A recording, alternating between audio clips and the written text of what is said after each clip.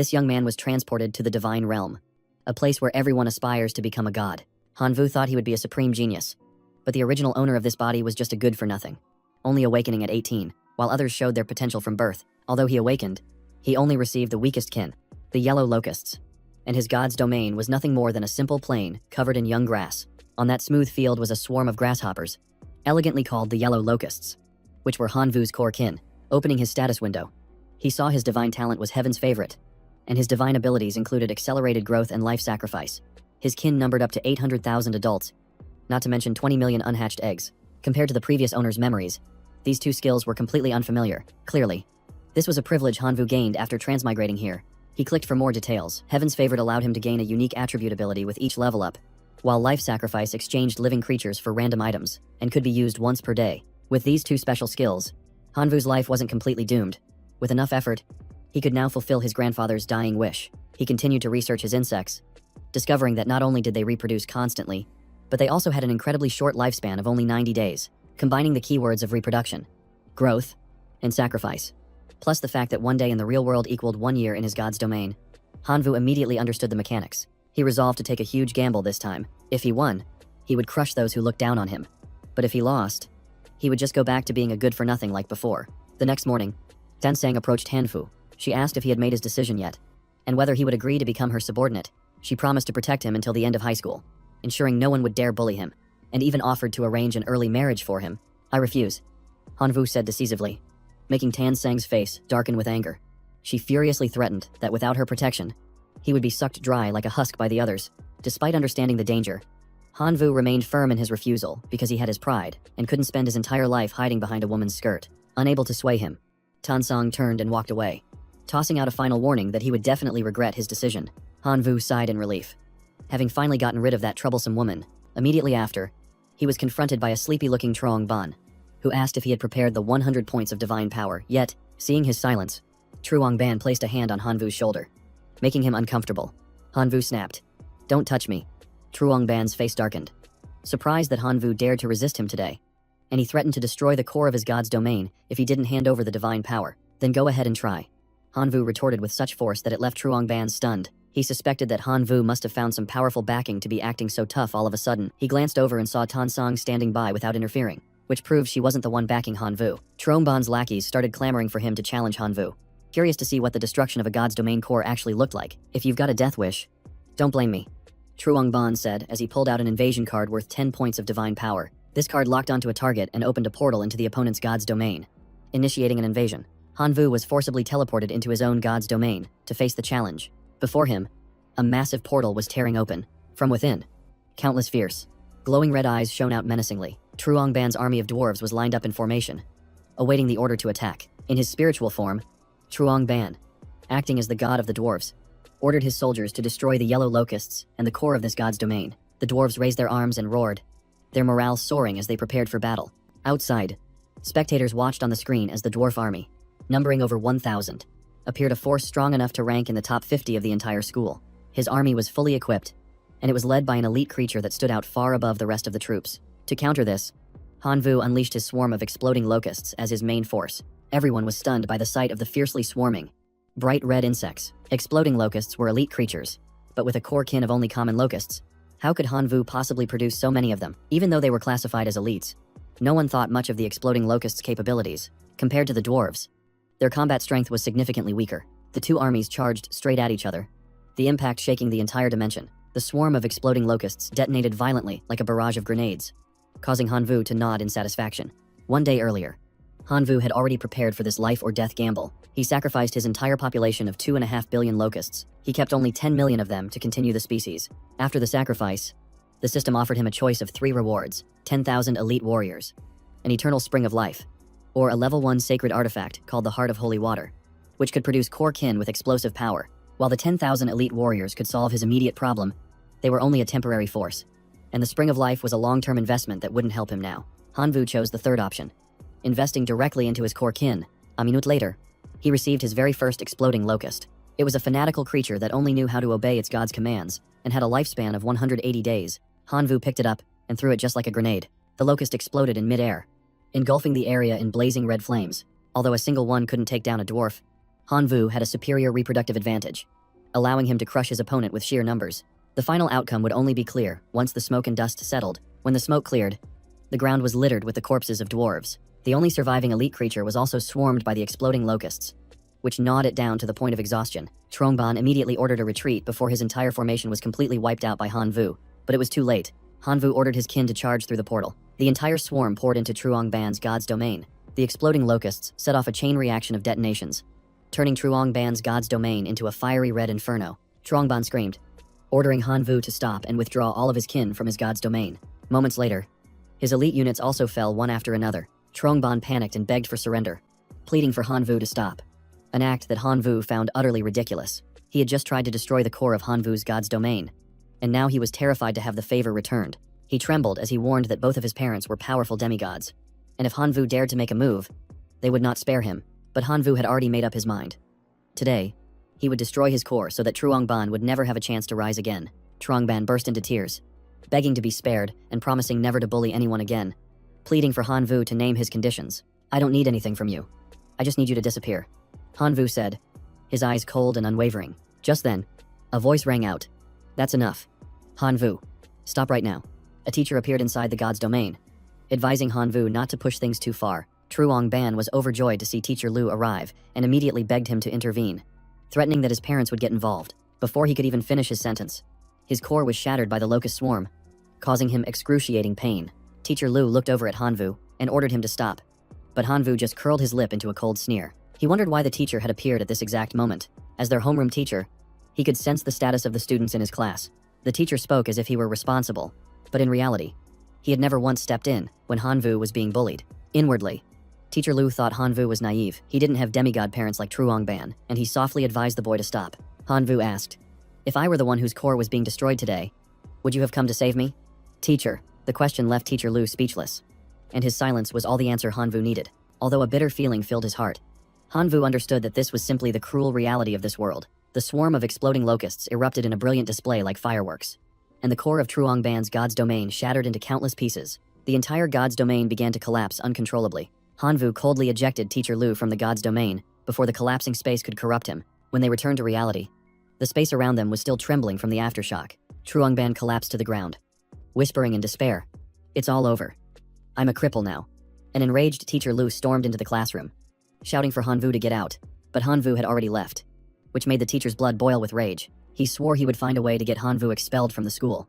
Back in his god's domain, Han Vu calmly reviewed the results of the battle. His forces had been greatly diminished, so he resolved to breed more exploding locusts. He had also obtained the fragments from Trongban's god's domain and immediately integrated them into his own to see the results. After the integration, his god's domain expanded by over 160 square kilometers, and his core advanced to level 2. The rewards were quite generous, and it seemed that graduating high school was now well within his grasp. But the bigger question remained, could Han Vu stay safe at this school, now that he had destroyed Truongban's core? With both of his parents being demigods and Teacher Lu clearly on their side, Han Vu could only rely on himself. He planned to sell the loot from the dwarves to see if he could trade it for any useful items. Less than 5 minutes later, Han Vu received a response. The other party wanted to trade for a lava fire crystal, an item that boosts the endurance of fire-type kin and enhances their explosive power, making it a perfect match for his self-destructing locusts. Han Vu immediately agreed to the trade and used it to upgrade his locust swarm, evolving them into super explosive locusts. Their lifespan also increased to 250 days. Han Vu picked one up and threw it just like a grenade. The explosion from the locust was as powerful as a real grenade, and it even scattered lava for area of effect damage, making them a true mobile arsenal. Meanwhile, Truongban's parents had stormed the school to confront the administration. The teacher calmly explained that Truongban was the one who started the provocation and had frequently bullied his classmates, a serious violation of the rules. His father flew into a rage, practically screaming, "Are you saying my son deserved it? Isn't the school going to take any responsibility?" His mother, crying, demanded that the school expel Han Vu. Just then, head teacher Hua called Han Vu. He understood perfectly. The inevitable had finally arrived. Han Vu decided to face the situation head-on. Head teacher Hua informed him that Truongban's parents were pressuring the school to expel him. The two of them were acting arrogantly, as if giving orders. But head teacher Hua stood her ground. She made it clear that after a full investigation, the fault lay entirely with Truongban for trespassing in another's divine domain, and Han Vu had only defended himself with his own strength, so there were no grounds for expulsion. Truongban's mother, furious, got right in the head teacher's face and loudly accused the school of covering for the person who destroyed the core. Head teacher Hua responded firmly, "Mrs. Du, please don't twist the facts. Hanvu is an exemplary student. And we have plenty of evidence that your son has bullied him on multiple occasions. Furious at being refuted, his mother had to call her husband over to apply more pressure. Truongban's father said that if the school refused to punish Hanvu, he would take matters into his own hands to vent his son's anger. In the end, they proposed sending a squad of over 1,000 soldiers into Hanvu's divine domain to see if he could withstand the assault. A test head teacher Hua agreed to witness. Hanvu was grateful to Miss Hua for protecting him. And as for the battle, he promised to be there the next day to fulfill the agreement. This gave Hanvu even more reason to level up quickly in preparation for his next life sacrifice. And this time, the system presented 3 options again. The first was a Tier 1 holy relic, the Blood Demon Eye, which increases the birth rate of Blood Eye kin and enhances observational vision. The second option was a Tier 1 Fireball skill crystal, allowing his kin to learn this basic magic spell. The maximum mastery level was Advanced Fireball. The third option was the Iron-Cutting Swordmaster, a hero of the Swordmaster race, available in exchange for 48 billion locusts. Without hesitation, Hanvu chose the third option. A 4-armed old man with long, silver hair and a majestic aura appeared. This was the Iron-Cutting Swordmaster, currently 150 years old. The first words out of his mouth were a plea to his god to grant him a sword. Hanvu didn't hold back, having just spent 48 billion locusts to summon him. He was now ready to buy the man the best sword available. The past 2 days had been draining, and in the end, Hanvu only had 54 points of divine power left. So he went to the marketplace to search for equipment. The equipment system was divided into 4 grades: common grade, made from basic materials; faith grade, imbued with special energy; divine power grade, which possessed a soul and could self-evolve; and divinity grade, which could only be used by gods.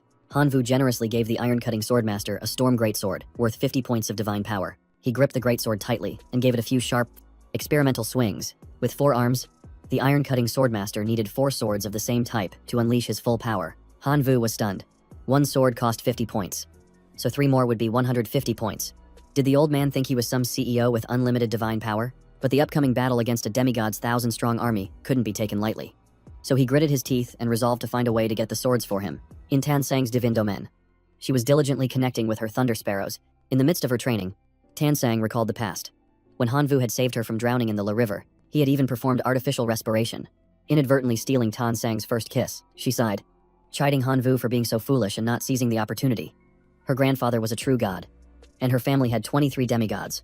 Why would he be afraid of the Truong family? Just as she was thinking of Hanvu, her phone rang. It was him calling, which startled her. As soon as she answered, Tansang brought up their past, asking if he had changed his mind and was willing to become her servant. Hanvu replied coldly, "I just want to borrow some divine power." She scoffed. "With your lowly bloodline, don't think you're so great just because you beat Truong Ban. Your locusts are just food for my thunder sparrows." Hearing that, Hanfu hung up immediately. Did she really have to insult him so harshly, just because he asked to borrow a little divine power? Tansang held her head in bewilderment, blaming herself for her slip of the tongue. She didn't mean it like that. He must have misunderstood. She then called back, asking for his account number to send him the divine power, saying he could have as much as he wanted. Thanks to her, the Iron-Cutting Swordmaster now had all 4 great swords. Hanvu just hoped the old man's performance would be worth the effort he put in. The next morning, Hanvu walked into class amidst the whispered gazes of everyone, who were surprised he still dared to show up. Everyone was waiting to see him get crushed when his divine domain was attacked by the demigod's 1,000-strong army. Hanvu knew they were just there to watch the show. Tansang approached and advised him to back down, saying the demigod's celestial squad was strong enough to annihilate his entire locust swarm. But at this point, Hanvu had no path of retreat. Tansang tried again to persuade him to join her side, promising she would use her family's power to force the Truong family to back off.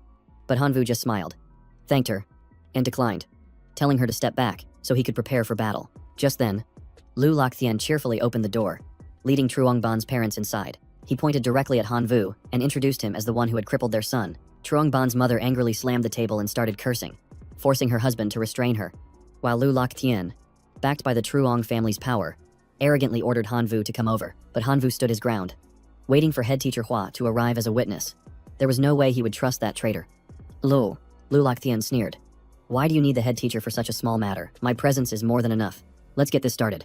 Don't make me use force." At that very moment, head teacher Hua walked in and asked, "Mr. Lu, who are you planning to use force on?" He immediately feigned a casual laugh, claiming he was just teaching a student. Seeing that everyone was present, Truong Ban's father nodded, signaling for the event to begin. Hanvu clenched his fists, ready for the fight. As head teacher Hua announced the official start of the match, Truong Ban's mother activated an invasion card, unleashing an elite army of werewolves into Hanvu's divine domain. The leader of the wolf cavalry was an extremely rare elite creature, possessing terrifying power. They were combined with blue snails and mount wolves, equipped with state-of-the-art gear, making everyone think there was no way Hanvu could possibly survive this. Trong Kwang's spirit manifested, his voice filled with killing intent. You shattered my son's divine domain core yesterday. Today, I've come to collect that debt. The Wolf Cavalry army was split into 2 combat units, with a total of 1,000 elite soldiers entering. This meant there were actually 2,000 units ready to attack.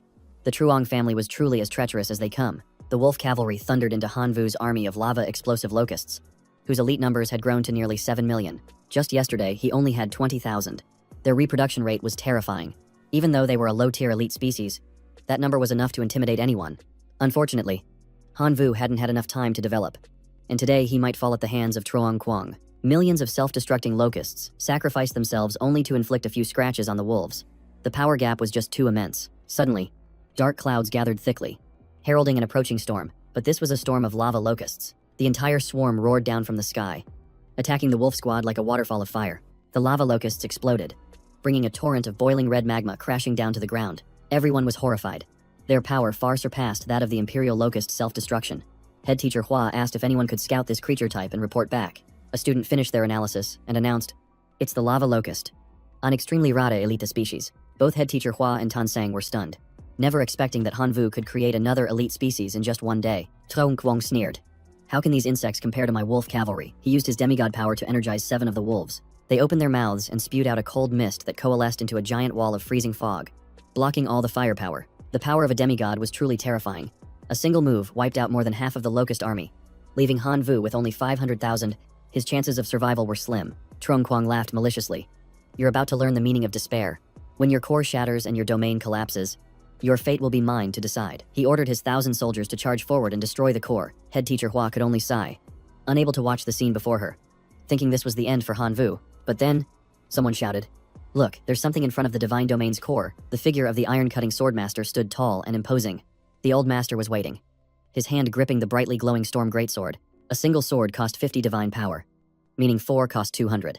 And no one could understand where Hanvu acquired such a massive amount of resources. Director Hua realized that the Swordwind clan was a race born with superhuman bodies, although Truong Kwang also had a wolf cavalry captain with a superhuman body. The director could sense that Ironcleaver Swordwind was a true hero, not just some ordinary creature. It took Truong Kwang his entire life to raise a single hero, yet Hanvu, who was just a high school student, already possessed such a powerful retinue. He coveted Ironcleaver Swordwind's body. If he could just destroy Hanvu's core, that body would belong to him. Ironcleaver Swordwind spoke in a deep voice. "With me here. Who dares touch Hanvu's core?" As he unleashed his Storm Slash and Phantom Wind Slash skills. In the blink of an eye, the wolf cavalry was slashed to pieces before they even had a chance to react. A blue snail roared, spewing a strange mist that quickly spread across the entire battlefield. This mist didn't cause any damage, but acted as a rallying call, driving the wolf pack into a frenzy as they charged forward like madmen. Ironcleaver Swordwind raised all 4 of his hands, but it wasn't a sign of surrender. It was to unleash his ultimate technique, the Ironcleaver art. He soared into the air, channeling his energy into a ball of light before hurling it down, shaking the entire divine domain and sending earth and rock flying violently. The sight left everyone stunned, unable to believe what they were seeing. In a single moment, the entire wolf cavalry, along with their leader, was completely wiped out. Trong Kwang gritted his teeth in fury. Having lost a heroic general, he immediately summoned even higher level wolf cavalry, intending to level Hanvu's divine domain, but a calm voice suddenly rang out. "Demigot, do you intend to break the pact?" causing Trong Kwang to turn around in shock. The principal had been standing there for who knows how long, and a single glance from him was enough to make Trong Kwang order his troops to retreat. He looked down at Hanvu and said softly, "Not bad," though it was unclear if it was praise or a challenge. After that battle, Director Hua began to teach him a lesson in humility. She reminded him not to grow complacent because of his hero's strength, pointing out that he wasn't even in the top 3 of his class. After hearing this, Hanvu decided to switch classes and start over from scratch. Meanwhile, Lu Locthien was visibly scared and quickly tried to act friendly, saying, "Hanvu, I was wrong. From now on, I'll personally guide you with more care." He begged for a chance to make things right, but everyone understood he just wanted to ride Hanvu's coattails to gain benefits when he got into a top university. But Hanvu was a man of his word and insisted on transferring classes. Director Hua couldn't agree immediately. As school regulations forbid arbitrary transfers, the only exception was passing a special test organized by the school, which would grant an immediate transfer upon success. Without a moment's hesitation, Hanvu immediately signed up for the test. To everyone's surprise, Tansong also demanded to take the test, declaring that she would follow Hanvu wherever he went. Lu Locthien's face darkened, but he forced a smile. "If you're unhappy with me, just say so.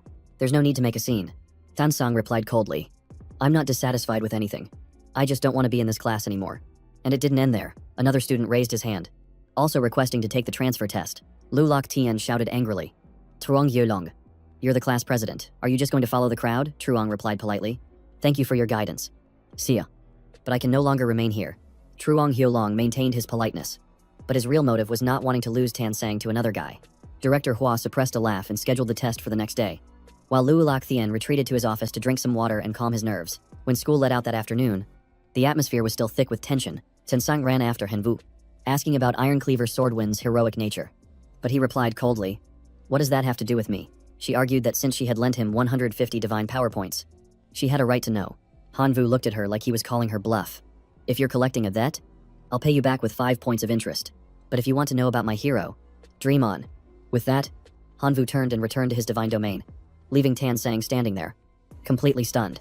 Back in his divine domain, Hanvu carefully took stock of the troops he had left after the last battle. His current forces weren't nearly enough to pass the next day's test. Just then, Ironcleaver Swordwind appeared to report that some wolf cavalry were hiding in the mountains and requested orders on how to proceed. The few dozen surviving wolves had undoubtedly been left behind by Truong Quang on purpose. While it was best to deal with them quickly, for someone as resource poor as Hanvu, simply killing them would be a waste. He gave the order to capture the wolves alive, intending to use them for another purpose later. 2 hours later, the entire pack of wolves was bound before him. Hanvu decided to sacrifice 1 billion common locusts and the 24 wolf cavalry. It would be foolish to waste a gift. After the sacrificial ritual, the system presented him with 3 options. The first was an alpha mech. The second was a blueprint for a smelting furnace, which would increase the ability to craft faith equipment. The third was a set of 3 long-range watchtowers for detecting invasions. The mech was cool, but his locust wouldn't know how to pilot it. The furnace was useless if no one knew how to operate it, and the watchtowers weren't suited for the plains terrain. None of the options were a good fit, which left him disappointed, until he suddenly remembered the hundreds of dwarves he had captured from Truong Ban.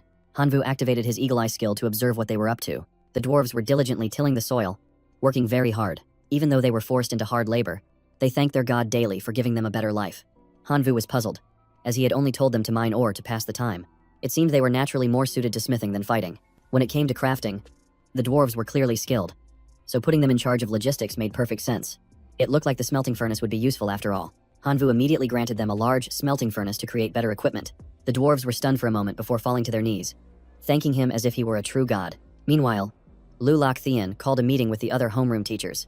He brought up the 3 students who had requested to transfer and proposed that they all plan the students' proficiency tests together. Although he was bitter, he was trying to save face. He didn't care about the tests for Tan Sang or Truong Hu Long. His sole target was Hanvu. He wanted to crank up the difficulty of the test to the absolute maximum, hoping his colleagues would do him a favor. His honeyed words convinced the other teachers, who all agreed to help. Believing that Hanvu had been ungrateful to him, none of them knew he was secretly plotting revenge for the scolding he'd received from Director Hua the day before. The next morning, he handed out the test assignments to all 3 students. The tests for Truong Hu Long and Tan Sang were only level 1. They were required to stop 1,000 invading enemies, a task of negligible difficulty. When it came to Hanvu, his assignment was level 10. He had to stop 10,000 invading enemy troops. The anger on his face was obvious, and everyone knew Lu Lok Thien was playing dirty. Director Hua also sensed something was off, but Lu Lok Thien claimed it was a collective decision by all the teachers. Hanvu agreed right away, but not without throwing a sharp, sarcastic remark his way. Lu Lok Thien's face turned purple with rage, but there was nothing he could do about it. Tan Sang once again started whispering in Hanvu's ear about becoming his servant, repeating it so often that he had it memorized like a poem. Hanvu still flatly refused, telling her they could talk about it after the test. Tan Sang could only sigh, looking disappointed. Meanwhile, Truong Hu Long stood in the background, hoping Hanvu would fail so he could find an opportunity to make his move. The test began, and 10,000 red-skinned goblins stormed into Hanvu's divine domain with a thunderous roar. The onlookers all knew his test was the most difficult, and some took satisfaction in it since he had offended Teacher Lu. Meanwhile, Hanvu could only curse inwardly. This guy really fights dirty, throwing a horde of fire-type goblins at me.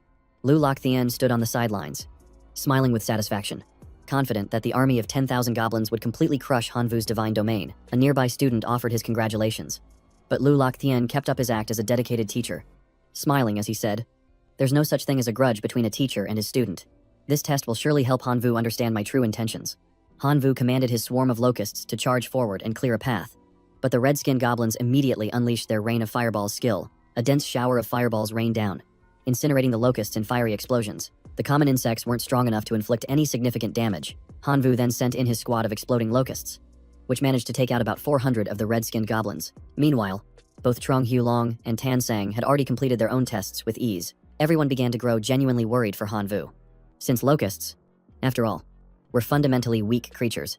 Hanvu deployed his tyrant locusts, but they only managed to wipe out another 3,000 red-skinned goblins before the rest of the horde closed in on his core. The atmosphere was incredibly tense, and everyone was on the edge of their seats, anxious for him, even with Ironcleaver Swordwind on his side.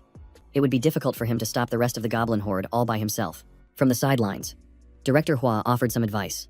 If you don't think you can win, you can always forfeit. A single failure isn't the end of the world. But Hanvu didn't waver. He had decided to transfer classes, and he was determined to see it through to the end. He wouldn't give up. Even if he only had one warrior left, he still refused to admit defeat. Ironcleaver Swordwind entered the fray, immediately unleashing his Storm Slash skill. A single slash wiped out several dozen more goblins. But the horde immediately retaliated with a unified barrage of fire, creating an explosion that completely engulfed him. The old warrior began to lose his strength, his body staggering within the fiery encirclement. Being dragged onto a battlefield like this at 150 years old was truly more than he could bear. Lu Lokthian couldn't hide his smug satisfaction, a slight smirk playing on his lips. Hanvu, this is the final lesson I have for you. Remember it well. But before his smile could fully form, the crowd suddenly shouted, "Look over there. What in the world is appearing?" An army of dwarves suddenly poured into the divine domain. It was the same group that had been abandoned by Truong Ban.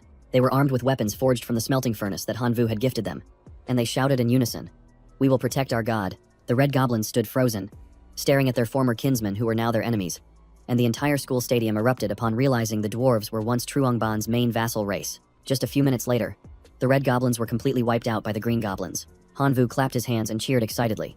Well played, that was a super close call. The whole stadium cheered for Hanvu's victory, while Lu Lokthian's face twisted in anger because all his schemes had failed to take the boy down. After the match, the teacher scrambled to recruit the 3 talented students.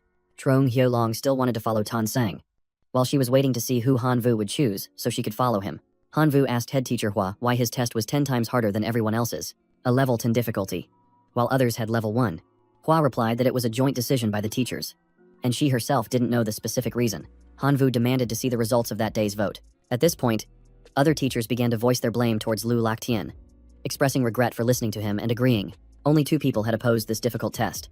Hanvu was very grateful, but now he had to choose one of them to study under. One offered to give Hanvu a dwarf army of 10,000, helping him aim for the academy's top 10. The other argued that insects were the true core, and he possessed many resources to help the locust vassal race evolve completely. Hanvu chose teacher Dian Van's class, and right after, Tan Sang and Truong Hulong followed without hesitation, suddenly landing 3 outstanding students at once. Teacher Dian Van was overjoyed. Dreaming of this year's Outstanding Teacher Award, he immediately presented a special gift, a level 2 insect nest architectural card. The nest covered 1 square kilometer and could birth tens of millions of insects each year.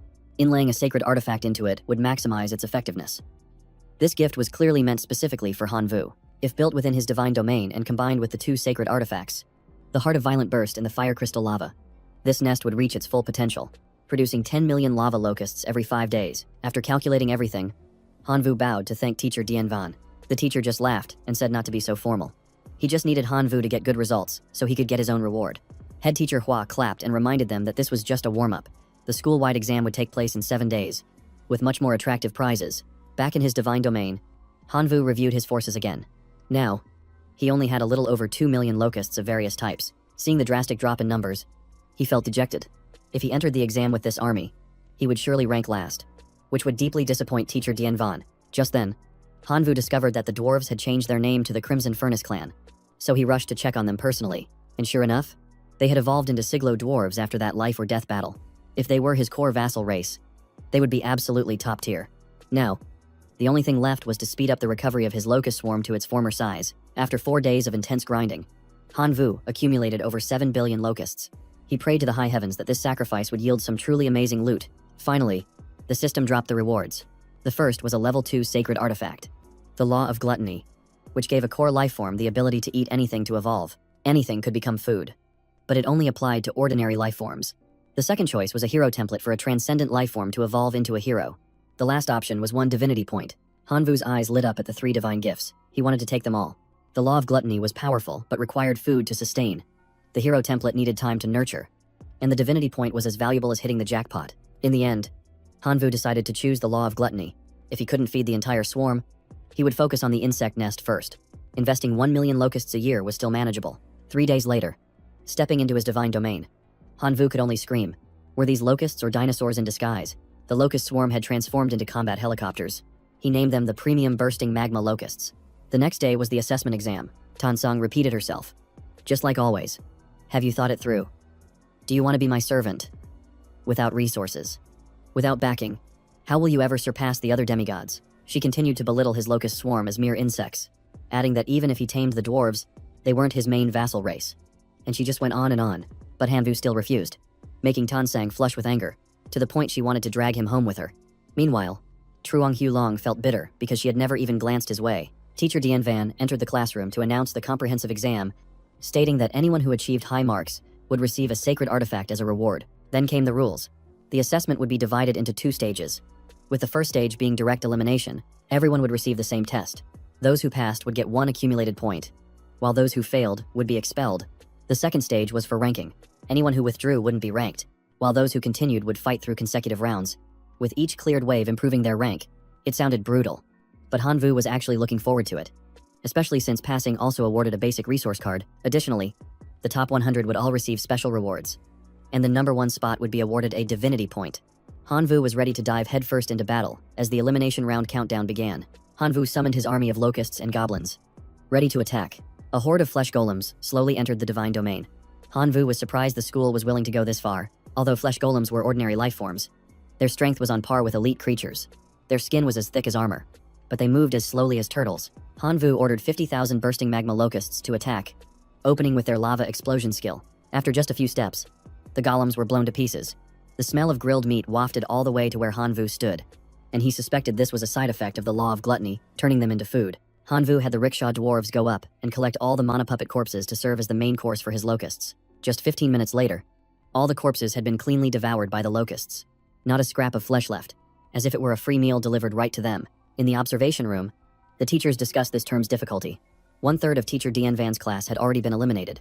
This time, the principal had brought the vice principal to the battlefield to contend with Mao Yen. They found the flesh golems interesting and added them to the test, figuring the demigods wouldn't need to worry. Dian Van watched excitedly as Hanvu turned the flesh golems into food, what others feared. The boy treated as a feast. Moreover, his locust swarm was immune to the toxins in the golem's flesh, which was truly rare. A few teachers started taking an interest in the locust swarm, thinking it could be a species worth studying, but Lu Lok Thien was merely contemptuous, scoffing that locusts were just flying insects. His jealousy plain to see. Dian Van immediately retorted that luck was also a form of power. And besides, the locusts' actual strength could not be underestimated. They have now evolved into transcendent life forms. Even though they're low level, they've still surpassed human limits. So what if they're transcendent life forms? Their overall strategy is no match for goblins. Dean Fan felt Mr. Lu's comparison was completely skewed, pitting the locust's weaknesses against another species' strengths. If we're talking about reproduction speed, who can compete with these breeding machines? Lu Lok Thien didn't argue, but simply placed a bet that Lumak and his goblin vassal race would surpass Hanvu. Dean Fan didn't back down for a second, immediately wagering 5 divinity points on Hanvu in front of everyone. It turned out Lumak was Lu Lak Thien's own nephew. The man had spared no expense, pouring resources into the boy, just to crush Hanvu and hopefully reclaim his own prestige. The elimination round concluded with 430 students passing, 300 advanced to the ranking round, while 130 gave up, prompting a sarcastic remark from Lu Lak Thien. Another teacher countered that even passing the elimination round was a commendable achievement. The ranking round began. With the first wave consisting of skeleton soldiers, the teachers were surprised, thinking it was a freebie wave. Hanvu sighed again. His locusts could only eat flesh. Bones were another story. He decided to send 1 billion locusts charging forward to see if they could even chew through them. 2 hours later, he yawned from sleepiness. The entire mindless horde of skeletons had been turned into a lively feast for the locusts. The second wave of skeleton soldiers was blown to smithereens the moment they appeared. Hanvu realized they couldn't swim and couldn't cross the lava river, so he ordered the dwarves to pour lava all over the ground. The amount of lava was so immense that it formed a river blocking the entrance to his divine domain. Any skeleton soldiers that stepped in were instantly sent to the afterlife. All the teachers had to nod in approval at Hanvu's strategy. His high-level thinking made Dian Van proud, but Lu Lak Thien remained stubbornly contrary. It's only the 7th wave. My student Lu Mak is doing just as well. At that moment, inside Lu Mak's divine domain, besides dwarves, there were also 13 arrow towers, 9 lightning towers, 12 fireball towers, and many other structures. Lu Lak Thien smiled with satisfaction. He had poured countless resources into Lu Mak to ensure he would take the top spot this time. Suddenly, the crowd was in an uproar as everyone's attention shifted to Tan Sang's divine domain. Her lightning towers alone had reached the 100 mark, and her army of life forms was staggeringly large. Compared to her, Lu Mak looked like new money, while Tan Sang was the heiress of an ancient, powerful family. Not even the teachers could compare their trump cards to hers. Embarrassed at being overshadowed, Lu Lak Thien didn't dare provoke Tan Sang and instead directed his frustration towards Hanvu. The 10th wave ended with only 18 students remaining. The difficulty of the next round spiked sharply when a bone controller, a hero-level creature that commanded skeletons, appeared at the gate of the divine domain. The skeletal remains of the fallen soldiers suddenly began to move under the bone controller's command.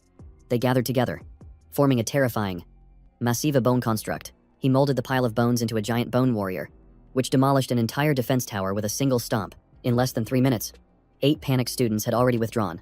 The difficulty this time was truly beyond imagination. Lulak Thien stared intently at Hanvu's divine domain, wondering why the bone giant, there was only a single color. The giant skeleton clinging to the cliff trembled violently, with a river of boiling lava bubbling below. The entire skeleton had been melted, leaving the bone controller with no more materials to summon. Elder Swordwind suddenly appeared, swinging his sword and sending the bone controller flying. For the 11th round, Hanvu passed with ease, barely even yawning. Lulak Thien roared, accusing Hanvu of cheating. Unable to accept reality, when asked for proof, he threatened to sue teacher Dian Van, citing Hanvu's strange behavior with the skeleton soldiers, who cleans up the battlefield after winning. Those bone fragments are the very source of power for the bone controller's revival. Teacher Dian Van was speechless at this absurd reasoning, pushed into a corner. He still tried to remain calm. Finally, Director Hua spoke up, revealing that the test was set by the principal himself, and even she didn't know the contents beforehand. If Hanvu knew, it could only be because the principal told him. She told him to go ask the principal if he had questions, which immediately deflated Lulak Thien, who reluctantly accepted. It was just luck. Director Hua shook her head, exasperated by his stubbornness. In this God's Domain Academy, absolute fairness doesn't exist. The more skilled person wins, as long as there's no cheating. If we're talking about fairness, Lulak Thien should be the one to reflect on himself. He used his authority to pump resources into his nephew, while Tansang had her whole family's support. So where's the fairness in that? Dian Van only now realized that Lumak was Lulak Thien's biological nephew. No wonder he dared to make such a big bet. But no guts. No glory. By the 11th round, Lumak was exhausted and had to give up. The result of the bet was clear. Hanvu advanced. Lumak was out. Dian Van gently reminded him about their wager. Although it pained him deeply, Lulak Thien had to hand over the card with 5 points of divinity to Dian Van, even making sure to tell him to keep it safe because he'd get it back one day. An hour later, only 3 people had passed the 13th round: Hanvu, Tan Sang, and Hoang Fi. By the 14th round, Hoang Fi requested to withdraw. In the 16th round, Tan Sang also threw in the towel and quit the game. Only Hanvu remained, standing strong until the 20th round. His marauder locusts grew more ferocious with each battle.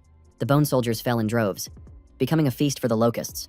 After 50 minutes of fighting, the God's Domain keyed down, awaiting the next, more difficult wave. A door slowly opened. Hanvu looked up and couldn't help but exclaim, "Wow, that's huge." The appearance of the ancient scale spirit lord stunned the entire faculty room, who were shocked by the principal's bold move, reaching the final boss, only to have a spirit lord thrown at him. Hanvu was starting to get bored. He proactively raised his hand to withdraw. The ancient scale spirit lord, having just entered the stage without doing anything, was forced to retreat, which made it extremely annoyed. Hanvu was pulled out of the God's Domain by the system, his gaze still stubbornly fixed on the door. Suddenly, something flew past Hanvu's face, coming from the direction of the ancient scale spirit lord, followed by a massive explosion behind him. Before he could even understand what had happened, Hanvu was forced out of the God's Domain. The moment he appeared, he saw his name shining brightly in the number 1 spot, leaving him stunned. At the end of the competition, teacher Dian Van's class was in the lead, while Lulak Thien's class had dropped to 8th place. He furiously cursed and raged. Hanvu held his head high, accepting congratulations from everyone. From being the one looked down upon, he was now at the top of the entire school. An hour later, the rewards were delivered directly to him. The array of rare exchange cards made everyone's eyes turn red with envy. Every card was tempting. Hanvu struggled, not knowing which one to choose. Luckily, teacher Dian Van was there to offer suggestions, proving himself to be a truly reliable professor. First, he chose the God's Domain territory card to expand his dense forest by another 20 square kilometers. Then he exchanged a level 1 Holy Relic card for the Poison Mist Pearl, gaining an additional Sacred Domain core and a complete level 1 temple. One exchangeable weapon wasn't enough for the destructive Elder Swordwind, so he decided to look for other equipment for the dwarf. Tihlo. To see if it was feasible, Hanvu saw the Purgatory Warhammer, which could only be used by a Fire-type hero lifeform who met the requirements. Jichlo didn't qualify right now, so he'd have to wait for his champion to find the right Fire-type hero to use it. An hour later, teacher Dian Van and Levan were summarizing the exam session. The comprehensive exam class had been divided from the advanced general class. Those strong enough would be selected for the elite group. Teacher Dian Van called the top 3 students from his class to receive their trial rewards. During the exam, Hanvu excelled and won first place, earning 100 contribution points for the resource treasury. He was curious about what valuable items were inside. The item list appeared, including the Giant's Palm, the Spring of Life, a mystic iron ore core, and several level 2 support skills. Hanvu chose the Spring of Life, which enhances life force. Its waters nourishing and transforming the surrounding environment. During a break, a young man approached Hanvu, wanting to trade 105 million divine power for 1 point of divinity. Hanvu, of course, refused. Why would someone out of the blue want to trade for his point of divinity? No reason needed. Just nod your head, and you'll get 105 million divine power in exchange for your destiny, allowing you to live a life of luxury. The young man had money but no divinity, so he assumed Hanvu would agree. But Hanvu rejected him flat out. His family was poor, but not that desperate. The man pleaded again, saying his grandfather was about to ascend to a true god but lacked divinity. Besides the divine power, he would also owe Hanvu a favor. Over 100 million divine power was indeed a huge amount.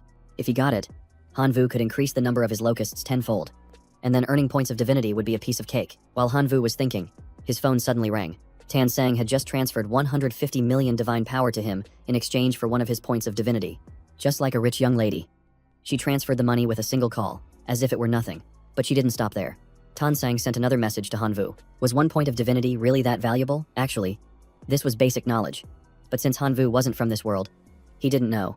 To condense 1 point of divinity, one must use the power of faith from their kin. If it was mixed with the faith of another god, the effect would be greatly diminished. The current market price for a godhead was 145 million divine power, but no one was selling. After reading this, Hanvu realized he was almost scammed and immediately shooed the guy away. Now he was about to be swimming in money. 150 million divine power falling from the sky was truly intoxicating. In his god's domain, Hanvu observed the river mountain region. The level 1 temple was placed next to the forge of the dwarf. Tsihlol. He placed the Spring of Life near the desert, and in time, that place would become fertile. Then he bestowed the Purgatory Warhammer upon the dwarf Xichlo, who received it with praises of divinity. Thanking him for his grace, Hanvu also granted them a supergrowth seed. From now on, it would be called the Divine Hammer. He hoped they would soon become hero lifeforms worthy of wielding the Purgatory weapon. After settling things, Hanvu flew away like a god, preparing to inspect the poison pearl that teacher Dianvan told him to choose. Unsure of its use, speak of the devil. His phone rang. Hanvu answered the call from teacher Dianvan. Teacher Dianvan had just won his bet with Lu Laktien, receiving 5 points of divinity. Hanvu had carried the team to victory, so the teacher decided to reward him. In one hand, shimmered a divine card worth 150 million divine power. In the other, rested a pitch-black egg that pulsed faintly with dark energy. It was the stillborn creation of the heavenly demon insect king, forged through forbidden methods. Though lifeless, it still oozed 10 liters of demonic embryo essence every day, enough to turn weak insects into low-grade heavenly demon insects. When Hanvu first enrolled, teacher Dian Van had promised to help him create a life essence potion for his clan's core. So now he was trying to keep his promise. Although many looked down on the Locust clan as the bottom of society, if they had a way to change their fate, they could evolve into heavenly demon insects. Their potential wouldn't match elite lifeforms like Tan Sang's, but it would be on par with races like elves or dwarves. Hanvu chose the demonic embryo egg because he wasn't short on money. And this item combined the heavenly demon insect with extreme toxicity. Teacher Dian Van further advised him to place the level 1 poison mist pearl inside it to create a surprising effect. Besides thanking him, Hanvu also asked if the teacher could provide a large quantity of meat, not necessarily high quality, because the meat sold in the marketplace was too expensive. The teacher guessed he was planning to raise his locusts and advised him not to buy from the marketplace, as the prices were high and the quality was poor. The principal had just conquered a demon abyss area, filled with demon corpses, so he could request support from there. Hanvu thanked him and hung up, continuing to wander his god's domain in thought. The level 2 holy relic consumed resources like a whirlwind. The locusts in the sacred domain were not enough to supply it, and even the internal production couldn't keep up. He needed to find a new supply source as soon as possible. Hanvu walked to the base of an ancient tree and placed the demonic embryo egg there, letting it naturally produce demonic embryo essence. He waited for the locusts to consume it and evolve. 2 days later, there was enough demonic embryo essence for the locusts to use. Hanvu waited anxiously for the result. An egg cracked open, and a mutated black butterfly shot out from the shell. It was a common-grade heavenly demon insect, with a lifespan of 200 days. Although it was only a common type, it was 100 times stronger than a regular locust. The only problem was that information on how to raise them was extremely rare. Heavenly demon insects needed demonic embryo essence to evolve. 1 drop could assimilate 1 locust. 1 milliliter contained 20 drops, and 10 liters equaled 200,000 drops. If things went smoothly, Hanvu could produce 200,000 heavenly demon insects per day, in just a few minutes. This one had already doubled in size. If the law of gluttony was effective, it would soon become an elite creature. The next step was to place the level 1 poison mist pearl into the core of the god's domain. To see the reaction, the heavenly demon insect immediately evolved into a poison mist type elite lifeform. Its horrifying appearance a nightmare for anyone with a fear of insects. At the same time, the principal was tearing his hair out over a pile of rotting flesh and bones, unable to figure out how to clean up the school properly. Besides the bones, there were also fleshy demon corpses. Sealing them into cards would drain his spirit, but leaving them out would spread toxic gas everywhere. Just then, teacher Dean Fan called, even turning on the video feed, which startled the principal. The professor scratched his head awkwardly, embarrassed about the disturbance. But he still boldly asked the principal to let Han Vu use the demon corpses as food for his core familiars, the Imperial locusts, which had eaten them during the exam without any issue. The principal suddenly remembered that Han Vu was the one who had fought the demigod Trung Quang, and he never expected the tiny Imperial locusts to be so useful. It was just a pity that the environment of the demonic abyss wasn't suitable, so he couldn't bring the swarm of Imperial locusts to clean up the mess. In the end, the principal had no choice but to seal the demon corpses into a card and give it to Professor Dien Van to deliver personally to Han Vu. The next day, Professor Dien Van called again, saying that 1 million corpses weren't enough for his swarm of locusts, and he even asked for a continuous supply. The principal was so shocked he almost screamed, but he managed to maintain a calm expression. Ahem. I can provide them, the principal proposed, but in the long run, it won't be free. I suggest a trade of 1 point of divine power for 100 corpses, with a minimum purchase starting at 10,000 points of divine power. Just a few minutes later, Han Vu confirmed the order, swiping his card to spend 1 million points of divine power at once, which left the principal completely stunned. A few days later, the swarm of poison mist fiend bugs in Han Vu's divine domain had multiplied and grown fat and plump. Now it was time for them to offer their lives in gratitude. In return, Han Vu got to choose one of 3 rewards. The first was 5 giant warriors with transcendent potential. The second was a tier 3 skill crystal for the poison burst technique, which would allow a familiar to learn the skill at a basic level. It could be given to a hero class unit to master the high-level poison burst technique. The final choice was a decomposition machine, which could break down matter to create pure energy. It was well worth the effort of spawning 12 billion elite Imperial locusts to get this. The 5 warriors were all transcendent grade, and each could be sold for at least 10 million divine power points. However, the second option was just as tempting with the combo of the tier 3 poison burst technique and the fiend bugs. But unfortunately, his divine domain was only at tier 3. Since the law of gluttony and the poison mist orb were already taking up slots, there was no more room for the poison burst technique. So Han Vu chose the third option. A massive decomposition machine dropped down in front of him. Han Vu tried tossing in a few chunks of iron ore, and 5 hours later, he received 3 iron crystals. This item could not only feed certain special races, but also serve as a crafting material. Each crystal was worth 5 points of divine power. This was truly a path to long-term wealth. The prayers of the Red Axle Dwarf clan echoed in the divine temple. They were being attacked by undead while mining. 3 of them were seriously injured, and the clan chief was still fighting, praying for their god to intervene and save them. Although he didn't understand why undead had appeared in his divine domain, he knew that anyone who dared to touch his people would pay the price. Arriving at the scene, Han Vu saw the clan chief battling a bone soldier. It seemed this bone soldier was a lord of some kind, as its actions were not mindless like those of ordinary skeletons. Han Vu didn't rush in to help. Instead, he found the bone soldier rather interesting, so he decided to try and check its information. The check failed because it wasn't one of his believers, and Han Vu didn't have a scouting skill. So, he summoned Godfather Kiem Fong to the battle. If he couldn't get the information peacefully, he'd just have to beat it out of the creature. Godfather Kiem Fong took action, and with a single slash, sent its bones scattering across the ground. But the pile of bones immediately flew back together, reassembling themselves. Han Vu ordered it to submit, promising to grant it a new body of flesh and blood in return. The little skeleton swung its arm to attack, but it was useless. Han Vu was like a spirit. To defeat his divine avatar, one would have to destroy his entire divine domain. Han Vu ordered the Red Axle clan chief and Godfather Kiem Fong to team up and fight the little skeleton until it finally submitted. After 3 days and 3 nights of being relentlessly pummeled, the skeleton finally knelt before Han Vu. He patted its skull and said, "If you just behaved earlier, you wouldn't have had to suffer." It turned out this guy was a sealed lord of the Wind Spirit familiars, and its power of faith was still incredibly strong. With that settled, Han Vu went back to burying his head in his books to study for the exam. The upcoming exam was a major turning point that would determine the students' true strength and could even affect their entire future. This exam was tied to university admissions, which made Han Vu focus even more. His grandfather's dying wish was for him to enter the Imperial Capital Academy in the Chaotic Star Sea to find his parents, and this just happened to be a top-tier academy. His grandfather really knew how to set a difficult challenge. The students would be teleported to the Demon Realm at coordinate C793826, and with details to be sent via email upon arrival. Everyone had 1 hour to prepare. They all buzzed about the Demon Realm, a place filled with demonic energy, where outsiders could easily be corrupted. Only demonic creatures and the undead could survive there. Hugh Long was thrilled, feeling this was a playground tailor-made for his demonic familiars. Just then, Hugh Long received a call from an unknown number. Surprisingly, it was Lu Lap Thien on the other end. He wanted to ask Hugh Long to take care of someone. He didn't even need to say the name. Hugh Long already knew he was talking about Han Vu. If Hugh Long helped him this one time, Lu Lap Thien promised he would be handsomely rewarded.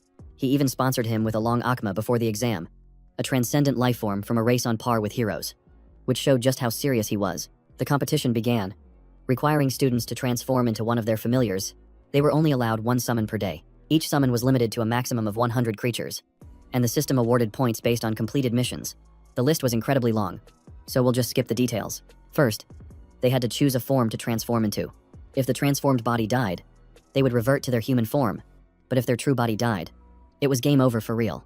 Hanvu had 4 choices: an Imperial Locust, a Red Axle Dwarf, Godfather Kiem Fong, or the weakened, Sealed Skull Lord. Since this was the demonic abyss, thick with demonic energy, Hanvu chose to transform into the skeleton lord of the undead race to avoid being affected by it. This was the first time Hanvu had ever experienced such a strange sensation of transformation. With a whoosh like a roller coaster, all his flesh and skin vanished, leaving only a skeleton in clothes. The demonic abyss was truly an ideal place for the undead and demonic creatures. Hanvu found his transformed body even more comfortable than his human one. Hanvu gave the order for 100 gluttonous Imperial Locusts to attack and sweep the entire area in front of him. But before they could even fly a kilometer, his entire swarm of locusts was corrupted by the demonic energy and dropped dead. Just as the rumors said, the demonic energy was the bane of most familiars. Hanvu could only rely on the 3 fiend-bug brothers he had just nurtured. Their first mission was to find some food. He told the 3 brothers to go pick some fruit so he could see how the fruit in the demon realm differed from the normal kind. But as soon as they set foot in the forest, a horde of zombies emerged from the mud, growling as they charged toward them. Hanvu decided to test the little skeleton's strength, letting him face the entire horde alone. 10 minutes later, he had wiped them all out, even rewarding them with a chance at reincarnation. Meanwhile, the 3 fiend-bug brothers gathered a basket of bone demon fruits, which were only worth 20 points. The boss was worth 100 points but was a demigod, so he chose to grind for quantity instead of risking his life. A day passed, and Hanvu had picked every tree in the demon realm clean, not leaving a single bone demon fruit behind. But since the points for that mission could only be claimed once, he came up with an idea. He posted in the class group chat, asking if anyone wanted to trade for 100 bone demon fruits for mission 49. Some people objected while others agreed. But finally, Professor Dian Van settled the matter. He announced that only items found during the exam could be traded, and 3 violations would result in disqualification. Hanvu looked at his skeletal form and grinned smugly. He was truly born to be a merchant. Now he had enough resources to make a big play. Meanwhile, a familiar face read the message and used it to pinpoint Hanvu's coordinates. He immediately gathered his wolf cavalry, preparing for a surprise attack. A few hours later, Hanvu's rank had plummeted because his familiars were weak. If he didn't complete a major mission soon, he would fall off the leaderboard entirely. The situation was getting tense. Suddenly, in the distance, he spotted a troop of skeletons moving towards him. He hid himself and observed them carefully, curious to see if his skeleton lord form could control them. "Do you recognize me?" Hanvu asked, slowly walking towards them. The bone soldiers immediately dropped to their knees, bowing their heads before him. Hanvu was stunned. He had subdued dozens of them with just one sentence. He then ordered them to rise and lead him to the bone soldier's lair. Less than an hour later, every bone soldier in the area had gathered before him. Among them was even a transcendent undead skeleton knight, majestically riding a wolf. Hanvu rejoiced silently. Luck was also a form of power. The knight explained that he once belonged to the #1 legion that fought against the flesh fiends. He had been separated from his unit and was holed up here. Resisting the fiends, his soldiers dwindled each day, forcing them to hunt bone demon fruits to maintain their strength. Now that they were his army, Hanvu planned to make them even stronger. A bold plan began to form in his mind. The next day, his rank had dropped disastrously to nearly 180. This was the perfect time to act. Hanvu gave the skeleton knight a bone marrow spirit stone and let them divide the rest of the equipment among themselves. 10 minutes later, the skeleton army was fired up and ready. They had located the flesh fiend's lair and were preparing for an all-out assault. There were between 8,000 and 1 million fiends in the cave. Hanvu initially planned to take on 1,000 of them himself, but knowing it would be difficult, he devised a stratagem. He sent a bone soldier to the cave entrance to taunt the fiends with a ridiculous dance. Sure enough, the fiends inside swarmed out in a complete frenzy. But by the time they got outside, the dancing skeleton was gone. All that was left was the ambushing army of bone soldiers, which charged in to attack. It was the perfect opening move, leaving Hanvu very satisfied. After the flesh fiends were defeated, they were turned into soldiers. The recruitment method of the skeleton race was truly unique. An hour later, the number of bone soldiers had swelled to 7,000, while only 3,000 flesh fiends remained in the cave. Now, it was time for a real battle. Hanvu ordered an all-out assault. 3 hours later, the skeleton knight presented him with the boss's heart.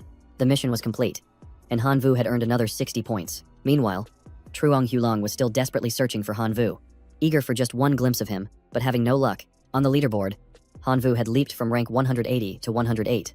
Everyone guessed he had cleared out the Flesh Fiend Cave, though Hyolong dismissed it as nothing more than a lucky break. He made his way to the ruins of the Fiend Cave and learned that Hanvu was hiding in the Shadowland.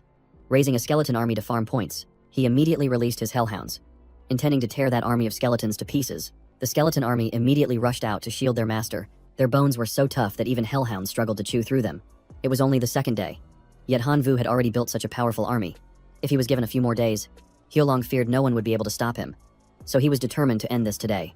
He summoned his sub-dragon demon, which charged forward and bit a skeleton knight's body in half. Han Vu couldn't understand when he had made an enemy of this guy. For him to bring an army and attack so fiercely, Huolong replied in an irritating tone that he had to die simply because he was an eyesore. Then his sub-dragon demon threw a straight punch that sent Han Vu flying.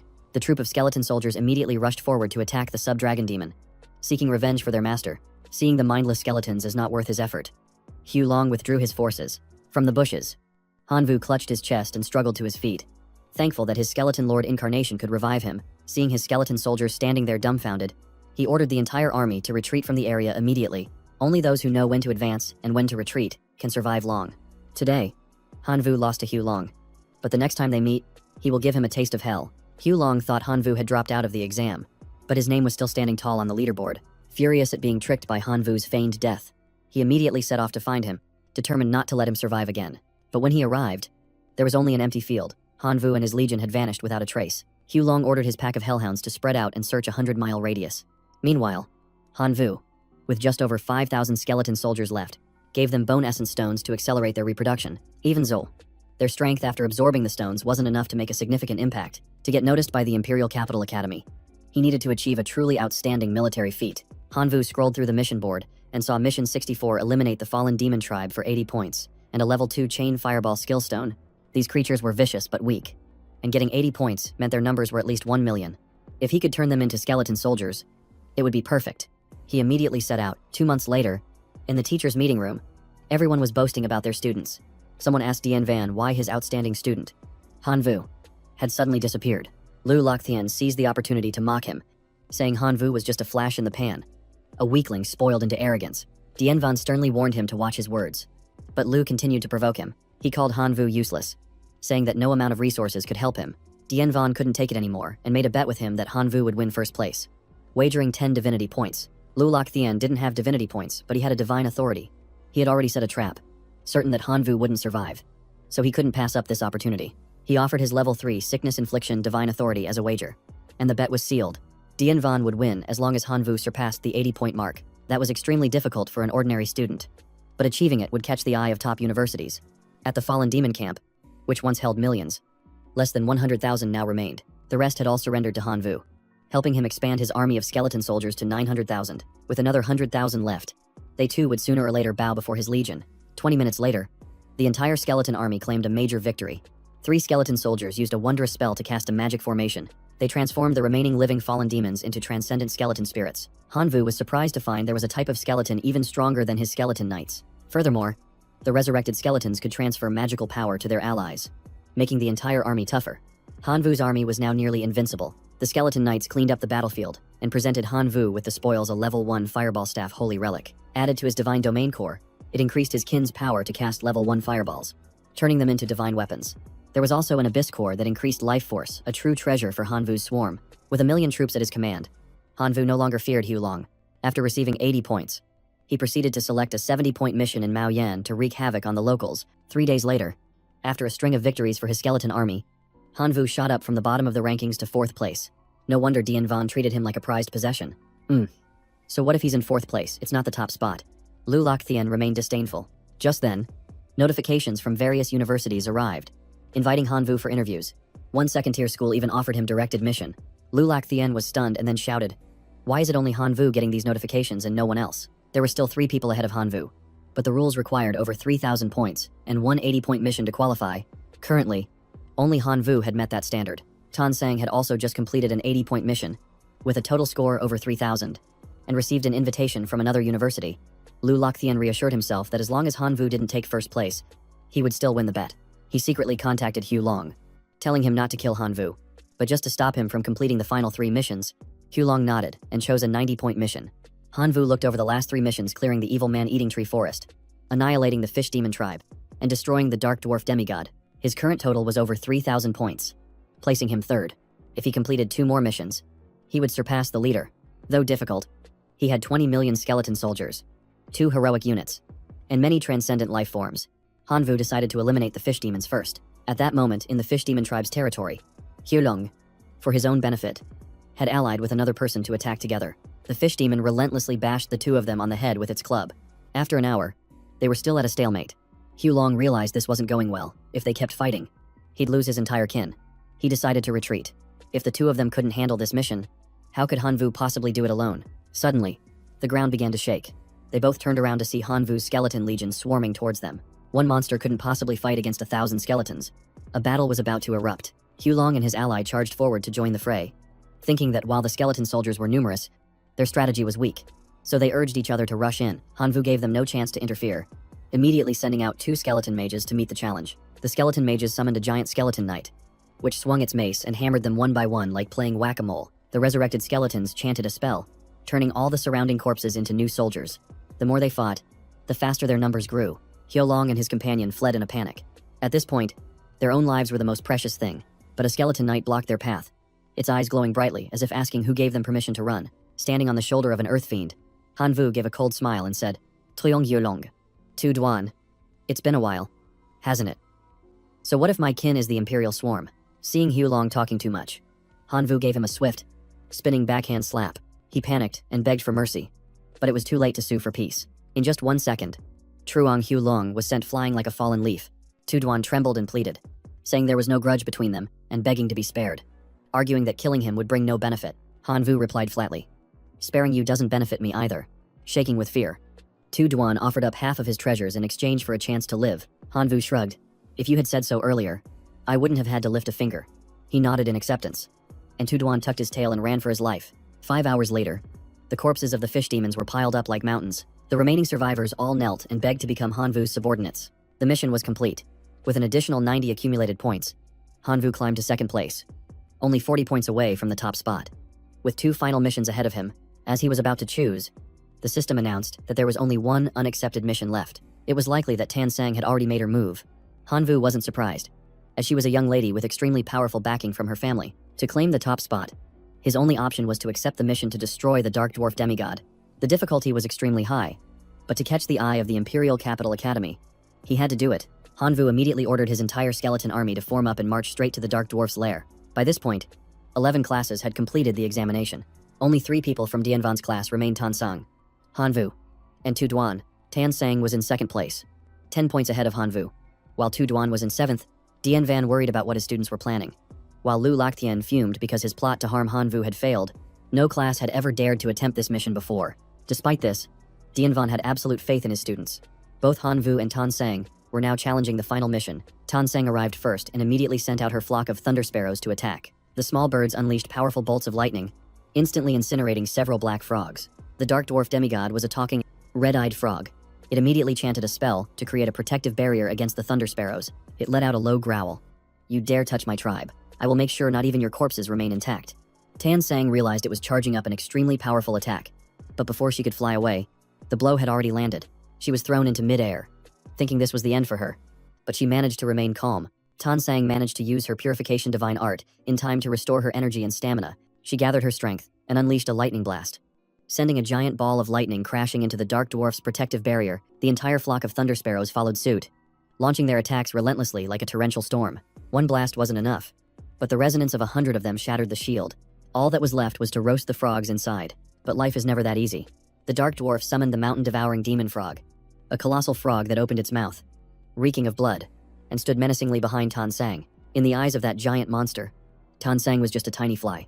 It shot out its tongue and caught her in an instant. Tan Sang flapped her wings to resist but couldn't escape, and was swallowed whole into the giant frog's stomach. Inside the slimy, foul-smelling mouth, her lightning had no effect.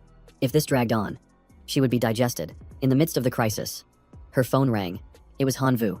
She was so angry, she wanted to hang up, but she answered anyway. Hanvu chuckled and asked if the scene looked familiar, and hearing his voice just made her want to rush over and smack him a few times. Seeing her temper flare, Hanvu dropped the jokes and got straight to the point, proposing a partnership. He warned that if she refused, her thunder sparrows would soon become frog food. Tan Sang thought it over and nodded in agreement. Her condition was that the Dark Frogman's divine body would be hers, while the rest of the spoils would go to Hanvu. Hanvu immediately agreed, telling her to send her coordinates so he could dispatch his skeleton army as reinforcements. Tan Sang said she was in some random rift, a location Hanvu couldn't reach, even if he ran all day. But she was just bluffing. In reality, she had already sent her legion of thunder sparrows to his position. A few minutes later, Hanvu saw the flock of thunder sparrows arrive, faster than an ex-girlfriend changing her mind. "Over here. My little birds," Hanvu called out, waving his bony hands at them. He then leaped onto the back of the lead bird and ordered the entire squad to move out, with the other skeletons climbing onto the backs of thunder sparrows to follow. Upon arrival, the flock of thunder sparrows simultaneously unleashed lightning down upon the swarm of red-eyed frogs.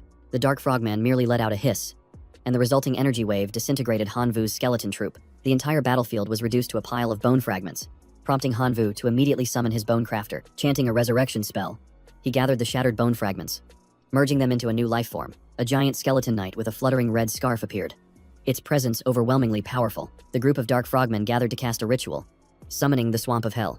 But the skeleton knight simply kicked 5 of the frogs away, laughing contemptuously as it fought. Hanvu continued to command his resurrected skeletons and the ox demon mage to advance. On one side were white bones, on the other, red flesh, and both charged straight into the frog army. The ox demon mage hammered the frogs one by one, sending them staggering, while the resurrected skeletons turned the frog corpses into new soldiers.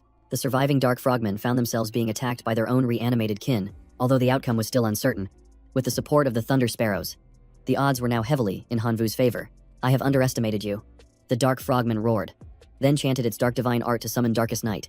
The sky turned blood red, and the life force was drained from the skeleton army, leaving only withered bones behind. With all his forces deployed, could it be that Hanvu was destined to fail here? Suddenly, a prayer echoed in his ear. "My lord, allow us to enter the battle." It was Godfather Kiem Fong and Chieftain Shichlo, 2 beings Hanvu had nurtured. If they joined the fight, the tide of battle could turn once more. The gate to the divine domain creaked open, revealing Godfather Kiem Fong wielding 4 greatswords, looking majestic and powerful. At the same time, the Crimson Legion of Shichlo dwarves charged forward. Even the swarms of locusts emerged to sacrifice their lives for their master. Hanvu no longer had tear ducts, but his heart was filled with emotion as he unleashed all his remaining power. This time, the system presented an excellent choice. Perhaps fate itself was on his side. Among the options was a holy relic called the Sacred Flame of Hope, which could dispel darkness, purify all negative energy, and increase the life force of his kin. Without hesitation, Hanvu took the Torch of Light, igniting a beacon of hope on the battlefield and leaving the dark frogmen stunned. A wave of exhilaration washed over him.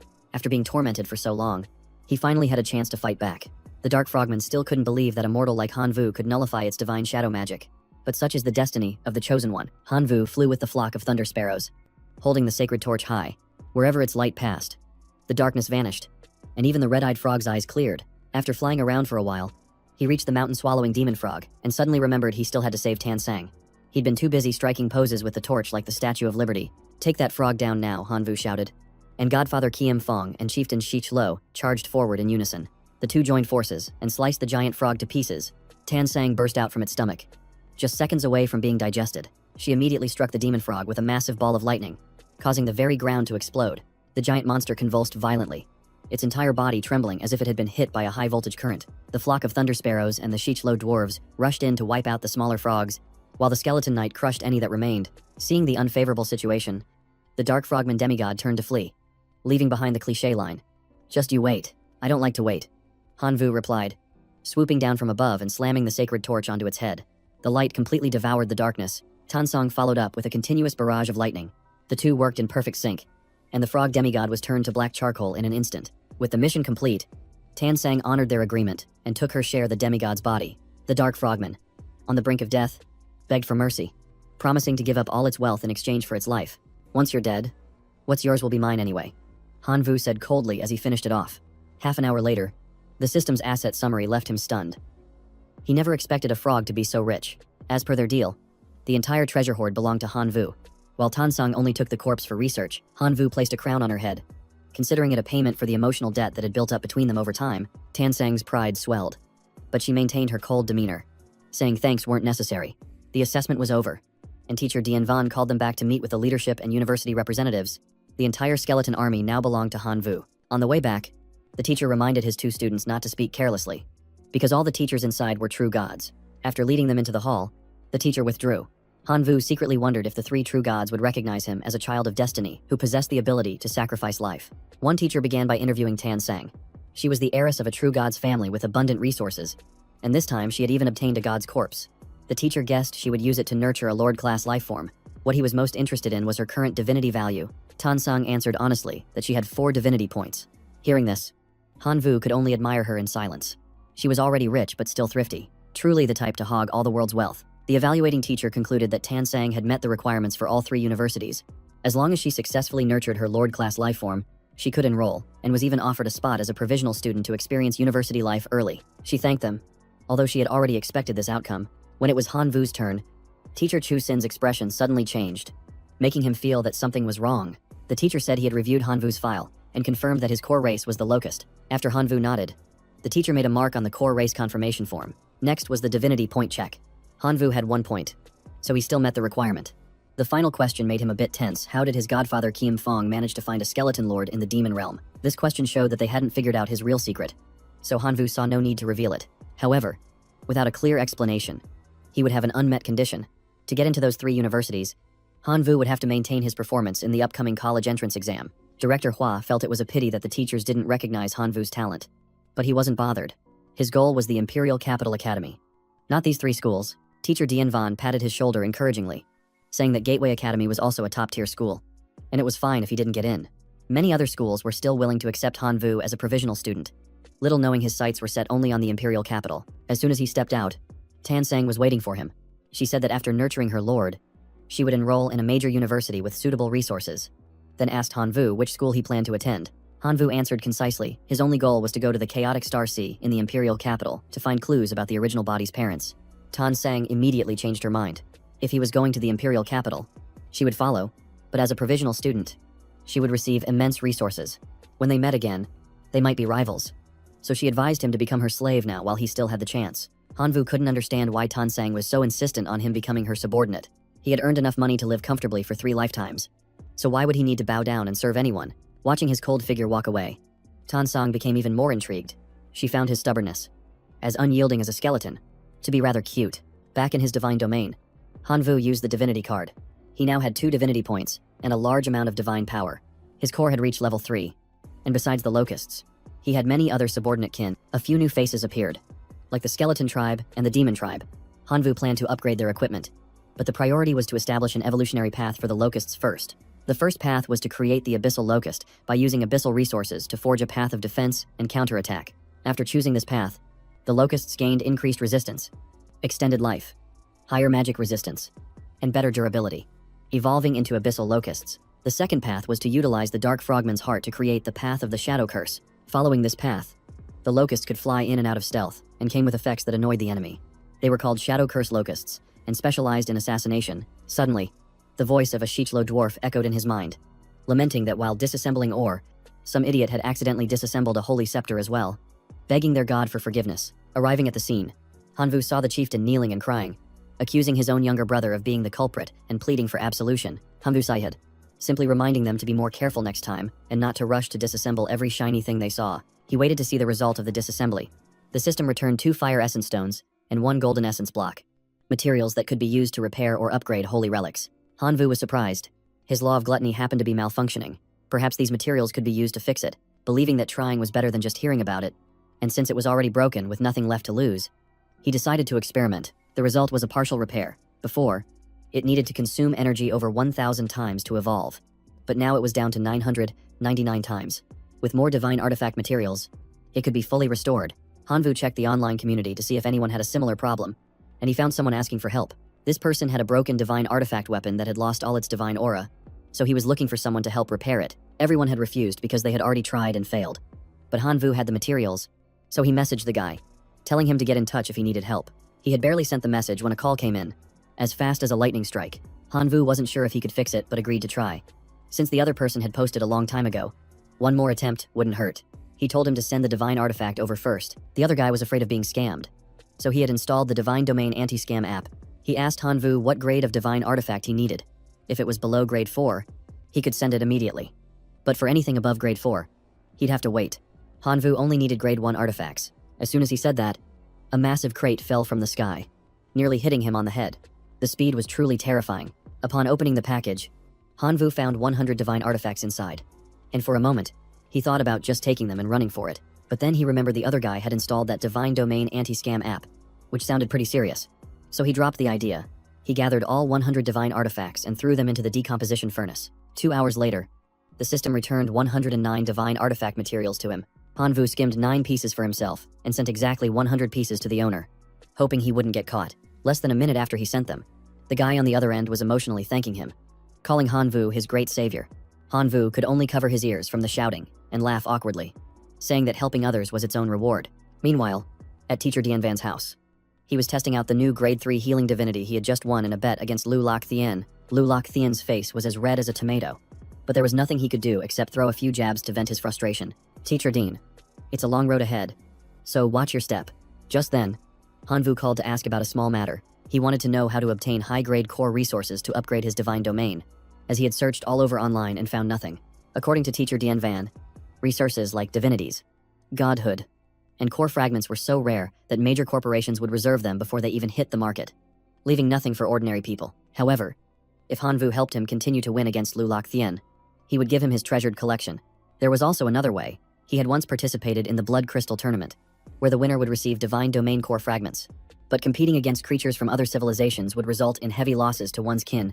Though the rewards were extremely valuable, Hanvu had just invested a ton of resources into his kin and wanted to test their strength, so he decided to try his luck. He might be short on everything else, but he wasn't short on kin. The next morning, Hanvu and Teacher Dianvan entered the Blood Crystal Arena, fired up and ready to go. Before entering, they had to wear masks to hide their identities and avoid being tracked by other demigods. Then they filled out the registration form. The arena was divided into 3 tiers based on level divine creatures, demigods, and true gods. Normally, there was no cross-tier fighting without a special request. There was no limit on the number of kin. But to surrender, you had to lose more than half of your forces. As soon as he finished entering his name, Hanvu was instantly teleported into a multi-dimensional space. Faster than you can say boo, a strange voice echoed. Contestant A, I assume you're new here. His opponent this time was a young man who called himself Chuot Daijia. Despite the goofy-sounding name, he was known for being ruthless, and everyone felt sorry for Hanvu for running into him in the very first match. Hanvu heard all the chatter and felt a bit nervous about facing a big shot right from the start. Both received the command to prepare to release their kin. The battle would begin in 3 minutes. Chuo Daijia unleashed a swarm of mutated, long-tailed hamsters that squeaked annoyingly. He then laughed provocatively, thinking Hanvu would back down at the sight of their numbers. Seeing the rodents on the other side, Hanvu didn't even flinch and immediately summoned tens of thousands of locusts onto the field. Chuo Daijia looked at the locust army and sneered, mocking that they were even worse than his own rats. He ordered his swarm of rats to form up, and they launched themselves toward Hanvu like a shower of arrows. Hanvu commanded the abyssal worms to form a defensive shield. Any rat that touched the shield was broken upon impact by the thick, sturdy wings. Chuo Daijia yelled for them to keep attacking without stopping. While Hanvu took the opportunity to send his shadow curse worms around the back, one of the shadow curse worms silently flew to the edge of the arena. It used 3 types of curses, causing the rats in the rear to stagger and screech. Seizing the opportunity, Hanvu sent the celestial demon worms charging forward. The cursed rats started seeing locusts everywhere, throwing their formation into chaos. The celestial demon worms shot poison from their tails, and the rats that were hit collapsed within seconds. As a result, Hanvu's kin remained almost entirely intact. While the rat faction was left with just over 20% of its forces, Chuot Daijia quickly surrendered. If the fight continued, his rats would go extinct. Hanvu won the match and received a shard of a God King's core as his reward. The moment he touched it, he felt a familiar sensation. Like the power of life sacrifice, he was teleported back to the waiting area, where Teacher Dianvan clapped him on the shoulder in congratulations. The first match was such an easy win, and it had helped the teacher earn a ton of divine power. It turned out Teacher Dian was a gambling addict and had bet on Hanvu to win. Since his kin losses were below the threshold, the teacher made a huge profit. He asked Hanvu if he wanted to keep fighting, and Hanvu agreed, seeing it as a good opportunity for his kin to get some practice. By the 32nd day, Hanvu had lost 100 million celestial demon worms but had won 89 consecutive matches, upgrading the fractured core to level 7, but getting to level 8 was much harder. The number of shards required was more than all the previous levels combined. Just thinking about it was exhausting. Teacher Dianvan suggested that Hanvu try fighting a demigod. If a divine creature managed to win, the reward would be increased tenfold. Furthermore, if Hanvu won after 90 consecutive victories, all his spoils would also be multiplied by 10. This meant he would receive up to 90 common divine domain core fragments. Hanvu thought for a moment before submitting an application to fight above his tier. The stands immediately erupted in chaos. Everyone was buzzing with the news that he dared to challenge a demigod. They knew about Hanvu's locusts, which had dominated the divine creature tier in just over a month. But demigods possessed divine artifacts and divine arts. Everyone thought he was being reckless. Teacher Dianvan was sweating bullets because he was the only one who had bet on Hanvu. The odds were 1 to 100. Hanvu then told him to bet 10 million divine power on him. The teacher only dared to bet 5 million, as it was his entire fortune. He silently promised that if Hanvu won, he would reward himself with a divine weapon. Hanvu was speechless. After hearing that, he thought the teacher was going to gift it to him. But instead, he was rewarding himself. He entered his divine domain to check. Even after leveling up, He still hadn't acquired any new divine artifacts. The law of gluttony and the venomous rain orb seemed to have changed. Viancheng was waiting in the divine domain. And as soon as he saw Hanvu, he asked if he planned on forging any divine artifacts today. Hanvu remembered what he had once said, that he had grade 4 and below divine artifacts as common as grass. So, Hanvu gave him a cunning smile and asked him to send over a few grade 2 items with poison, earth, dark, and fire attributes. Before he could even finish his sentence, a giant package fell from the sky. Hanvu sighed. A rich guy really is different. Inside were 2 grade 2 divine artifacts, the Scorching Fire Lava Sphere, with earth and fire attributes that increased defense and recovery, and the Shadow Pin, which had the dark attribute and created a skill that pinned enemies in place by shooting their shadows. Both items were a perfect match for the Abyssal Worms and the Shadow Curse Worms. Hanvu immediately fused them, causing an explosion that lit up the entire divine domain. Hanvu's worms evolved again, their forms becoming significantly more ferocious. Just as the evolution finished, the arena was ready. Hanvu was experienced with the teleportation this time. The crowd was roaring, cheering for Tuang Chu to crush him. Tuang Chu, with his colossal, muscular frame, crossed his arms and looked at Hanvu with a contemptuous smile, saying it was his lucky day to meet such a fearless rookie. "You talk too much," Hanvu replied coldly. But Tuang Chu didn't miss the chance to throw in a few more taunts. "Come forth, my legion of giant mammoths," he roared, and a series of enormous elephants appeared, drawing a deafening cheer from the crowd. Tuang Chu mounted the largest lightning mammoth, looking majestic, and said with a smirk, "Now it's your turn." Hanvu released his troops as well. The swarm of celestial demon worms, nurtured in the brood chamber, began to move. The law of gluttony, combined with the venomous rain orb, the shadow curse worms with the shadow pin, and the new earthfire abyssal worms carrying the scorching fire lava sphere. All of this made Tuang Chu even more intrigued to see the locust's remarkable evolution. The two sides clashed fiercely, with Hanvu ordering the shadow curse worms to attack first. They fired shadow pins into the mammoth's shadows, immobilizing them. As the mammoths were held fast, the celestial demon worms immediately swarmed them. But Tuang Chu still appeared confident. He claimed that no matter how strong the locusts were, they could never pierce the mammoth's thick hides. "Are you sure about that?" Hanvu replied softly with a smirk. A second later, a terrifying explosion erupted, sending up clouds of smoke and dust. Tuang Chu ordered his giant legion to charge forward and protect the surrounded lightning mammoth. Hanvu directed his squad of explosive magma locusts to engage in battle. The mammoths were hit by the scorching magma, their bodies charred as if they had been heated red hot. Tuang Chu gritted his teeth and used 3 savage divine arts to boost his army's armor and healing. The mammoth herd was revitalized and fought back fiercely. He laughed triumphantly, saying, "You've forced me to use my spells, but I'll allow you to surrender once more, then half of your army is dead."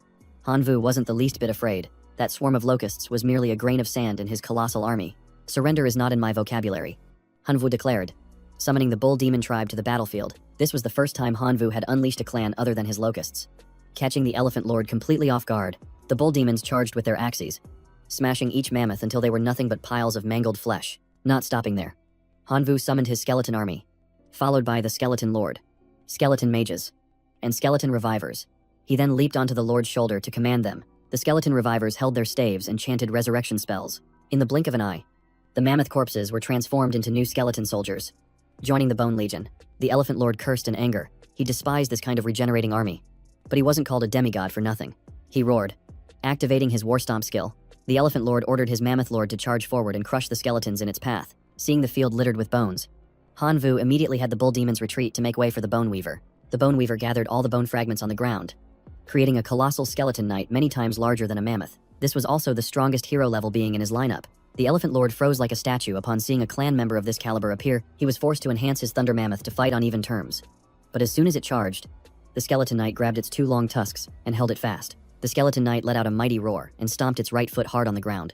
A decisive spin sent the thunder mammoth flying backward, slamming its back onto the ground. Before its opponent could even get up, the skeleton knight leaped high and unleashed a level 1 skill, delivering a punch that came down like a thunderbolt. But the mammoth used its long trunk to wrap around the skeleton knight's arm, blocking the punch. It immediately threw the skeleton knight back down onto the floor, retaliating for the earlier takedown. The mammoth lifted its 2 front legs, intending to stomp its enemy to bits, but the skeleton knight dodged to the side with lightning speed, completely avoiding the attack. In return, the skeleton knight threw a heavy punch, knocking the elephant's head sideways. Hanvu shouted, "Right now, finish it." The skeleton knight jumped onto the mammoth's head, tapped it on the forehead, and then proceeded to help it remove its left tusk. Like a truly cold-hearted teammate, the elephant lord was flustered, not knowing what to do besides yelling for the mammoth to get up and fight back. But before it could struggle to its feet, the other tusk was also broken off enough to set up 3 generations for a comfortable life. Although it fought fiercely, Hanvu knew the skeleton knight was getting a bit carried away. He made a mental note to retrain it later.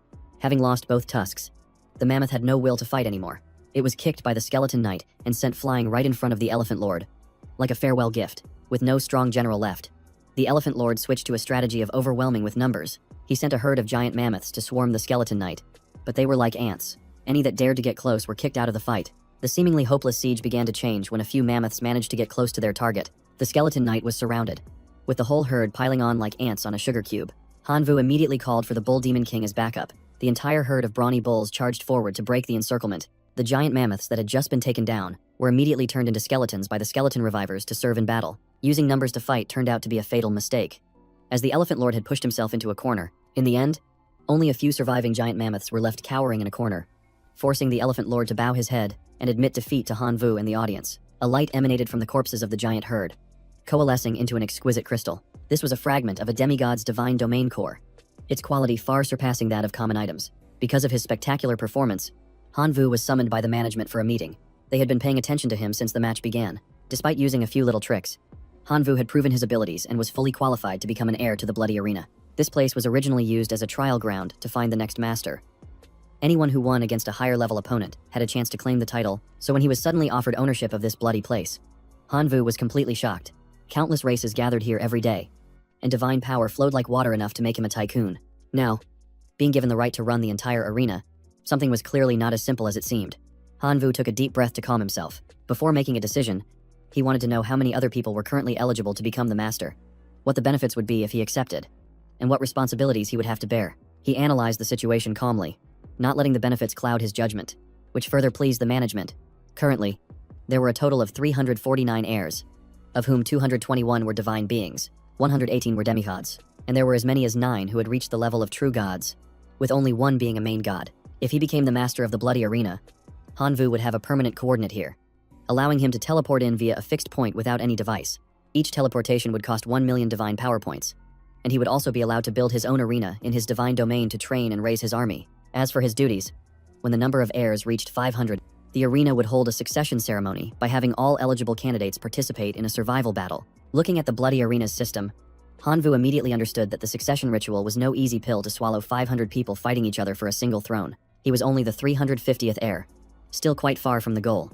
By the time the number was reached, Hanvu might have already become a god king. There was still a long way to go, so he nodded and accepted the challenge. Go big or go home. Suddenly, a beam of light passed through Hanvu's body. Teacher Dian Van popped out of nowhere, his face beaming as if he'd just won the lottery. "Hanvu, you are my lucky charm," he said cheerfully, shoving a phone into the boy's hand before he could even process what was happening. The screen clearly displayed an account balance with a long, trailing series of zeros. Figuring out how to spend 1 billion divine power points was a headache, so Teacher Dian Van suggested that he should first buy a proper divine artifact. Hanvu was hesitant because he was only a divine being and not yet skilled enough to wield a divine artifact. But Teacher Dian Van puffed out his chest and told him not to worry. He had just discovered a place that specialized in selling all kinds of divine artifacts, wholesale and retail. Sounding just like a professional multi-level marketer. Finally found you, Twang. Chu rushed forward like a wild beast pouncing on its prey. Hanvu quickly ducked behind Teacher Dian Van, flashing a signal for help with his hand. Teacher Dian Van spread his arms to shield him, puffing out his chest to protect the student who had just scored 1 billion divine power. But Twang Chu quickly raised his hands in surrender, clarifying he wasn't there for revenge. It turned out he saw how powerful Hanvu was and wanted to get to know him and be friends. Introducing himself as a first-year student from West Capital Academy named Hangman, Hanvu shook Hangman's hand. Hearing the name West Capital, he instantly understood why the guy was so formidable. Hangman looked at the young Hanvu and guessed he must be a preparatory student, only to be shocked that he was still in high school. Hangman was stunned and couldn't believe it. Thinking Hanvu was just pulling his leg, Hanvu asked Teacher Dian Van to vouch for him, and after clearing his throat a couple of times, the teacher confirmed that he hadn't entered college yet. Despite many offers, he only wanted to get into the imperial capital, but they hadn't noticed him yet. Hearing this, Hangman understood. He saw that Hanvu had great ambition and promised to report back to West Capital Academy to get him a chance at their entrance exam. He advised him to upgrade his core race as much as possible from now on, as he might even get picked by the imperial capital. Hanvu still couldn't believe that someone he had defeated was now actively trying to help him. Hangman burst out laughing and explained that having strong teammates makes it easier to ascend to godhood than going solo. Besides, if Hangman's recommendation was successful and Hanvu passed, he would also get a share of resources, which explained his enthusiasm. Hanvu was very grateful, and Hangman also advised him to invest his resources wisely, suggesting it was best to nurture a heroic life form to be ready for the imperial capital's examination. A short while later, Teacher Dian Van did indeed lead Hanvu to a treasure pavilion that specialized in second-hand divine artifacts. I'm not sure if the goods were any good, but the staff was top-notch. the kind that would make wives forbid their husbands from ever setting foot in the place. The teacher and student followed the female receptionist inside, saying they wanted to meet Master Tony.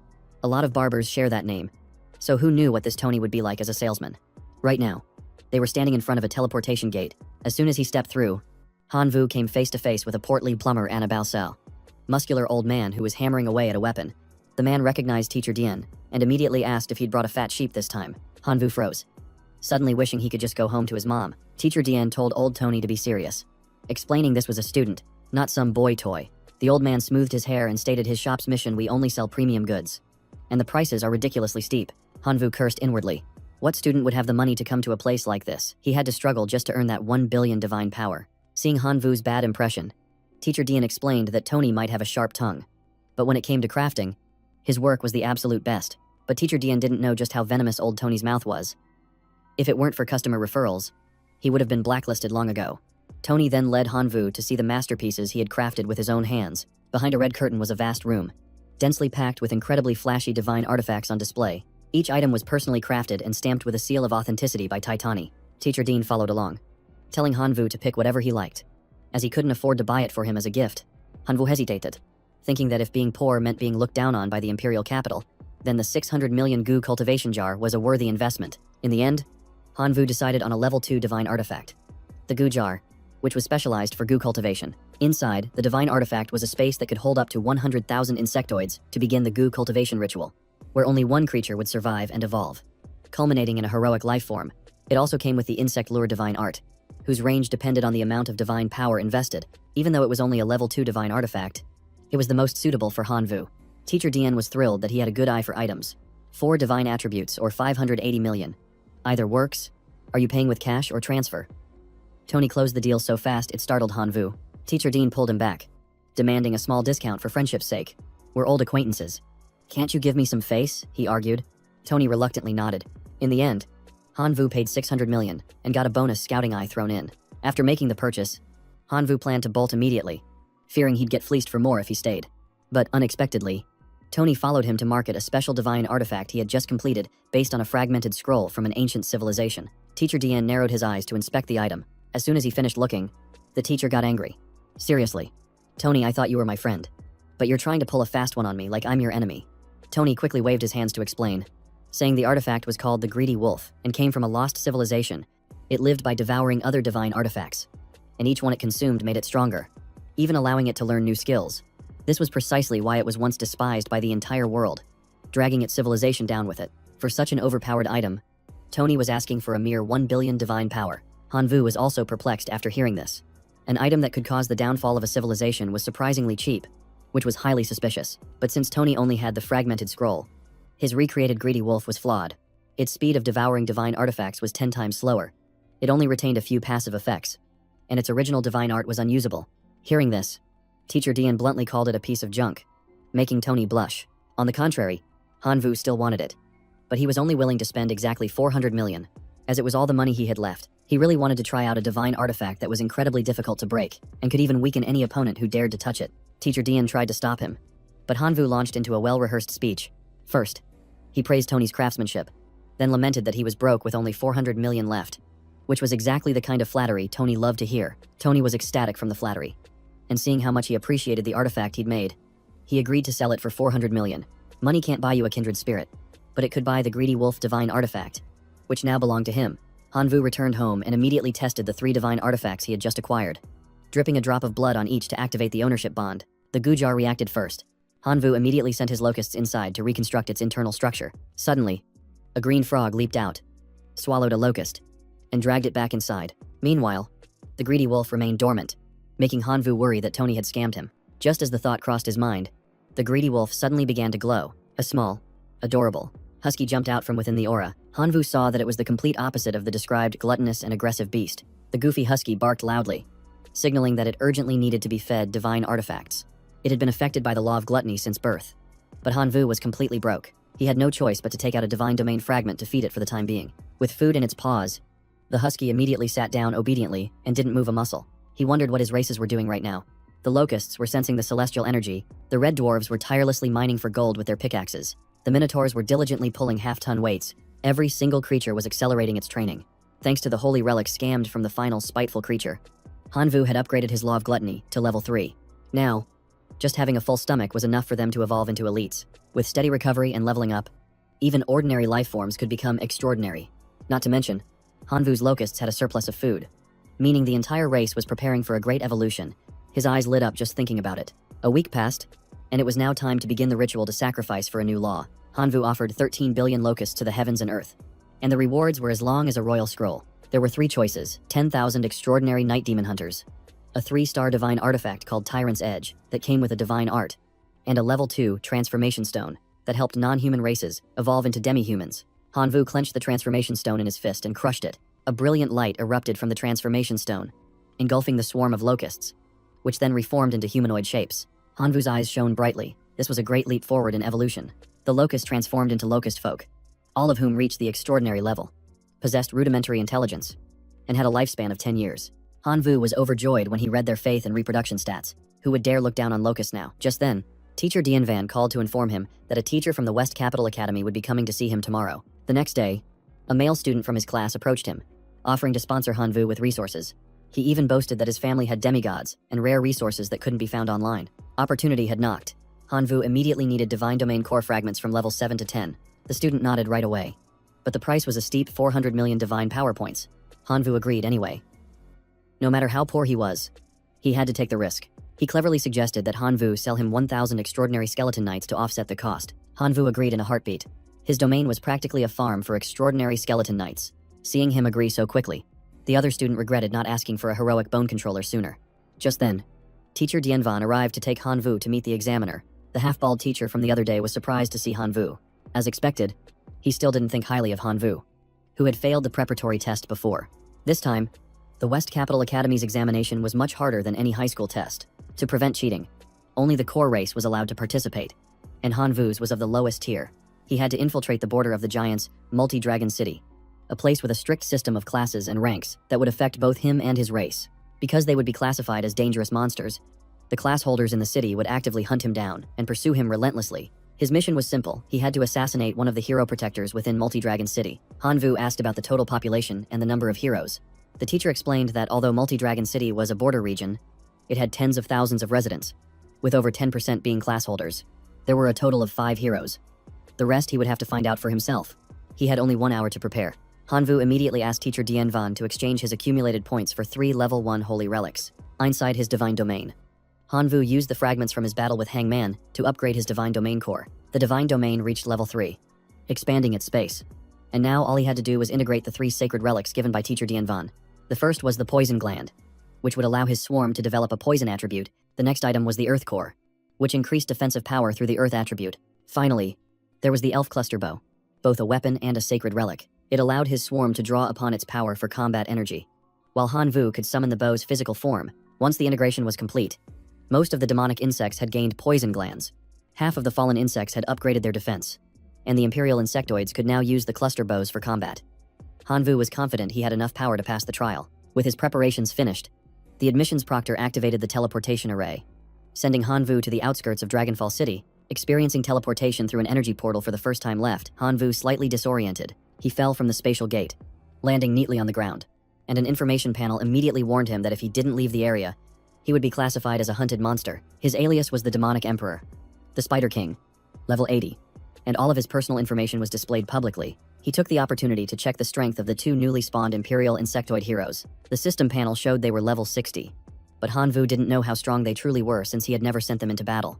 Just then, an Imperial Insectoid warned him that a creature was approaching. Hanvu immediately climbed onto one of their shoulders to get a better view of the situation. The sky was suddenly filled with monsters, and even the second-class adventurer, Theron, began to feel uneasy, a first-class Rage Fist master. However, he was excited because more monsters meant more loot, while the Water Spirit user was gleeful after destroying a locust and seeing a core drop. Not to be outdone, the Fire Mage was busy roasting fragrant locusts right in the middle of the battlefield. The 4 of them coordinated in a tight formation to deal with Hanvu's swarm of Imperial locusts. Meanwhile, Hanvu circled high above, using glowbugs to scout, noting that Theron Evans was a level 3, second-class Dragonblood warrior. They all wore the same type of badge on their chests, but Theron's was a distinctive silver one, a high-grade item reserved only for the team leader. Clearly, Theron was the commander of this group. Seeing the swarm of locusts blackening the sky, Theron ordered a retreat, but it was too late. Hanvu had an Imperial insectoid descend to block their path. The atmosphere instantly froze. The creatures they had thought were harmless turned out to be third-class monsters. Theron yelled for his teammates to scatter while he held off the giant monster. He swung his sword and unleashed a mighty cleave, but it dealt 0 damage, leaving only a faint scratch. The disparity in power was too great. There was almost no hope of victory. When Theron let his guard down, the Imperial insectoid suddenly lunged forward, delivering a powerful kick that sent him flying 100 meters. After dealing with Theron, it immediately pursued the rest of the group. They fled in a panic but were captured within seconds. The 4 of them were quickly tied up and cornered. Hanvu appeared with a cold expression on his face as the Rage Fist Master's voice echoed with nothing but curses. "Stay away from me, you ugly monster," he growled. Those words wounded Hanvu's pride.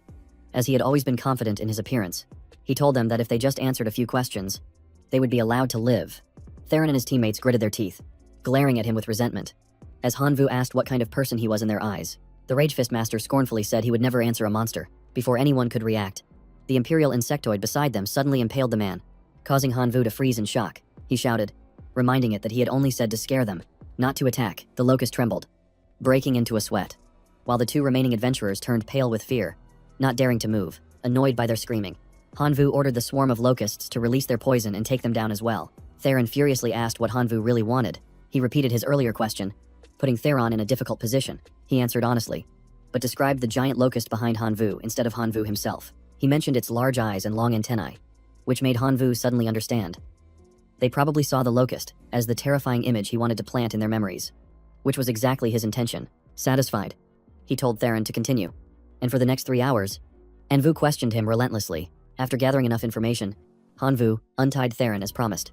The man immediately fled for his life to report back to the Adventurers Guild. Although he had let him go, Hanvu quietly watched him from above. When he saw Theron approaching the safe zone, he ordered his locusts to finish him off, ensuring that no information would ever be leaked. With that taken care of, Hanvu began his new plan.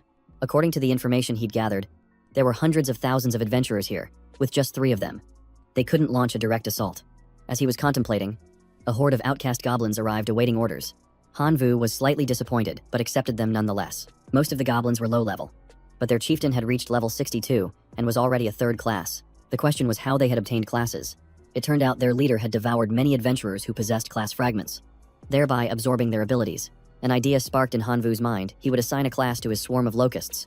He immediately ordered them to hunt down adventurers and collect class fragments. 3 days later, enough class fragments had been gathered, and Hanvu decided to proceed with fusing a class for his locust swarm. He tossed all the fragments into the air, and the system immediately displayed a list of available classes to choose from. In total, there were 4 types: Adjudicator, Martial Artist, Warrior, and Archer. Hanvu chose Archer. As he needed a long-range attack force for his team of Imperial insectoid heroes, he imagined the scenario where, with this power boost, taking down a hero would be as easy as flipping his hand. A locust flew over to report that it couldn't get near a distant mountain cave. Hanvu immediately ordered it to lead the way. When he arrived, he noticed the aura around the cave was dense, with energy mixed with divine power. Looking down, he saw an orange dragon, shackled and fast asleep.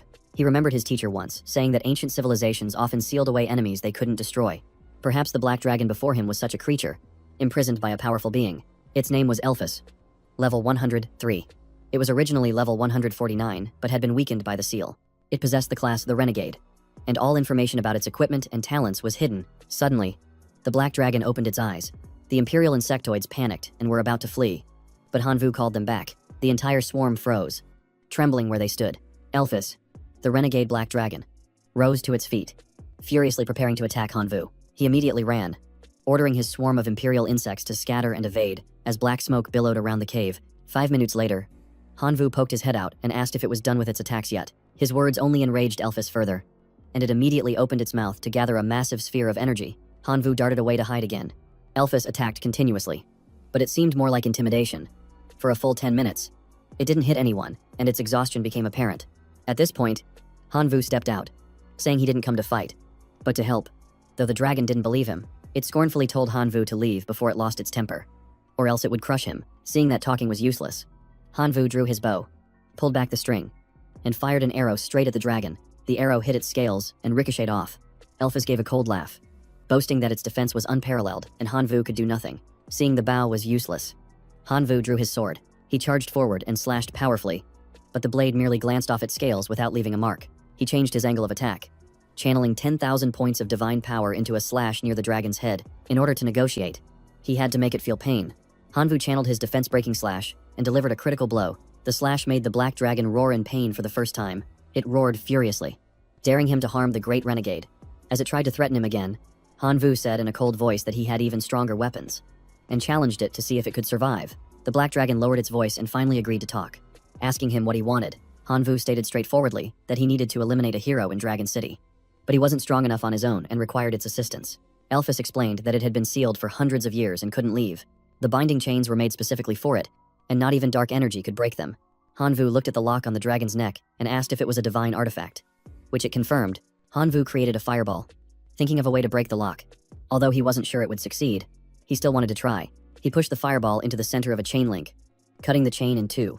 Under the black dragon's astonished gaze, seeing the chain break, Elphys immediately ordered him to cut the remaining sections, calling itself the Great Renegade Black Dragon. Hanvu's face turned cold as he asked it to repeat what it had just said. The black dragon arrogantly repeated its command. Hanvu grew angry, reminding it that he was helping because he needed cooperation, not to take orders. Finally, the black dragon agreed to help, saying that dealing with a hero was like brushing off dust for it. It urged Hanvu to remove the chains, but Hanvu had changed his mind, now demanding it serve him for 100 years to repay the favor. Elphys roared, calling Hanvu a delusional piece of trash. How could a mighty black dragon bow its head and become a servant? Hanvu calmly replied that since he could save it, he could also destroy it. If it didn't accept, it would become a stepping stone for him to increase his power. He added that a dragon's body is a treasure trove, and its bones could be used to forge weapons. Hearing this, Elphys shuddered and quickly bowed its head, agreeing to serve for 100 years in exchange for being freed from its shackles. Hanvu smiled, presenting a contract and demanding it sign. After reading it, the black dragon became furious because the terms were no different from a slave contract. It roared in protest. But when Hanvu held out a class fragment, its eyes were immediately drawn to it. He knew the creature was weak and therefore easily tempted. As expected, Elphys immediately extended its claw and signed, obediently accepting the contract, keeping his promise. Hanvu let the little wolf devour the chains, completely freeing the black dragon. After centuries of imprisonment, the rebellious black dragon Elphys was finally free. While back at the Multi-Dragon City Guild, a massive shockwave was unfolding. The 5 heroes immediately gathered upon hearing that the black dragon had broken its seal and escaped. They knew its power had not yet recovered, making this the golden opportunity to join forces and eliminate it. The hero Saintess believed the black dragon would find a hiding place to regain its strength. With the surrounding area being so vast, searching for it would be like finding a needle in a haystack. She suggested mobilizing adventurers for help, while the Icefire Swordmaster argued they had to strike first. Otherwise, the draconic aura would empower all the monsters in the region. The Windrunner casually told them they were overreacting, saying it was just one dragon that had escaped its seal, and there was no need to panic. Then turned to ask for the opinion of the Dragon Slayer, the one considered the strongest of the group. The Dragon Slayer replied sternly, "Why fear a mere dragon? I once single-handedly slew the 6 wind dragons without breaking a sweat." But the Infinite Saint warned that this dragon was unlike the others. According to ancient texts, it was a traitor to the dragon race and must not be underestimated. The Dragon Slayer narrowed his eyes and asked coldly, "Are you doubting my strength? I am a level 4 Dragon Slayer, chosen by destiny, born to kill dragons." His words silenced the Infinite Saint, who could not argue further. The Dragon Slayer decided to handle the Black Dragon himself, instructing the others to protect Multi-Dragon City, and everyone respected his decision. The Windrunner smiled and asked to accompany him as support. The Dragon Slayer walked away in silence, with the Windrunner following like a shadow. Meanwhile, Hanvu and the Black Dragon had already summoned all the monsters around the city to kneel at their feet. Hanvu rallied them to rise up, forming a monster alliance to counterattack the world of adventurers. With the sole objective of hunting the adventurers themselves, the monsters were stunned, unable to believe they would dare to defy humans. Given their own weakness, Hanvu thought for a moment, and then promised to help them grow stronger, offering energy crystals as a reward for joining the alliance. A few days later, the plan was set in motion, as the Black Dragon dripped its blood for Hanvu to bathe in and refine. The dragon's blood contained immense energy, helping Hanvu break through to his 3rd class advancement. The Black Dragon half-jokingly said it would need 500 black crystals to replenish its blood. Hanvu knew it was just pretending to be weak, but nodded in agreement anyway. After finishing the absorption, the system notified Hanvu that he had advanced to a level 3 Black Dragon warrior. His elemental resistance increased by 50%, and his powers erupted, especially the Black Dragon transformation skill, which he activated immediately, shrouding himself in purple smoke. In an instant, Hanvu grew 2 horns and a pair of black wings. He gained the new title of Demon Sovereign, level 125, and possessed a host of talents like the Chosen One and Dark Sense.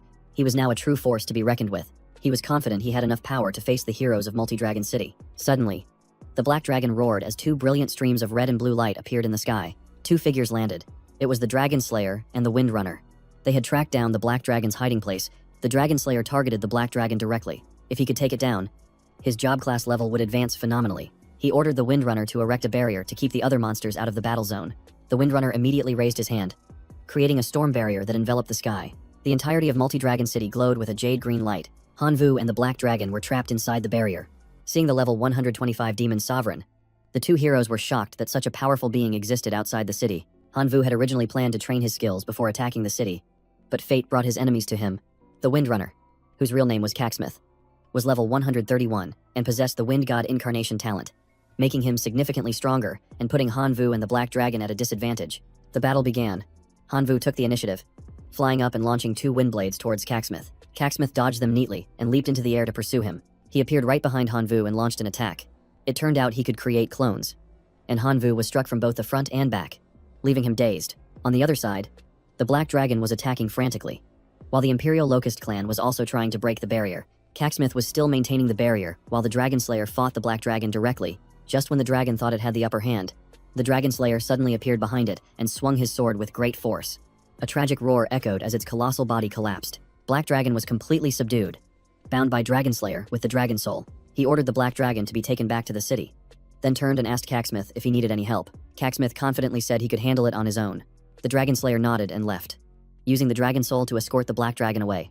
Hanvu relentlessly tried to break the storm barrier, determined to succeed, no matter the cost. The swarm of Imperial Locusts threw all their might into tearing the barrier apart piece by piece. After just a few minutes, the barrier was torn open by a rain of locusts. Cacksmith was stunned for a moment, then sneered, telling Hanvu he didn't know his own limits as he launched a fierce counterattack. But before he could even turn, he was completely surrounded by the swarm of Imperial Locusts from all sides. By the time he realized the danger, his energy was nearly depleted. It was too late to retreat. Of the 36 stratagems, running was his only option. But his escape route was already blocked. In an instant, the level 131 hero was devoured by the swarm of Imperial Locusts, his body disintegrating until only a dry skeleton remained. He was officially eliminated from the battle, which meant Hanvu's mission was complete.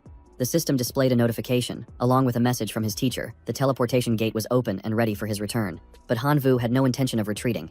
His gaze was still fixed on Multi-Dragon City. His teacher understood why. Hanvu wanted to charge in and save the Black Dragon because their 100-year contract meant he couldn't abandon it.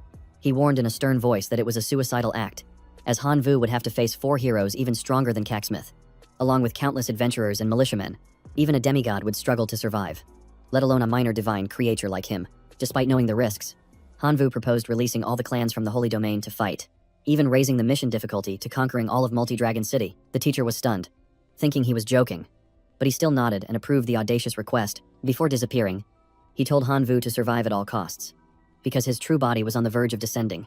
Immediately after, a host of creatures appeared, led by a level 140 Iron Slasher from the Blade Wasp clan. Beside it was a level 113 Divine Forge Dwarf, who specialized in forging divine artifacts. There was also a level 135 from the Fish Demon clan, with a massive body, radiating killing intent.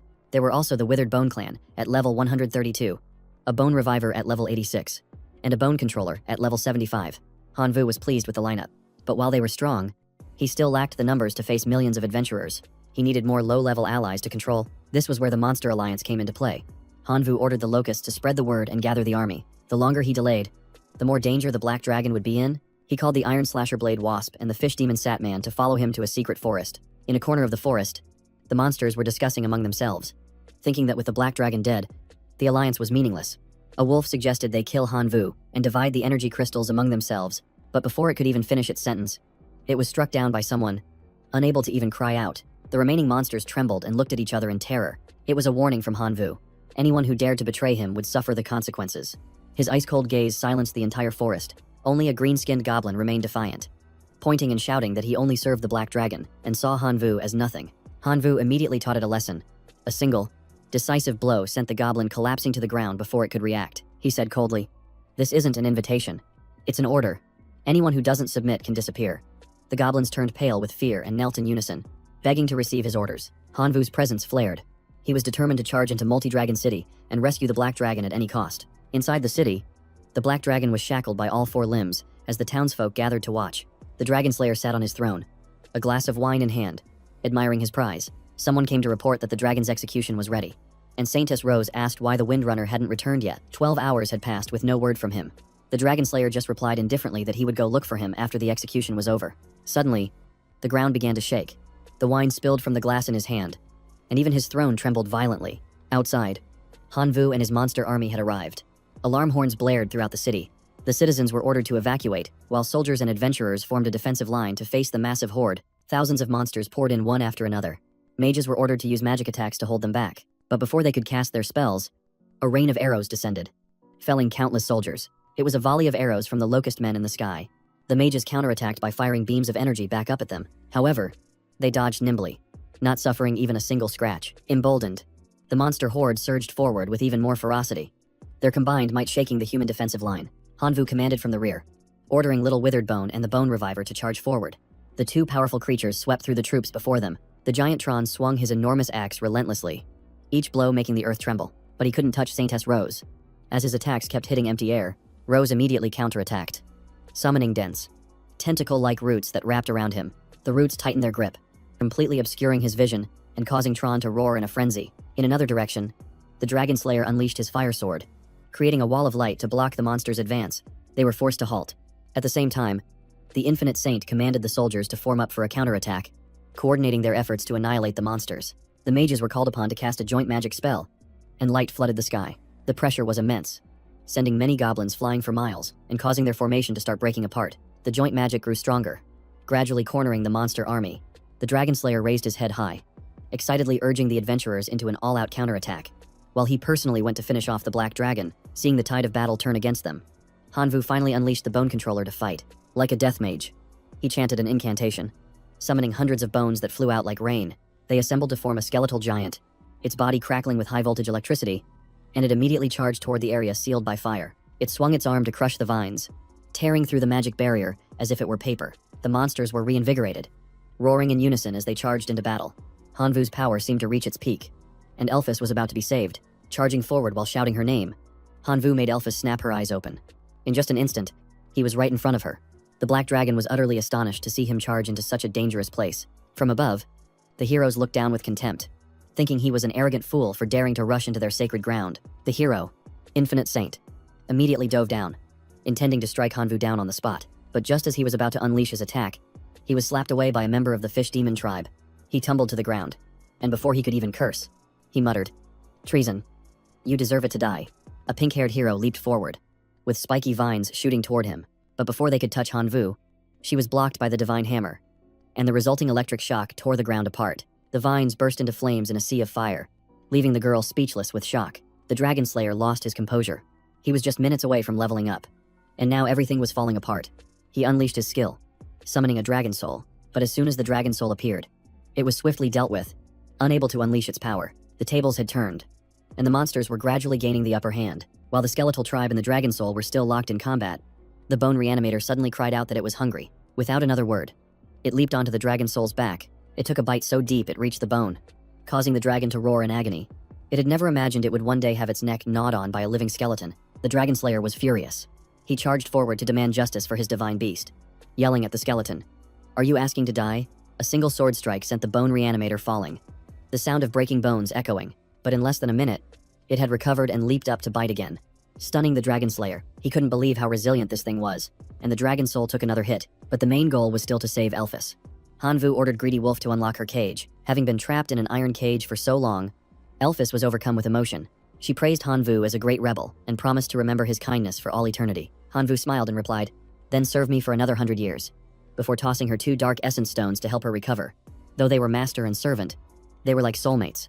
Suddenly, Hanvu noticed something was wrong. The Divine Hammer was being attacked by a swarm of vines, and the situation was extremely critical. Hanvu immediately dispatched a swarm of locusts to reinforce the Divine Hammer, but if he didn't change the situation quickly, failure was inevitable.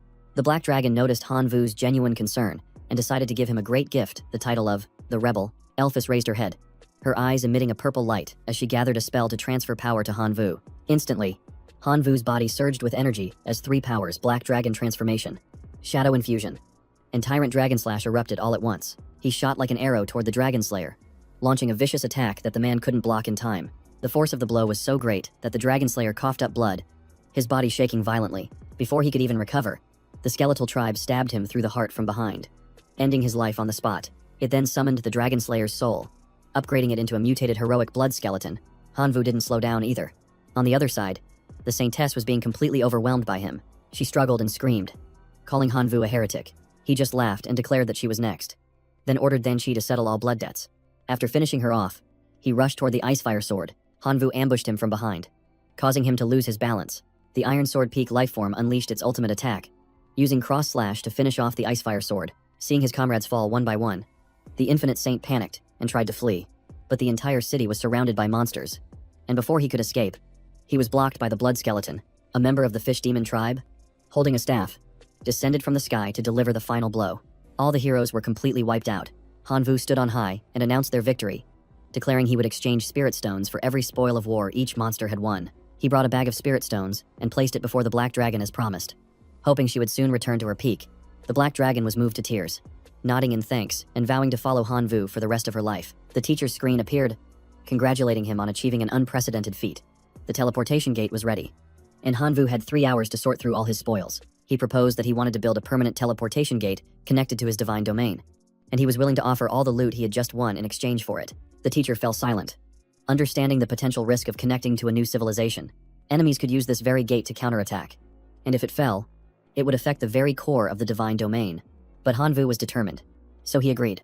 In 10 days, the gate would be stabilized, and he would be given a warning device for when powerful enemies teleported back. 10 days later, the teleportation gate was stable.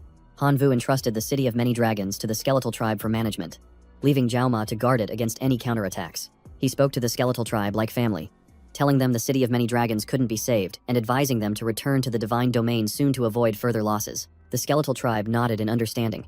Hanvu gave the order to open the gate and then returned to his life at the academy. Back at school, Hanvu's body had changed noticeably after the battle, especially his eyes, which were now a deep black, completely different from before. As he walked through the school grounds, Hanvu's strange eyes caught a teacher's attention, who immediately asked what was wrong with him. Only then did he realize the difference. He guessed it was caused by his rebel profession. He opened his status panel and saw that he had reached the level of a divine creature, and his new talent was clearly displayed as rebel. Hanvu tried to check the details, but the system reported that his level was too low. He would have to reach demigod status to be qualified to inspect the details of this talent. The teacher informed him that he had completed the trial and earned the right to provisional admission, but to officially enroll in Jinxie Academy, he still had to meet a few conditions. Specifically, he had to meet at least 2 of 4 criteria. His subordinate race reaches the innate elite level, he raises a hero-level lifeform, his divinity exceeds 4 points, or he possesses a saint. Currently, Hanvu had met the second condition and needed 1 more. However, this information came too late, putting him in a difficult position. The teacher could only encourage him to keep trying, saying the academy's doors were still open. Hanvu immediately turned to the teacher next to him and asked for help getting 1 more divinity point, but he was refused because they were all gone. If he had asked a day earlier, he might have gotten 1. The teacher suggested he take an assessment in 28 days, with the reward being 1 divinity point. Hanvu was skeptical, but the teacher swore it was all true. With no other choice, he had to rely on his own efforts and return to his divine domain to take a big gamble. As soon as he returned, Hanvu placed his hand on the ground and performed a life sacrifice to gain a divinity point, but the system returned a result of 0 points gained. He decided to wait until the next day to try again, but the result was the same failure. For 7 straight days, he diligently tried to get a divinity point, but he failed every time. He wanted to cry but had no tears left, remembering a card he once had that he traded for 150 million divine power points. Now, he couldn't get it back even if he wanted to. Suddenly, the system notified him of a message from Vian Chung. Vian Chung asked about the origin of his current holy relic, but Hanvu immediately replied, asking to borrow a divinity point, even though he knew that if Vian Chung was a true god, he likely wouldn't have any to spare. Upon receiving the message, Vian Chung was surprised. He thought Hanvu must be at least a demigod, if not a true god, yet he was asking to borrow points. However, out of respect for a great master, he didn't dare refuse. Vian Chung immediately transferred a divinity point to Hanvu. Hanvu was overjoyed, but when he opened it, he found it was a divine river waste. Far from what he expected, he was speechless with anger. He immediately searched online, and countless pieces of related information appeared on the screen. The ruins of the Divine River was an abandoned civilization where, due to excessive research, the land became contaminated with radiation. The creatures there mutated and survived by eating ore, which led to the formation of gene stones. These were extremely valuable items with the ability to nurture a subordinate race, on par with a Tier 3 holy relic, and highly sought after by demigods and true gods. A gift that seemed useless turned out to be incredibly powerful. Hearing a story about a god king who mistakenly bought waste ore, causing his farm, an investment of billions of divine power points, to collapse, only made Hanvu more excited. He remembered he had a decomposer that could even refine waste ore. After letting his mutant beasts absorb it, it would produce extremely potent gene stones. He immediately got to work. Hanvu arrived at a small town near the ruins of the Divine River. He was dressed inconspicuously and wore a black mask for safety. Someone approached him and offered to be his guide. Making Hanvu wary, he asked coldly, "Give me one reason why I should hire you." The man immediately showed off his extensive knowledge about the Divine River, boasting nonstop. After listening to him ramble for a while, Hanvu cut him off and asked directly if anyone was selling ore.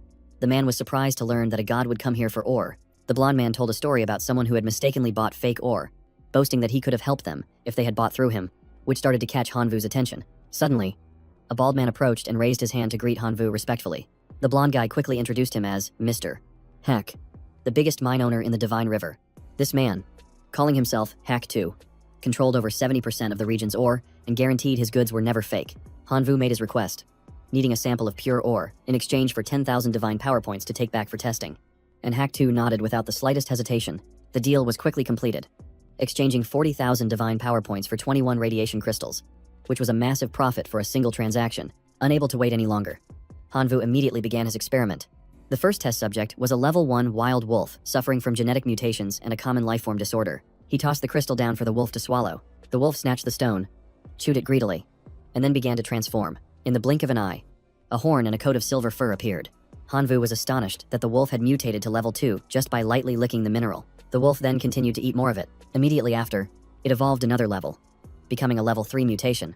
Hanvu was secretly delighted, planning to use this ore for his divine kin. But suddenly the wolf exploded, turning into a brilliant red crystal. Indeed, the energy released was too powerful. If it couldn't be controlled, the creature would self-destruct from its own power. That red stone was called a gene stone. It was capable of stimulating mutation but shortened the lifespan of the mutated creature to just 3 years. Suddenly, a threatening voice rang out from behind, demanding that Hanvu hand over the stone. It was the demigod Truong Quang. Hanvu asked in a cold voice, "And what if I don't?" Truong Quang sneered, saying that only death awaited him, and then raised his hand to summon his forces. A pack of fierce wolves charged from all sides, but Hanvu instantly transformed into a black dragon, his wings spreading wide as his aura surged powerfully. The wolves were stunned with terror before they could even react. They were met with a ferocious counterattack from Hanvu. Truong Quang roared for the wolves to continue their assault, but Hanvu shot up into the sky, laughing coldly. "You fools, I can fly." Truong Quang was annoyed by this provocation. He unleashed a no-fly technique, pulling Hanvu straight down from the sky. The fall left him dazed amidst the wolf pack, and trapped within the no-fly zone. His only option was to flee on foot. Ahead of him lay the Forbidden Sea, and with no other choice, Envu plunged right into it. He thought the wolf pack would stop, but they continued their relentless pursuit. Truong Quang urged his wolf riders to keep up the chase. The situation grew increasingly dire, and all Hanvu could do was try to escape. He followed as well, furious that he still hadn't managed to take down Hanvu. When he caught up, Truong Quang noticed the place's unusual aura and immediately ordered his beasts to withdraw. Hanvu hid beneath the water, waiting for them to leave before surfacing. The moment he broke the surface, he saw mutated fish floating everywhere, sending a chill down his spine. This place was definitely contaminated. He had to leave immediately. Checking his map, Hanvu discovered that this river wasn't marked at all, which meant he was completely lost. Just then, a group of mutated beasts appeared and blocked his path, forcing Hanvu to take a stance, ready to fight. He threw a few gene stones toward them, and in an instant, the entire pack exploded, allowing Hanvu to make a lucky escape. Night fell, and Hanvu found himself still lost in the middle of a dangerous, wild forest. He looked for a place to take shelter, and as he scanned his surroundings, he spotted an ancient building in the distance. According to records, this could be the ruins of the Divine River civilization. Resting inside would be safer than in the forest. So Hanvu transformed into a dragon and flew towards it. As he got closer, he realized it was an abandoned castle, covered in the dust of ages. Although his surroundings were quiet, Hanvu remained extremely vigilant, not knowing what dangers might be hidden inside. Venturing deeper, he saw several pieces of paper on the ground, glowing faintly, and the strange energy they emitted caught his attention. Before him, a group of people in black cloaks was gathered around a beam of light. Hanvu hid behind a wall to observe, and listening to them discuss a failed investment and how a god king had given them hundreds of millions to perform a ritual. They arranged blue stones in a circle, and a beam of light shot straight into the sky. It turned out they were breaking the seal of the Divine River civilization. The ritual was a success. The Divine River seal had been breached. Hanvu remembered reading a document about the Divine River ruins, which were sealed due to an extremely high risk level. That god king must have been secretly trying to unlock it. But the Divine River ruins had their own restrictions. Only creatures with less than 10 life points could enter. The system issued a warning. The seal was opening, and the real danger was about to begin. The system issued a red alert upon detecting that the one breaking the seal was not a Divine River super soldier, immediately halting the process due to signs of an unauthorized intrusion. The anti-theft mode was instantly activated. Mutated beasts were released, and the template was temporarily locked. The Qinwen mutation was forced out of the seal and began to descend. causing the black-cloaked figures to scream in agony as sonic waves assaulted their minds. Hanvu stood frozen, unable to comprehend what was happening. A strange voice rang out, shocking everyone. It was the Qi Nguyen mutation. Announcing its name, it sought one among those who had just broken the seal to act as a conduit, inviting them to play a game of destiny. The sole winner would be chosen to become its host. One of the men in black reacted violently, refusing to play such a mad game. He even threatened that if they weren't released, the divine domain would level the entire place. But he had completely misjudged the situation. The entire group had been cut off from the divine domain, and a level 6 beast appeared, immediately sending everyone flying and spreading absolute panic. Hanvu raised his hand, explaining that he couldn't summon his divine kin because the connection to the divine domain was lost. The men in black were stunned, wondering where he had even come from. The Qi Nguyen mutation gave a faint smile and said, "I will not disappoint you." It opened a portal to the divine domain for Hanvu. 3 hours later, the men in black stood frozen like statues, as their own divine kin had been utterly annihilated. Meanwhile, Hanvu was smiling triumphantly because he now possessed a rare decomposer. This device could process 6,000 radiation crystals, and right now, his grasshopper was only at level 3. Hanvu urged the grasshopper to devour as many blue stones as it could. After 3 months of intense grinding, it evolved from level 3 all the way to level 6. Everyone around them stared in utter astonishment. The Qi Nguyen mutation immediately released the beast Gamora to test its strength. Gamora hunted ferociously, devouring everything in its path. As the Qi Nguyen mutation laughed with delight and declared, "The weak do not deserve to live," Gamora then turned its attention to the group in black cloaks, and all of them fell into its maw, their cries for help echoing throughout the chamber. Now it was Hanvu's turn. The Qi Nguyen mutation shot him a provocative glance and said, "You're next." The grasshopper had completed its evolution. Hanvu named it a Kwang. It had absorbed all the gene stones, gaining immense power. But in exchange, its lifespan was reduced to a single day. But this was its one moment to prove its worth. Hanvu had thoroughly intrigued the Qi Nguyen mutation, which commanded Gamora to charge forward and attack. The beast shot forward like a rocket but was immediately met with a powerful counterblow from a Kwang, which drove it into a frenzy. Unwilling to back down, Gamora charged in again, this time breaking one of a Kwang's pincers. Then it laughed ferociously, as if victory was already in its grasp. But a Kwang's pincer instantly regenerated, making Gamora even more frantic. Even the Qi Nguyen mutation was impressed by this incredible pace of evolution. The two monsters battled for many hours, neither giving an inch. After 18 hours, the fight was still a complete stalemate. Gamora attacked relentlessly but consistently failed, gradually pushing itself into a dangerous predicament. The Qi Nguyen mutation smiled, satisfied with the battle, then turned to Hanvu. "You played the part of a proxy perfectly. Your pretense of weakness was almost chilling. What shall be done with this pure body?" The Qi Nguyen mutation then declared that from now on, Hanvu's body would be a shared host, and it began a chant to fuse itself with him. Immediately, his personal information panel appeared. The identity section now listed not only Hanvu's name, but also the Qi Nguyen mutation. He himself was no longer sure who he even was. A blue flame suddenly appeared and called out Hanvu's name. It was Qi Nguyen, the source of the super mutation now within his body. Although it was living parasitically inside Hanvu, it offered to make him stronger than the entire divine domain in return. They were now in a symbiotic relationship and had to work together to survive. The mutation rambled on, but all Hanvu wanted was to escape this bizarre place. Leaving now wouldn't be difficult, because the seal had been locked in reverse. The guardian beast, Gamora, was also dead, so they were completely free to leave. But once the seal disappeared, it would draw hordes of demigods and true gods from outside the ruins, who would come flooding in. Hearing this, Hanvu froze. If they all rushed in, he would have a hard time surviving. Being alone and unarmed, his only option was to run, so he immediately teleported to the bloody arena. A few minutes later, the seal collapsed, and just as predicted, the true gods and demigods came rushing in, but the place was already deserted. With no one in sight, only the traces left behind by A Kwang remained, leading Trong Kwang to suspect that Hanvu had been there. A man wearing a crown-like hat was furious that the treasure had been stolen. He ordered all of his divine kin to send out a signal. They had to hunt down that seed and bring it back, no matter the cost. At that very moment, Hanvu was hiding in the bloody arena. That last teleportation had consumed a full 1 million divine power points, and returning to the academy in his current state would be too risky. Suddenly, a challenge appeared on his screen from the inheritor of the evil dragon divine creature. If he refused 3 times, he would lose his right to compete in the arena. He had only just arrived and someone was already looking for trouble. Hanvu immediately accepted the challenge. The battle was about to begin. Hanvu faced his enemy, and their exchange of words only added fuel to the fire. He unleashed the skeleton tribe, surprising the heir of the evil dragon, who arrogantly declared that this time, Hanvu had messed with the wrong person. Hanvu released the locust swarm into the battle, shouting at his opponent to cut the chatter so they could finish this quickly and he could get some rest. His opponent also commanded his horde of half-dragons to prepare to charge and meet the attack. The locust swarm was now facing the half-dragons, not the skeletons, which infuriated the red-haired guy who felt he was being looked down upon. Hanvu sat back leisurely to watch, challenging him to get past the swarm of locusts before they could talk about what's next. The half-dragons on the other side roared, spewing fire that incinerated the swarm of locusts. Seeing the situation worsen, Hanvu couldn't just sit still. He continuously ordered the use of damnation locusts and heavenly demon locusts. But the enemy's fire grew fiercer, and hordes of locusts fell. The heir of the evil dragon reminded him that if he didn't play his trump card soon, there would be nothing left to save. The fact that his locust swarm would sooner or later be wiped out made Hanvu extremely anxious. Letting this continue would only lead to meaningless sacrifices. Hanvu considered summoning the divine hammer, Yao Mojia, but the source of mutation stopped him, advising him to use the power of the locust swarm to teach those half-dragons some manners. Hanvu argued that the locusts were no match for the half-dragons. But the source of mutation immediately refuted him, stating that the locusts were not weak at all. They were the ones who had destroyed the level 6 creature, Gamora.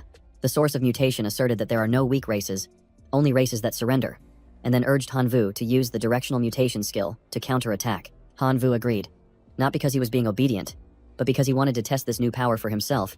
He began to cast directional mutation on the locust swarm. Wondering what the outcome would be, the source of mutation asked Hanvu in which direction he wanted his kinfolk's power to evolve. After a few seconds of consideration, Hanvu chose to enhance the durability of the damnation locusts so they could hold out longer than their brethren. The system presented 3 upgrade options. The stronger the upgrade, the shorter their lifespan. The highest level would only allow them to live for 24 hours. But the battle was so fierce that he was forced to take the risk. Hanvu chose the highest level, and the damnation locusts immediately mutated into a combat-type locust form. The giant swarm charged straight into the horde of half-dragons like a tornado, sweeping away everything in its path. Hanvu felt his spirits lift. The damnation locusts did not disappoint, delivering a relentless barrage of attacks that left the enemy unable to react. The red-haired guy, who was so arrogant just moments ago, was now stunned into silence. He thought they were using stimulants from the Piaoliang kingdom and confusedly called for the referee to intervene. On his side, Hanvu continued to command the locust swarm to attack, warning the little dragons to be careful. As soon as he finished speaking, his arrow shot forward, throwing the half-dragons into chaos. The mutated locust swarm was then ordered to continue their assault on the enemy. The red-haired guy was so terrified he started to cry, begging Hanvu to stop and admitting his defeat. A spectator who had bet 500,000 divine power points on the half-dragons couldn't accept the outcome and screamed curses. Hanvu thought to himself that he should take a quick video as a warning against gambling. The rewards for the battle were 1 God's Domain fragment, 1 Mark of the Bloody Arena, and the special building, the Bloody Arena itself, which now belonged to Hanvu. It was a place where his kinfolk could train their skills. The victor would have a chance to level up, and more rarely, to pass a hero simulation and ascend to become a true heroic life form. This was truly a spectacular comeback. What seemed impossible had been achieved, and nothing could have been more surprising. The source of mutation suddenly appeared, scolding Hanvu for being lured by a small gain. Compared to the hidden potential, what he had just achieved was merely the tip of the iceberg. Out of respect, Hanvu didn't argue back and asked if he could upgrade now that it was over. But he was ordered to kneel. Hanvu was disgruntled, silently vowing that one day, when he was stronger, he would settle the score with that green guy. The life sacrifice ritual began. A green vortex swirled, and items appeared one by one. The level 4 holy relic was the storm battle garb, which allowed his kinfolk to summon storm armor. It also came with a level 3 building that could observe situations from 10,000 kilometers away. Along with that was a book for creating flesh puppets, which could produce zombies with powerful biological traits. The book caught Hanvu's eye, and he chose it immediately. Perhaps the time to rise up had finally come. After more than half a year in the god's domain, Hanvu had created a puppet of flesh and bone. Although its form was bizarre, its power was comparable to a heroic life form. He named it Xiao Kuang in memory of a Kuang, who had sacrificed himself in the battle against Gamora. Everything was ready. The time had come to accept a new challenge. Remembering his grandfather's words, Hanvu stepped through the gates of Jingxi Academy, determined to keep his promise to go to the Star Sea and bring his parents back. 3 days later, he arrived at the prestigious Imperial Capital Academy. He was overwhelmed by the sight, as most of the people walking around the campus exuded the aura of a demigod. A polite man called out to Hanvu, asking if he was a new preparatory student for Jingxi Academy. He was the one sent to pick him up. The man invited Hanvu to board the aircraft, which would take him to complete his temporary residency procedures. The aircraft landed in the Academy district, and the man led Hanvu to the dormitory where he would be staying. Stepping inside, he saw no one and asked about the teachers and other students. The man explained that this place was reserved exclusively for Hanvu, which stunned him with its luxury. His task done, the man left, reminding him to be on time for class tomorrow. Hanvu took a walk around the dormitory area, taking the opportunity to absorb divinity. The next day in class, he overheard other students gossiping unpleasantly. Assuming he had gotten into the school through connections, he ignored all the gossip, understanding that they were deliberately trying to bring him down. As he was lost in thought, a teacher's voice from behind him made him jump, nearly causing him to fall. It was Miss Lena, the instructor for the preparatory class Hanvu was attending. She led him into the classroom to begin the lesson. But as soon as he stepped inside, he unexpectedly saw a familiar face. The moment Tan Sang saw Han Vu, she joyfully jumped to her feet and called out his name. Her action immediately drew everyone's attention. The whole class started whispering, surprised that their goddess, Tan Sang, was so friendly with Han Vu. As Miss Lena was introducing Han Vu and mentioning that he had previously been classmates with Tan Sang, a student slammed his desk and interrupted, demanding to know why he was allowed into the preparatory class. It was Tu Thiet. Miss Lena's face turned cold, and she sternly reminded him that in her class, he had to raise his hand if he wanted to ask a question. Her stern gaze made Tu Thiet tremble as he apologized, admitting he had spoken out of turn. It was clear the students in the class both feared and respected her. Lena smiled again and said that anyone who wanted to know why Han Vu was studying here could ask him directly, which made Han Vu break out in a cold sweat. She then left, leaving the students to face each other.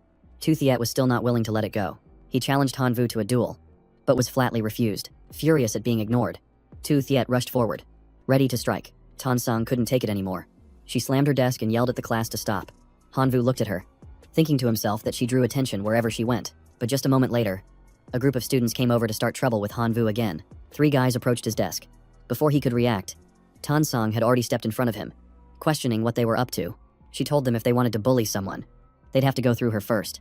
One of them snapped at her to get out of the way. He then taunted Han Vu for only knowing how to hide behind a woman, which made him frown. He slammed his desk and stood up, ready to teach these punks a lesson. He walked up to them and calmly asked what they really wanted. He just wanted to study in peace. But these guys wouldn't stop pestering him. Tu Thiet asserted that Han Vu had gotten in through the back door and didn't deserve to be there, demanding that he voluntarily withdraw from the preparatory class. He even pointed and jeered, threatening to pressure him until he left. Han Vu scoffed, turned to Tan Sang, and said sarcastically that studying with these idiots was a disgrace. Tan Sang looked troubled, saying they weren't usually this unreasonable, and she didn't understand why they hated Han Vu so much. From that, Han Vu confirmed that Tan Sang wasn't close with Tu Thiet's group, which meant he could deal with them as he pleased. Tan Sang worriedly tried to stop him, telling him not to underestimate Tu Thiet. His kinfolk were the Ironhide people, an extremely powerful life form that even she found difficult to deal with. Han Vu smiled and told her not to blame him if he accidentally hurt them. Tan Sang nodded helplessly. Hearing this, Tu Thiet burst out laughing, boasting that his kinfolk would make Han Vu regret being born. The two of them headed to the arena. Han Vu wore a confident smile, certain that he would take down that arrogant guy. Tan Sang watched him go, wondering when Han Vu had become so stubborn. But she silently resolved to help him protect his pride. The system opened up 6 combat modes. Han Vu immediately chose the 10 versus 10 mode to test out his 10 upgraded Xiaoquangs. Tu Thiet sneered, calling Han Vu a fool for choosing a 10 versus 10 match instead of a legion battle. But before he could finish his sentence, he was dumbfounded to see 10 giant Xiaoquangs appear around Han Vu, their muscles bulging like war generals. Now it was Tu Thiet's turn to be bewildered. He never expected his opponent to exude such a powerful aura. He had to fight seriously, or risk losing face in front of Tan Sang. He then summoned his army of iron powerhouses, confident they could even crush an overlord. The entire academy watched the match on screens. Tan Sang was also astonished, never imagining that Han Vu possessed such powerful kinfolk. Her friend explained that they were hero-level biological puppets, but their chances against the Ironhide people were still up in the air.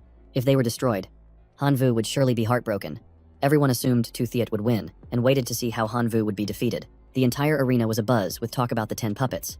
Everyone knew they were incredibly expensive, and they couldn't figure out where Han Vu got the resources. Although Tan Sang was curious, all she could do now was wait for the result.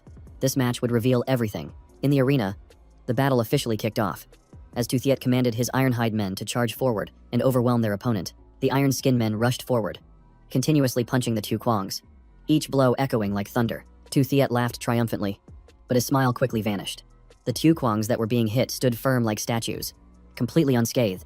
He panicked and yelled, asking Han Vu what he had done to their bodies. Han Vu smirked and ordered his Quangs to counterattack, letting the others have a taste of true power. The counterattack was so powerful that the Iron Skin men had no time to react and were completely overwhelmed. The audience outside was stunned. Even Tan Sang couldn't believe how quickly Han Vu had improved. The once weak boy had completely transformed. Han Vu taunted Tu Thiet while fighting, infuriating him even more. He roared, boasting that he still had a final move, and ordered the Iron Skin men to combine. Han Vu scoffed until he saw them actually merge, and his expression immediately changed. After combining, the Iron Skin man was 10 times larger, with an aura like an avalanche, and the match entered a breathtaking stage. Tu Thiet bragged about the power of his summoned race, confident he would show Han Vu the true strength of a reserve student. Han Vu feigned fear, raising his hands as if to surrender. Tu Thiet, thinking it was real, said he would spare the two Quangs if Han Vu submitted. He began a 10-second countdown, but just as he reached 8, Han Vu cut in and counted straight down to 0, telling him to shut his mouth and stop wasting time. Tu Thiet froze as if turned to stone, veins popping on his forehead, still trying to threaten Han Vu with meaningless gibberish. While he was talking, Hanvu noticed that the injured two Kwangs had already healed themselves. They were smiling brightly as if nothing had happened. He immediately ordered them to attack and shatter the enemy's iron shell. One ripped out the wires, while another spat a special slime that caused the Iron Skin Man to short-circuit, contort, and then crumble into a pile of scrap metal. Tuthiet's friends watching from the sidelines were horrified. Admitting that the two Kwang's fighting style was truly terrifying, Tuthiet was speechless. Watching his summoned race get crushed into tiny pieces, he was stunned and collapsed to his knees. All hope gone. After his victory, Hanvu returned to the study area with a confident stride that made everyone turn their heads. A familiar voice called out from behind, calling him Grasshopper. The owner of the voice hugged Hanvu tightly. It was Manhwa, the one who had lost to him in the bloody arena. Looking much younger than before, it turned out he used to disguise himself as an old man to avoid being bullied. But now that the school was full of female students, he had to change his image. The surrounding students apologized to Hanvu for their previous misunderstanding, and he happily accepted, quickly fitting in. Manhwa put an arm around his shoulder and introduced himself, saying his real name was Hangman, a first-year student.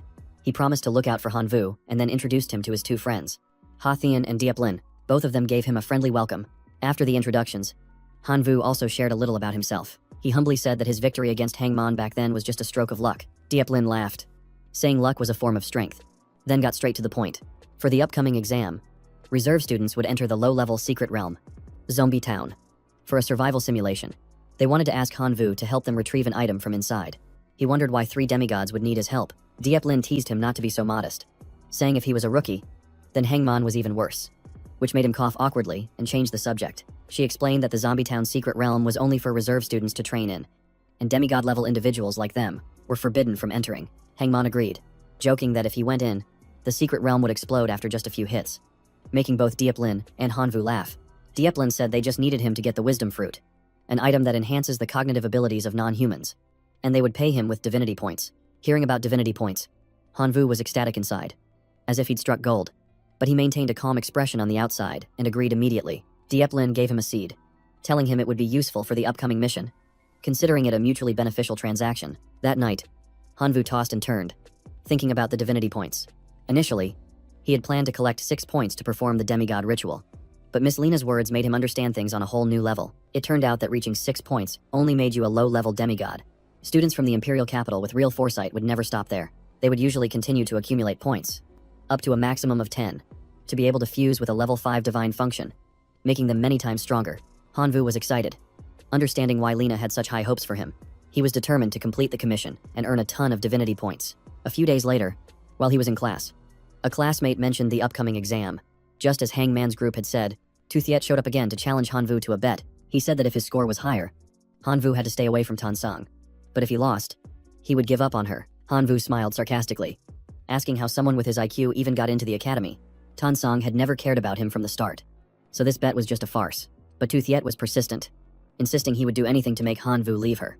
Just then, Tansang walked over and confirmed his words, forcing him to swear on his honor that he would stop pestering her if he lost. He had no choice but to bow his head and promise. Tansang asked Hanvu to help her with the bet, framing it as a personal plea. Hanvu nodded in agreement, but reminded her that the students here were all geniuses, so she shouldn't blame him if he lost. Tansang remained firm in her belief that Hanvu would beat Tuthiet. Just then, Miss Lena walked in to announce the start of class. The entire class was transported to the Zombie Town's secret realm, a bizarre place where hospitable zombies greeted people by biting their heads off, and at night, they would parade all over the place. 2 students next to him started complaining about being hungry as soon as they arrived. But in this area, all spatial divine artifacts were sealed. Hanvu thought to himself that deities don't need to eat. But if divine artifacts were useless, this must be a survival test. He opened his system to check and saw his skills were still intact, meaning he had a way to survive. Hanvu invited Tansang to take a walk around the town, and she happily agreed without any hesitation. Tansang summoned her peacock to fly over the town. She offered Hanvu a ride, but he declined. He said he didn't need one, then transformed into a black dragon, spreading his wings and soaring through the sky. Tansang followed right behind him, and the 2 of them explored to see what secrets Zombie Town held. After circling around for a while, they had ventured deep into the town's central area. While Hanvu was still looking around, Tansang's stomach rumbled loudly. He laughed and invited her to try some nearby eateries, making her blush and tell him to stop laughing. They chose a worn-down roadside diner. As soon as they walked in, the owner greeted them warmly. Hanvu awkwardly explained that they were from out of town and had lost all their money. Upon hearing this, the owner's attitude changed instantly. He pulled out a gun, pointed it at them, and started making threats. An angry Tansang was about to act but was stopped by Hanvu, who reminded her to stay calm so they wouldn't blow their cover. At that moment, Hanvu remembered the seed Dieplin had given him, something that could be useful in this secret realm. He took out the seed, placed it on the table, and asked if the owner was interested. The moment the man saw it, his eyes lit up like headlights. The owner's expression changed in a flash. Just moments ago, he was cursing them, but now he was bowing and calling Hanvu a valued customer. He offered to buy the seed for 10 gold coins. Hanvu requested they serve the food first and settle the bill later, to which the man happily agreed. A short while later, the table was filled with delicious-smelling dishes, and neither of them could hide their excitement. While they ate, Hanvu took the opportunity to ask more about the situation in the town. The owner explained that it was a strange place where humans and zombies coexisted. Humans hunted zombies for resources and money. Meanwhile, the zombies ate human brains to grow stronger. At night, they flooded the streets, hunting every living creature. Besides firearms, humans also used special types of plants for defense. The owner said Hanvu's seed was a level 3, which was extremely rare, and he wanted to buy it at any cost.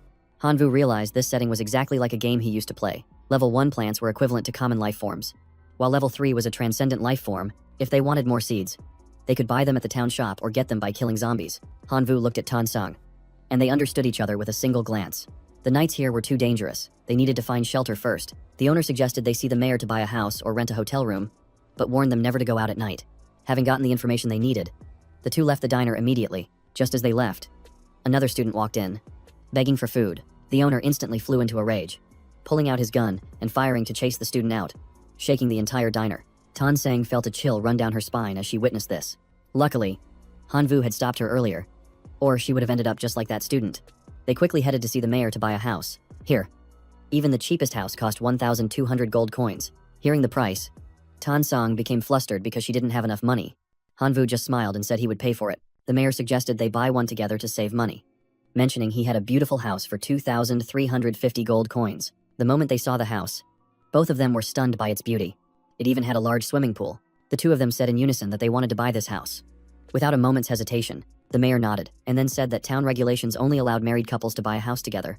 Asking if they planned to get married, he stated with a serious face that if they weren't a married couple, they couldn't co-own a house, as casual relationships between men and women were forbidden here. Tansang blushed, flustered, and pointed between them, stammering, We aren't. Yet, Hanvu understood the situation. He leaned close to her ear and whispered, How about we? Before he could finish, Tansang quietly agreed. She leaned against him. He wrapped his arm around her waist, and he told the mayor they agreed. Seeing them go along with it, the mayor excitedly gave a thumbs up, took out a form, and said that all they had to do was sign it to become a legally married couple. He brought out a gift tray, handed them the key and a bag of seeds, and gifted them an additional 130 pea shooter seeds and 50 sunflower seeds, wishing them a happy marriage. After filling out the form and receiving their items, the two left the building. Tansang grumbled as she walked. I had no other choice, so I reluctantly admitted to being in a relationship with you. Don't take it seriously. Hanvu smiled nonchalantly, resting his head on his hand. Got it. I absolutely won't take it seriously. Seeing his teasing expression, Tansang blushed with anger, thinking to herself, I told you not to be serious, and now you're treating it like a complete joke. On their way, the system panel popped up, announcing that they had become official residents of the town and awarding them 1,000 accumulated points. The leaderboard clearly showed. First place, Hanvu. Tansang. As soon as they arrived, Hanvu's eyes lit up at the sight of the luxurious villa. He exclaimed in awe. This place is huge. Tansang crossed her arms and shot him a contemptuous sideways glance, thinking, what a country bumpkin, who's never seen a mansion before. Inside the house, Tansang complained as she climbed the stairs, saying she was going to take a shower and go straight to bed. Meanwhile, Hanvu was excited about the bag of seeds in his hand, thinking it was time to see if these pea shooters and sunflowers could produce any special skills. As afternoon slowly faded, the house was bathed in the hazy glow of twilight. Hanvu walked down the hallway with his hands in his pockets, muttering to himself as he glanced at his watch. More than 1 hour had passed. He ran to Tansang's room and called out, Hey, about the pea shooter seeds. But before he could finish, he froze, his face flushing bright red when he saw her changing clothes. Startled, Tansang shrieked, Get out right now, panicked. Hanvu waved his hands frantically. I swear I didn't do it on purpose. After the awkward moment, the system displayed the plant information. The level 1 sunflower generates coins from death energy. 10 coins become 1 silver. 10 silver become 1 gold. And 1,000 gold become 1 diamond. With a lifespan of 1 year, the pea shooter fires 1 pea per second, dealing damage to undead creatures, and also has a 1-year lifespan. Hanvu was amazed. They grow so fast. I wonder how powerful they'll be. Tansang walked over and asked what he was muttering about. Startled, Hanvu blushed and stammered that it was nothing. She gave him a suspicious look and asked, Why are you blushing? Don't tell me you were thinking about. Hanvu's expression changed instantly, and he quickly waved his hands. No, I wasn't thinking about anything weird. Really? Tan Song pointed a finger right at Hanvu's face, gritting her teeth and shouting. Don't you dare have any perverted thoughts, you didn't see anything. Just then, they both heard a strange sound. Turning around, Tan Song narrowed her eyes suspiciously, then immediately raised her hand, channeling light and shouting. Light art. A horde of over 20 zombies suddenly swarmed towards them. They roared and shrieked like wild beasts, their sharp teeth glinting in the darkness. Hanvu crossed his arms and smirked. Let's see what you guys have got. Immediately, the pea shooters opened their mouths and rained a shower of peas on the zombie horde. The peas hit the zombies directly, but they didn't seem to inflict any damage whatsoever. Hanvu frowned. Who? Is that all they've got? What pathetic combat power. He immediately channeled his energy, summoning a green aura and infusing dark power into the plants to force an evolution. Instantly, a red light flared up. Afterward, the pea shooters transformed into their dark version, their auras erupting with immense power. The peas could now destroy the zombies. The system reported defeated a level 1 regular zombie. Plus 1 point. Defeated a level 1 flag zombie. Dropped a small flag. Plus 1 point. Defeated a level 1 social zombie. Plus 1 point. Watching the scene unfold, Hanvu scratched his chin. The dark skill drains stamina too quickly. If this keeps up, we'll be surrounded. Tan Sang suddenly cried out. This is bad. Tu Thiet got a house too, and his score is already at 1,300. At this rate, we're going to lose. Hearing this, Hanvu looked at the pea shooters with a grim expression. This won't do, he thought. I have to find a way to eliminate these zombies faster. An idea suddenly struck him. Plants are living organisms, so they must have genes, which means they can be mutated. Energy surged in his palm as red light burst forth and he shouted, directed mutation. The system flashed a menu. 1 boost range for lifespan cost. Max 13 times lifespan set to 12 hours. 2 boost firing speed. Each step costs 2 months of life. Up to 7 times faster lifespan set to 12 hours. 3. Add barrels for more damage. Each adds 3-month penalty. Max 5 barrels lifespan set to 12 hours. 4 grow root size. Each double costs 6 months. Max 3 times. Lifespan set to 12 hours. Hanvu smirked. Not bad. In that case, let's just try them all at once. After the mutation, the pea shooters grew 2 extra eyes, radiated a murderous aura, and were enveloped in a brilliant golden glow. They fired giant, rocket-like peas that sent the zombies flying. The system displayed defeated level 1 intellectual zombie. Plus 1 point. Defeated level Unapunk zombie. Dropped hair growth potion. Plus 1 point. Defeated level 2 regular zombie. Plus 2 point. Just then, a gray-black leg as thick as a pillar stomped down hard, cracking the earth and kicking up a cloud of dust. A horde of massive, muscular zombies advanced, their leader holding a flag high. Hanvu observed grimly. Looks like we've run into some high-level ones this time.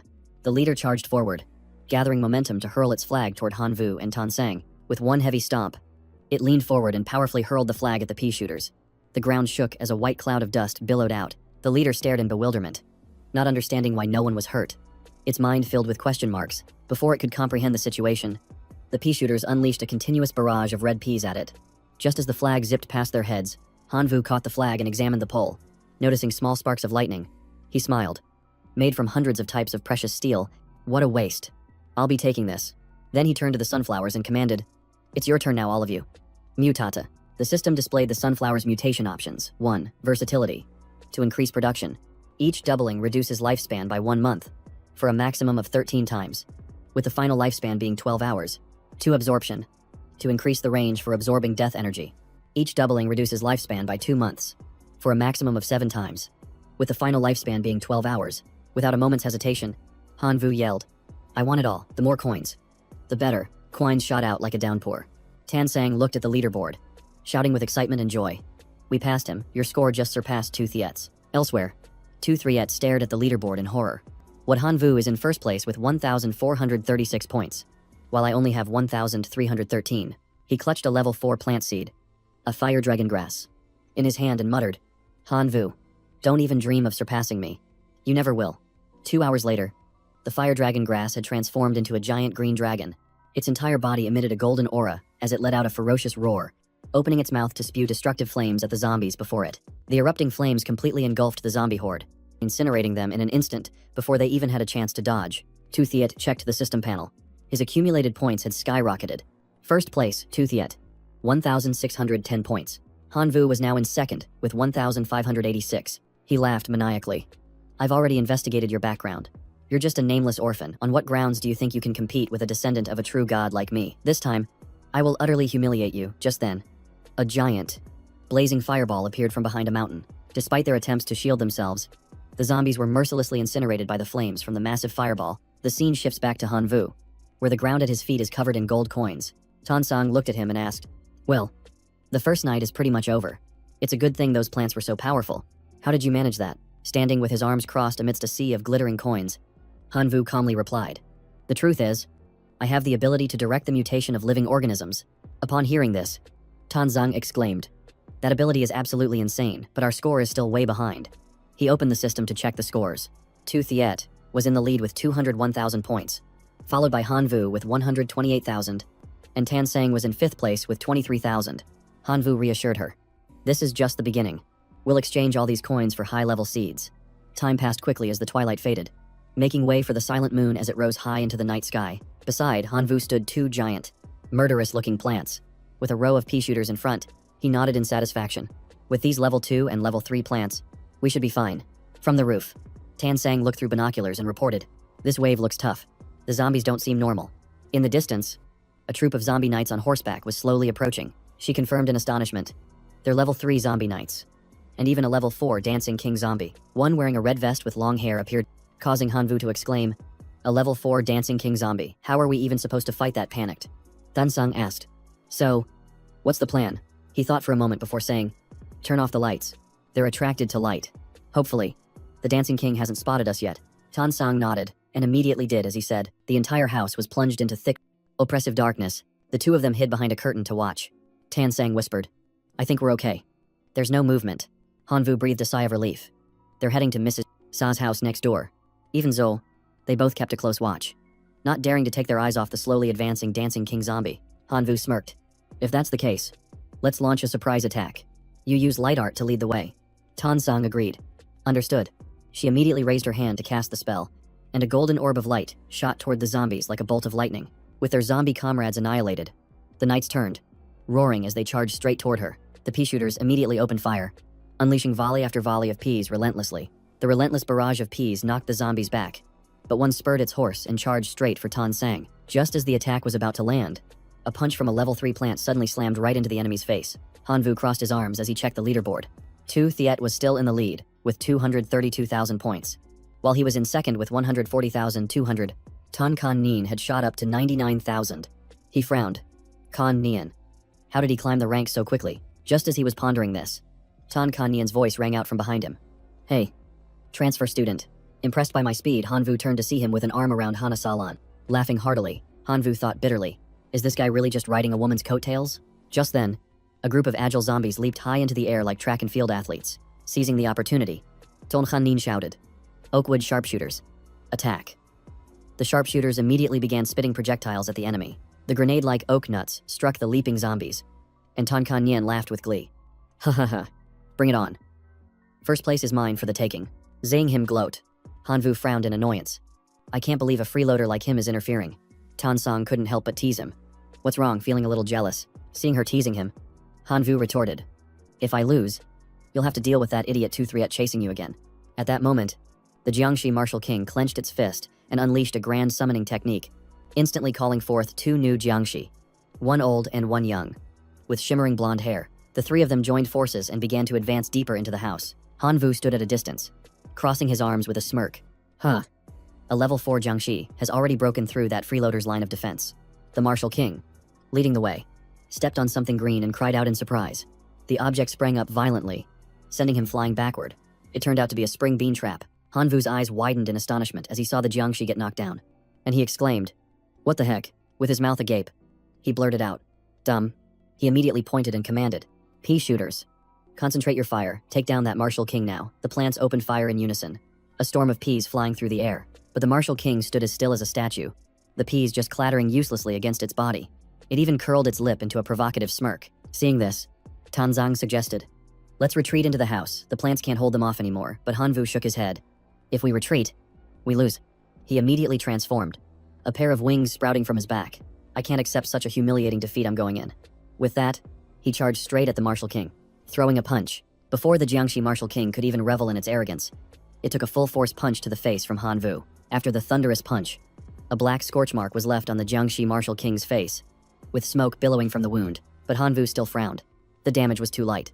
"Looks like I have to go all out." He adjusted his stance, crossing his arms over his chest in the style of his idol. Joff, preparing to unleash his next move, he roared, relentlessly hammering his opponent's stomach with a rapid barrage of blows. Unleashing his cannon fist technique, the Jiangxi martial king couldn't take the assault. Its entire body bent backward as a gruesome cracking sound echoed from its neck. A single blow sent it crashing to the ground. Dead on the spot, the system announced the drop's one level 4 seed. A pair of crocodile leather boots, a clacket art book, and 500 accumulation points. Hanvu rubbed his aching hand and sighed. All that work for only 500 points. Not far away, someone was watching the fight through binoculars, a faint smile on their face. This kid is quite interesting. That person was Diep Lin, who was disappointed that she couldn't see the leaderboard. Next to her, Hangman excitedly snatched the binoculars. Let me have a look. The moment he looked, he commented, "Your eye for talent is spot on this time. I never thought he'd be able to team up with the goddess of the prep class. He's got flair. Just like me back in the day."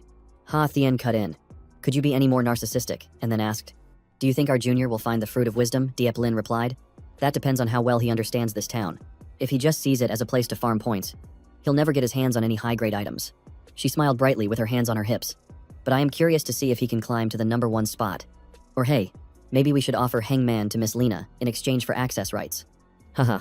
Before she could finish, Lena suddenly appeared and whispered in Diep Lin's ear. "Oh, am I really that scary in your eyes?" The familiar voice made Diep Lin jump in surprise. Lena crossed her arms, hair expression unreadable, and asked directly, "So, who are you all placing your bets on?" Diep Lin and Hangman stammered. On Hanvu." Lena nodded. Satisfied, she turned to leave, saying, "Good. In that case, I'll grant you access to the board. Follow me." The entire group followed Lena straight into the main office. Lena raised her hand, and a screen instantly flickered to life, displaying a scene of Han Vu in combat. She crossed her arms with a faint smile, ready to enjoy the show. On the screen, Han Vu shouted as he closed in on an armored Jiangxi. "Pea shooter squad, concentrate all your firepower and wipe them out for me." Following his command, they all unleashed a continuous barrage of projectiles at the target. He leaped into the air as a volley of peas shot straight toward the Jiangxi. Diep Lin remarked in astonishment, "The firepower of this pea shooter squad is as strong as a level 2 plant. It's no surprise Hangman lost to him." She suddenly frowned in confusion, wondering, "This is strange. Why would a level 3 Jiangxi appear in his territory? According to the rules, this place shouldn't attract monsters that powerful." In the screen, Kan Nian was standing behind Miss Sai, Hana Salon. In front of them was a series of spring bean traps, knocking back any enemy that approached. The group whispered amongst themselves, "That's a pretty nasty way to play. He's clearly just bullying them." "Who is this reserve student? He's so strong." Lena calmly answered, "His name is Tan Kan Yen, and he has no sponsor." Hangman was skeptical. How can he be that strong without a sponsor? Seeing how close Kan Yen and Miss Salon were, Diep Lin gritted her teeth and cursed. What a leech. You really see all kinds of reserve students, willing to abandon their pride just for some points. The leaderboard popped up, showing Tu Thiet in first place with 314,000 points, followed by Tan Kan Yen with 213,000, and Han Vu in third with 198,000 points. Everyone's eyes widened in surprise. Who is this Tu Thiet to be leading by such a wide margin? Let's check out his battle. In the arena, a fire dragon grass was spewing flames, incinerating a horde of Jiangxi, while Tu Thiet simply stood with his arms crossed, laughing victoriously. "Ha ha ha. Han Vu, what have you got that can possibly compete with me?" Diep Lin recognized it instantly. That's a fire dragon grass Tu Thiet, must be sponsored by their rival, Hoang Thangquan. Han Wang fumed. Hoang Thangquan already swept through Jiangxi town and hoarded all its resources, and now he wants to exploit the students too. Lena nodded in confirmation. That's right. Tu Thiet and Hoang Thangquan made an under-the-table deal. Hoang Thangquan puts up the money, and in return, Tu Thiet gives him 70% of the profits from the town. Hearing this, the whole group erupted in a series of curses, calling him despicable and vile. Just then, the man they were cursing appeared, looking up to ask, "Who are you all talking about?" Hangman turned around and said his name, Hoang Thangquan. As soon as he arrived, he wanted to make a bet, brimming with confidence. He said, "So, you three also came to watch the students you're sponsoring. How about we make a bet on which one of them will achieve a higher rank?" Hangman wasn't easily fooled. He frowned and immediately refused. "In your dreams, we're well aware that you're the one sponsoring Tu Thiet." Thangquan stepped forward with a sneer. "And you still don't dare to bet? What a bunch of useless cowards. To think the prestigious Imperial Capital Academy is filled with weaklings who just huddle together and form some loser club. It's a disgrace to be in the same school as you." Enraged, Hangman lunged at him but was held back by Diep Lin. He growled, "Today, one of us is going down." Diep Lin quickly intervened. "Don't act rashly, he's just trying to provoke you." Holding Hangman back, she turned to Hoang Thangquan and said coldly, "We established our club to gather resources and help students in need. What right do you have to look down on us? If you want to bet, fine. Let's see who backed the better horse. Thankwan shrugged nonchalantly. Fine by me. The wager is 10 divinity points. Do you have the guts to play? Deep Lin's expression hardened. She pursed her lips and said, Deal. Why would I be scared? Thankwan turned to leave, tossing a cold remark over his shoulder. Then we'll have Ms. Lena as our witness. Don't try to pull any tricks when you lose. Hang Ming, having calmed down, asked Deep Lin. Little Lin, are you sure that Tu Thiet guy seems incredibly strong? She replied without hesitation. The more they underestimate us, the harder we have to fight back. Besides, Hanvu is not to be underestimated. Lena nodded decisively and added, if Hanvu is the first one to uncover the secret of Jiangxi town, he will definitely win. On the second day's survival check-in, he gained an additional 2,000 points. Hanvu was sprawled on the ground, groaning. Oh man, I'm so exhausted I could die. I feel like I could just pee right here. Beside him was a pile of spoils. Tan Sang said with a gentle smile, all right, get some rest. I'll handle the cleanup. Inwardly, she breathed a sigh of relief, thankful that Hanvu's power was still intact. Otherwise, they would have been goners last night. Hanvu closed his eyes, a mischievous grin on his face. My dear wife, I'm leaving it all in your capable hands. Hearing that, an enraged Tan Sang walked over and started kicking him repeatedly. You, what kind of nonsense are you spouting? Hanvu yelped in pain while clutching his body, muttering, it's a legally recognized relationship under the local law. The least we could do is act the part. After kicking him, she turned away without a second glance at him, lying sprawled on the ground, muttering, I'm not even going to bother with you. You shameless yerk. A sneer echoed from behind them. Kanyan said sarcastically, I can't believe you two still have time for playful banter. He crossed his arms with an arrogant smirk. And here you are in third place. Even with a broken arm. You're nothing like me. Tan Sang pulled up the leaderboard and was stunned. Ton Kanyen had climbed to second place with 356,000 points. Tu Thiet was still in the lead with 535,000 points, while Hanvu had dropped behind with 302,000. She gasped in worry. The gap is over 200,000 points now. Hanvu wasn't worried in the slightest. He got up and yelled, it's no big deal. I haven't even used my ultimate move yet. Hey, Tun.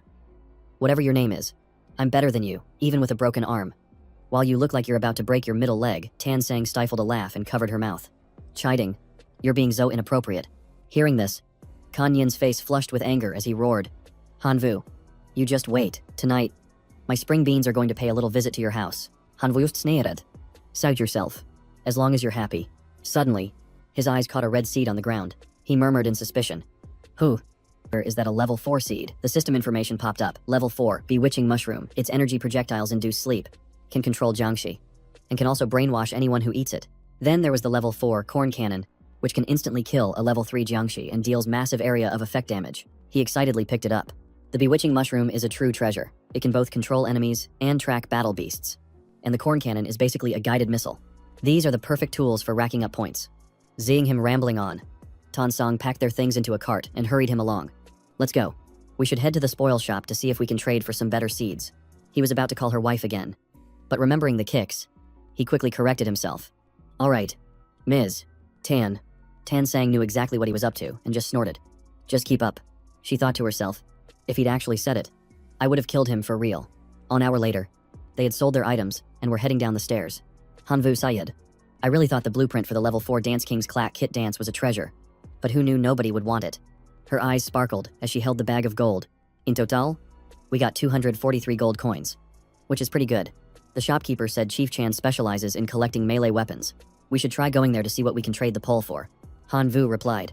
The decision lies with the mistress of the Han residence. Tan Sang frowned, her cheeks flushing slightly. Why not the Tan residence, she asked. Han Vu replied matter-of-factly. Well, if it were the Tan residence, then I'd be the one in the subordinate position. At his words, Tan Sang flew into a rage and started chasing him. You've done it now, teasing me again. Han Vu scrambled away, yelling, domestic abuse. This is domestic abuse. Right at that moment, at Chief Chan's house, a voice echoed. What's that? You want to trade for a weapon from my collection? The man looked them over, his tone gruff. That pole of yours is a rare piece, and I'm quite interested. If you want to make a trade, come over here and pick something. He didn't answer, remaining silent, and the atmosphere between the three of them suddenly grew heavy. Suddenly, Han Vu looked up as he felt a strange aura. Hey, he called out. I think that sword over there is calling to me. He walked over and picked up the sword, and a red gold aura immediately flared around it. He stated with conviction, it's definitely resonating with the Huolong bloodline within me. Han Vu spun around, his eyes sharp and cold as he declared, Chief Chan, I'll take that one. Chief Chan nodded and added a condition. Your pole alone isn't enough for this trade. Do you have anything else to offer? Hanvu immediately pulled out the Clack Kit dance scroll and 2 level 3 seeds, saying they were his most valuable assets. Chief Chan shook his head. The scroll is useless to me. I want the 2 seeds. Seeing this as a good deal, Hanvu quickly agreed. The chief smiled and added, while that scroll is useless to me, it might be a treasure to the Queen of Dance. I'm talking about your wife. He slung the sword onto his back, turned, and started to walk away, saying cheerfully, all right, let's go pay a visit to Tonkon's sponsor. Just as they stepped outside, they came face to face with Tu Thiet and his fire dragon grass. Hanvu whistled in admiration. Now that's impressive. What a powerful presence. Tu Thiet spoke arrogantly. Hanvu, you've fallen to 3rd place. Why don't you just surrender? I might even let you and Tansang be classmates. Hanvu didn't even bother to answer him. He just stuck his hands in his pockets, took a step back, and asked Tansang, hey wife, do you know this moron? She simply shook her head. Nope. Never met him. Hearing Hanvu call Tansang his wife, Tu Thiet instantly lost his temper and roared. What did you just call her? Are you asking for a thrashing? Ignoring his outburst, Hanvu casually took Tansang's hand and started to walk off, saying, don't pay him any mind. Let's go. Watching them disappear hand in hand, Tu Thiet gritted his teeth. I'm not just going to win. I'm going to chop off your hands. By that time, Hanvu and Tansang had already arrived at a small house and were knocking on the door, calling out, is Ms. Salon home? Hannah Salon and Kan Nian opened the door. Kan Nian put on a welcoming smile. Well, look who it is. Our friend Hanvu has come for a visit. Ms. Salon, assuming he was there to demand compensation, immediately cut him off. I already heard from my darling about what happened last night. Don't you dare expect me to compensate you for your own incompetence. Kan Nian chimed in as well. Hanvu, stop looking for trouble. Hanvu calmly replied. Ms. Salon, you've misunderstood. I came here simply to admire your elegance. I heard you were once a dance queen, and I happen to have an item that only someone of your stature deserves. Hannah didn't seem to care, retorting coldly. Don't think your flattery is going to make me change my garden layout. In your dreams. At her words, Hanvu took out a book and held it out. Ms.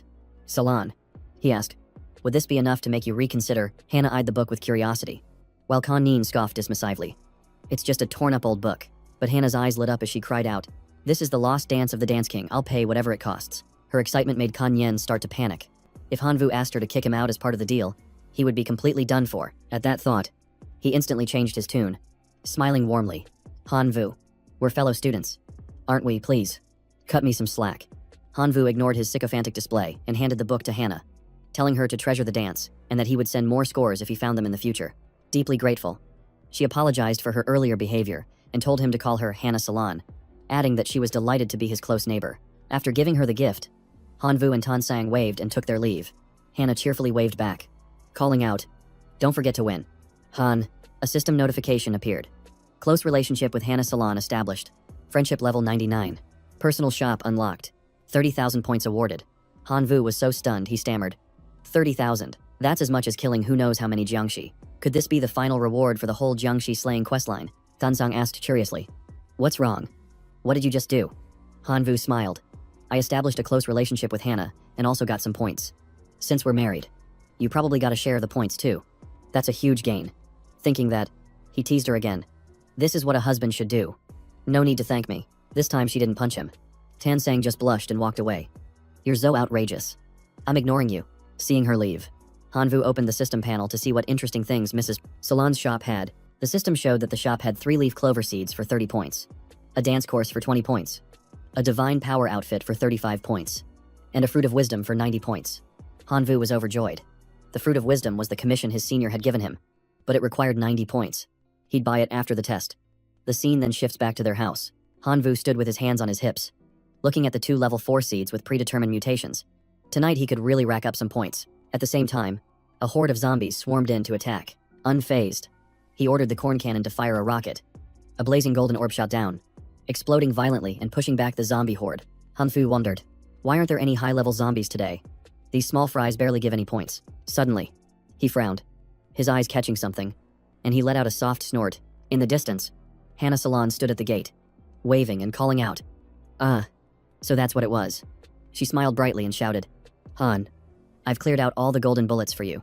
Consider it a thank you. He let out a soft sigh. It seemed he wouldn't be able to show off his skills tonight. Well, maybe taking a stroll through the streets would be nice. With that said, he transformed. His wings spread wide as he soared into the sky. Observing from above, Hanvu approached the group of zombies, chuckling to himself. These aren't zombies. They're just points. As soon as he finished speaking, he drew his sword and charged in to attack. A single sword strike slashed forward, landing right in the middle of the zombie horde as Han Vu unleashed his violent dragon slash. The slash created a gash on the zombie's face, revealing a golden coin. Han Vu spun around and flew off, the zombies chasing after him. He thought, I should go find a level 4 beast. These little ones are a waste of energy. 4 hours later, Han Vu was standing on the roof of a tall tower. He opened the leaderboard. Tone Kan Yen was in first place with 831,000 points, followed by Tu Thiet with 757,000, and in third place was Han Vu with 723,000 points. He smiled. The gap is closing, but I still need to speed up. On the third day's check-in, he gained 3,000 points. When Han Vu returned home, he saw a man standing in front of his door and asked suspiciously, Who are you? The young man turned and smiled, introducing himself. I am Eric Grimm, a resident of this town and the captain of the protection squad. I saw you fighting bravely last night and came to invite you to join the team. Han Vu put a hand on his hip and asked, I've only heard of the Galaxy Guard team. What does the town's protection squad do? Eric Grimm replied, Our mission is to protect the entrance gate and stop level 5 zombies. And above, without us, this town would have been besieged long ago. Hearing about level 5 zombies, Han Vu got excited. That sounds like a battle worth a lot of points. Thinking that, he immediately said, Captain Eric, let me join the team. Eric smiled and patted his shoulder. Welcome. The protection squad needs people like you. Immediately after, a system notification appeared, establishing a friendly relationship with Captain Eric Grimm, unlocking his personal shop, and receiving 60,000 points. Joining the protection squad, unlocking the achievement shop, and gaining an additional 50,000 points. The leaderboard updated. Han Vu shot to the top with 836,000 points. Tun Kan Yen was second with 834,000, and Tu Thiet was third with 761,000. He was stunned. I'm number 1 now. After recruiting him, Eric left with a wave. Remember to come tonight. As soon as he stepped inside, Tan Sang ran over and cheered. You're number 1. You're amazing. Tell me, what did you do last night? Han Vu was still in shock, only managing to stammer, Suddenly, a noise at the door made him turn his head. He frowned and opened the door. Who could be looking for me this early in the morning? In front of him was a blonde girl with a seductive smile, who said softly, Han, you're so strong. Han Vu paused, trying to search his memory. He didn't know this person. So he asked, Who are you? She leaned in, still speaking in that sweet tone. Watching you last night really got me excited. From behind, Tan Zhang glared. Han Vu, what exactly were you doing last night? Someone's already come looking for you at our door. Han Vu broke into a cold sweat as the girl cut in. Oh, and this is. Tan Sang was embarrassed but still puffed out her chest and said, I am Han Vu's wife. And who are you? The girl paid her no mind, moving closer to ask, Han, you're married so young. Isn't it boring? I'm Jessica. If you're willing, I can be your mistress. With that, Jessica turned to leave, tossing back before she left. See you at the protection squad tonight. Han. Tan Sang's face darkened, watching him still waving goodbye. She was so angry she could bite him. He pretended not to see her. Tan Sang grabbed his ear and snapped, You scoundrel. Who were you flirting with in the middle of the night? No wonder your points shot up. Are you trying to follow in Tun Kan Yen's footsteps? Han Vu yelped. I'm innocent. I just went out to hunt monsters for points, and the captain noticed me and invited me to join the protection squad. The points increased because of the rewards. There was no vixen involved. Hearing that, Tan Sang let go of his ear, slightly ashamed. So that's what happened. I misunderstood because she said you were strong. Han Vu smiled and rubbed his hands. Ah, so you were jealous. I was just trying to get more points to help you surpass Tu Thiet. Tan Sang blushed and argued. Who's jealous? What does it have to do with me? Han Vu took out a bag of seeds and handed it to her. Tonight I'm going to the front lines to kill high-level zombies. I'm leaving the home base to you. These are high-grade seeds. She took them and whispered a reminder. Then you have to be careful. Take care of yourself. Don't get. Han Vu cut her off, smiling confidently. Don't worry. I've already tested the black sword. Killing level 4 zombies is a piece of cake, he said and left. Tan Sang shouted after him. I meant don't get seduced by a vixen. Night fell, and the town sank into silence. Han Vu headed to the meeting point, where Jessica was already waiting. Seeing him approach, she waved. Han, you're here. She immediately clung to his arm, her voice soft. It's been a few hours.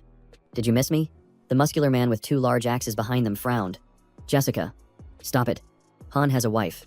I'm Joseph, the former commander. Beside him, David, holding a sword, asked, Brother Han, what are your combat skills? Hearing this, Han Vu didn't speak. He just transformed, a powerful aura radiating around him. Then he flew up, landing gracefully. I can do a 2-stage transformation. Jessica stared, mesmerized. her eyes sparkling. That's so cool. Totally my type. Captain, let me guide him. I like working with handsome guys. Eric nodded. All right. Jessica will guide Han tonight. Then he said sternly, you must listen to her. Fighting zombies is very dangerous. Jessica dropped her playful demeanor, pulling out 2 guns, one of fire and one of ice, along with her level 5 plant, and ordered, prepare for battle. Hanvu was secretly amazed. 2 level 5 plants. 1, shooting fire. 1, shooting ice. Joseph also transformed, his body bulging with rippling muscles. Next to him was a level 5 giant walnut. Fuse, his arms swelled up, muscles rippling like waves. In an instant, he transformed into a dark brown giant. David held a golden sword and a blue spear, summoning 2 high-level plants. He shouted, Orchid Swordsman, Tower Guard, Fuse. Eric Grimm also transformed, his legs glowing with a faint green energy. His entire body glowed with an emerald light as he said coldly, the zombies are here. As he finished speaking, he launched into the air. Jessica fired her guns rapidly, shooting continuously. Come on, eat some bullets. 3 ferocious zombies were stopped in their tracks, their bodies riddled with bullets. Joseph from behind swung his axe and shouted, let me handle this. The axe came down on a zombie's head, but he froze when he saw the scene before him. The monster's head was completely unharmed, and from it sprouted clusters of slimy black tentacles. The tentacles shot out and wrapped tightly around Joseph. Before he could react, his body went rigid. Eric Grimm shouted, Johnson, get out of the way, then launched a blast of green energy straight at the giant zombie. David brandished his spear and charged forward, yelling, I'll take care of this side. Hanvu hovered in the air, observing, and thought to himself, so this is the highest level of combat. It's time for me to stop standing on the sidelines. He dove down from the sky, his fist slamming hard into a zombie as he muttered, I am Hanvu, the Godslayer. Hanvu drew his sword and slashed fiercely, shouting softly, this is true power. Behind him, Jessica shouted a warning, be careful. Causing him to look back, he saw her running quickly towards him. She pushed him hard, making him fall to the ground, then raised her gun and fired. He was pinned down, gasping for breath and groaning softly. What's going on? The sound of a gunshot rang out, the bullet lodging in the arm of the zombie behind him. Jessica said as she fired, level 5 zombies have many times the resistance of level 4s. Even if they're injured, their attack power doesn't decrease. Hanvu came to his senses and smiled in thanks. Jessica replied, don't push yourself. Just cover me, and stay close behind. With that, she charged into the middle of the zombie horde, firing both her guns continuously. Hanvu got up and attacked, his accumulated points rising steadily, plus 3,000. Then another plus 3,000. He received a level 4 sunflower seed. 3 hours passed. Hanvu wiped the sweat from his brow, completely exhausted, and sighed, I'm about to collapse. On the other side, the protection squad was still fighting without rest. He wondered, are they on some kind of stimulant? Saying him punting. Jessica teased, little handsome, tired already after just getting started. With stamina like that, how can you be worthy of being my lover? Hanvu thought, if I still had my divine state, I could fight all night without a problem. Suddenly, a voice echoed in his ear, my representative. Guess who I am? A blank white space appeared, with a blue speck of light beside him. Hanvu said, otherworldly source. You've finally shown up. It replied, I smell the resentful aura of women around you. I heard your health has declined. Its voice was full of sarcasm. My representative being called weak by a woman. I'll grant you a new authority, to stand firm against all female creatures. Chains and locks appeared as it said. This power is called Gene Lock. Sit down. Let's begin. As soon as the words were spoken, the chains shattered, and the locks burst open. A new stream of power flooded Hanvu's body. A golden light, enveloping his entire being. His eyes lit up with excitement. It felt so refreshing, like he had endless energy. The otherworldly source explained that by unlocking the gene lock, he could borrow powerful biological strength for a temporary transformation. Hanvu glanced at the sunflower seed and thought he'd give the fusion a try. Without hesitation, he swallowed the sunflower seed. His body absorbed it, and a golden light spread out. Hanvu shot into the sky. Carrying the brilliant energy of the sun, he spread his arms, creating a golden sphere that enveloped his body. The light shone down, incinerating the zombies, which shrieked in agony. On the ground, Jessica shielded her eyes and shouted, that light is coming from him. Someone next to her exclaimed in shock. An angel. The guard team immediately pressed their attack, and Eric Grimm yelled, full-scale assault. He took the lead, unleashing a barrage of attacks that decimated the zombie horde. Suddenly, a zombie made a disparate charge, its hand reaching out to crush Hanvu. Eric shouted, protect Han, stop it. Johnson rushed forward, but was violently swatted away, sent flying while groaning in pain. Seeing the danger, Eric yelled, this is bad, that's a level 6 zombie. It's too strong, Han. Fall back now. Hanvu remained still, his eyes fixed on the incoming fist. His eyes blazed like the sun. He smirked slightly, Right on time. The fist made contact, and light erupted. The wave of light incinerated half of the zombie's body, and it let out a horrific scream. When the light faded, the zombie collapsed. Joseph's jaw dropped. We won, Han. You're incredible. Everyone cheered. The system displayed a notification. Friendly relationship established with Jessica Smith. Personal store unlocked. Plus 50,000 points. Next were Dark Johnson and David Ham, each adding another 50,000 points. Defeated level 6, zombie plus 23,000 points. The otherworldly source chuckled. So how's that gene lock high? Hanvu replied excitedly. Absolutely amazing. But then it reappeared. Its tone serious. I have some bad news for you. Hanvu frowned. Bad news? What else are you trying to squeeze out of me? I've got nothing left. The otherworldly source snorted coldly. I have no need for your pathetic things. The bad news is that the gene lock has a side effect. Hanvu sighed in relief. Just a side effect, but then he froze. Wait.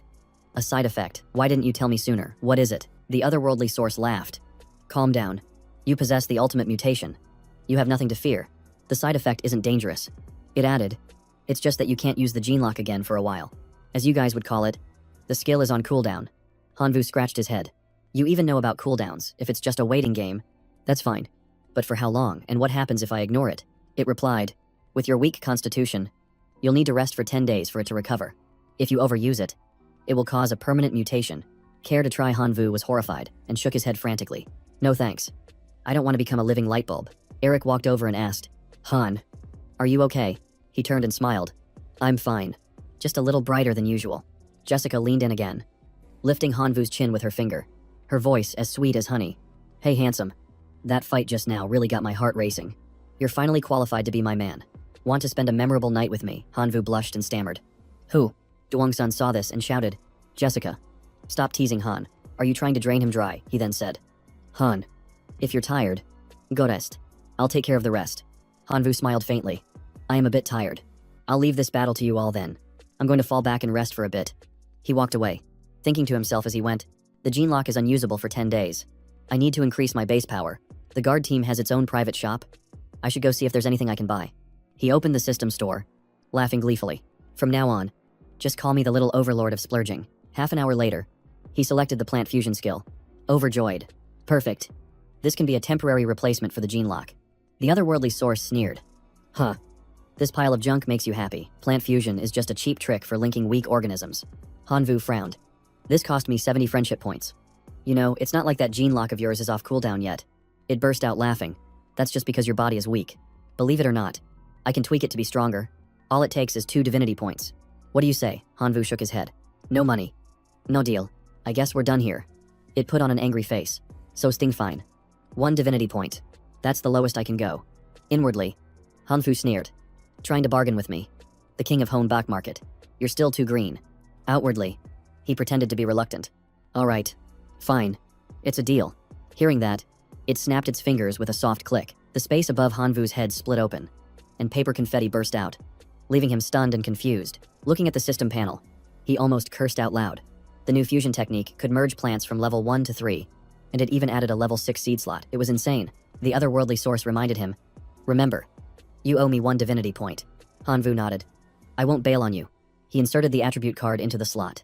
The darkness attribute was compatible with the level 5 pharmacist's flower. Survival check-in. Day 4. Plus 4,000 points. He crossed his arms and looked at the scoreboard with a bright smile. My score's gone up. Tansang is also climbing fast. Senza might overtake Tu Thiet in just 2 more days. The leaderboard displayed Hanvu. 1.4 million point. Don Yin. 1.2 million. Tu Thiet. 986,000. Tansang. 736,000 points. The scene shifts back to the house. Hanvu walked in to find Tansang busy and asked softly. Working on something, she looked up, her tone sarcastic. Are you done having fun with your little hot stuff? Hanvu scratched his head and gave an awkward laugh. It wasn't like that at all. Tansang was sorting through some items. Seeing his bag, she tossed it over to him. This is yours. Go sell it yourself. Hanvu walked over with his sword and smiled. I don't need this stuff anymore. You can keep it. Why be so formal between husband and wife? Tansang's face flushed with anger. She lunged forward and punched him on the head. A split is a split. I don't take charity.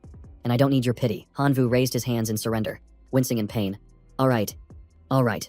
Seeing him yield, she huffed softly and turned away. I'm going to dance practice with Mrs. Salan. You stay here and rest. Hanvu rubbed his head and reminded her. Be back early. Okay, he thought to himself. She's so smart. Figuring out how to earn points by befriending the townspeople. She really has the qualities of a leader. The next morning, the town was bathed in sunlight, and the atmosphere was unusually peaceful. Hanvu approached with a smile. Morning. Everyone. Jessica waved. Hey there. Handsome. But everyone's expression was worried. He asked, what's wrong? Why does everyone look so tense? Jessica replied, you haven't heard, tonight is the lunar eclipse. The zombies will become more ferocious. The last time this happened, the team lost Jasmine. She died in that battle. Eric Grimm crossed his arms, his voice heavy. Jasmine's death was my fault. If I make it through tonight, I won't let anyone else fall on my watch. Johnson and David said in unison, Captain Eric. Jessica came closer and took Hanvu's hand. Her voice filled with worry. I might not be able to protect you tonight. Promise-me. If you're in danger, you'll run. Hanvu thought pensively. I'm the weakest on the team. I could be the first to die. But she's worried about me. He gave her a warm smile. I'm a man. I should be the one protecting you. Jessica blushed and smiled, whispering softly, just be safe. Hanvu opened his system panel, thinking, at a time like this, I have to upgrade my equipment. Time to visit the merit shop. A brightly lit shop interface appeared. His balance was 95,000. He bought item after item until he was out of points. Then he selected the golden dragon grass. As soon as he activated it, dark markings spread across his face. He whispered, golden dragon grass carries the bloodline of a great dragon. The black dragon within me is starting to react. His body transformed instantly, his power doubling. Eric looked up as the sky changed color and said grimly, it's time. Just as he spoke, Hanvu raised his head to see the sky being completely swallowed by darkness. The sunlight vanished, and the zombies below began to howl. They began to mutate, their gaunt bodies swelling with muscle, hovering above. Eric shouted, the zombies are mutating, their levels are rising, prepare for battle. Jessica gripped her gun, her eyes blazing with determination. Roger that. Captain. A now muscular Joseph nodded. Roger. Captain David, clad in armor, stood ready with his gleaming spear. Hanvu, hovering in the air, replied, Roger. Captain. The zombies roared and charged forward like a storm. Eric created and launched a green energy orb. Yelling, hold the line. Jessica fired her gun repeatedly, riddling a zombie with bullets. But it remained unfazed. She kept up the suppressing fire, shouting, take this, but the monster held strong. Johnson grabbed its arm and yelled, Captain. Jessica, provide long-range support. We'll hold them off up front. From a distance, Hanvu shot forward like a lightning bolt, thinking to himself, I can't just stand by and watch. He drew his sword and unleashed the Tyrant Dragon Slash, cleaving horizontally through a giant zombie. The zombies below saw Hanvu and charged at him. Without hesitation, he executed his flash kick technique, planting his foot squarely in the lead monster's face. From behind, Eric Grimm shouted encouragement. Han, nice one. An hour later, zombie corpses were strewn everywhere. The monsters kept coming. Eric ordered, Jessica, go find Town Chief Schwarzenegger and call for reinforcements. She turned and shouted as she ran. Everyone, hang in there. On the other side of the battlefield, David was bitten on the shoulder by a zombie, blood pouring from the wound. As he let out a soft groan of pain, Joseph rushed over to block the attack, shouting as he fought, don't worry about me, just worry about yourself. Seeing the critical situation, Eric also charged forward, providing covering fire. I'm here, hang on, he yelled, before landing a powerful punch on a zombie's face. Just then, the system announced the end of the cooldown period. Hanvu smiled. Just in time, he dashed to the front and said quickly, Captain Eric, let me hold them off. Everyone else, get ready. Eric warned worriedly. Han, don't be reckless, retreat if it gets dangerous. Hanvu smiled. I'm a member of the guard team. It's my duty to protect this town. He opened the system panel and selected the gene tab.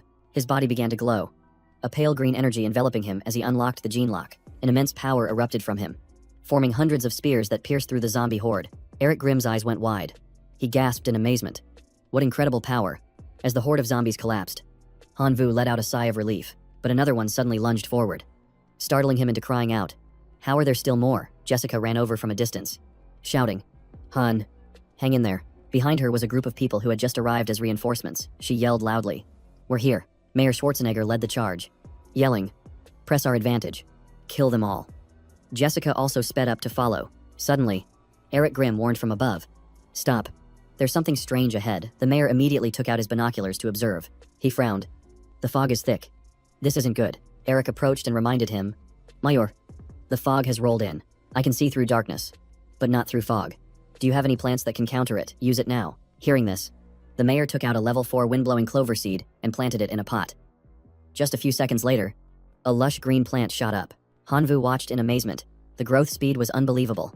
The clover plant immediately transformed into a giant fan, blowing powerfully towards the zombies. Hanvu activated his scout's eye, and the pot began to glow. The system announced, special ceramic pot. 100-fold growth. Hey Marvelet. It's truly a divine artifact. The mayor smiled kindly. If you like it, I'll give you a few later. You did very well tonight. When the lunar eclipse ends, I will reward you. Hanvu replied. Thank you, Mayor. The system immediately announced friendly relationship established with Mayor Arnold Schwarzenegger. Personal shop opened. Plus 100,000 points. Hanvu opened the list, his eyes shining brightly. The mayor's shop must be full of treasures. This is amazing. I can't miss this. The first item that caught his eye was the Black Death fungus, which could spray millions of spores that absorbed the zombie's death energy to reproduce. Hanvu immediately threw it towards the clover. Millions of spores spread, and the zombies shrieked. He grinned triumphantly. Just a little more, and I'll have a new strategy. He watched the process. The fungus was spreading rapidly. Whether this battle is won or lost depends on it. Hanvu spread his wings and flew high, his entire body glowing brightly as he shouted, Black Death fungus. Life sacrifice. A golden light enveloped the entire horde of monsters. The light exploded, and the zombies were blown to pieces. The system presented a choice first. A level 9 wisdom tree to maintain the god's domain. Second, a golden flower pot that makes plants immortal. Third, a level 4 plant treasury that creates random seeds. Hanvu looked at the options, annoyed. This system really loves to mess with people. He sighed and chose the golden flower pot, believing that with directed mutation in this pot, an immortal plant would be born, and level 9 seeds would come in the future. But just then, Eric shouted, Trouble. The zombies are reviving. Everyone, get into position. Hanvu frowned. The Black Death fungus was still too weak. It had to evolve quickly. He looked at the golden flower pot and commanded, Activate directed mutation. He planted the Black Death fungus in the pot. The system reported mutation successful. Increased spore spraying ability, increased activity, and increased growth speed. Hanvu laughed heartily and ordered, Activate all 3 mutations at once. The clover swelled to a gigantic size. He hugged its stem tightly, yelling, Amazing. Millions of spores once again exploded, spreading across the entire battlefield. Eric Grimm observed, overjoyed. The zombies' speed has been drastically reduced. Cheers erupted. The townspeople shouted, This is great. We've won. But the mayor looked up at the sky and warned, The lunar eclipse is about to end. The final counterattack will be extremely fierce. Everyone, be careful. Suddenly, Hanvu felt that something was not right. As the light of the lunar eclipse reached its zenith, the zombies grew horns, and their power skyrocketed. Like beasts sprouting wings, Mayor Schwarzenegger immediately raised his hand and signaled, All units, retreat. Concentrate defenses at the entrance. The populace fled in a panic, their screams filling the air. We're dead. We're done for. I'm so scared. Hanvu watched the scene and thought to himself, Morale is plummeting. We're going to lose this battle. I have to raise their spirits. He flew high into the air and shouted, The zombies are nothing to fear. We will definitely win. He circled around a small group of zombies and easily wiped them out. Seeing this, the people immediately got excited and cheered. That was great. He's amazing. Kill them all. Hanvu looked down and smiled. But just as he was about to speak again, a strange green tentacle suddenly shot towards him. It wrapped tightly around his body, leaving him bewildered. He had no idea what was happening and yelled, What is this? Jessica saw Hanvu being dragged away and immediately rushed forward, calling out, Hun. Eric Grimm held her back, saying in a stern voice, If you rush in now, it's certain death. We need to work together before we can save him. He stepped forward and reassured him. Hun, hang on, we're coming for you. Hanvu became enraged. He spread his wings, tore the tentacle apart, and roared, Let go of me. You disgusting thing. He flapped his wings and soared high into the sky, escaping the horde of zombies below. He looked around, calculating. If he flew in the direction he was being pulled, he should return to the small town. But after half an hour, he still couldn't find a way out. He was bewildered. How can every direction be wrong? Suddenly, a familiar voice rang out. Hey, don't you get it yet? You're trapped. He turned and asked Di Nguyen, Is there a way to escape? It pondered for a moment, then said, To me, a scene like this is nothing. For just 1 divinity point, you can get out immediately. Hanvu's voice deepened. Do you want a divinity point? Or do you want to die? The choice is yours. Di Nguyen gave a cold laugh. In that case, I wish you luck. As a super gene, I'll give you some honest advice. Don't wait for dawn. Because when you entered the fog, time stopped. Hanvu looked around, thinking, If that's true, then I'm really stuck. North, south, east, and west are all wrong.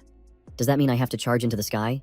An idea flashed in his mind, causing him to exclaim internally, Oh, right. He immediately changed direction and flew straight up into the sky, telling himself, All fog must have a source. A minute later, he stopped short, realizing there was something strange ahead. Is this a barrier? Hanvu swung his sword and slashed forward, shouting, Did you think you could imprison me forever? The barrier only sustained a small crack after the first blow. He was surprised, then unleashed a series of slashes, yelling, This thing is tough. Let's see how long you can last. The barrier gradually cracked and then shattered into pieces, sending fragments flying everywhere. Hanvu looked at the scenery outside the barrier, stunned. What in the world is this place? Before him was a giant, ancient tree. A voice spoke. Welcome, Outlander, to my domain. Hanvu tightened his grip on his sword. Suspicious. Could this ancient tree be behind everything? Moreover, how does it know I'm an Outlander? Didn't I hide my identity in the simulation test? Seeing his reaction, the tree reassured him. Relax. I don't intend to kill you. He asked again. Then why did you drag me in here? The tree replied. I need you to do something for me. I need you to save this world. Hanvu was surprised and lowered his sword, asking quietly. You mean destroy all the zombies? Right, the great tree answered firmly. No, it's to drive all the residents out of the small town. He sat down and asked seriously. Why? Tell me the reason. The tree began its story. I am the wisdom tree, the guardian of this secret realm. This place was once peaceful, until outsiders occupied the land and brought people to harvest the precious seeds I protect. They turned my descendants into commodities for trade, which broke my heart. But we have always lived peacefully and lacked the strength to fight back. In the end, I had to beg the god who rules over death, trading my freedom for power. From that day on, I gained the ability to turn corpses into zombies. Wave after wave of zombies appeared. The tree continued. The war between humans and zombies lasted for thousands of years. Humanity gradually weakened. 30 years ago, I launched an all-out assault. I thought victory was within my grasp. But a powerful individual appeared out of nowhere. He used level 4 fire dragon grass, causing me heavy losses. For many years, I couldn't attack. I realized he might be an Outlander. Seeing you today, I see that same similarity. You don't belong here either. So I ask you, are you willing to help me? If you agree, I will give you 10 fruits of wisdom.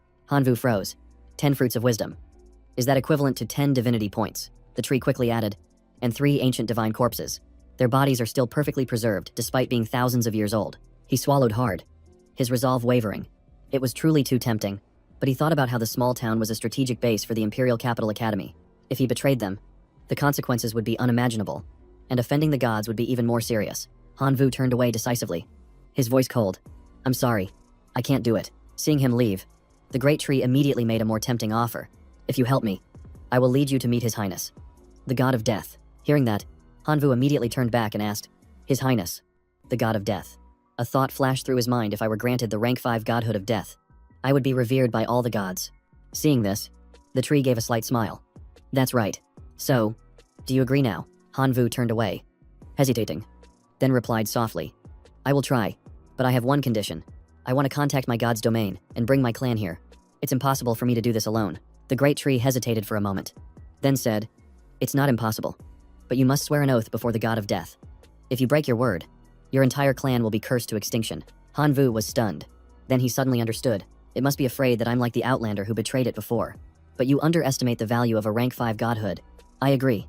Hanvu raised his hand to make the oath, and an insignia immediately appeared on the back of his hand. He looked at his hand in confusion and asked, Who? So I've been marked just like that. Immediately after, the tree used its branches to weave a small circle. Hundreds of scouts' eyes flew out. Hanvu closed his eyes to feel the light of his god's domain, thinking to himself, I should have been the Lord of Life by now. The great tree gently reminded him. All right, Outlander. I hope you complete our agreement soon. Then it shoved him forcefully back down to the mortal realm. Go on, he was pushed back down, yelling, May God. What is this? Hanvu landed in the middle of the zombie horde. He looked up at the sky and cursed angrily. That old tree is so rude. It didn't even offer me a cup of coffee before pushing me out. Now I have to figure out how to drive the townspeople away. But first, I need to get back. He immediately flew back to his original position. The moment he landed, Eric Grimm cried out. It's Han is back. Jessica also whipped around to look at him, her eyes filled with emotion. He landed in front of the group, and Jessica rushed forward to hug him tightly, her voice trembling. Han, I'm so glad you're okay. While Hanvu was still blushing in embarrassment, Johnson and Eric ran over to pat his shoulder. Han, you were totally awesome. Mayor Schwarzenegger placed a hand on his shoulder and laughed. For your contribution this time, I will grant you the title of honorary citizen. Hanvu scratched his head and smiled. Oh, come on. It was nothing. The zombies disintegrated under the light as the townspeople cheered. The lunar eclipse is almost over. We've won. The system board appeared first. Hanvu with 12,300,000 points. Second, Tansong with 8,720,000. Third, Tan Kan Yen with 7,920,000. And fourth, Tu Thiet with 7,890,000. Tu Thiet gritted his teeth.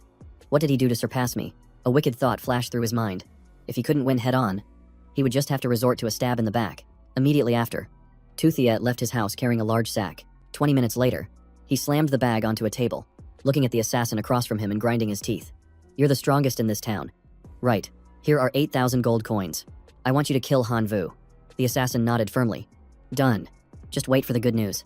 As soon as he left the shop, Tu Thiet was being followed by a scout eye. The scene shifts to a villa, where Han Vu crossed his arms with a faint smile.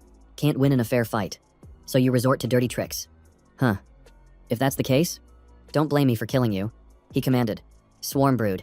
Go find them. The swarm brood immediately rushed in and began to destroy all the flowers. Not just the flowers. They shifted their target to all the trees around the house. With teeth as sharp as knives, they gnawed at the base of every tree. Seeing this, Tansang ran over and shouted, Those locusts are your brood, aren't they? Why are you letting them destroy everything? Hanvu looked at her and said softly, It's a secret. If I told you, I'm afraid I'd have to kill you. Tansang's face turned purple with anger as she pinched his ear. You little pretender, you dare threaten to kill me. Spit it out. Now Hanvu cried out in pain. Ow. Ow. That hurts. Just then, a strange noise came from outside, startling them both. Tu Thiet kicked the door open, pointed a finger, and roared. Hanvu, you dare say this has nothing to do with you? Hanvu burst out laughing. My, young master too. What did I ever do to make you so furious? The swarm brood immediately rushed towards Tu Thiet. He cowered in fear, but still managed to scream. Hanvu, you're such a coward. You don't have special plants like me, so you resort to destroying them. You think that means you can beat me? Hanvu looked at him and laughed. What are you talking about? What brood could possibly get in here? Try to make some sense. Besides, I'm bad at math, but I'm pretty sure 12 million is more than 7 million.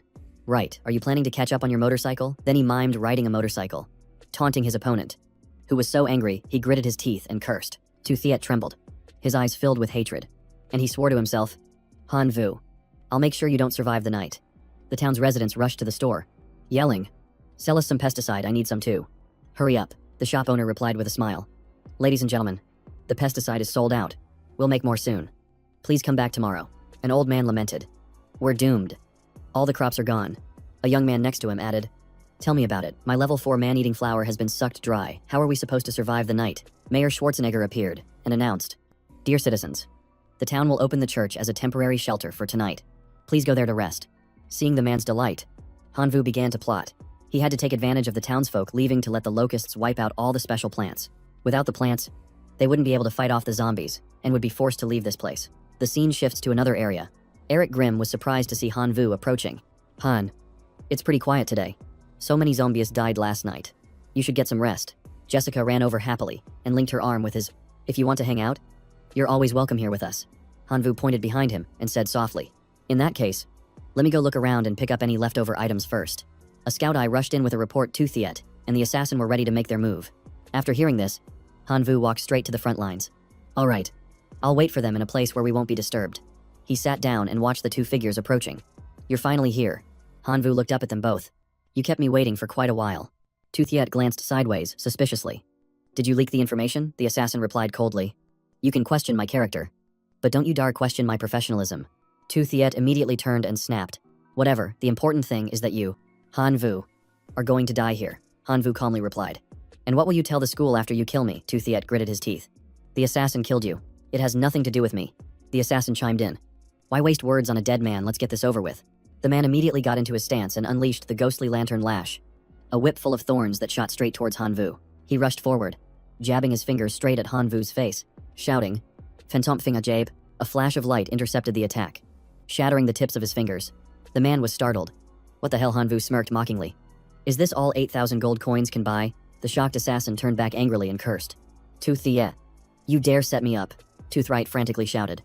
Hanvu, how did you know about this? Hanvu summoned his brood and laughed coldly. Now it's my turn to counterattack.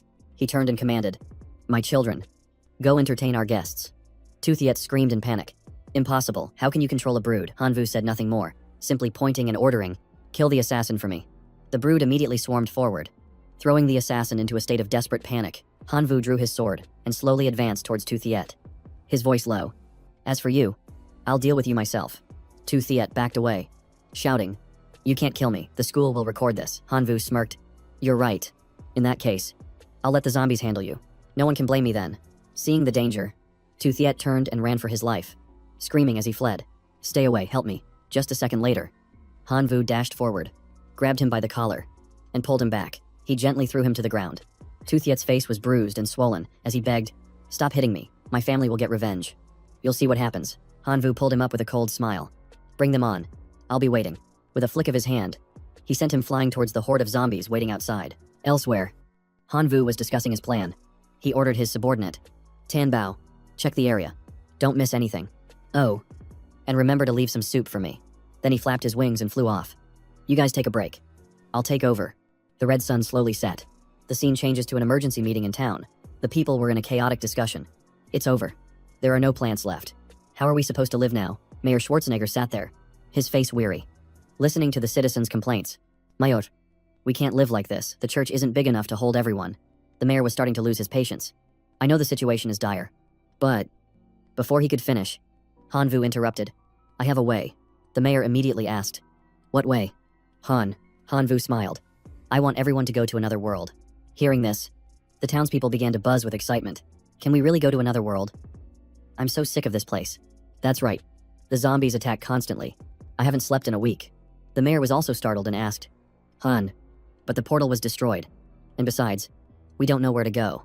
Hanvu placed a hand on his chest and answered decisively. I can rebuild the passage to Dragonspire City. I just need some time. Hearing this, the man joyfully clapped him on the shoulder. All right. Han, just tell me what you need. I'll help in any way I can. The scene shifts to a wide, open space. Hanvu stood before a great tree and said, the townspeople have agreed to leave. As long as you reopen the portal, I will find a new home for them. The great tree laughed with joy. This day has finally come. Thank you. Outworlder, I will keep my promise. The moon is full tonight. Just bring them to the entrance of the secret forest. As night fell, the group led by the mayor arrived. He asked, Han, will the portal really appear? Jessica looked up at the great tree and asked softly. Everyone, look, isn't that the tree of wisdom? Everyone followed her gaze to a giant tree with a canopy glowing brightly under the full moon. That's right. It's the tree of wisdom. The portal immediately opened, and the townspeople cheered. It's appeared. They entered one by one, and Hanvu waved goodbye. See you all again? The people waved back emotionally. The mayor, with tears in his eyes, thanked him. Han, you are our savior. Jessica took the opportunity to give him a light kiss on the cheek, causing a surprised Hanvu to let out a small, She blushed, covered her mouth, and turned away. Han, see you again. Don't forget me. Immediately after, the portal slowly closed. Hanvu let out a long sigh. It's finally over. This assessment was way too long. Suddenly, Ms. Lena stood up with a serious expression. Students, the zombie secret realm assessment is now officially over. In the blink of an eye, the entire class was back in the classroom. She looked around and announced loudly, congratulations on passing the trial. 2 students lost their lives in the secret realm. Let's hope they are stronger in their next lives. Hearing this, Hanvu thought to himself, so dying in the secret realm means dying for real. This kind of test is truly brutal. Tu Tiet, don't blame me. As he was thinking, he was startled to see Tu Tiet glaring at him with pure hatred. He's still alive, how did he get back? Ms. Lena smiled and announced the scores. Everyone, please sit down. Here are the class results. In first place is Hanvu with 16 million points. Second is Tan Sang with 12,030,000. Third is Tan Kan Yen with 10 million. Tu Tiet shot to his feet. Ma'am, I accuse Hanvu of cheating. Hanvu turned to see the others smirking sinisterly. Ms. Lena then asked, Tu Tiet, do you have any proof? Tu Tiet glared at Hanvu and explained, we saw his locust brood appear in the zombie town with our own eyes. We also saw him summon a puppet. The other 2 immediately chimed in. That's right. We saw it clearly. Miss Lena smiled gently. This test is an off-world survival simulation, and summoning familiars isn't forbidden. Hanvu succeeded through his own strength and a bit of luck. Hearing this, Tu Tiet gritted his teeth. Miss, you're siding with him. I'll report this to the higher-ups. Her expression turned serious as she replied, reporting it is your right. But as an instructor, I can punish students who disrespect their teachers. Tu Tiet froze. Why did her aura suddenly become so terrifying? Without another word, she shoved him into a time portal and declared, I sentence you to 1 year of hard labor in the Black Prison. Tu Tiet screamed in despair. No, I don't want to go. She turned to his 2 cronies with a smile. Does anyone else want to join Tu Tiet? One of them, pale-faced, stammered, you're absolutely right. Miss. The other nodded obsequiously. Who would dare disrespect a teacher? He totally deserved it. She cheerfully changed the subject. Next up is the award ceremony. Hanvu will receive a jadeite flower pot. And as for Tan Sang, after the award ceremony ended and class was dismissed, Hanvu was walking down the hallway when someone called out, Junior brother Hanvu. Over here, seeing 3 familiar faces approach. He greeted them in surprise. Senior brothers. Senior sister. I didn't disappoint. I brought back the fruits of wisdom. Hungmun asked. How many did you get? Hanvu thought to himself. Asterisk, I exchanged all my points for 12 fruits, and already used 9 of them for divinity points. Asterisk, outwardly. He humbly held out his hand. This is all I got. But 9 points isn't too bad. Right. Hathian gave him a thumbs up. Getting 9 fruits is amazing, Dieplin smiled brightly. Thanks to you taking first place in the exam. Junior brother. We won back 10 divinity points from Hoang Thong Quan. So, you should keep these. Now, let's go get some spicy food. Haha. Suddenly, a voice came from behind them. Going out to eat, you sure know how to enjoy yourselves. Hoang Thong Quan walked up, his face grim. You're the one who made me lose 10 divinity points. Aren't you? Hangman stepped in front of Han Vu and shouted. What do you think you're doing? Han Vu, confused, asked. Brother man. What's going on? Dieplin smiled and explained. Someone's just being a sore loser. Hathian chimed in. That's Hoang Thong Quan. He's never liked us. And he was running his mouth before the exam. So, we made a bet on who would get first place. Thanks to you. We won 10 divinity points. Han Vu looked at him and asked, Senior, who were you rooting for? Hathian answered for him. The kid who used the fire dragon grass. Hearing this, Han Vu let out a sarcastic laugh. You mean to Thiet, then you really backed the wrong horse. Hoang Thang Quan angrily yelled. Say that again? I dare you. Hangman and the other two stepped forward in unison, challenging him. So what if we say it 10 times? What are you going to do about it? Seeing the situation wasn't in his favor, Hoang Thang Quan turned and fled, shouting threats as he ran. The next class is combat practice, just you wait. I'll show you what hell is like. Hangman looked at Han Vu guiltily. Sorry about that. Our bet dragged you into a conflict with Hoang Thong Quan. We won't be able to protect you in the next class. Han Vu placed a hand on his shoulder and smiled. It's fine. I've been threatened constantly for months, and I'm still kicking. Once this class is over, I'll take the chance to train. Dieplin added. Han Vu, if you need anything, just find us. Hathien nodded in agreement. We'll always have your back. The scene shifts to a vast hall. Someone reports, Your Majesty. The God King. A demigod requests an audience. The God King's voice boomed. Bring him in. The God King sat majestically and asked, Demigod, what is it? The man bowed his head and reported, This humble one is Trong Quang. I've come to provide a clue regarding the God River ruins. I have a suspect. Hearing this, the God King shot to his feet. Speak quickly. If you're right, you will be handsomely rewarded. Trong Quang immediately opened a box, revealing the corpse of one of Han Vu's locusts. He presented it. I found this at the God River ruins. Han Vu is a locust controller, so I suspect he's involved.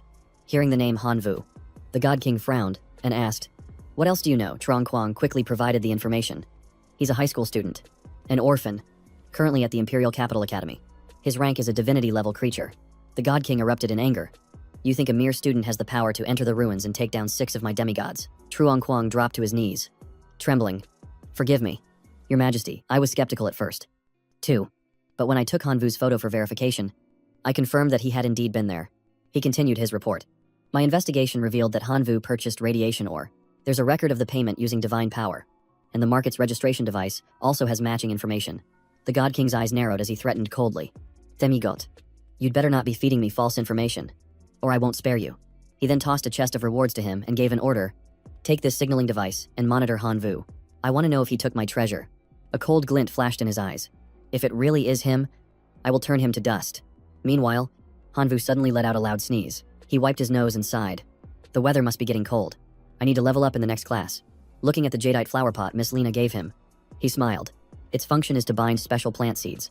Each growth cycle produces a new seed, and the higher the level, the longer the cycle. After using it for the first time, he nodded in satisfaction. By combining a level 6 Phantom Shadow Lantern seed with the plant fusion art, I'll have a continuous supply of Phantom Shadow Lantern seeds. He looked at the 3 divine corpses before him and mused. Divine corpses can be refined into flesh and blood imbued with divinity, which can be used to evolve the Locust Lord. After that, I'll feed the Lord the fruits of wisdom to greatly enhance my strategy. Just then, a call from Miss Lena startled him. He answered with a hello, and she said gently, Han Vu, something bad has happened. He immediately asked, Is it about the zombie town? She replied. That town was a secret realm gifted to the academy by Lord God Hua Hai. It's now lost because its coordinates were corrupted. And Teacher Hua has investigated and found you to be the culprit. He's furious. Han Vu was shocked and pointed at himself, stammering. So, am I getting expelled? Miss Lena chuckled and shook her head. No, it's not against the rules. It's just that Teacher Hua wants to duel you. The match is tomorrow, and I'll be the referee. Hearing that, Han Vu breathed a sigh of relief. With you there, I know I won't be beaten to death. She put her hands on her hips and teased. You little rascal. Just do your best. Teacher Hua won't make it too hard on you. Afterwards, he flopped down with a sigh. Well, I'll just cross that bridge when I come to it. Time to get a good night's sleep and prepare for a fight. The scene shifts to the next morning at the academy's arena. Seeing Hanvu step onto the platform, his 3 seniors hurriedly advised him, just do your best. If you lose, you lose. Don't push yourself too hard. Miss Lena made the introduction. Hanvu, this is Teacher Huahai, a lord god of the academy. He greeted the teacher. Huahai replied sternly, in this match, I will not use divine arts. Only control my summoned familiars. Win or lose, the matter of you destroying the secret realm will be dropped. Do you have any objections? Hanvu smiled confidently and replied, this student wouldn't dare. I will fight with all my strength and not disappoint you. Teacher. Lena glanced at the system and calmly announced, very well. Let the duel begin. The location is Mausoleum Hills. Both combatants are permitted to summon their familiars. The atmosphere was electric as the death match was about to erupt. Huahai raised his hand behind him, and a green vortex immediately began to swirl like a storm. He shouted, charge, one by one. Figures from the formation behind him marched out. Right before Hanvu stood a grand army of wise men, their overwhelming presence like a hurricane. On the open field, Huahai's army stood in neat rows. Hangman's eyes widened and his jaw dropped as he exclaimed in shock. What kind of monsters are these? Why do they look so fierce? Hathian crossed his arms, smirking at his friend's bewildered expression. These are Homo sapiens, an extremely rare human variant. Their intelligence and potential are superior, and with enough effort, they can ascend to become heroic life forms. Diep Lin sat with her legs crossed, watching silently. They're not much weaker than heroic life forms. Hangman frantically yelled, little bro, just surrender. It's better to lose by a hair than get wiped out. Live to fight another day, Huahai shouted, cutting him off. Silence. He stood at the head of the Homo sapiens line, facing Hanvu's lone figure. Seeing him remain motionless made Hangman's heart ache as he thought, asterisk, Hanvu must be terrified. Asterisk. Huahai frowned and asked, student Hanvu, why haven't you summoned your familiars? Hanvu suddenly made a hand signal, and an army of self-destructing locusts instantly appeared behind him. He declared loudly, let's fight, I'm not afraid. In front of the green portal, the Homo sapiens stood still and solemn, ignoring the swarm of locusts surrounding them. At first, he had looked dismissive, but now Huahai was stunned, silent. The sight struck him like a bolt of lightning. Transcendent life forms, the sheer number is horrifying. Before he could recover from the shock, his eyes widened in disbelief once more. What in the world is that? Before his eyes, an incredibly powerful entity stood out among the swarm of self-destructing locusts. The presence of a spirit lord life form left him dumbfounded. Then, behind them, fierce red dwarves appeared, led by yet another spirit lord. Everything Hanvu summoned was exceedingly dangerous. Even the bull demon tribe was present, but how could they also be spirit lord life forms? Following the formidable army was the iron-slicing sword wind. Its appearance made Huahai choke. A sword wind tribe spirit lord too. Just how many familiars do you have? I'm almost speechless. From a portal with a barrier, white skeleton soldiers marched out behind a skeleton commander. Their aura was not to be underestimated. Huahai was completely shocked. The skeleton tribe too, 5 types of spirit lord life forms, and the skeleton commander is as strong as a heroic life form. Even a demigod couldn't assemble this lineup. Is that kid really just a divinity-level creature? Hangman was shocked while munching on snacks. He whispered to Hathien, I thought I was going to lose badly, but now I see I wouldn't even have had a chance. Hathien comforted him. Who knows? There probably aren't many male students who can do what Hanvu does.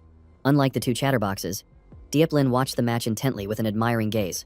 She thought to herself, asterisk, if he gets into the Imperial Capital Academy, he'll surely soar to new heights. The 3 of them each had their own thoughts, but they were all cheering for him enthusiastically. Go. Little bro Hanvu, show them what you've got. Spurred on by Hangman's encouragement, Hanvu gave the command. Self-destructing locusts. Attack. Receiving their master's command, the swarm of locusts immediately shot towards the motionless Homo sapiens. Attacking with a sword rain, the Homo sapiens remained completely unfazed, simply raising their hands in unison and muttering a few words. As the chant ended, a barrier materialized, blocking all the attacks. The locusts' assaults were completely ineffective, and Hanvu cried out in panic. What is this? After creating the shield, the sapiens immediately launched a counterattack. As exploding fireballs targeted the swarm of flying locusts, the counterattack was so powerful that it devastated Hanvu's army. He was stunned and quickly shouted, this is bad, self-destructing locusts. Fall back, lava locusts. Take their place. Immediately, a swarm of larger locusts appeared, obeying their master's command and continuing the mission. But no matter how they attacked, they couldn't inflict any damage on the sapiens. Huahai let out a scornful laugh. How can such a weak defense possibly stop my sapiens? In the crimson twilight, Huahai's army stood like an imposing fortress. He gave a signal, and the sapiens simultaneously raised their hands to attack, unleashing their skills. Hanvu stood at a distance, his eyes wide and his jaw dropped as he saw the energy converging within the barrier. He yelled in shock. What the hell is that? Is that a spirit bomb? Has this master seen Dragon Ball before? Huahai raised his hand, a surge of power emanating with his command. Fire. The army immediately launched a decisive attack that vaporized everything in its path. Seeing the dire situation, Hanvu went all out and summoned the Divine Warhammer. I can't let this continue. I have to break the Sapiens' defense, Divine Warhammer. Appear. Receiving the order, the Divine Warhammer immediately hefted its giant hammer and brought it crashing down on the Sapiens with a mighty huya. The force of the swing left its figure suspended in mid-air, a blazing red silhouette against the sky that captured everyone's attention. With a ferocious expression, the Divine Warhammer slammed its hammer down, creating a terrifying wave of energy that struck the Sapiens' barrier, causing it to crack visibly. As soon as the shield cracked, Hanvu shouted triumphantly, "It worked. Lava locusts. Charge." Hearing the command, the locust swarm immediately surged forward, tightly surrounding the army of gray-boned Sapiens. The three spectators cheered with delight, shouting encouragement non-stop. Hanvu did it. Even though Huahai saw his defense shatter, he remained calm, thinking to himself, the game has only just begun.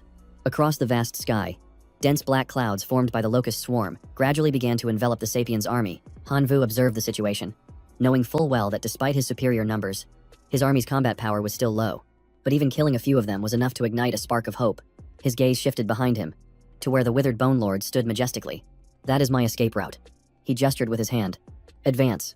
Withered Bone Lord. His eyes then returned to the battlefield where the Sapiens were furiously counterattacking, and he couldn't help but feel a sense of admiration. These Sapiens are so strong.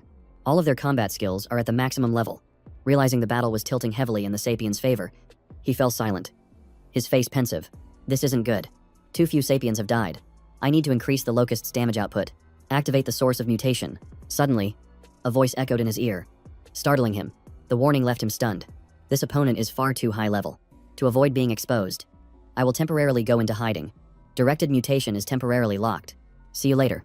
After hearing Qin Wen's words, Hanvu flew into a rage and screamed, "Are you kidding me? You're just a coward who preys on the weak and fears the strong. Get out here." But no matter how loud he yelled, there was no reply, and his heart sank into an abyss. He could only mutter grimly, "The targeted evolution is a lost cause now. You've got to hang in there, little skeleton." The withered Bone Lord crushed one Sapien after another. Step by step, Hanvu watched with all his hope and anticipation, betting everything on him.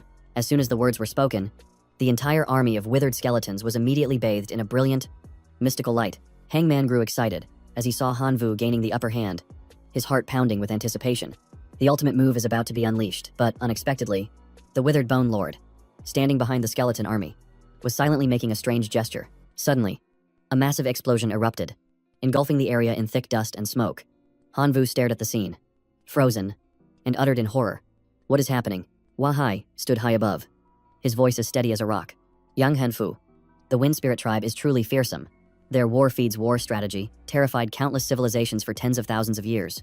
He let out a mocking laugh, then said coldly, "But that's ancient history. The divine domain has endless ways to crush wind spirits. Everyone's got a hidden card untouched by your tricks. If you think this is your ultimate move, your future's gonna be rough." Hanvu froze. His locusts lost power. The dried skeletons couldn't move. The little ones and puppet masters were trapped, and the ox demon and dwarf lacked strength. Do I really have to admit defeat? At this moment, Iron Slicing, Swordwind, and Ox Demon Satman were still fighting frantically, the sound of clashing metal echoing across the battlefield. Fake blood splattered as the bodies of Sapiens were sliced in half by the blade of Iron Slicing Swordwind. The colossal Ox Demon Satman swung its arms, knocking down Sapiens one by one. It looked like they were winning. But in Hanvu's eyes, they were fighting alone against thousands of enemies. He said worriedly, "This is not good. They're slowly getting exhausted." The Sapiens' army had already closed the encirclement. If this dragged on, his summons would die from exhaustion before they could even launch a proper counterattack. Knowing the situation was critical, Hanvu immediately summoned his strongest unit. Huang Zhongran drew the Dangduang bow. "By my master's command, Dark Emperor, attack." An arrow brimming with energy shot forth. The arrow tore through the wind, soaring into the sky and merging with the brilliant light, drawing the gazes of all the Sapiens. In the blink of an eye, the arrow split into 10,000 smaller projectiles, raining down like a storm. Phantom arrow rain. The black arrows carried a corrosive and immobilizing poison, paralyzing the Sapiens on the spot. Hanvu watched the attack in awe. What a difference. The Dark Emperor has evolved tremendously. Seizing the opportunity, Iron Slicing Swordwind and Ox Demon Satman charged into the Sapiens' army, wiping out everything in their path. The small bodies of the Sapiens were sent flying like broken dolls, falling in heaps across the battlefield. Despite being continuously struck down, the Sapiens quickly revived, standing up to form new ranks. Hanvu frowned. Their recovery speed is too fast. Suddenly, something flew over his head. Hanvu looked up in surprise to see the black dragon Amphius somersaulting in the air, laughing heartily. "Your great comrade has come to help you." Amphius's colossal body cast a shadow over the battlefield. With just a flick of his tail, a series of enhanced clones appeared, The 10 little strong ones had arrived. The scene left the 3 spectators stunned. Dieplin tugged on Hathian's sleeve and pointed. Hathian. Look, a black dragon. A pure-blooded great dragon. Hangman's jaw dropped as well. Me god. That's a pure-blooded dragon. It could evolve into a monarch in the future. Hathian teased Hangman. Serves you right for losing. Causing him to crouch down and draw curse circles on the ground. Meanwhile, Huahai silently watched the black dragon Amphius. Filled with admiration. He's just a reserve student. Yet his power is already this terrifying. He smiled and said, Young Han Fu. His gaze shifted to the 10 little strong ones summoned by Amphius, and his expression tensed slightly. What species are these? They look unsettling. The appearance of these bizarre creatures flustered him, but then he slowly lowered his voice. A student is still a student. Your combat power is too high. Continuing this will lead to heavy losses. He decided to speak up. Young Han Vu, why don't we stop here? Han Vu looked at Amphius, who was preparing to dive in for an attack, and asked doubtfully. Stop. Fighting Amphius roared fiercely. Clearly disagreeing, Hangman jumped up and shouted. Did I hear that right? Master Huahai is asking to stop the fight, Hathian added. Could it be that even the teacher is wary of our junior? Hanvu. Dieplin cheered excitedly. If this news gets out, won't Hanvu become? A familiar voice sounded from behind her. Hanvu will become what? Lena walked over and said firmly. You guys don't understand anything. If Teacher Hua went all out, Hanvu wouldn't stand a chance. He's just valuing his talent. Dieplin was surprised. Miss Lena. Lena smiled confidently. The power Hanvu has shown has been recognized. Teacher Hua won't overlook a precious seed like him. Young Hanvu is about to be highly regarded. Hua Hai walked forward, his voice gentle. Young Hanfu, I don't want to drag this out any longer. Continuing to fight is pointless. I want to gift you my entire army of sapiens. The black dragon Amphius roared in protest. No way, we have to keep fighting. Hanvu turned to him with a frown. Stop making trouble. Then he smiled and asked, Teacher Hua, are you serious? Hua Hai clasped his hands behind his back and said sternly, I will gift you the Sapiens clan. But on one condition, when you enter the Imperial Capital Academy, you must accept me as your master. Hanvu's eyes widened as he pointed to himself. Become your disciple. Lena immediately pulled his shoulder. Hurry up and thank him. Teacher Hua is one of the top 3 instructors in the Imperial Capital. He's both powerful and a great teacher. She gave an example. During every admission period, the line of students wanting to become Teacher Hua's disciple stretches for half a kilometer. Hanvu smirked. What's 500 meters? With 2 people per meter? That's only 1,000 people. Lena replied proudly. Exactly. Because the academy only accepts 2,500 students each year. Upon hearing this, Hanvu immediately bowed 90 degrees. Teacher, I agree. I can perform the discipleship ceremony right now if you need me to. Hua Hai smiled gravely. Very good. I'll take that as you accepting my condition. I'm entrusting these 820,000 Sapiens clansmen to you. But we'll wait for the official discipleship ceremony until you've formally entered the academy. He raised his head, his voice resounding. I don't care about anyone else. But if you want to be my student, you must aim for the highest goal, reach the perfect demigod level before you enroll. Hanvu nodded in response. Understood. That means I have to reach a divinity score of 10. His voice lowered. One more thing. You must find clues related to the god of death. Complete these 2 tasks, and you will officially be my student. Hangman and the others ran over, cheering. Junior Hanvu. Congratulations. Hua Hai's face turned serious. Have you eavesdropped enough? What you saw today must absolutely not be leaked to anyone, especially not to your teacher. Understand? Hathian grinned mischievously. We know what our teacher is like. Who would dare not to tell, knowing their intentions? Hua Hai just grunted softly before tossing each of them a golden card. The 3 of them looked at each other and grinned with delight. Hathian chuckled. Understood. We won't say a word, even if we're beaten for it. Lena interjected. You 3 really have guts. Daring to tease a master. The scene then shifts to a building the next morning. Tan Sang stood there flustered, wringing the hem of her skirt as she spoke in a soft voice. Hanvu, could you help me with something? She continued hesitantly. My family wants a marriage alliance with the Tu family, and I'm the one being forced into it. Hanvu frowned. Something like that still happens in this day and age. Did your parents agree to it? Tan Sang explained sadly. My parents just reached the demigod level, so they can't go against my great-grandfather. He's the only true god in our family, and his word is law. Hanvu asked, is the marriage partner Tu Thiet? She lowered her head and mumbled. It was supposed to be him, but after he failed the exam, his older brother, Tu Kwang, took his place. Hearing this, Hanvu understood. He said softly, it seems the Tu family is determined to have you. If you need any help, just ask. As long as it's within my power, I'll do everything I can. Tan Sang was moved and replied softly. Thank you, Hanvu. Hanvu turned to her and teased with a smile. What are you thanking me for, after all? We were husband and wife for a little while. Upon hearing that, Tan Sang blushed with anger and slapped him right across the face. Shouting, Shut up. Hanvu clutched his stinging cheek, his eyes welling with tears. But then he chuckled softly. Now that's the real you. Don't be afraid anymore. If you don't want this, I'll go back with you and break off the engagement. His words made her heart tremble. Tansang closed her eyes and said in a soft voice, Okay, I agree. 3 days later, the scene shifts to the Tan family manor. In a bustling city at sunset, two voices could be heard arguing.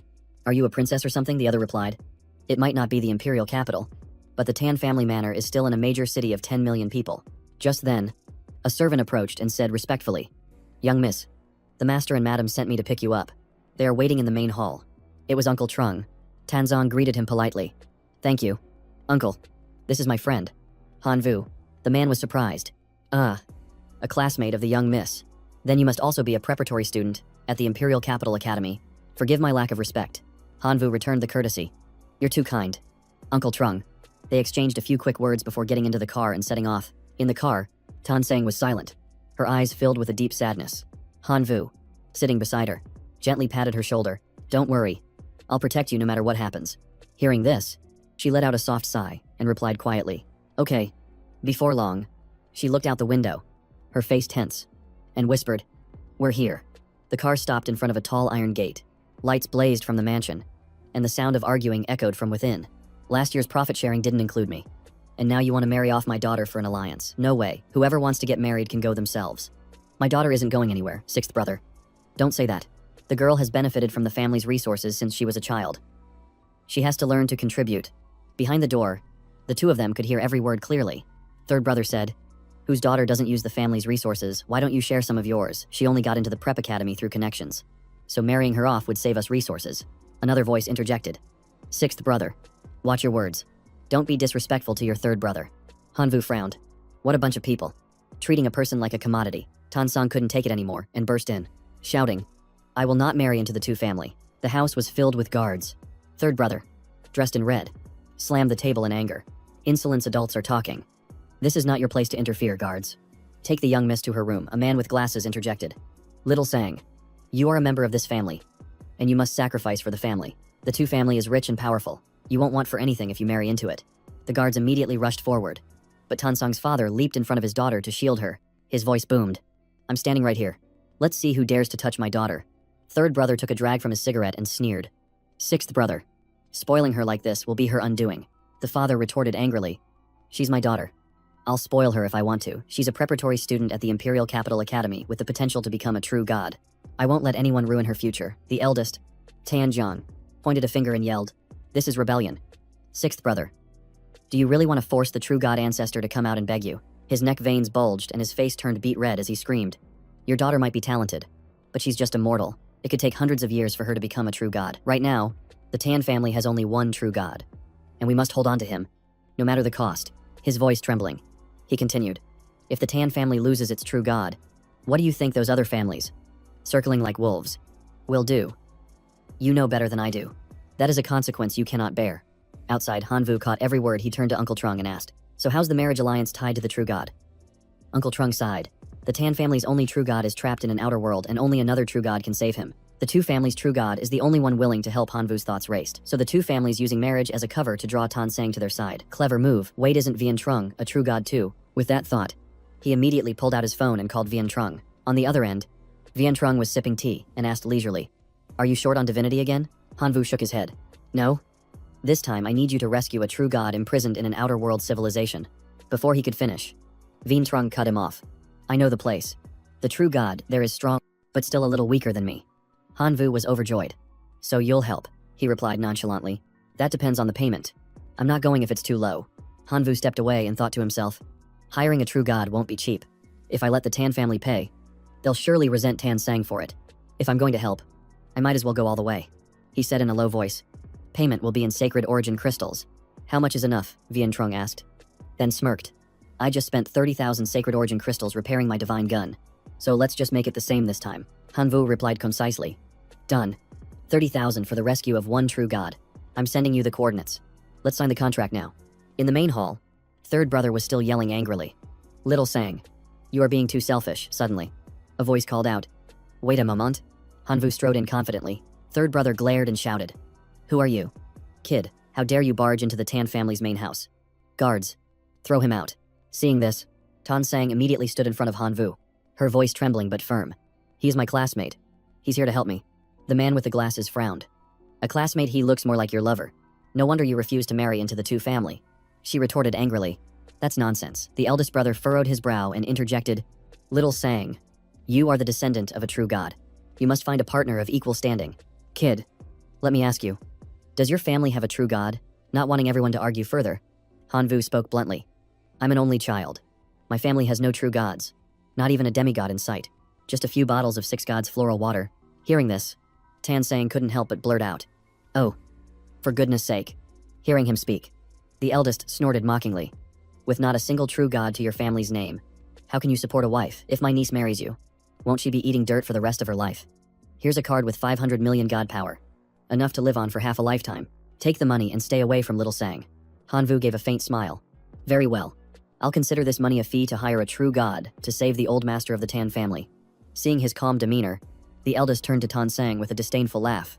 500 million is all it takes to see a man's true colors.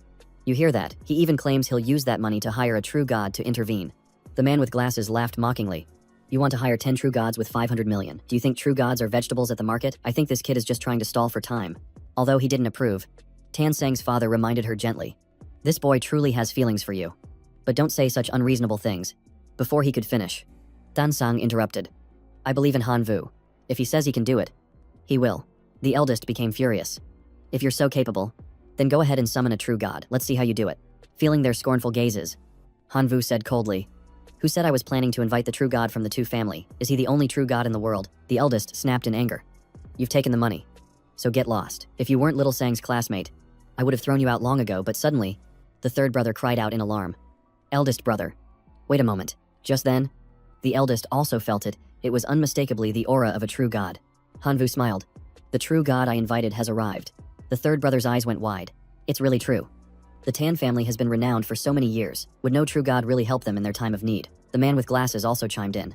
Just wait until the true god gets here. We'll see how your lies get exposed then. Hanvu waved his hand in annoyance. Yes. Yes.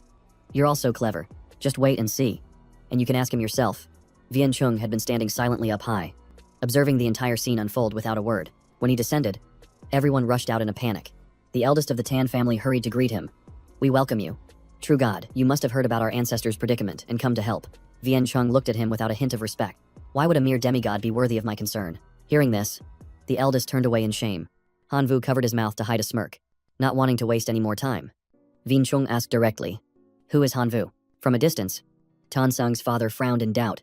Could this true god really be the one my daughter invited? Both the third and the fifth were dumbfounded. Did that kid actually manage to summon a true god? Hanvu nervously raised his hand. That's me. Vian Chung was surprised. Oh, really? He studied the boy's face. Just a demigod who hasn't even achieved divinity. Am I really supposed to call him brother? Then he asked. Are you truly that Hanvu? The boy blurted out.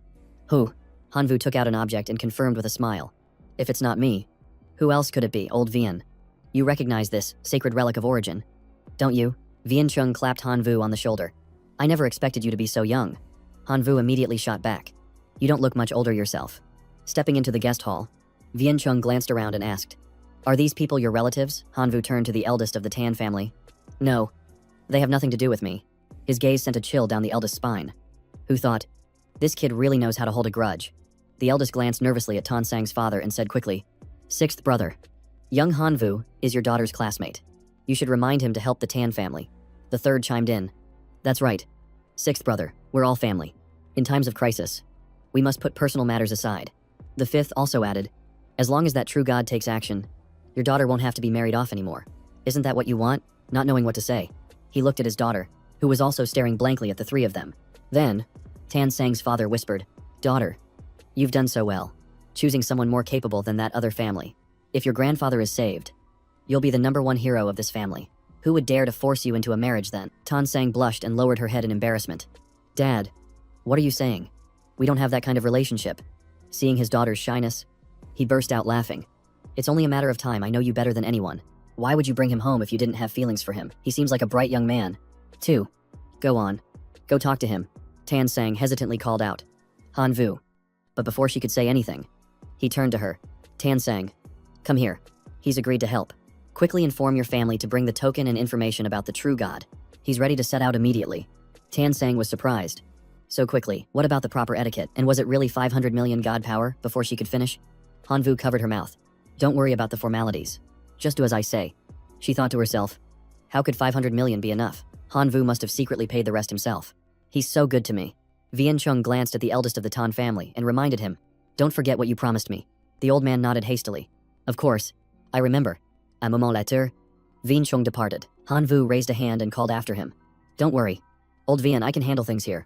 The 3 Tan family members were beaming. The eldest said warmly. Hanvu. You've worked hard. Have you eaten yet? The third also offered.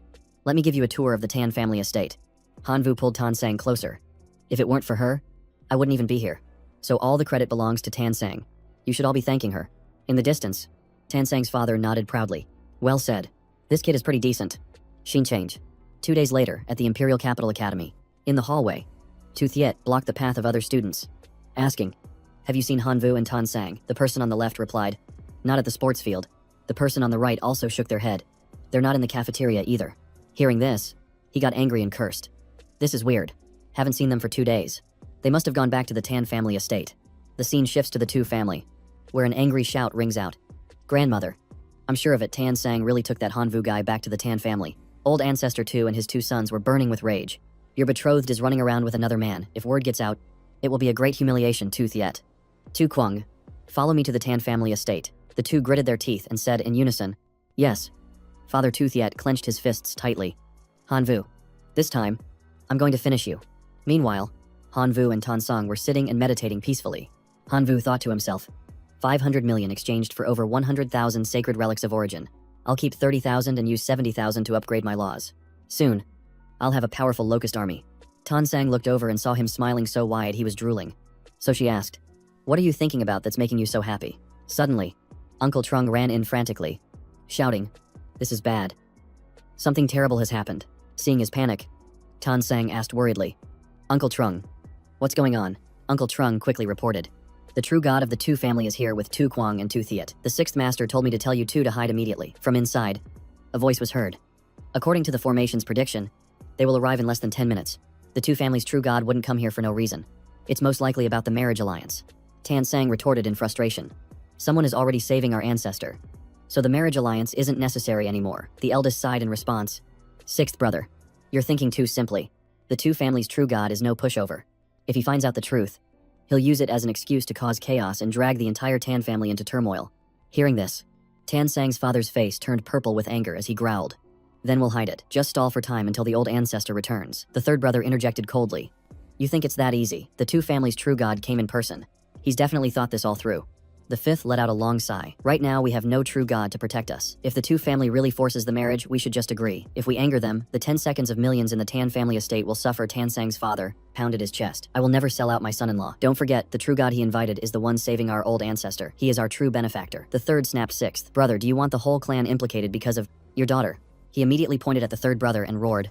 I've had enough of you implicated in what? Spell it out for me. The eldest stomped his foot and yelled. Will you 2 please grow up? Your fathers yourselves. And you're still acting like this. The eldest calmly proposed.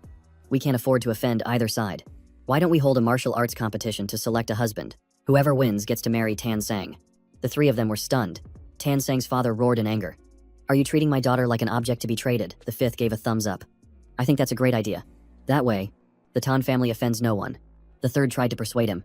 6th brother, don't hesitate. This is the only way to save our family. Just then, a stern voice rang out, freezing everyone in place. Where are the juniors of the Tan family? Is no one going to come out and welcome this true god? The eldest quickly led everyone out to greet him. Old Ancestor 2. Your presence brings great honor to our humble Tan family estate. Old Ancestor 2 boomed. Enough with the pleasantries. I am here to marry off my grandson before I depart to rescue your family's ancestor. Bring Tan Sang out now. The eldest stepped forward and said quietly. Old Ancestor 2. The girl's friend has already invited a true god to save him. Please be magnanimous and let this matter go. Hearing this, the ancestor's face flushed with anger. And he roared. A mere demigod dares to act so presumptuously in my presence. Do you think I am without wrath? A blinding light exploded in the courtyard, bringing with it a terrifying pressure that crashed down like a tidal wave. The entire crowd dropped to their knees, pleading in unison. Please, Old Ancestor 2, withdraw your divine power. Just then, Tan Sang rushed in, screaming. Stop it, don't destroy my home. Tu Thiet pointed at the approaching Hanvu. That's him, that's Hanvu too. Kwang nodded coldly. Very good. He dies today. Old Ancestor 2 stepped towards Tan Sang, his voice dripping with menace. If you want me to spare the Tan family, then you will obediently become my grandson's wife. I won't treat my own family poorly. Tan Sang exploded with anger, shouting, "Who on earth would want to marry your grandson? Keep dreaming." The third jumped in, waving her arms and begging her father to stop. "Don't rile Old Ancestor 2. The eldest piled on. "Please calm down. The girl is naive. We will punish her when our ancestor returns." Old Ancestor 2 jabbed a finger at Han Vu and roared, "Is this your benefactor who dares wreck the marriage alliance between our families? If you do not explain clearly, do not think of leaving alive today." Han Vu replied coolly, "I was only helping a friend." "Is that banned in the divine realm?" Tu Thiet immediately rebuked him. "Han Vu, you are too arrogant. How dare you be insolent to my grandfather?" Han Vu laughed. "I'm just speaking fairly. Is that considered disrespectful? Is the true god of the Tu family really that petty?" Tu Kwang's eyes widened as he cursed. "Han Vu, if you know what's good for you, back off now, and the Tu family will let this go. Otherwise, consider this a declaration of war." Han Vu stared right back without a hint of fear. "So what if it's war? I'm not going anywhere." Tu Kwang immediately raised two fingers, preparing to strike. "You've got goats. Then you'll die here today." Tan Sang's father rushed forward to stop them. "Wait, but Tu Lao," to raised a hand to block him. "This is a matter of the Tu family's honor.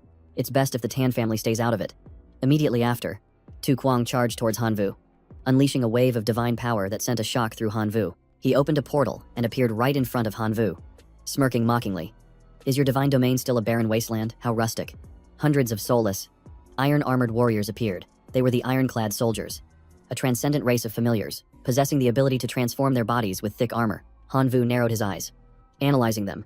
The ironclad soldiers were balanced in both offense and defense, and could even change their physical structure, far surpassing Tu Thiet's iron-skinned troops. Tu Kwang spread his arms and roared, "Ironclad soldiers, annihilate every last one of those creatures for me." Han Vu immediately summoned his locust men, his challenge ringing out.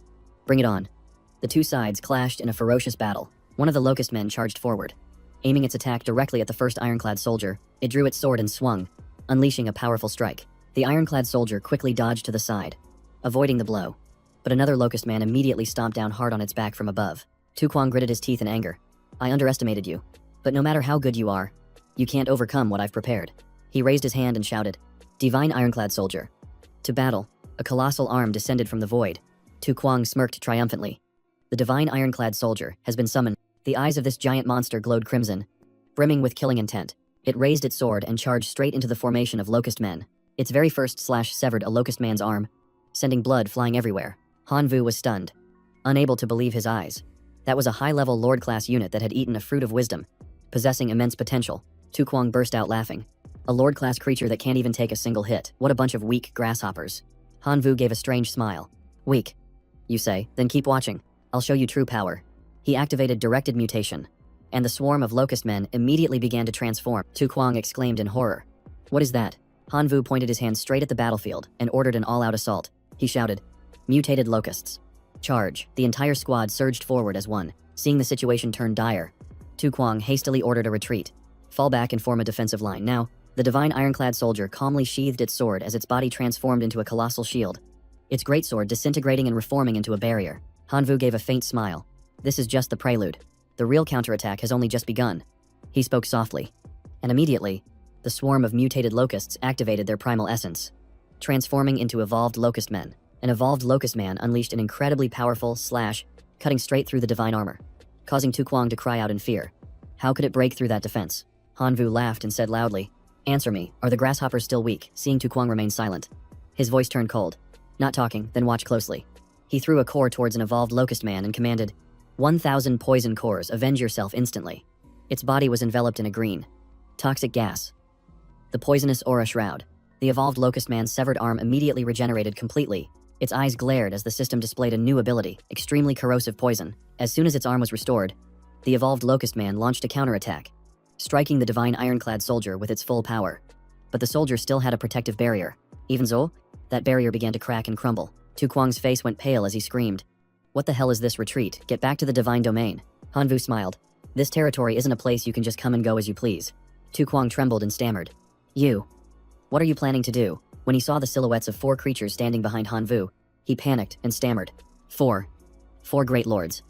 Tu Kwang collapsed to his knees, backing away slowly, his mouth trembling as he muttered, "How can monsters like this even exist?" The divine domain's gate suddenly trembled, and the black dragon Amphios emerged, making him go limp with fear as he repeated, "How can such a terrifying creature exist?" On the other side, the fish demon Lord Tatman launched a ferocious barrage of unrelenting attacks. Another lord also charged in, its power no less formidable. The withered bone lord raised its hand, controlling hundreds of soulless skeletons and summoning the skull knights.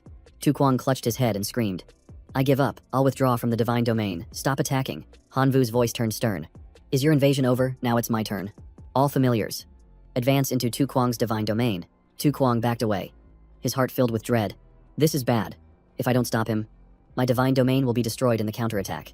He gritted his teeth, made his decision, and raised his hand to command, "Close the portal now." The portal began to close, its faint light slowly fading away. But a few of Han Vu's locusts had already slipped into Tu Kwang's divine domain undetected. The divine ironclad soldiers fled in a panic. Tu Kwang let out a sigh of relief, thinking he was finally safe. Just then, the great gate burst open again. He was stunned and screamed, "What the hell is going on?" Han Vu walked forward slowly and said, "A few of my low-level locusts can build a bridge between divine domains. As long as they're alive, you'll never be able to sever the connection. Just you wait until I devour your entire domain." He collapsed to his knees, begging in despair. "End this, I've lost. Please withdraw your troops," Han Vu replied coldly. "You were the one who invaded first. It's only fair that you face a counterattack. My intelligent legion has already entered your divine domain." He turned back and shouted angrily, "Han Vu, pull all your familiars out of my divine domain. I've already conceded. Don't forget, my grandfather is out there. He's a true god. Do you dare to defy him?" Han Vu scoffed. "Do you think I'm stupid? If I retreat, your grandfather will crush me with his divine might. Right now, you're the hostage. He wouldn't dare make a move while I have you." Tu Kwang's tone changed in panic. "Please, spare me. I promise my grandfather won't do anything to you." Han Vu raised a hand to silence him. "Shh. Don't speak. My locusts have already found your divine domain's core." He then smiled smugly. "Ah, there it is." 1 hour later, Tu Lao To was pacing back and forth, frowning. Why is it taking so long? Could something have gone wrong? A sense of unease spread through him, and he decided to open a virtual screen to check. The third elder turned to the first elder and said, "Hurry. Open it and let's see." The entire group stared at the screen, stunned into silence. On the screen, Tu Kwang was suspended in midair, his face pale and filled with discomfort. The divine ironclad soldiers were being dragged away one by the evolved locust men. The third elder cried out. "What is happening?" the first elder replied. Tu Kwang's divine domain core has been seized by Little Han. The locust men are now standing on top of it. Tu Lao To's phantom appeared, roaring with fury. "Little Han, release my grandson's divine domain core this instant." Han Vu turned around, his voice indifferent. "Are you trying to threaten me? I'm not amused in the slightest." Then he called out, "My familiars," he commanded. "Accelerate the annihilation of all divine ironclad soldiers Tu Lao." Tu raged. "What in the world do you want to let Tu Kwang go?" Han Vu crossed his arms and smiled lightly. "True god of the Tu family. You've got it wrong. The question you should be asking is, what I need to do for you to spare me." Tu Lao, Tu gritted his teeth and swore silently to himself. "Fine. You little brat. Once Tu Kwang is free, I'll make you wish you were dead for 3 days and 3 nights before I finally finish you." Suddenly, Han Vu felt the aura of a true god descending and was immediately delighted. Grand Minister Vian has returned. And another true god. That means Tan Lao To is back as well. The members of the Tan family, watching through the screen, cheered with joy. The old ancestor is back. The first elder of the Tan family clasped his hands in a salute and said with a smile, "Tu Lao To. Our old ancestor has returned today, and the Tan family is holding a grand banquet. Why don't you stay and raise a glass with us?" Tu Lao Tu was furious, but still replied coldly, "There's no need." Inside the divine domain, Tu Lao Tu roared in anger. "Han Vu, the true god you were waiting for has arrived. Why haven't you released my grandson's core yet?" Han Vu gave a faint smile. "I'll let go once all my friends are back. Who knows if someone might launch a sneak attack." Grand Minister Vian stepped forward to assure him, "I am here. No one will dare to touch you." Han Vu looked at him in surprise. "You're back, that's great." Han Vu understood immediately. The true god of the Tan family had also returned. He smiled and announced, "Poison Emperor. Order all familiars to withdraw from the divine domain core. We're pulling back." He immediately dispelled his divine domain. Tu Kwang strode forward angrily. "Han Vu, you better remember my face next time. Only one of us will leave alive." Han Vu laughed coldly. "Worry about rebuilding your iron armor soldiers. They're too weak to even be worthy of fighting me." Enraged, Tu Lao to slap Tu Kwang hard across the face. "Shut up, haven't you lost enough face already? Get back home." Seeing them flee, Tan Lao Tu shouted, "You despicable cowards, daring to bully a descendant of the Tan family while I was away. From this day on, the Tan and Tu families are finished. The engagement of Sang Ni is hereby cancelled." Everyone from the Tan family looked up and watched the 3 generations of the Tu family flee in disgrace. Feeling a great sense of satisfaction, Tan Lao Tu handed an item to Han Vu and smiled. "Young friend, thanks to you, the Tan family was saved from disaster. Please accept this gift as a token of our gratitude." He looked down and saw it was a primordial stone fragment, which could help any living being restore its ancestral bloodline. He furrowed his brow in thought. If I use this on the locusts, they could revert to their most ferocious ancestral form. That would be truly terrifying. 3 days later, a voice called out, Han Vu, we've brought some intel for you. Ha Thien and 2 others called out loudly. Over here, Han Vu smiled and walked over, asking, Brother man, Brother Ha Thien, Sista Deep Lin, what's so interesting? Ha Man said excitedly. The new course is about to start, and Hong Tong Quan will definitely target you. This is the intelligence handbook we prepared for you. Ha Thien nodded. You have to be careful. He's the strongest first year. He flipped through the documents, recalling his swarm of goblins, and silently praised him. To lead the weak goblin race to this level. He's a true genius. Deep Lin smiled. You led the common locust race to such results. You're much better than he is. Ha Thien agreed. Right. He only has a few hundred lords, 3 monarchs, and 3 god-tier units. So don't worry. Han Vu was surprised. And that's not supposed to be scary. The 3 of them pretended not to hear. The scene shifts to Han Vu's home, a quiet and cozy space. He sat cross-legged, cultivating, and thought to himself, Huang Thong Quan will target my 3 locust lords, and I can't afford to lose any of them. Tua Kwang's regeneration ability can help keep them alive. But that alone isn't enough to fight him. He looked at his Hack 2 mushroom pot. It was effective as a debuff against the zombies before. If I can increase its area of effect damage, I'll be safer. He opened the system search, and a few minutes later, he exclaimed, Found it. He placed the newly purchased item in his hand, and the system announced, Order successful. He began to fuse the Hack 2 mushroom and the new item into a single entity. The scene shifts to a hallway in the Imperial Capital Academy. Miss Lena pointed to the board and said, This lesson will test your divine domain defense capabilities. The top first-year students will be the attackers, and they will only use the strength they possessed last year. Those who defend successfully will be rewarded, and those who fail will face the Black Prison Trial. Get ready. The invasion is about to begin. A large portal of light appeared in front of Han Vu. He slowly stepped into the glowing area, where someone was already waiting for him. Huang Thongquan sneered. I told you. Han Vu, today you will taste hell. Before he could react, Huang Thongquan gave the order. Kill. Han Vu's eyes widened in silent admiration. What a magnificent formation. Before him stood an army of elite goblins, the old Ligan combat unit. In another direction, ranged goblins were lined up neatly with ferocious eyes, while the red goblins formed the Blazing Flame Squad, and the blue goblins formed the Frostbone Squad. All of them, superhuman tier. 2 goblin leaders riding large wolves advanced leisurely. Han Vu identified them as Lord-level lifeforms. He charged forward, shouting, In that case, my Locust Legion will also enter the fray. Han Vu spread his arms and commanded his Locust Legion to form up by unit type, consisting of regular, Sky Devil, Fallen, Dark Curse, and Primeval Locusts. Finally, the Locust Lord appeared, its presence overwhelming. Huang Thongquan shivered slightly. To become so strong with such a weak race, he grew very. I can't underestimate him. He immediately gave an order. Frostbone and Blazing Flame Goblins, prepare to attack. As soon as he finished speaking, thousands of magical projectiles flew forward, and Han Vu's locusts were caught in the dense barrage. He observed, thinking to himself, trying to overwhelm me with sheer force, not that easy. Then he ordered, Fallen Swarm, form a defensive line, Sky Devil Swarm, and Dark Curse Swarm.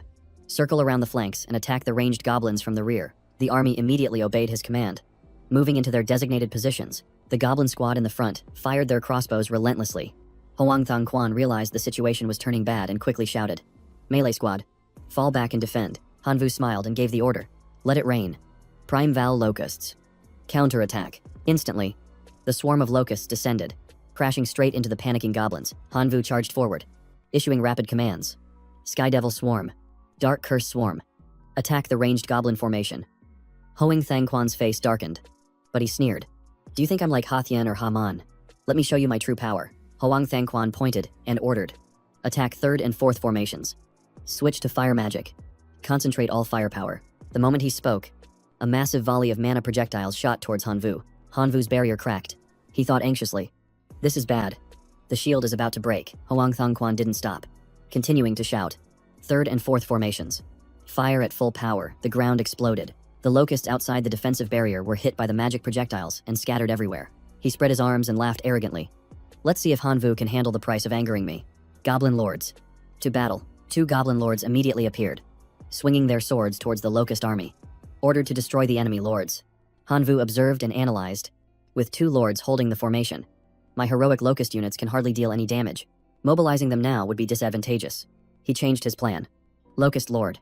Lure the 2 Goblin Lords away from the formation. Receiving the order, the Locust Lord turned and charged away, and the two goblin lords immediately gave chase. With the goblin lords led away, Hanvu immediately commanded, "Locust army carrying Black Death mushroom spores.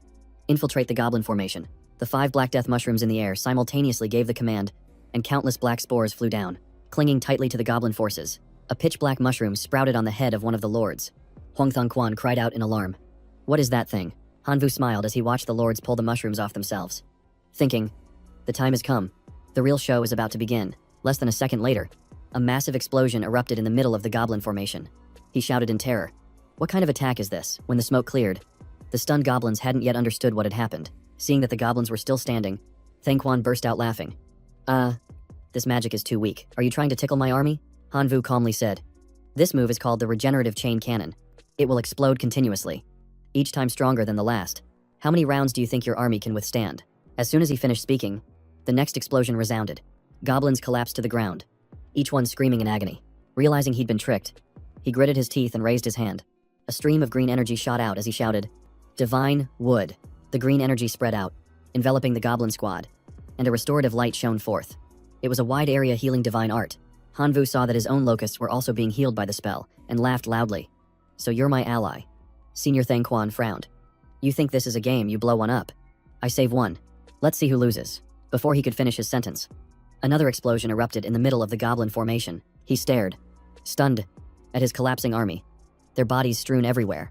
The losses were too heavy. He couldn't believe it. Thangquan's jaw dropped. "Impossible. Didn't you say it would only get a little stronger?" Hanvu scratched his head and smiled. "That's right. But thanks to your divine art, it's growing much faster." He gritted his teeth in anger and asked, "What?" A goblin looked up, a huge black mushroom growing on its head, and stared at him with wide eyes. Thangquan was startled. "Wah! What is that?" Hanvu sat cross-legged, resting his chin on his hand with a smile. Based on the current situation, the next explosion might just wipe out your entire team. He broke out in a sweat, thinking to himself, "This exam was supposed to be my chance to prove myself. If I lose here, my reputation will be ruined. Even if I have to use all my trump cards, I can't be defeated." He looked up and said, "Hanvu, you're strong, but it's still not enough." Hanvu raised an eyebrow. "You still have another move." The ground suddenly flashed with light as divine art formations appeared, increasing morale, endurance, and reducing the sensation of pain. Thangquan held up 2 fingers as purple light spread out, chanting, "Divine war art." The goblins' eyes blazed with fire as they bared their fangs and attacked. They could absorb 25% of damage to heal themselves, and the excess was converted into energy to increase their speed. He raised his hand again and shouted, "Divine earth art." Instantly, each goblin was enveloped in a membrane of light, creating a shield that absorbed damage and drew energy from the earth for continuous regeneration. Thangquan wiped away his sweat and said softly, "All right, now it's my turn." The black mushrooms on the goblins' heads fell off. Hanvu was shocked. My ultimate move was nullified. The goblins raised their swords as holy light spread, chanting in unison, "By the grace of the goblin god, destroy the enemy." They charged forward in unison, shouting as they ran, "Kill for the glory of our god." Hanvu held out his hand and ordered, "All locust forces, counterattack." The sound of beating wings filled the air. Lena and the other teachers were still watching the battle on a screen. She asked softly, "Teachers, what are your thoughts on the scoring for the prospective students?" The bald teacher said, "I support Tan Sang. Her golden-crowned thunder sparrow is qualified enough to enter the academy." The teacher with glasses chose Toothiat instead. "His Iron Man is excellent, and I heard his older brother possesses the rare steel armor clan. We might be able to recruit them both." The teacher in the brown coat stroked his chin and said, "Tan Kan Yin's foxfolk are weak but intelligent, suitable for the logistics department. A true talent." Lena suddenly asked, "And what about Hanvu? What does everyone think?" All eyes turned to the screen, where Hanvu and Huang Thangquan were still locked in battle. The teacher with glasses commented, "This match is a clear failure. Hanvu's abilities are still lacking." The bald teacher shook his head.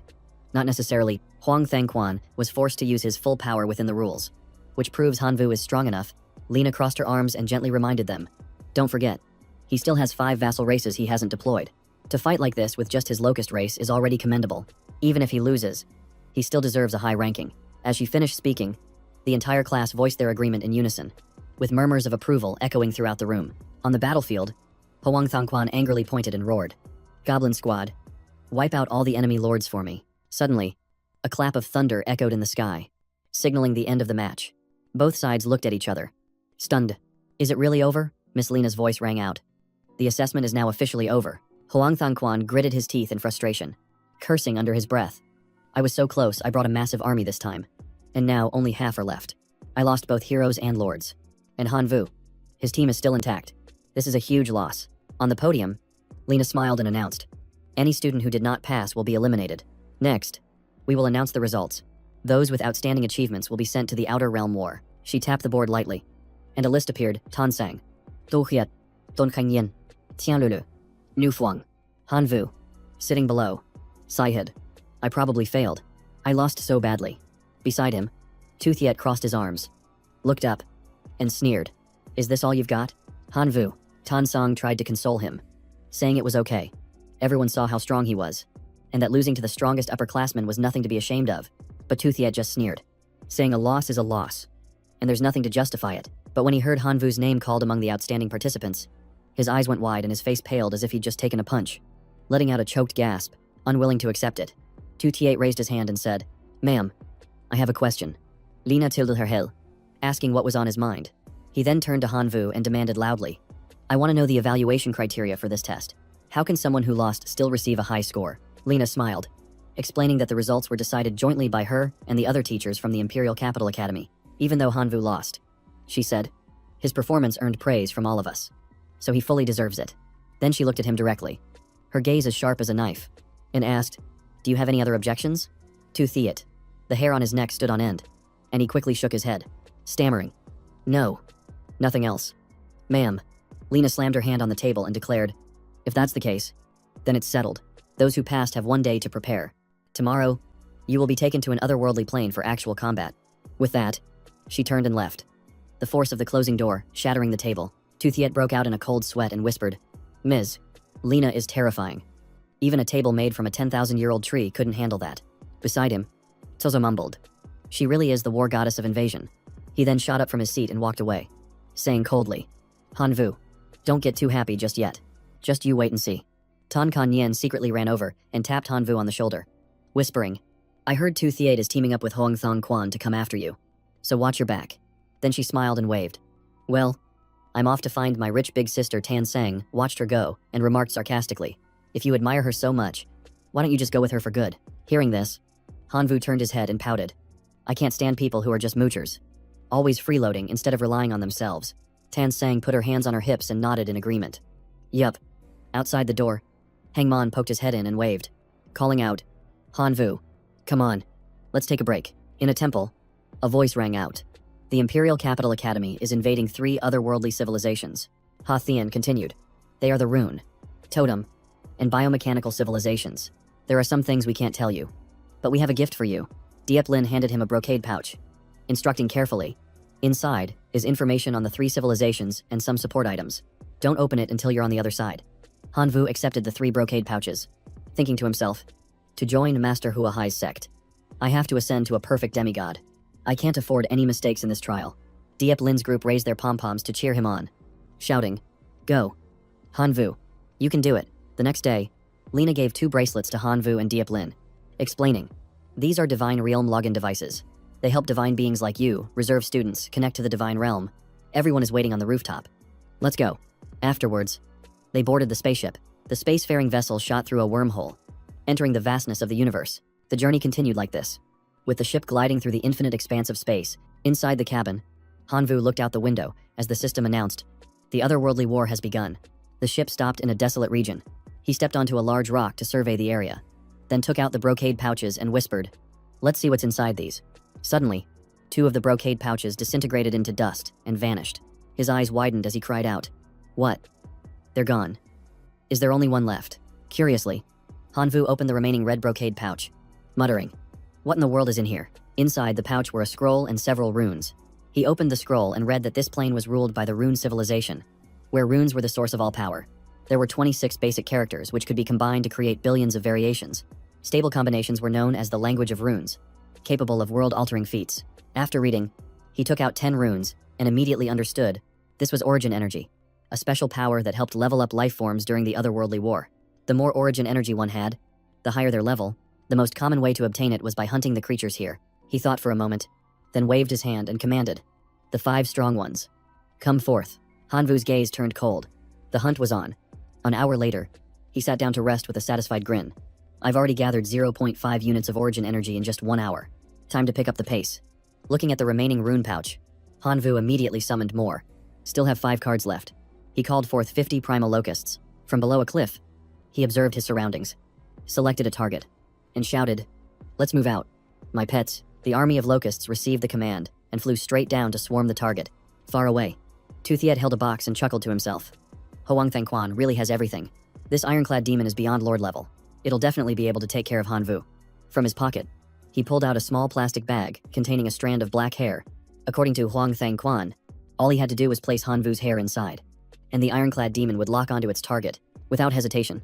Tu Thiet placed the strand of hair into the box. As soon as he put it in, the box began to glow with a purple light. Startling him, he then handed it to his subordinate and ordered, "Go smash that thing." The man obeyed, smashing the box on the ground. It shattered, releasing a thick cloud of purple smoke. From within the purple smoke, a massive creator emerged. It was the unsealed demon. The demon saw Tu Thiet's lackey and immediately lunged forward, tearing him to shreds. Tu Thiet roared with excitement.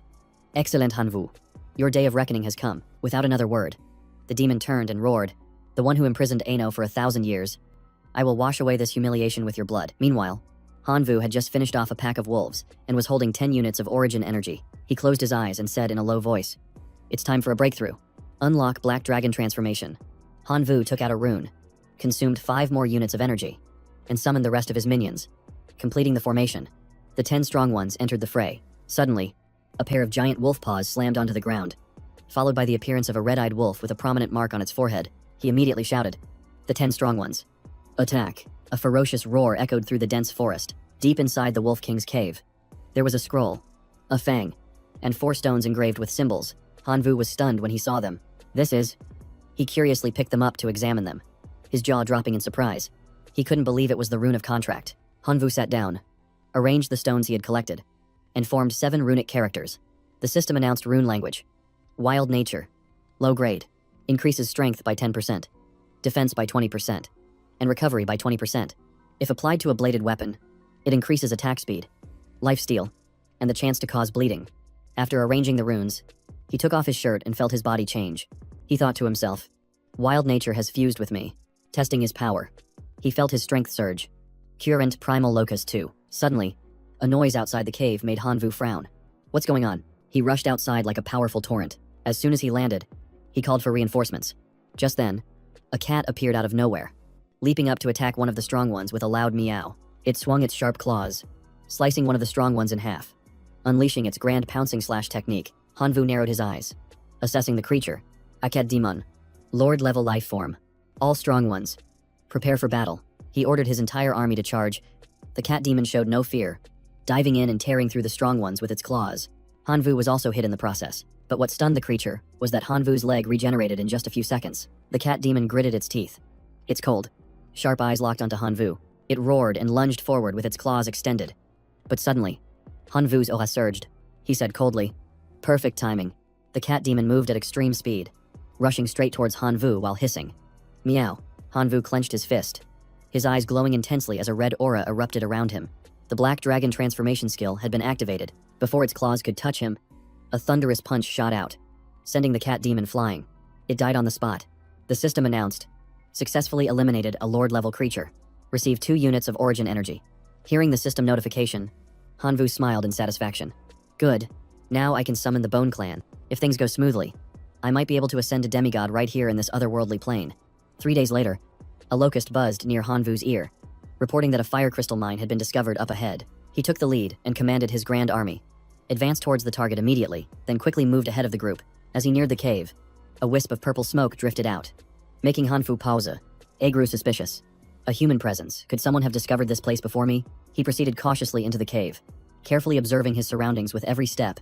A sudden heat wave blasted him before he could react. "So hot," he cried out. Before he could recover, a fire-scale lion appeared, and his expression changed. "This is bad." Han Vu immediately activated his Black Dragon Transformation, his body enveloped in a red aura as he roared, "Bring it on, lion." The charging fire-scale lion suddenly screeched to a halt, leaving Han Vu confused. It turned out there was a girl behind it, holding its tail and pulling it back.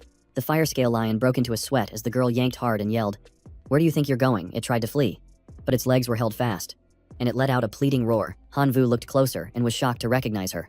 "It's Nu Fuang." She was still holding the lion's tail, ignoring its tearful eyes, and roared at him, "This is my territory, get out." Han Vu sneered, Let's not even discuss whether this is your territory or not. Even if it is, I'll take what I want. Do you think you can stop me? Provoked, Nu Fuang let go of the fire scale lion and charged, screaming, I've shown you enough courtesy. If you won't leave, then die. Hanvu stood his ground as a green aura exploded around him. Great tear of death plant fusion, ghostly shadow lantern. He prepared to meet her attack. Vines sprouted all over Hanvu's body as his energy surged violently. Nu Fuang frowned in surprise and asked, what kind of skill is that? Hanvu drew his sword and replied coldly, the one that's going to take your life. She threw an incredibly powerful punch at Hanvu, but it only hit the ground. Hanvu had used ghostly shadow flicker to vanish. Nu Fuang was stunned, unable to believe he had dodged it. In the blink of an eye, Hanvu was standing behind her. He said coldly, next time, I'll aim straight for your neck. Hearing this, she held her breath and turned her head, beads of sweat forming on her forehead. After a few seconds of silence, Nu Fuang sighed and conceded, I lose. The fire scale lion is yours. Hanvu sheathed his black sword. I don't need the lion, it's just a low-level lord. I want the entire fire crystal mine. She pondered for a moment, then nodded. All right, the lion is mine. Let's work together from now on. Hanvu turned and gave an order. Bone Clan, go mine the ore.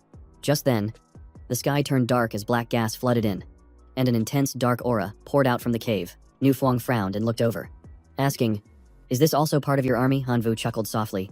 This seems a bit much even for me. I think an elemental is about to be born. A pair of blazing red, clawed feet suddenly appeared in the hazy smoke. The Iron Thorn Demon, holding a skull in its hand, charged at Hanvu the moment it saw him. It swung its long iron thorns and roared with hostility. Ano will wash away this shame with your blood.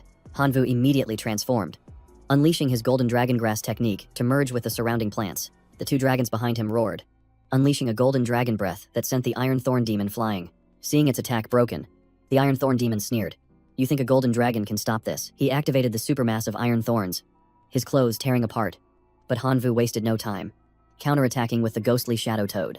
Beside him, Engu Fuang clasped her hands to chant a spell, and a great fireball erupted, attempting to incinerate the iron thorns. Hanvu frowned, realizing that the fire element could counter this demon. So he immediately summoned the Red Furnace Golem Divine Hammer. He activated a rune and burned an origin card, and the Red Furnace Golem immediately materialized. Hanvu pointed and commanded, Divine Hammer, smash that demon to pieces for me. The Divine Hammer, with its sharp, cold gaze, replied in a resonant voice, as you command. May God. He raised his weapon as a purple aura billowed around him. The Iron Thorn Demon snorted, unleashing a volley of shuttle arrows and screaming.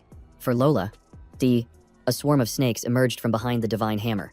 Lunging forward to intercept the attack, the Iron Thorn Demon couldn't react in time and had half its body torn apart by the snakes.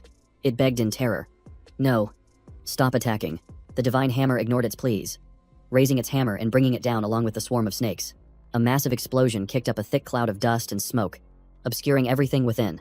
Hanvu cheered from the sidelines. Great job, don't stop.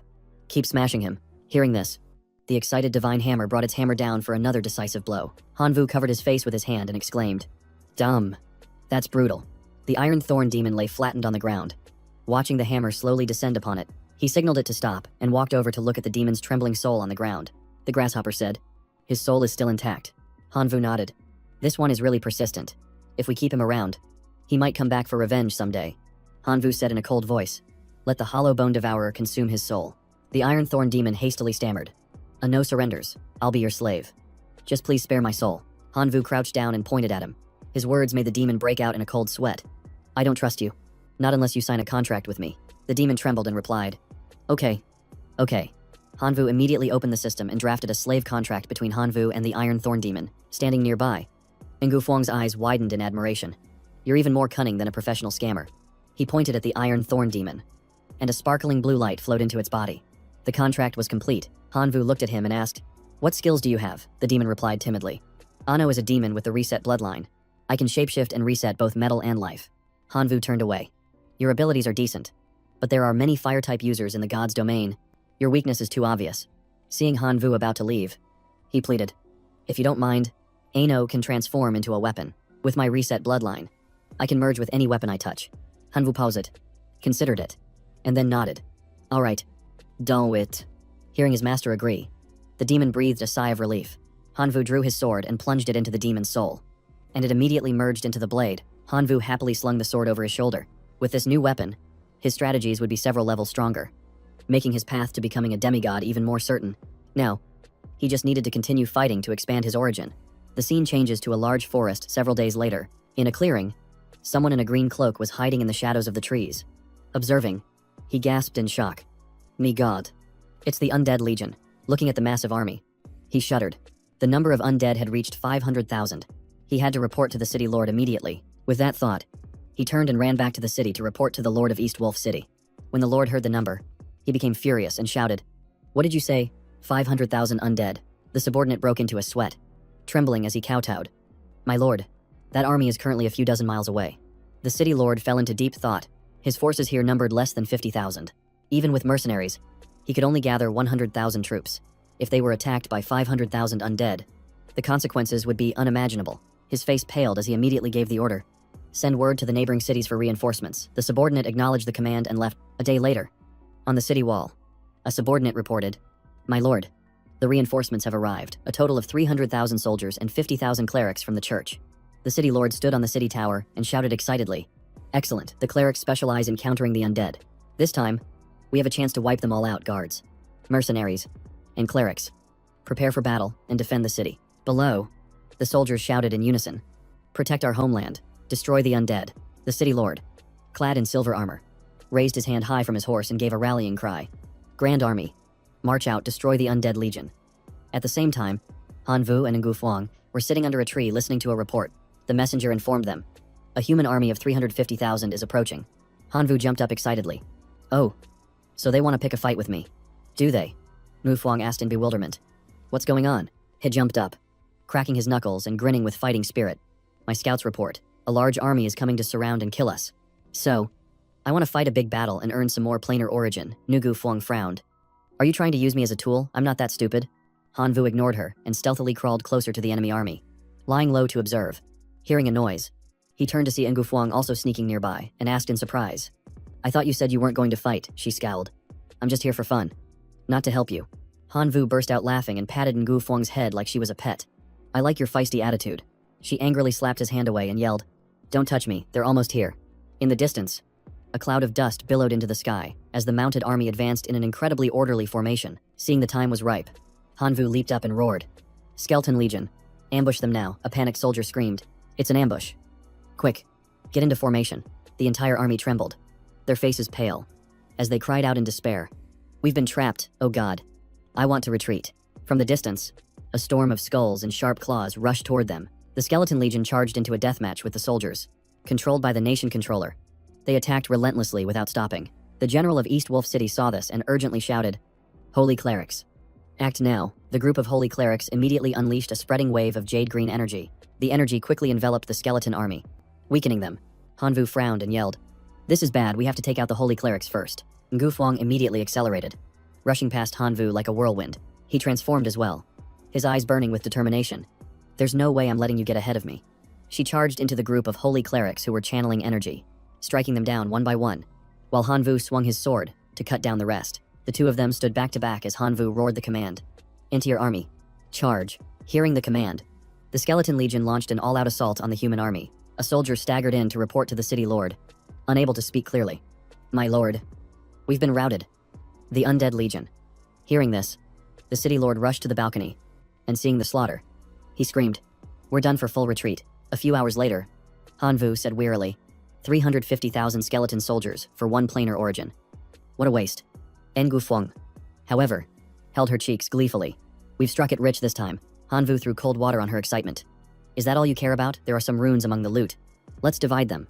Han Vu's system scanned Great Strength Rune, plus 40% muscle, Mace Enhancement, Shatter Effect, Raging Fire Rune, plus 20% Fire Resist, plus 15% Affinity.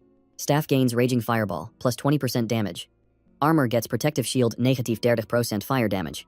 Aegis Rune Light Aura for armor, plus 50% durability. He thinks 4 empty slots left. Saved for my kin. The woman beside him snags the Raging Fire Rune, her body erupts in a red glow. She grins. "I'm one step closer to Monarch Lifeform integration. Thanks." Han Vu, hearing that, Han Vu winked and replied with a smile. "It was nothing." Ngu Fuang put her hands on her hips and chuckled. "You sly kid. It seems Henzi Tan has really taken a liking to you."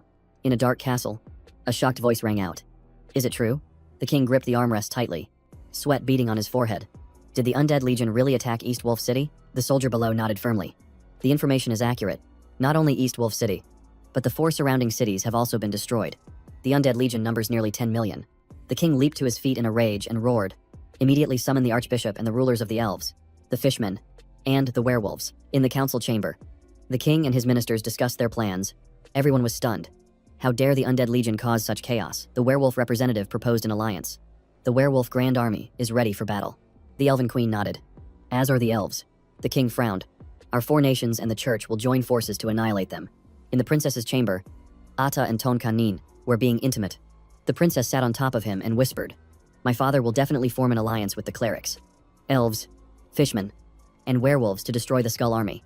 Kanyan opened his eyes, pressed his lips against her chest, and asked, "Is that true?" In his mind, he was already plotting against Hanvu. Who else could command the Skull Army? But him, Hanvu, in just a few days, you've turned into an enemy so powerful that 4 nations must unite to face you, a truly worthy rival. He stared into the horizon deep in thought. After so long beside the princess, he'd finally uncovered a clue to reaching demigod status. In the civilization of the god's domain, one only needed divinity, but outside it, one must also obey the world's law. He had always dreamed of becoming a demigod to surpass Hanvu.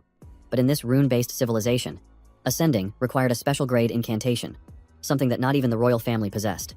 Which just goes to show how incredibly difficult it was to acquire. Kan Nian thought to himself, "Hanvu, I plan to join forces with you. I have the clues, and you have the army. If we cooperate well, we can obtain the special grade rune, so you absolutely cannot be in danger. I must ensure the allied forces can't lay a finger on you." Seeing him distracted, the princess pouted. "I'm talking to you and you're not even listening. Tomorrow, the elf queen will be meeting with my father." Her words snapped him back to reality. He smiled gently. "The queen, so what, she could never compare to you?" he said, as his hand secretly caressed her waist. He thought gleefully, "Excellent. The elf queen. There isn't a woman alive I can't handle." He turned and gently pushed her down, and she playfully chided him. "You are so naughty." The scene immediately cuts back to Hanvu. The news from the dragonfly messenger left him stunned. "An allied army of 4 nations, and the church are hunting me." Gu Fuang placed a hand on his shoulder. "What's the big deal? You've got a massive skeleton army." But he shook his head. "Their numbers mean nothing. They're too weak. They'll be completely crushed by a well-trained allied force." Hanvu rubbed his chin. "This time, I'm in real trouble." The source of mutation appeared with a wide grin. "When push comes to shove, I'm always the one to bail you out." Hanvu asked impatiently, "Do you have a way out of this?" It seized the opportunity. "I do, but payment is required up front. 1 point of divinity." Hanvu trembled with anger. "You're demanding payment before you've even told me the plan. Is asking for divinity points all you know how to do?" he snapped. "Tell me the method first. Then I'll decide if it's worth a divinity point." It chuckled slyly. "Actually, I know of a rune incantation that is extremely effective at enhancing mutations." Hanvu asked hastily, "What kind is it? Spit it out." Seeing the logic in its proposal, Hanvu reluctantly conceded, handing over 1 divinity point with a grudge. The creature took it gleefully. "Thanks for your business," and then leaned in to whisper in his ear. After listening, Hanvu crossed his arms and smirked coldly. "How interesting. Let's give it a shot," he thought. This divinity point wasn't a waste after all. Seeing his expression shift, Newfong asked curiously, "Did you come up with a plan?" He narrowed his eyes and let out a laugh. "Just you wait and see how I turn the tables." Over on the human army's side, they spotted the approaching skeleton army, accompanied by a swarm of locusts filling the sky. The commander gave the order, "Attack." Both the skeletons and the locusts are with Hanvu. As soon as the order was given, the human soldiers began cutting down the locusts with their swords. It was so easy that they started to cheer, thinking it was already over. But as the locusts' blood splattered, the spores of the Black Death mushroom clung to the soldiers, spreading a strange black smoke. Black mushrooms began to sprout from anyone who was hit, causing the soldiers to scream in panic. "What is this?" One curious soldier pulled a mushroom off his body. Instantly, his entire body erupted in a black and red aura, and the color drained from his face. The skeleton army stared on with glowing red eyes as the human soldiers turned pale with fright. Moments later, the ground was littered with corpses. Hanvu and Yufong approached, and he smiled faintly. "Just as I thought. I didn't even have to lift a finger. The Black Death mushroom spores worked better than I could have imagined."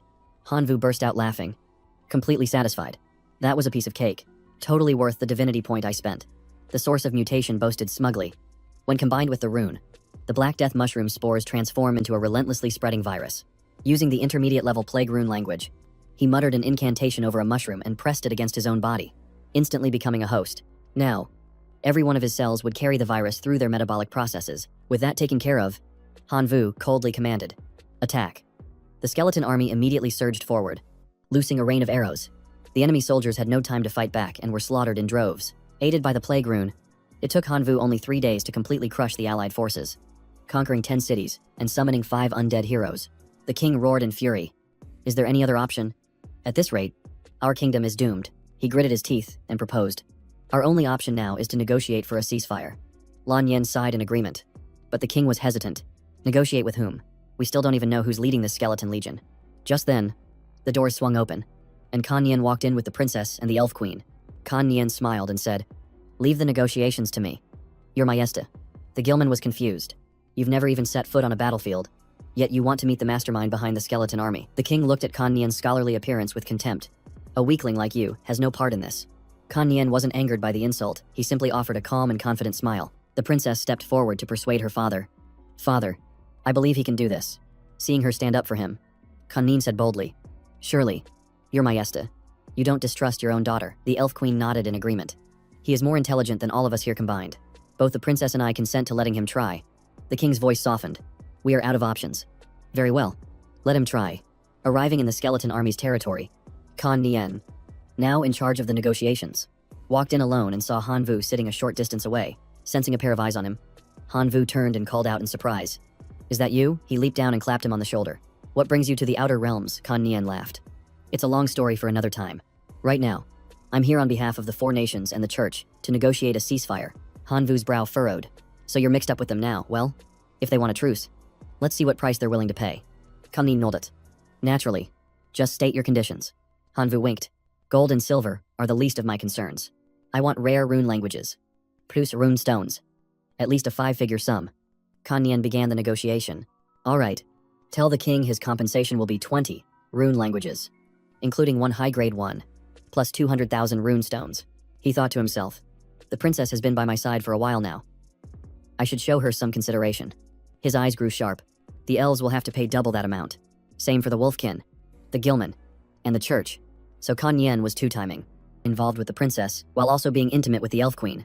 He mused to himself, now that I'm involved with her, I can't let her people get a bad deal. Han Vu slung an arm around his shoulder and laughed loudly. Thanks for coming all this way. I'll make sure you get your cut. Kan Yen replied cheerfully. My whole reason for blending in with the humans was to find clues about ascending to demigod status. And I've just found my first lead. As he spoke, he leaned in close to Han Vu's ear. We just need to find the ruins of the ancient gods. Han Vu nodded. Deal. We'll cooperate. With their business concluded, Kan Yen prepared to leave. I'm heading back to announce your conditions. I'll see you again after I've handled them. Han Vu nodded. And make sure you tell them. If they refuse to pay up, I'll lead my army of monsters to flatten their cities and turn every last one of them into undying spirits. Back at the castle, the Gilman representative cried out upon hearing the terms, Where are we supposed to get that many high-grade runes? Kan Yen raised an eyebrow. If you don't have enough, you can substitute them with information about the ancient gods' ruins. Or, you could trade points of divinity. The elf queen took his arm, protesting. The reparations for my people are far too high. Why are the humans paying so little? Kan Yen replied. Because many humans have already been turned into his spirit monsters. Surely you don't want the same fate to befall the elves. The princess on his other side leaned her head on his shoulder and whispered, My father says he'll follow your lead completely. He gave her a charming smile. Since the negotiations went so well, don't I get a reward? She blushed and stammered in response. Of course you do. Before she could finish her sentence, the door burst open and the God King stormed in, bellowing, You are being openly extorted.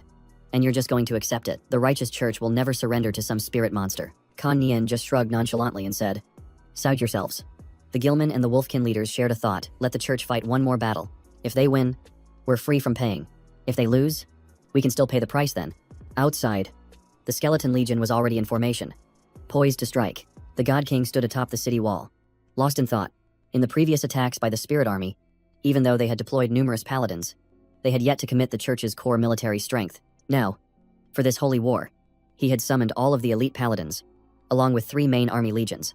Their captains were warriors on the verge of becoming demigods, who had never once tasted defeat. This battle would be the decisive turning point. In the city known as the Port of Light, light crystal stones sprouted everywhere. The entire fortress was constructed from them, radiating a holy power that was extremely effective at suppressing undead creatures. Han Vu, draped in a black cloak, observed the human army from a distance, thinking to himself, The Pope already gave me all the intel on this elite legion.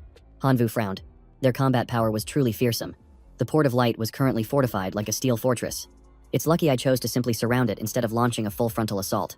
He thought, if I want to take this place, I'll have to find an opening. But how am I going to deal with the Port of Light now? He took out a purple crystal stone and swallowed it without a second thought. Instantly, vibrant green vines shot up from the ground around him as a new power awakened, activating a hidden gene. Han Vu closed his eyes, and a demon shadow lantern, wrapped in thick roots, materialized in front of him. He gripped it firmly, thinking to himself, time to see what this thing can do. With a solid grip, Hanvu swung his arm, and the demon shadow lantern shot forward. Looking at the weapon now in his hand, he felt a sense of satisfaction.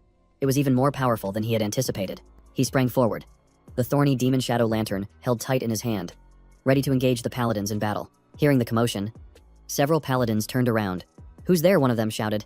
"Don't move." Hanvu raised his sword, the demon shadow lantern glowing behind him. Without a single word, he swung both his blade and the spectral weapon directly at them. Two of the paladins were too slow to react, standing frozen as the attack came crashing down. The demon shadow pierced through one man's wrist, making him scream in agony as dark energy gushed from the wound. Seeing his comrade wounded, the other paladin shouted, "Purification," but the injured man just shook his head and trembled. It's no use." Hearing the screams, nearby soldiers rushed to the scene and, upon seeing Hanvu, yelled, "Zaitsa him!" One fearless soldier leaped high into the air, hurling his spear toward Hanvu with all his strength, as if to say, "Let's see you escape this." As the axe head swung right towards his face, Hanvu remained as still as a statue, making no move to evade. But the moment the axe struck the earth where he'd been standing, his image flickered and vanished. The ground shattered from the impact, leaving the soldier stunned. "But I hit him." Before the man could process it, Hanvu reappeared at his flank, his sword slicing clean across his abdomen. The soldier, having suffered a fatal wound, clutched his stomach and writhed in pain as blood poured out between his fingers. He staggered backward, swinging his polearm in a wide arc as he hissed with rage. "Damn you to hell." The axe head of the polearm came hurtling toward Hanvu again, but with a mere glance, his form flickered out of sight, reappearing behind the soldier like a ghost. Without a moment's hesitation, Hanvu brought his sword down, delivering the final, fatal strike to the soldier's back. The man collapsed, still clutching his wound. As Hanvu turned away coldly, he glanced back with a faint smile. Only one soldier remained before him, standing as firm as a stone wall, completely fearless, with a brilliant golden aura radiating from his body. Hanvu glanced at the golden light and immediately recognized it as holy light. He grew wary. This was bad. That stuff suppresses undead energy. While Hanvu was distracted, two clerics unleashed a mana formation, shouting, "Now's our chance, get him." Hanvu whipped around and charged straight at the two of them, his sword slashing across their necks without hesitation. His plan was to take them down first. But before he could retreat, the soldier with the holy light lunged forward, and two more clerics closed in from behind. After some time, a thick purple mist rose from a nearby building. The ground was littered with the bodies of clerics, their corpses piled high in layers, perched on the trunk of a phantom demon tree. Hanvu narrowed his eyes calculatively. The time had come. He immediately gave the order for the Dry Frost Legion to attack the city. The army obeyed, and the sky-filling purple mist surged forward like a violent tide. A streak of green light shot past, incinerating rows of skeletons, while another soldier was infiltrated by the purple mist, screaming in agony before disintegrating completely. A great battle erupted in the Port of Light. Over 2 million clerics were killed in action. 3 main legions were wiped out, and 15 million skeleton soldiers vanished. The God King was stunned. The losses were too great. What in the world was happening? He tormented himself with regret. Should he have chosen to pay reparations from the very beginning? Could it have saved the church? What now? The God King opened his eyes, his forehead drenched in sweat, wondering whether to continue resisting or to surrender. Just then, a strange voice came from the door. "Your Holiness, the Pope. I have a way to defeat the skeletons." The Pope turned in surprise. "Who's there?" The one who entered was Tuthiet, Hanvu's mortal enemy.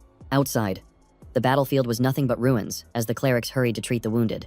Suddenly, a squad of giant skeletons attacked, causing the soldiers to scream in terror. They're back. Hanvu's face darkened as he ordered through gritted teeth. "Everyone, charge." The giant skeletons obeyed, surging forward like a flood. The two sides clashed violently, and the royal army quickly found itself at a disadvantage, being smashed to pieces by the giants. Just then, a spiritual figure appeared. The Pope had descended upon the battlefield. He roared, his voice both boosting his troops' morale and issuing a warning. "Hanvu, stop this at once. Withdraw from the Port of Light, and you might live. If not, the gods themselves will punish you." The skeletons paused for a moment, vaguely sensing that something was wrong. Suddenly, countless mystical specks of light fell from the sky.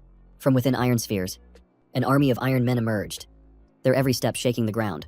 They were the iron arm of justice, here to crush the undead. Hanvu stood frozen, his eyes wide in disbelief.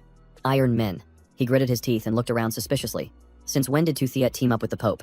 From a hidden corner, the Pope watched in secret as the ferocious iron men charged forward, using their brutal strength to crush the skeletons' necks. The clerics regained their morale and summoned their power, shouting in unison, "Kill all the undead, avenge our fallen comrades. Glory to the gods." Hanvu's expression hardened. He raised a stone in his hand and commanded in a deep voice, "Gian skeletons, attack." From the sky, a purple mist descended, forming a colossal giant that radiated a killing intent, so strong it made the very air feel thick. At the same time, from the opposite direction, an object shot past like a flash of lightning. A Haze aura appeared, and wherever it passed, the Iron Men shattered into countless pieces. A giant Iron Man lunged forward, throwing a punch straight at the skeleton giant's body. The Pope watched intently and then nodded. Tooth Yet, keep releasing the Iron Men. I'll provide as much planar essence as you need. Tooth Yet watched the battle through a communication orb. Laughing with gleeful excitement, he immediately nodded. The deal is a success. As soon as he finished speaking, a new legion of Iron Men began to slowly descend from the sky. Rewinding a few minutes, in the Pope's office, Tooth Yet had confidently proposed a partnership. I can counter the skeletons, but I need planar essency. The Pope was skeptical. Why should I trust you? He gave a sly smile. I'll let you test them first. Hanvu will definitely be back tomorrow. Back in the present, thanks to the army of Iron Men, the Pope's side had gained the upper hand. The clerics immediately launched a pursuit, hunting down the remnants of the skeleton army. Hanvu narrowed his eyes as he assessed the battlefield. He knew he couldn't risk it any further. Continuing would lead to heavy losses. He had no choice but to order a retreat, deciding that dealing with the church would have to wait. With his mind made up, Hanvu shouted, "Retreat!" The skeleton legion quickly withdrew into the forest. Gu Fuang stepped out from behind him and asked curiously, "The Port of Light is heavily guarded by those Iron Men now. What's your next move?" Hanvu gritted his teeth in anger. "I should have dealt with 2-3 sooner." She reminded him in a serious tone. "This isn't the time for that. The merfolk and werewolves are siding with the Pope, and they've declared an alliance to attack our legion again." He shook his head slightly, his voice ice cold. "Those turncoats are nothing to worry about. I'll deal with all of them when the time comes. It's just..." Suddenly, a skeleton arrived with a report the human king had sent an envoy who wished to see him. Hanvu's expression grew grim, but he nodded for them to be let in. Wary that the humans were trying to fish in troubled waters, Kanmin approached calmly, stating that the king agreed to the reparations, asking only that Hanvu no longer attack human territory. Hanvu laughed in satisfaction. He knows his place. We'll do as he asks. He put an arm around Hanvu's shoulder and asked wittily, "So, how do you plan to handle the church?" Hanvu gave a faint smile. "Let the Pope enjoy his victory for a few days. I'll take out his minions first." Kan Mien excitedly agreed. "I'm in. I have some personal business too. I've found a divine relic. We can go together after this is over." In the following days, the skeleton army relentlessly swept across the werewolf territory. Those foolish wolves couldn't hold out. After 5 days and nights of fighting, their entire army collapsed, unable to withstand the deadly mushroom poison and the skeleton's ability to resurrect. In the end, over 2 million werewolf soldiers were assimilated, becoming new skeleton soldiers in the Legion. Under Hanvu's command, a small nation vanished from the map. The werewolf kingdom had fallen. Seeing this, the terrified Minotaur kingdom immediately surrendered. Hanvu crossed his arms and sneered. "Scared now, it's too late. Double the reparations, or I'll flatten your entire country." The Minotaur king trembled as he knelt, begging for mercy. "I agree," in his heart. He seethed with regret for following the church and the werewolves, realizing he had truly dug his own grave. After settling these trivial matters, Hanvu returned to the magic formation, standing thoughtfully with his arms crossed amidst a dazzling aura. All 10 high-grade runes were precious, but his body had its limits. He had to choose the most useful ones. After contemplating for a moment, he pointed and made his choice. "These are the ones." Hanvu opened his hand and blazing energy surged through him. The Imperial Rune language amped up his skill power. The Berserker Rune grew stronger with every creature he slew. The Blood Essence Rune heightened all his abilities at the sight of red. And the Nature Rune let him commune with every living being. Power roared inside him. High-grade runes were on a whole different level. His entire body overflowed with unstoppable strength. He curled his lip into a slight smile and leaped high into the air, his voice booming. "We march on the Port of Light again, to wash away our shame."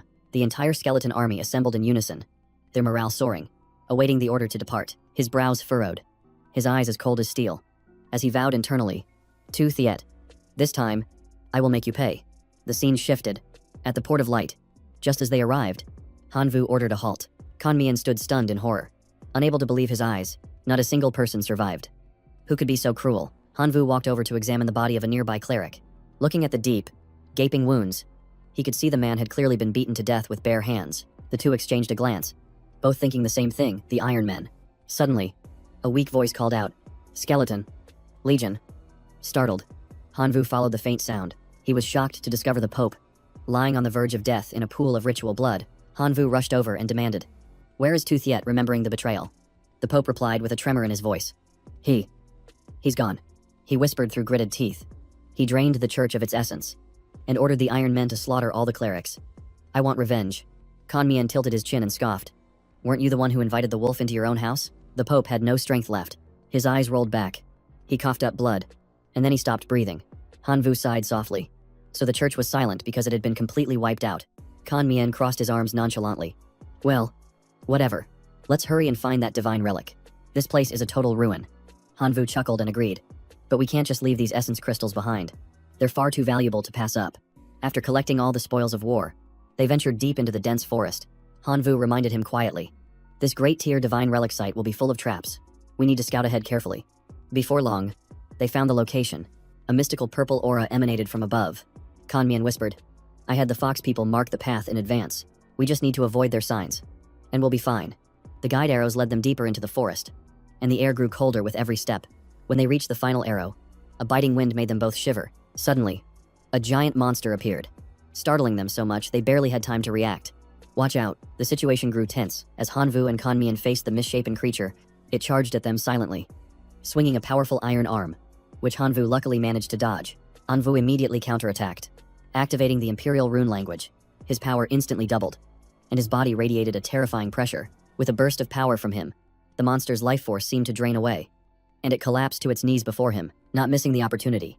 Hanvu pulled his companion away to retreat. Kan Mien was still full of praise.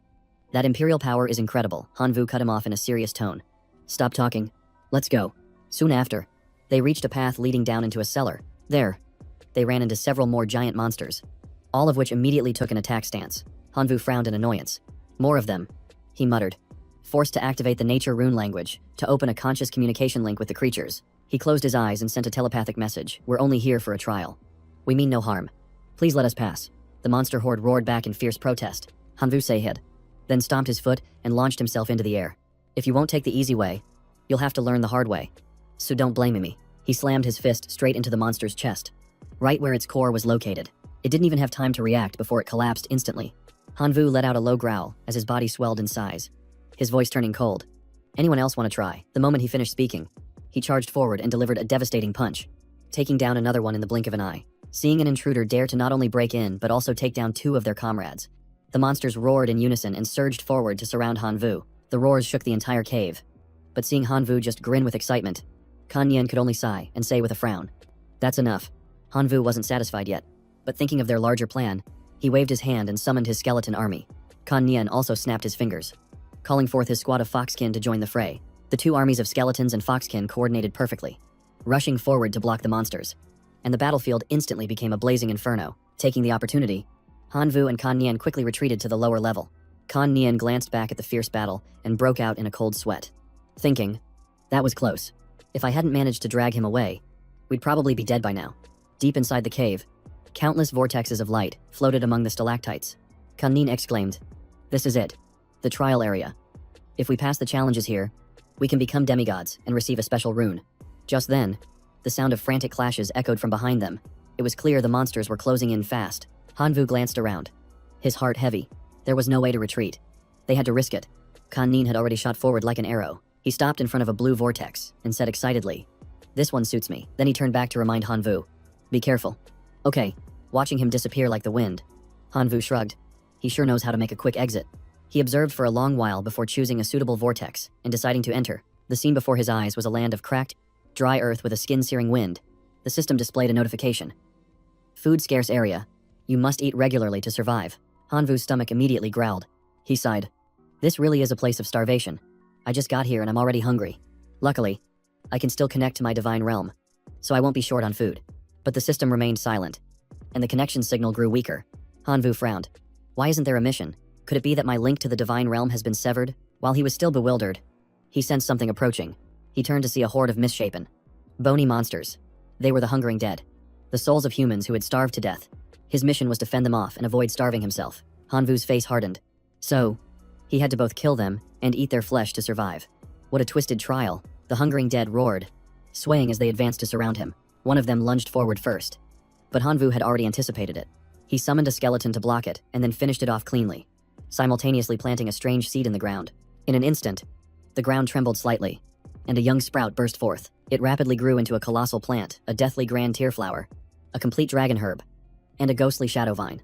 Hanvu sat at the center, letting the plant envelop him. He thought to himself, I refuse to eat human flesh. I'll use this plant to draw nutrients from the soil to survive.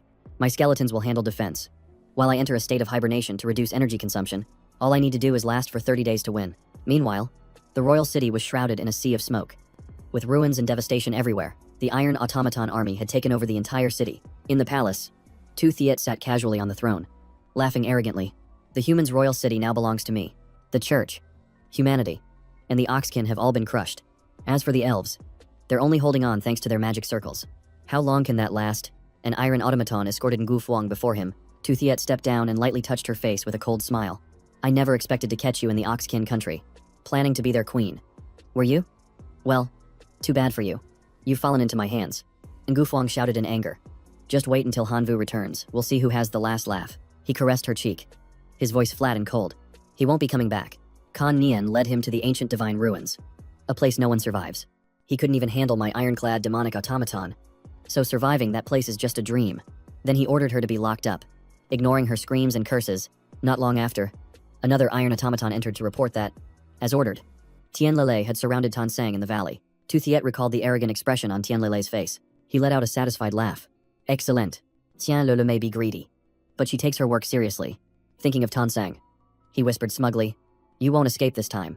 In a quiet forest, a loud explosion suddenly echoed. Drawing closer, one could see the army of ironclad demonic automatons clashing fiercely with Tianlele's forces. Tan Sang's eyes widened. Tu Thiet's automatons, why is he here? Fighting Tianlele.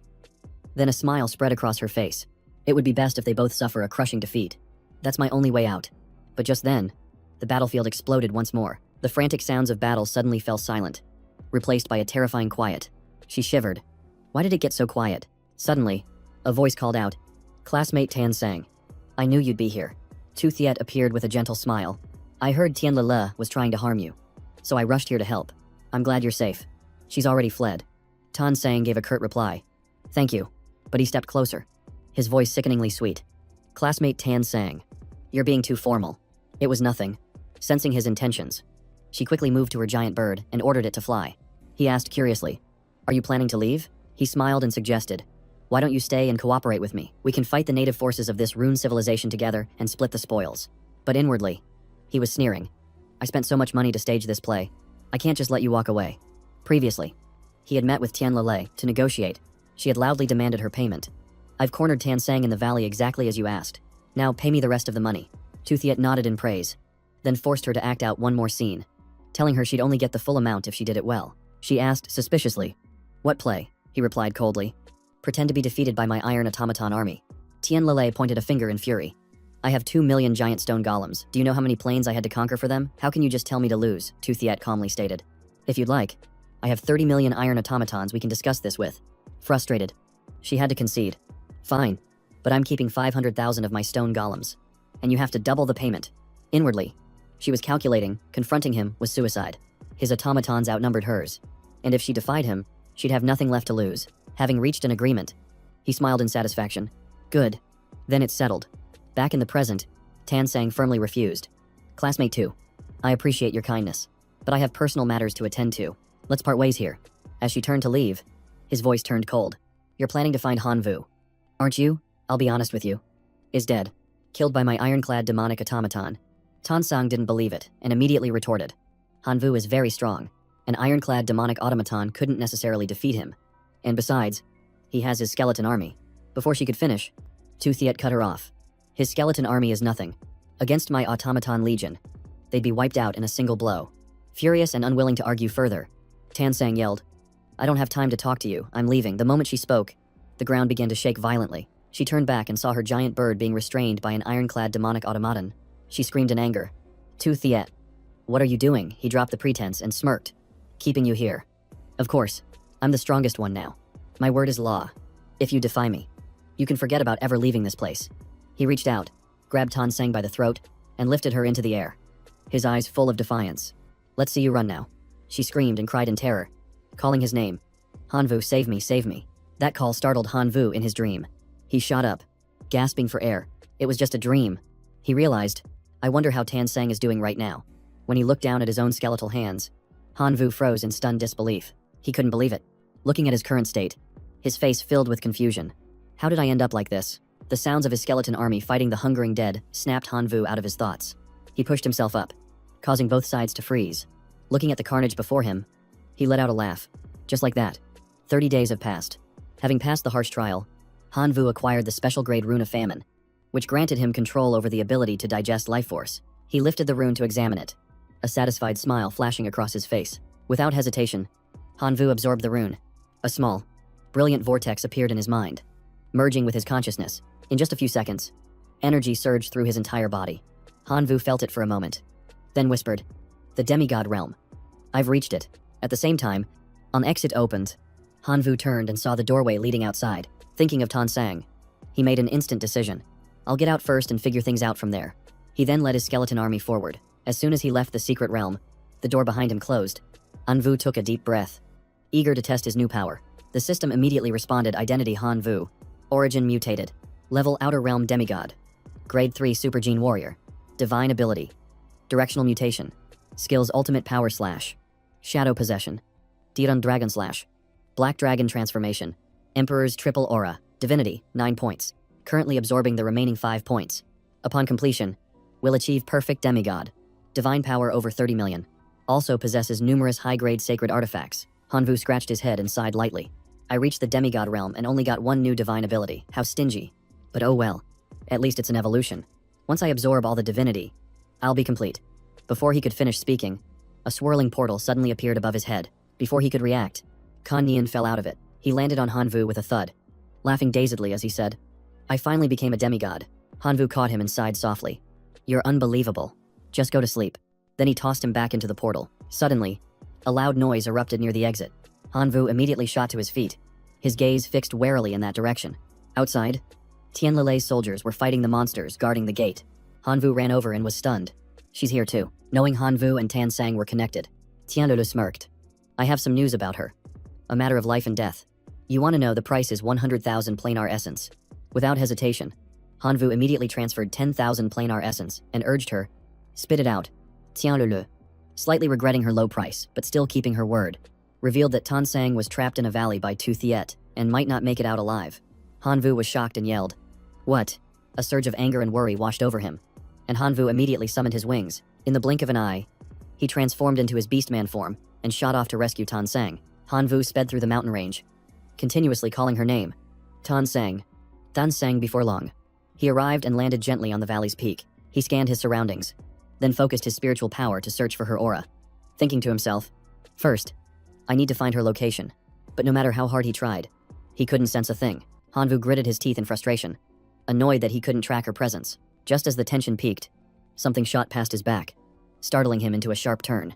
It was the golden thunder rock. He was shocked to see its feathers fluttering down everywhere. At the foot of the mountain, the thunder rock was being pinned down and captured by Tu Thiet's Iron Men. Without hesitation, Han Vu spread his serpent wings and activated the incantation. Runic script glowed on his abdomen, and a fierce gale from his wings sent the Iron Man stumbling. He ground his teeth in anger, preparing to unleash another strike. Han Vu didn't hesitate to test his new power, and immediately a surging wave of energy shot forward.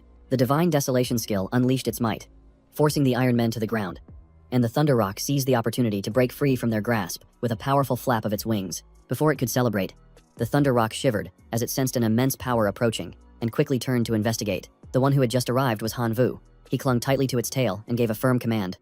"Don't worry. Just get me to Tansang. We're running out of time." The Thunder Rock understood immediately, lowering its body for him to climb onto its back before rocketing through the sky. At the same time, a small, shimmering cave entrance appeared deep in the forest. Inside the cave, Tu Thiet was losing control. He tore her clothes open as Tan Sang struggled desperately, screaming, "Let me go." He flashed a vile smile, about to make his move while taunting her. "Let's see who dares to stop me." Tan Sang was too exhausted to resist any longer. Just in the nick of time, Han Vu arrived, grinding his teeth as he kicked a large rock straight into Tu Thiet's face, who couldn't dodge in time and took the full force of the blow. Interrupted, he clutched his head and spun around, yelling, "What the hell? You dare sneak attack me?" Seeing Han Vu standing there imposingly, he froze, his eyes widening in disbelief. "How can it be you? Weren't you already dead?" Han Vu didn't bother to answer. His blood was already boiling with rage, his emotions erupting. He lunged forward and slammed a punch into Tu Thiet's face, replying coldly, "Even if I die, you won't live in peace." Blood poured from his enemy's mouth, his eyes filled with murderous hatred. He smirked nonchalantly, a contemptuous smile on his face. "You think you can kill me?" Without another word, Han Vu immediately activated his new skill. Desolation. A glowing seal appeared above Tu Thiet's head, and he instantly felt a strange sensation in his body, clutching his stomach and groaning. "Hungry. So hungry. Why am I this hungry?" He gritted his teeth and stared at Hanvu. You did something to me, didn't you? Hanvu didn't bother to reply, simply landing another cold, hard punch to his gut, unable to bear the pain. Tu Thiet collapsed, drenched in sweat, and stammered, You. Have you really become a demigod? Hanvu summoned a blazing red sword, deliberately informing him, Your demonic iron beast couldn't kill me, and now it has become my slave. As he spoke, he struck. The blade flashed across Tu Thiet's terrified gaze.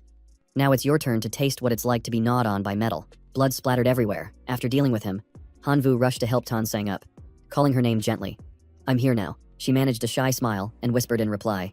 I'm okay. Hanvu fixed her clothes and then carried her out like a princess. Outside the cave, the Thunder Rock was still waiting. While the Iron Men were in a state of chaos and panic, he glanced at the Iron Men with a cold gaze. Tu Thiet is dead. His clan can no longer sense him, and no one can control them anymore. Then he quickly leaped onto the Thunder Rock's back and commanded, Go. In the air, Hanvu held Tan Sang and asked softly, Feeling better?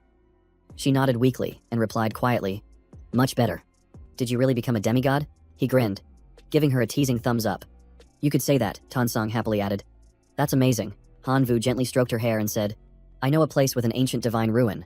We can gather more planar essence, and once you have enough for your familiars, you'll be able to level up too, she asked worriedly. Most of the nations have been destroyed. Only the Elf Kingdom is barely hanging on. Where will we get the essence? He replied confidently. Simple. We just need to roam the wastelands and try our luck.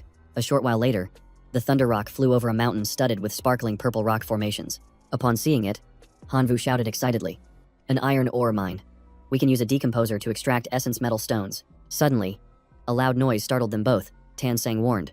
Listen, there's a giant bear at the foot of the mountain, and it's charging this way using sonic waves. Hanvu snapped his fingers gleefully, smiling with confidence. What great luck. There's a source of planar essence right in front of us. He was about to jump down and attack when he turned back, and Tan Sang stopped him. Don't rush in there by yourself. After she spoke, she smiled and snapped her fingers. And immediately, all the birds in the vicinity swarmed towards them. The Thunder Rock majestically led the charge, diving down first with the flock of birds following close behind. It swooped in to dodge an attack, and while it was at it, delivered a few slaps that tore up the bear's face, leaving it staggering to defend itself. From within the dense fog, glowing red eyes began to appear one by one. And right after, countless skeleton soldiers charged out, surrounding the bear. One bear had been infected by bacteria from a poisonous mushroom. Its pupils were completely white as it tilted its head back and let out a ferocious roar. Its body was covered in wounds as it staggered towards another bear. Then without hesitation, it suddenly bit down hard on its opponent's shoulder. Chaos erupted as it went on a frenzy, biting every single bear it could reach. Biting madly. Biting indiscriminately. Not distinguishing between friend or foe. The system has successfully absorbed 0.003 units of planar essence. Seeing the positive result, Hanvu and Tan Sang high-fived in celebration. The Thunder Rock slowly landed, and the group disembarked.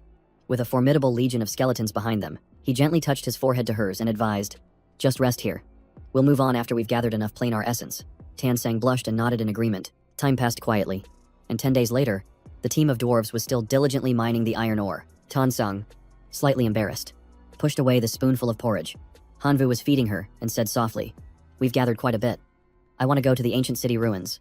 But he just smiled, continued feeding her, and insisted that she just recovered and needed more rest. Just then, Kan Yin suddenly appeared from a spatial rift, stretching and yelling. I slept so well. Tan Sang quickly greeted him. Classmate Tun. Long time no see. But Kan Yin frowned and looked around, his blonde head swiveling as he sized them up, asking blankly, Where is this? How did you two meet up? Hanvu's face was ice, cold as he cursed inwardly. Why did he have to wake up at this exact moment? Hanvu frowned and dropped a bombshell as cold as lightning. You have the nerve to worry about us. The Jade Princess was killed by Tu Thiet, and the Elf Queen is on her deathbed. His words left Kan Yin completely stunned. He blurted out, What did you say? Hanvu sighed and briefly recounted the recent events. Kan Yin was boiling with rage, screaming, That bastard Tu Thiet. I was only asleep for a few days and he already destroyed the two nation and the one sect. My poor princess. The two of them just stood there, speechless at his ridiculous display of emotion. After yelling, he turned and rushed off. If I couldn't save the princess, I have to help the Elf Queen. We had a thing. After all, as soon as he finished his goodbye, he vanished. Tan Sang watched him go and sighed. I didn't expect Kan Yin to be so sentimental. Hanvu cut in. I think he's just crazy. Anyway, just ignore him and rest for a few more days. Suddenly, Tan Sang remembered something and looked over at him with worry in her eyes. You killed Tu Thiet. The two family will definitely cause trouble when we get back to the academy. Hanvu had already anticipated this and replied calmly. They wouldn't have spared me, even if I hadn't killed him. I'm just worried about the punishment from the Imperial Capital Academy. Just as he finished speaking, Lena suddenly appeared, her voice sharp. Han Vu. Tan Sang. Return to the academy at once. Something important has come up. Tan Sang glanced at Han Vu reassuringly. Don't worry. I'm here.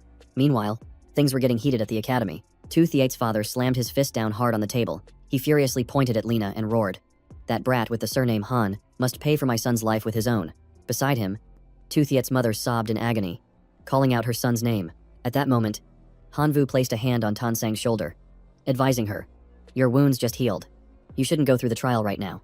Don't force yourself just to help me. Tan Sang smiled confidently. Who said it was for you? Ascending to a demigod was my dream, even before I entered the Imperial Capital Academy. Looking at her radiant face, Han Vu's words of protest caught in his throat. Unexpectedly, Tan Sang playfully reached out and touched Han Vu's lips. Don't worry. You've already told me everything about the map and the information. I'm sure I can pass. Left with no other choice. Han Vu could only nod. Okay, I'll wait. Tan Sang ran to the spatial gate, giving him a final instruction. Let's go back to the academy together after this. Okay. After she disappeared, Han Vu sighed fondly and ordered his skeleton soldiers to protect her. Receiving their orders, they immediately shot towards the time-space portal. A month flew by in the blink of an eye. Han Vu still stood before the spatial gate, waiting, his heart burning with anxiety. Why hasn't she come back out yet? Han Vu immediately analyzed the situation. The skeleton soldiers went in and lost contact too. I'm afraid something bad has happened. It's been too long. Without hesitation, he charged straight into the portal. As soon as he stepped through, Han Vu found himself facing countless giant beasts lying in wait, completely unfazed. Han Vu transformed into a demon and commanded in a deep voice. Get lost. Instantly, a colossal dragon appeared, its overwhelming presence making all the monsters tremble and prostrate themselves. He quickly flew up to search for Tan Sang. Just then, Han Vu spotted a sphere floating in midair. He reached out and touched it, his expression darkening. This trial gate is locked. It can't be opened from the outside. If I can't open it, then I'll just have to break it. Han Vu gathered his strength and charged at the sphere, but was immediately knocked back. He frowned in confusion. Could it be that someone who has already passed can't enter again? Unwilling to give up, Han Vu unleashed his ultimate move, simultaneously activating all three of his seal incantations to attack Honor Alteramus. The three techniques shot out at once, and the sphere couldn't withstand the assault. Cracking open a small fissure, finally, Han Vu managed to squeeze inside, but before him were countless portals, each one emitting a different color. He paused in confusion, unsure which portal Tan Sang had entered. Realizing he was being too reckless, Han Vu took a deep breath to calm himself and used his divine sense to find the strongest trace of Tan Sang's aura. Just then, a portal high above flashed with light. Immediately after, Tan Sang stepped out from the glowing portal. Seeing that she was safe, Han Vu couldn't hold back and shouted her name. He rushed to catch her as she landed, and Tan Sang came to her senses in his arms as Han Vu asked with concern, Are you okay? Are you hurt? Unfortunately, Han Vu's foot tripped on a small rock on the ground. He lost his balance, causing them both to fall hard onto the ground. When they collected themselves, the scene was enough to make anyone blush. Han Vu was still holding her, their lips almost touching. Tan Sang, feet red, quickly pushed him away. Let go. Han Vu awkwardly scratched his head. Right. She excitedly summoned her sigil, boasting, Look, I've leveled up. It's the unique Thunder class, increasing my lightning skills power 5 times. And I've even grasped the domain of thunder. Han Vu smiled and praised her. Your energy is now close to that of a monarch-level life form. Suddenly, Lena's stern voice came through. Han Vu, the academy requires your immediate return. The signal cut off abruptly. Tan Sang firmly grabbed Han Vu's hand and said, I'll go back with you. Elsewhere, 3 people stood before a teleportation gate, their expressions cold and the atmosphere heavy with pressure. As soon as the gate fluctuated, the headmaster ordered through gritted teeth, Arrest Han Vu's sight. The 2 of them stepped out of the glowing ring with powerful auras. Tan Sang stood protectively in front of Han Vu and quickly explained, Tu Thiet was trying to do something horrible to me. That's why he acted. Tu Thiet's father roared in protest. That's a baseless accusation. His mother also questioned her furiously. What gives you the right to defend him? Tan Sang stepped before the headmaster and pleaded, Sir, you can view my memories. I'm not making this up. The headmaster nodded and used his ability to look into her memories. The images appeared clearly, Tu Thiet forcing himself on Tan Sang, and Han Vu appearing to stop him. Tu Thiet's parents still denied it frantically. Impossible, the headmaster gestured with his hand. Guards, please escort them out. He turned and said sternly, Han Vu, even though you were saving someone, you used excessive force. Your punishment is suspension until the university entrance exams. Han Vu was surprised. Is that all? Tan Sang worried. Suspension is already a heavy punishment. Han Vu smiled reassuringly. It's fine. I was planning to take a break to focus on absorbing divinity and reach the demigod level in the god's domain. 15 days later, He stood before the ancient statue and reported, "Absorption complete. Divinity has reached 10 points.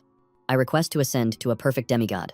As soon as he finished speaking, the stone statue erupted in a brilliant light. A golden beam shot out from the statue's central eye, and pure energy enveloped the space. A crystal entered his body directly, and power surged around him. Hanvu was overjoyed. "It's divine light. My prayer has been answered." The divine light contained the power to transform all things, and with proper cultivation, it could even nourish his god's domain. He blurted out, "So, have I leveled up?" He tried to sense it. The powerful energy transformed his aura. He could now reach the monarch-level lifeform without even needing his black dragon transformation. Suddenly, Adim, dark light appeared, putting him on alert. "What is this?" A new information panel lit up, clearly displaying name Hanvu. Rank demigod. Class level 2 super gene warrior. Talents, divine talent. Child of heaven's choice. Unique. Rebellious. Abilities directed mutation. Unique life sacrifice. Skills fusion. Giant force slash. Violent dragon slash. Black dragon transformation. Along with a host of other god-level abilities, Hanvu mused aloud. "Ascending to demigod has unlocked my rebellious divine sense and awakened the guardian soul pupil. What I'm seeing are the free souls in this space." He rested his chin on his hand, pondering. Fusion. Is this my divine power? After that, he tried combining all his skills, auxiliary seals, black dragon transformation, plan fusion, and emperor's aura. The streams of energy swirled around and merged into a completely new power. His physical form changed, sprouting a pair of wings and a curving black tail. He swung his arm, unleashing a massive blast of energy that tore through the air. The stone wall cracked apart. Hanvu smiled. "This power is extraordinary. I'll call this move Black Dragon Metamorphosis." Reverting to his normal form, he summoned a Tazi insect emperor to test the fusion on a living creature. A cloud of black energy enveloped the monster. A light flashed, and its body underwent a drastic transformation. Before him stood a giant beast. Hanvu praised it. "Excellent. It has reached the hero-level life form, strong enough to wipe out the hero-level fish demon tribe in an instant." He nodded in satisfaction. But the fusion consumed too much divine power. A few attempts had already cost him several million. Looking at his remaining energy, an idea struck him: fire crystals. The energy condensed into a brilliant red crystal. He calculated mentally, one fire crystal could be sold for 1,600,000 divine power. If he crafted one per day, he could earn hundreds of millions in a year, enough to exchange for 1 point of divinity. Hanvu laughed excitedly. "I found another way to earn divine power." He continued practicing fusion. A few days later, at the academy gate, a guard stopped a stranger. No entry for non-staff or students. It was Hohai. He frowned and muttered, "But I'm a true god." He decided to let it go. This is the Imperial Capital Academy. There are true gods and even god kings here. Causing trouble would be foolish. He thought to himself, the signal responded so quickly. That means I'm very close to the thief who stole the god king's treasure. Hohai hesitated, wondering if the Hanvu inside this academy was the one he was looking for. He needed to find a way to get inside. As he was thinking, he suddenly heard Tuthiet's father shouting at the gate, accusing the academy of harboring a murderer. While Tuthiet's mother cried and screamed Hanvu's name, an idea struck Hohai. He approached them with a smile. "You two can help me. My target is also Hanvu, and the reward will be generous." Later, in a reception room, they had somehow gotten inside. Tuthiet's parents continued to cause a scene, claiming Hanvu murdered their son. Lena replied coldly, "The cause of death has been determined. Persisting like this is pointless." Hohai stood quietly in a corner, activating a device and aiming it straight at Hanvu. A strong reaction wave emanated from Hanvu's body. Hohai smirked in satisfaction. "So it really is the one who stole the God King's treasure. If I can capture him, the reward will be immense. Now I just need to figure out how to lure him out of this place." Tuthiet's father cursed furiously. "Hanvu, you won't die a peaceful death," his mother chimed in. Lena frowned and warned them. "The academy is not a place for you to cause trouble. Get out now," Hohai casually interjected, pulling the other two away. "All right, that's enough. Let's go." As the door closed, Tuthiet's father asked urgently, "Lord True God, we helped you get in here. Are we just going to let that brat Hanvu off the hook?" Hohai replied confidently. "Leave it to me. You two will get the justice you deserve. But don't interfere." Knowing it was useless to argue further, the two left resentfully. Hohai stayed behind, secretly pressing his ear against the door to listen. Inside, Lena's voice was gentle and reassuring. "Hanvu, don't pay any mind to their words." She smiled encouragingly. "Tuthiet's death was his own doing. You did nothing wrong."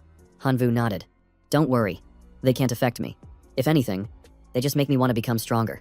Lena laughed. "Pleased. That's my student. Now that you're a perfect demigod, focus on cultivating your divine sense and prepare for the assessment. If you fail, you'll be expelled." She held out a golden insignia, saying, "This is a ticket to the outer battlefield. You can go and try your luck. That place is the ideal environment to adapt to the aura of a demigod." Hanvu accepted it gratefully, his spirit soaring. "I definitely won't disappoint you. Outside, Ho-Hai heard everything and smirked slightly.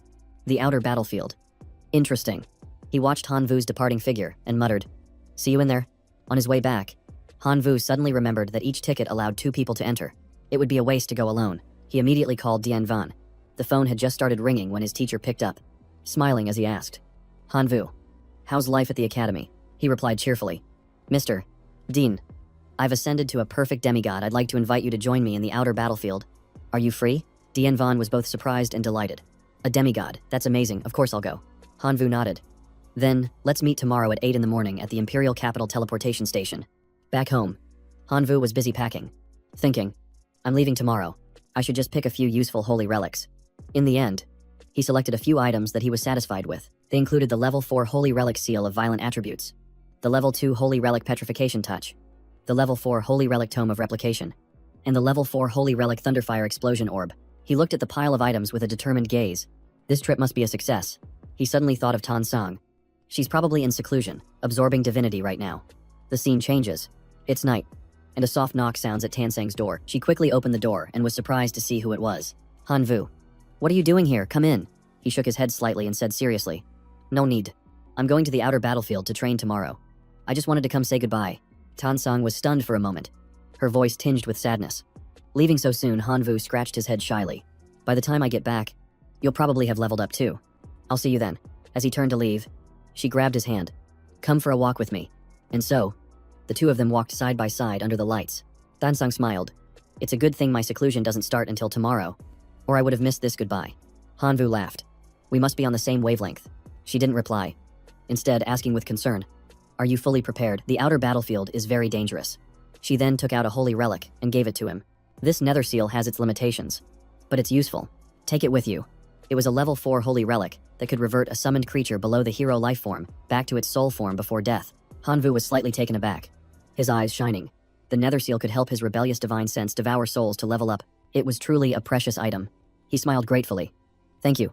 Hearing that, Tan Sang emotionally hugged him tightly, her voice trembling. "I can't go with you this time. You have to be careful." Han Vu gently placed a hand on her shoulder. He leaned down and gave her a surprise kiss. But, unexpectedly, Tan Sang didn't pull away and even deepened it. Han Vu's heart filled with joy. She hadn't rejected him. After that kiss, they both understood each other's feelings. He held her one last time. Reluctant to leave, Han Vu blushed and told her softly, "Wait for me to come back." She blushed and nodded, reminding him, "Be careful." The next morning, Han Vu met Tian Van at the teleportation station. "You're here early." "Teacher." The old man laughed. "Couldn't sleep, so I came to wait." "Let's go." Both of them bit their fingers. They dripped blood onto a golden emblem to activate the guiding portal. As soon as the blood fell, the emblem flared brightly, and a dark red stream of spiritual power coiled around it. The swirling energy formed a space portal. The two looked at each other, nodded, and stepped through together. Passing through the portal, they were teleported to the ancient battlefield. As soon as they arrived, a guard was already waiting. He briefly showed them their temporary quarters and then left. Han Vu frowned at the tattered tent. Annoyed. "You call this a place to stay?" He called out after him. "Get us a different place," but the man just laughed and walked away. In contrast, Teacher Tien remained calm. He placed a hand on Han Vu's shoulder. "Don't get worked up. Let's go inside and see what it's like first." The two tensed up as they pulled back the flap, but they were stunned by what they saw inside. It was a spacious interior with full amenities, leaving Han Vu in disbelief. He nodded reluctantly.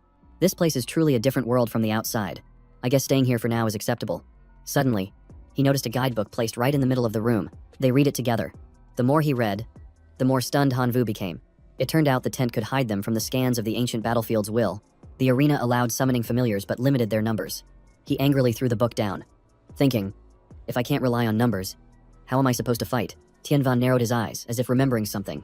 He pointed out, "Wait. The book says this tent can link to its own operating system. Let's check it out." Hearing that, Han Vu opened his system panel to check. Sure enough, a series of options appeared. From hundreds of thousands of elite life locusts, to a few warlords, frost soldiers, knights, or even a robotic intelligence lord. The number of choices was incredibly rich. After careful consideration, he decided to choose the option with the largest numbers. Tian Van also finished his selection. He snapped his fingers, and a whole pack of spirit rabbits appeared. The system prompted only core familiars can be summoned inside the tent. No new units can be added during combat. Divinity fragments will appear on the ancient battlefield. The rarer they are, the higher their value. Identical fragments can be combined into a complete divinity, which can be used to exchange for materials to upgrade the tent. Understanding the mechanics, Hanvu eagerly suggested. Let's gather divinity fragments and upgrade the tent. Let's go. The two left the tent and headed onto the battlefield. As they walked, Tian Van explained. Divinity fragments are generated by deities. To get them, we have to defeat them. The deities are divided into multiple levels, distinguished by the halo at their feet. White is level 1. The weakest. Blue is level 2. The strongest are the deities with a red halo, which produce level 5 divinity fragments. As he was speaking, Hanvu suddenly heard a noise. He signaled for silence and hid with his teacher behind a boulder. He smiled slightly and pointed in one direction. Teacher, look over there. Tianvan had just looked up when he saw a streak of light flash by. Before them was a deity standing on a white halo. Its aura was weaker than a red one's, but still powerful. Tianvan was secretly pleased. They had just arrived and already found an ancient spirit. He assessed, although it's low level, its halo is quite bright. It must be a good one among the weaker types. Hanvu immediately gave the order. Shadow Emperor, go, test your strength against it. The moment he spoke, the giant insect appeared. It flapped its wings and charged straight at the target. Its speed so fast that only a trail of dark energy tearing through the air was visible. The armored deity sensed the danger and seized the opportunity to launch a precise counterattack to block it. The blow sliced off one of the Shadow Emperor's wings. Enraged, it roared and unleashed a series of attacks. The dark spiritual power seemed to have a mind of its own. Focusing its assault on the armored deity, a portion of the dark energy fell to the ground, then suddenly took root, sprouting into vines that wrapped around the target. By the time the armored deity realized what was happening, it was tightly bound, its body almost completely immobilized. The Shadow Emperor seized the opportunity to dash forward, its claws piercing through the deity's chest and shattering its spirit core. The armored deity cried out in pain as its body began to disintegrate into light. From the wound, several level 1 divinity fragments floated up into the air. Tianvan cheered excitedly. Excellent, quickly. Collect the fragments. Even though they're only level 1, there are 8 of them. That's a great haul. Hanvu walked over, picked up a fragment, and examined it. He pondered. So this is the godhood contained within the fragments. Even though it's only level 1, its value isn't bad. Tianvan nodded and analyzed. The godhood of valor, although low level, carries a useful divine art. Its value is double that of ordinary fragments. Hanvu laughed happily. Having you with me really multiplies the harvest. Teacher. Just as he finished speaking, another swarm of Shadow Emperors flew back to report. They had discovered new prey. Hanvu smirked. Good. Let's continue the hunt.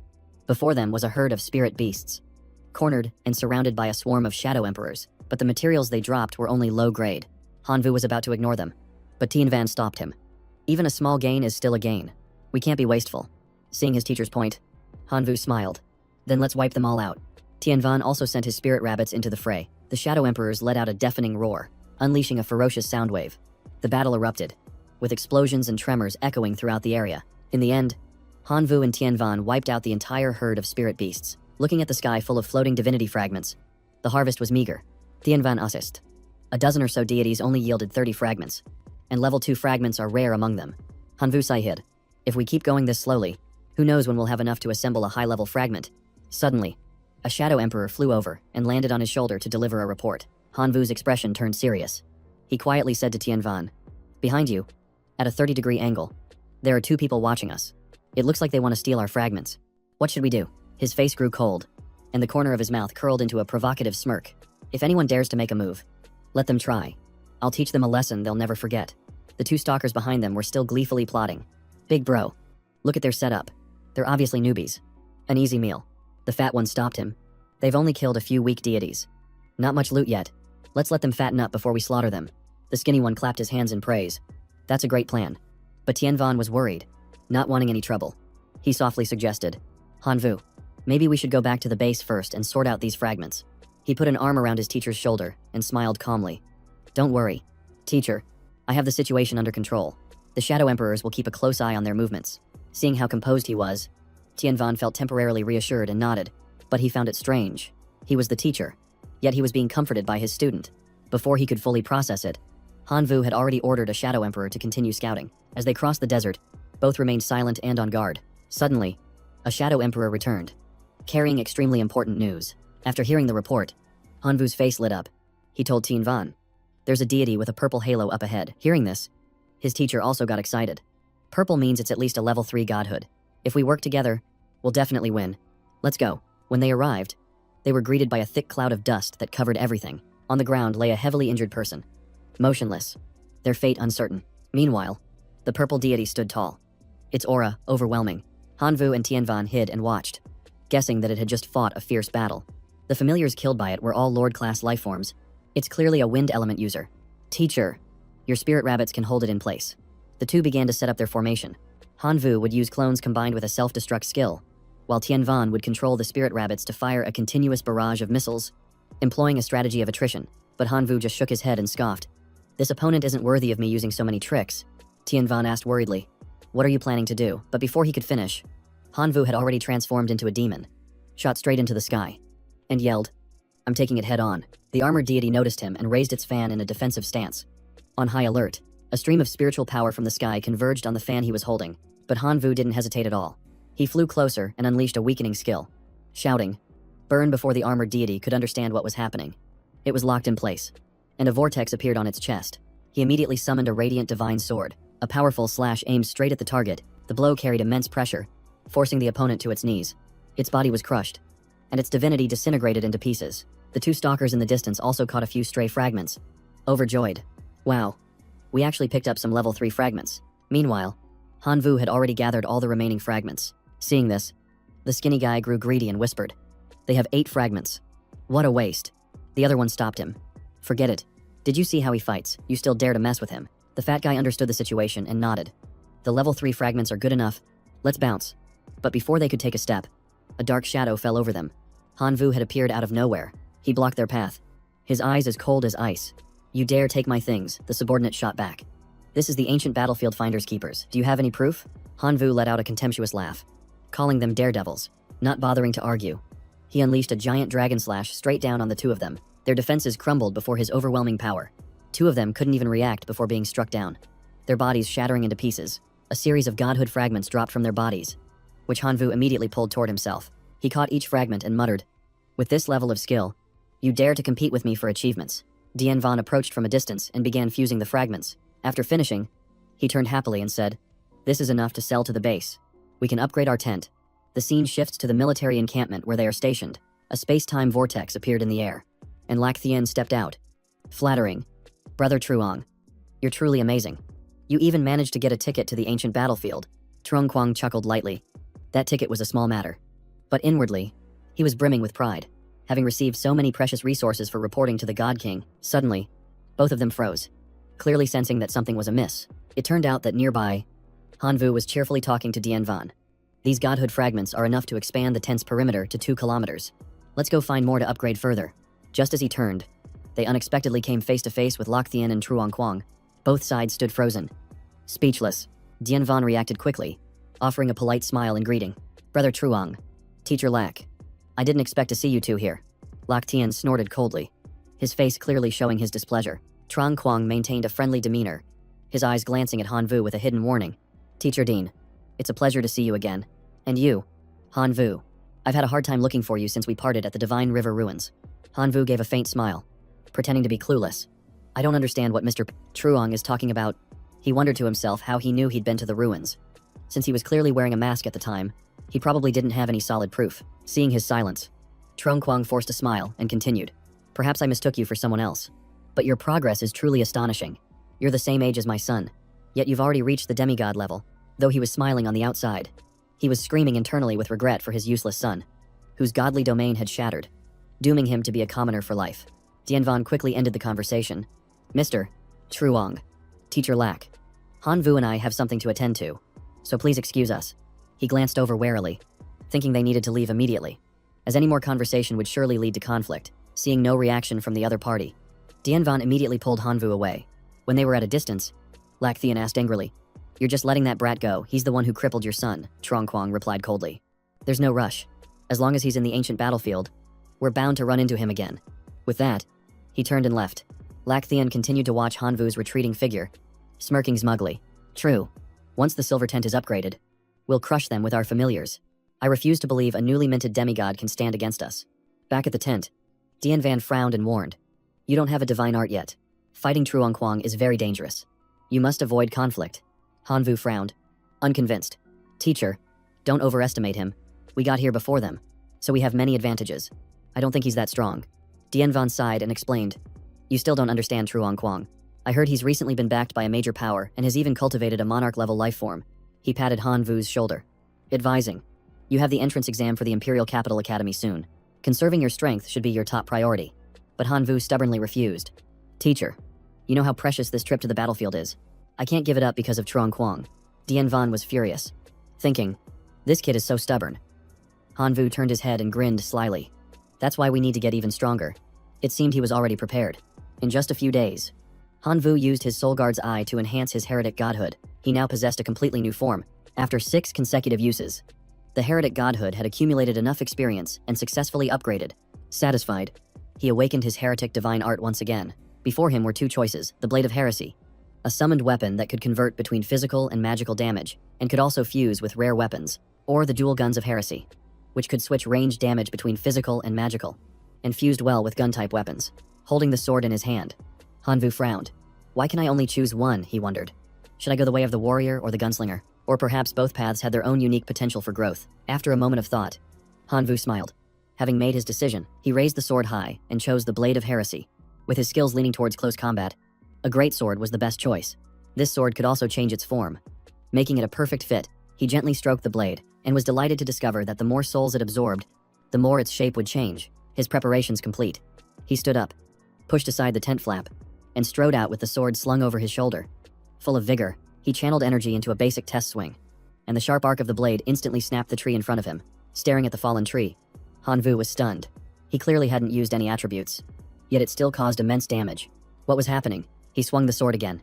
Determined to investigate further, the sword lit up and sliced cleanly through the tree trunk. But this time he had tried to apply a corrosion effect, and nothing happened. This left him even more confused. To figure it out, Han Vu swung the sword down at the ground to test it. The strike cracked the earth, sending dust and stone flying, and a shattering effect, like that of a heavy weapon, appeared again. He raised the sword to examine it closely. It clearly had the dark attribute, but it didn't produce its usual effects.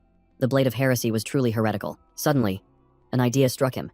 If he used this to misdirect his opponents, it would surely be incredibly effective. Dian Van appeared from behind him, announcing excitedly, Han Vu, we've been allocated our god points. It's enough to upgrade the tent. He then looked at the surrounding scene, startled, and asked, what are you doing? He grinned and replied, I just developed a divine art that's a perfect fit for me.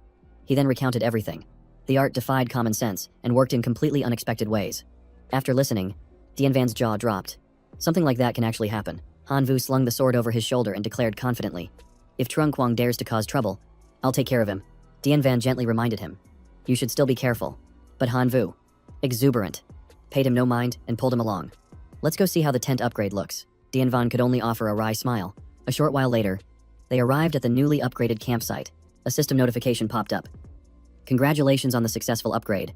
Combat area expanded to 4 square kilometers. Han Vu stepped inside, his eyes lighting up as he looked around. Han Vu was thrilled. 4 square kilometers, that's enough to summon more familiars. Dian Van nodded in agreement. We have to make every minute count. Afterward, both of them entered a state of serious cultivation. Han Vu focused all his energy on developing his swordsmanship, and just a few days later, his heretic godhood experience skyrocketed. Dian Van also acquired a powerful lord-level life form. Both were satisfied, unaware that Ho Hai had appeared silently, secretly observing Han Vu and planning to capture him to present to the God King. Behind him, another spatial gate opened. 2 Thiet's parents appeared, asking urgently as soon as they stepped out, Lord True God, can we really kill Han Vu? Ho Hai frowned and replied, since I've brought you 2 here, I will certainly help you get your revenge. Hearing this, they finally nodded in relief. Unexpectedly, another portal opened, and Truong Quang and Lac Thien also arrived. Lac Thien greeted them cheerfully upon seeing them. He smiled and asked, we've been watching Han Vu for a long time. When do we make our move? Ho Hai calmly replied, no rush. Let him get used to the battlefield first. Inwardly, he felt annoyed. A true god and 4 demigods having to deal with a newly promoted kid was ridiculous. But it was an order from the God King, so he had to comply. He gave a faint, confident smile. Han Vu, this time, there's no escape for you.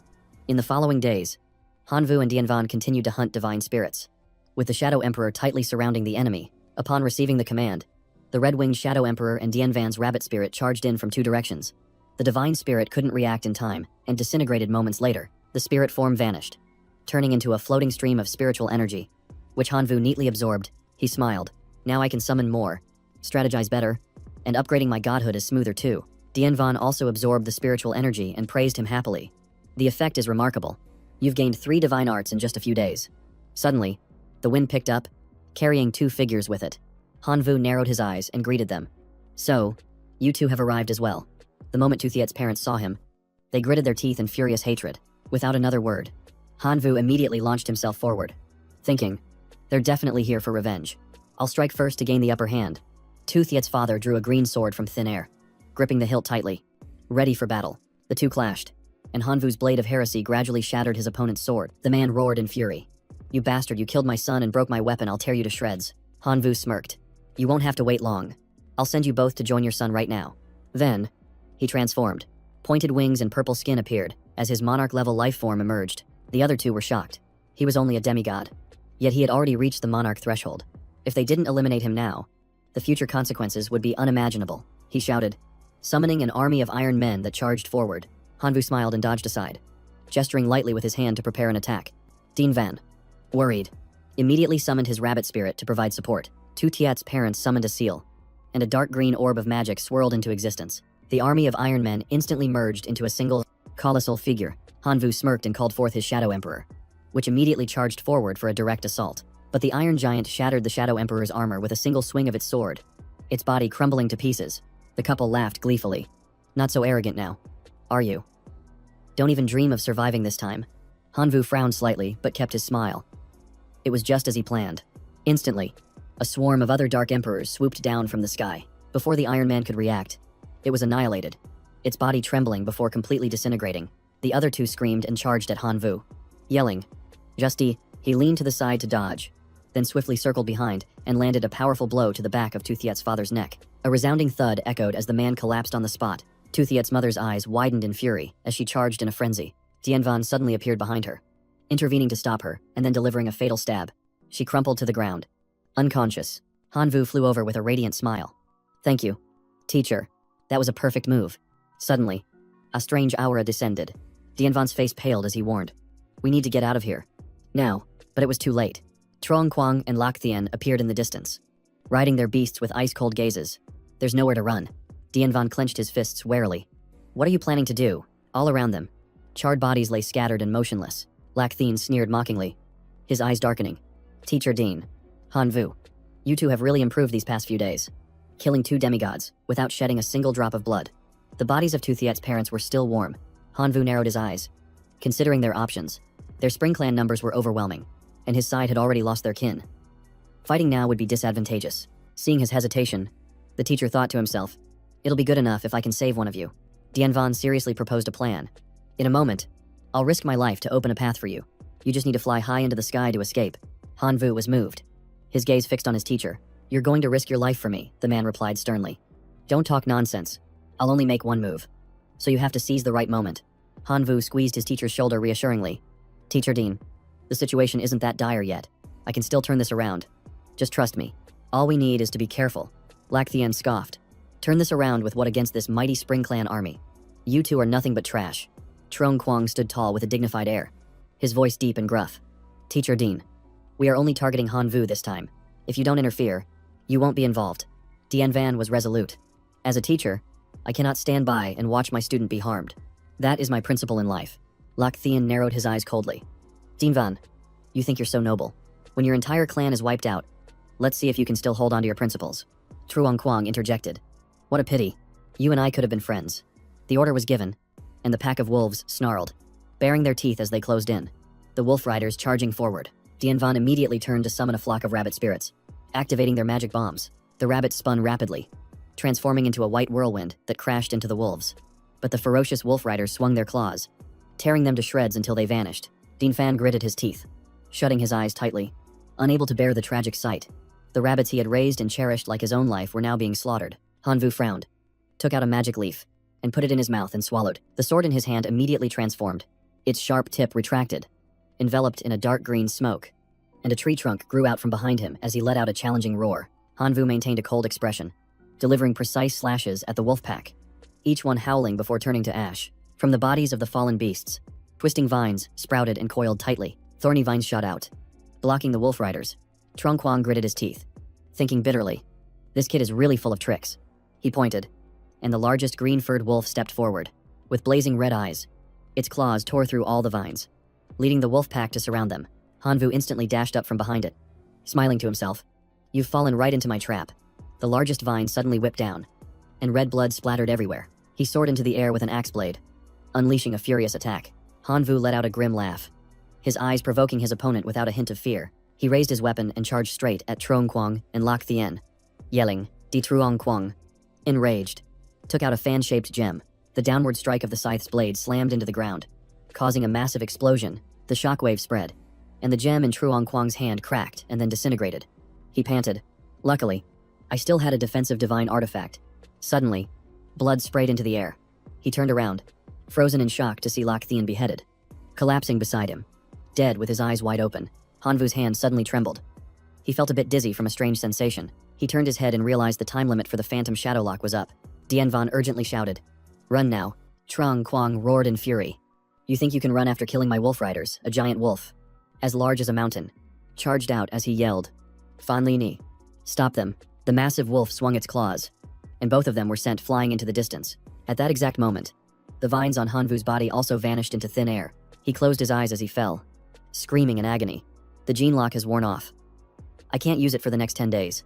His eyes were sunken and dark as he struggled to crawl up, asking in a panic, Teacher Dean, where are you?" Before him, Dien Van was lying motionless amidst the rubble. The large wolf bent down, snatched them both in its jaws, and brought them before Truong Quang. He gritted his teeth, his icy gaze fixed on Hanvu. This was his only chance to finish him. Just then, Ho Hai suddenly appeared in midair. "Truong Quang, what do you think you're doing? I told you to capture him alive." Sweat poured down his face as Truong Quang hurriedly explained, "Lord True God, I misunderstood. I was just about to bring him to you." Ho Hai's lips curled into a cold smile. He lifted Hanvu up and said, "Remember to collect your reward from the God King later."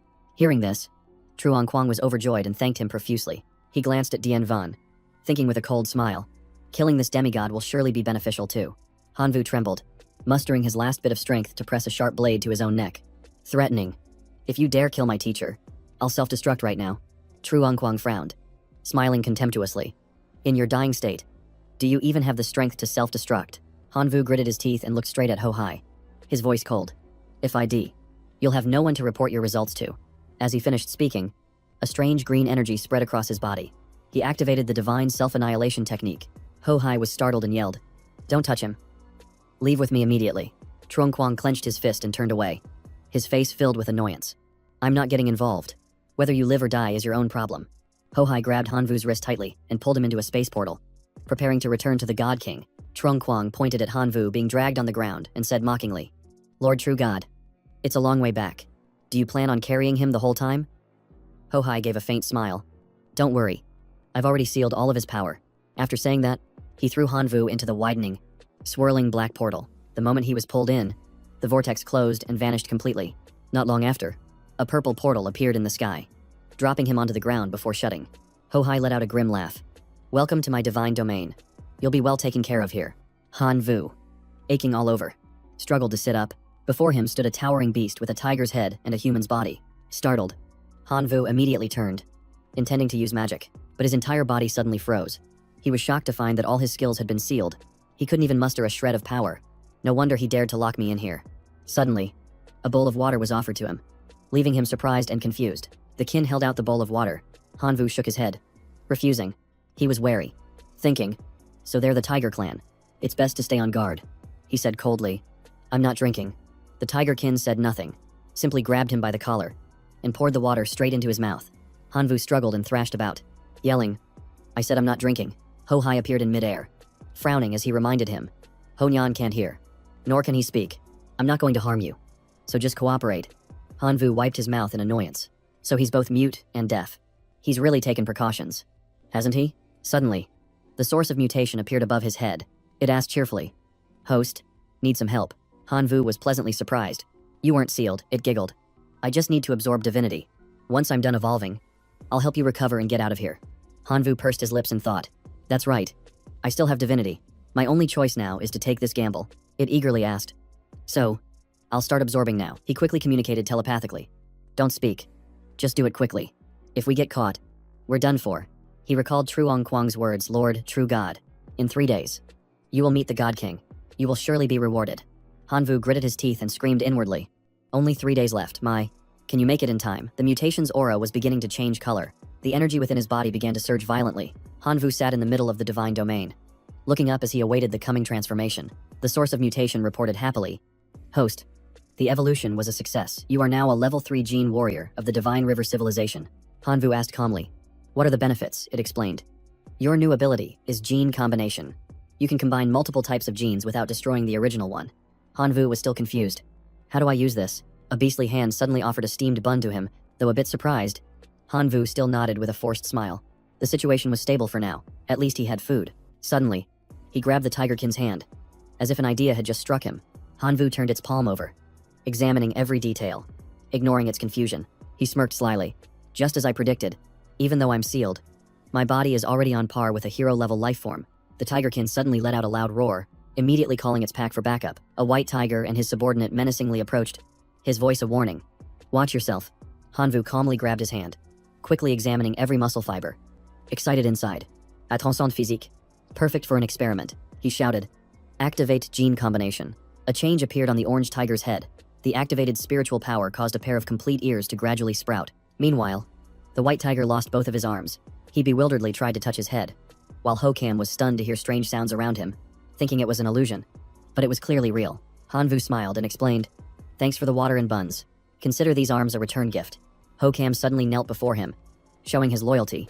This scene gave Hanvu an idea if this clan could become his followers. He could convert more of them, lead them to attack the center of the divine realm, and then escape. The armless white tiger roared in anger. Give them back to me. Hanvu glanced over, coldly turned, and kicked him hard in the stomach. Seeing the surrounding subordinates closing in, he shouted, Hokam, come here. Although he didn't understand what was happening, Hokam obediently held out his hand. Hanvu channeled his power to activate the transformation, simultaneously parrying and fighting back. As Hokam was reborn into a transcendent lifeform, an old green tiger roared, pointed directly at him, and yelled, He is an evil god, an offense to the deities. Capture him alive now. Hanvu chuckled, offering no reply. Hokam stood in front, roaring threateningly. Whoever dares to touch my god shall die before unleashing his power on the tiger horde. The rest were no match for him and were crushed in an instant. After wiping them all out, Hokam knelt in submission, begging Hanvu to accept him as a follower. Hanvu placed a hand on his shoulder and stated his condition. All right, but you must help me escape this place. First, tell me where the center of the divine realm is. Hokam hesitated slightly, only knowing that the center was guarded by masters. He wasn't concerned, just nodding. We'll figure it out after we find it. Just then, a powerful aura swept past. A sharp sword appeared, along with a booming voice. These two seem interesting. A large tiger stepped out and ordered his subordinates to capture them alive. The gang of tigers immediately charged forward, intending to corner Hanvu and Hokam, but the two managed to split up, skillfully dodging the attacks. The enemy's weapons were destroyed. Blood was spilled, and bodies collapsed onto the sand. One of them was so terrified that he dropped to his knees, begging for his life. The rest also stammered out pleas, vowing to submit completely. He summoned the light of faith, his voice stern. As my followers, you must obey my commands. Defy me, and no one will be spared. They all shouted in unison. We obey. Hanvu thought to himself, I'm short on manpower right now, so taking them in for now is fine. He began recruiting more followers, expanding his influence, and probing deeper into the Tiger Sea divine realm. Tracking the core of the divine realm, Hokam reported, My lord, the divine realm's core is hidden in the forbidden land outside the Tigerkin royal city. It's protected by dozens of kings and hundreds of lords. Any stranger discovered will be killed instantly. Hanvu frowned. With that many, we'll definitely be spotted if we break in. Unless, go catch some birds and moles. It's time for more gene combination. The scene shifts to the Tigerkin royal city. With Hanvu flying in, leading his gene-spliced creations, he had secretly arranged to splice mole and bird genes into the tigers, allowing them to fly and burrow for an easy, undetected approach. Hokam carried him to the location and reported, The divine core is below. At the top of the tower, 3 tigerkin are guarding a glowing stone. Hanvu quickly assessed the situation. Those 3 are at least king-level lifeforms. Dealing with them won't be simple. Hokam suggested. My lord, tomorrow is the royal city's life celebration festival. The king will be presenting offerings, so the guardians of the forbidden land will probably leave their posts. Since he hadn't fully recovered his strength, he nodded in agreement. All right, we'll adapt to the situation tomorrow. Time passed quickly, and the festival arrived. Hanvu observed from a high vantage point. His eyes glowed as he activated his divine eye to get a better look. There's still 1 guard left, but getting rid of 2 opponents is good enough. Hanvu pointed and commanded. Jump down. Aim for the divine core, and destroy it. Immediately after, he leaped onto Hokam's back to approach the target area. But it was daytime, and with a large group flying, the tiger guard quickly spotted strange shadows on the ground. He immediately looked up and shouted in alarm. Intruders in the forbidden land, eliminate them. Beams of light from his eyes sliced off several pairs of wings. To avoid widespread casualties, Hanvu commanded them to veer left and dodge. Hokam immediately carried him closer, right above the stone. He instructed, "Keep him busy while I find the divine core." The two then split up. With Hokam engaging the tiger guard, Hanvu felt power flowing into his hands and rejoiced inwardly. It's time for the mole genes to shine. The guard was still roaring. "Stop right there." He didn't bother to reply. Placing his hand on the ground next to the stone to sense the core's location, Hokam was giving his all to hold back the enemy. And Hanvu grew anxious. He needed to act fast. Fearing his side couldn't hold out much longer, the mole genes formed a path that burrowed deep into the rock. Suddenly, he flinched as a realization flashed in his mind. Found it, Hanvu immediately pulled his hand back, clenched his fist, and stepped forward as the light around his hand transformed into black claws. He stood straight, swung his hand in a powerful slash, and a torrent of black energy tore through the air. Rushing downward, that power pierced straight through the ground, colliding violently with the nucleus of the divine realm. The green stone only cracked slightly. Hanvu clenched his fist.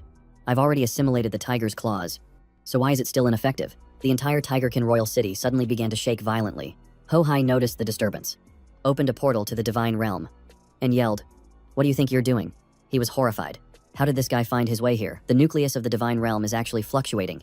Hanvu was stunned for a moment, then burst into a delighted laugh as if he had figured something out. Ho-Hai looked at him, his eyes a storm of unreadable emotions. As the black energy sliced through the stone, Hanvu was still smiling. "I didn't expect you to lend me a hand." Ho-Hai instantly understood and roared in fury. "Impossible, he used my power." As the stone exploded, Hanvu silently calculated that escaping now would teleport him to Ho-Hai's location. "I'm still sealed, so I can't face him head on. It's better to find a hiding place first." He climbed onto Hokam's back and smiled. "You've worked hard. Thanks for buying me time." He suddenly remembered that today was the day the Tigerkin offered a divine artifact. "I'll grab it first and figure things out later." Having a divine artifact will make escaping easier. The scene changes to the offering ceremony for the Wind Blossom shoes. A divine artifact with 3 effects: wind treading, swift movement, and the wind walking art. The accompanying divine art allows the user to summon a wind eagle that gives absolute obedience. Its strength dependent on the amount of divine power channeled by its master. Taking advantage of the Tiger King's distraction, Hanvu rushed forward and snatched the shoes. Enraging him, the king roared, "You reckless thief, if you don't return them, I'll tear you to shreds." He glanced at them contemptuously, bit his finger, and dripped blood onto the shoes. "Let's see what you can do." The shoes immediately began to glow. Radiating a brilliant golden aura, Hanvu floated in midair, then turned to leave. Ho-Hai gave chase at top speed. Eager to see how he would escape, Hanvu gritted his teeth. He couldn't fight back, so his only option was to run. The sky suddenly flashed. Thunder boomed, and a bolt of lightning streaked across the air. Hanvu gave a faint smile. The coordinates of the Blood Crystal Arena are truly overpowered. It can teleport you back from anywhere. The system displayed a notification successor. "You have received a challenge from the demigod Hoafong.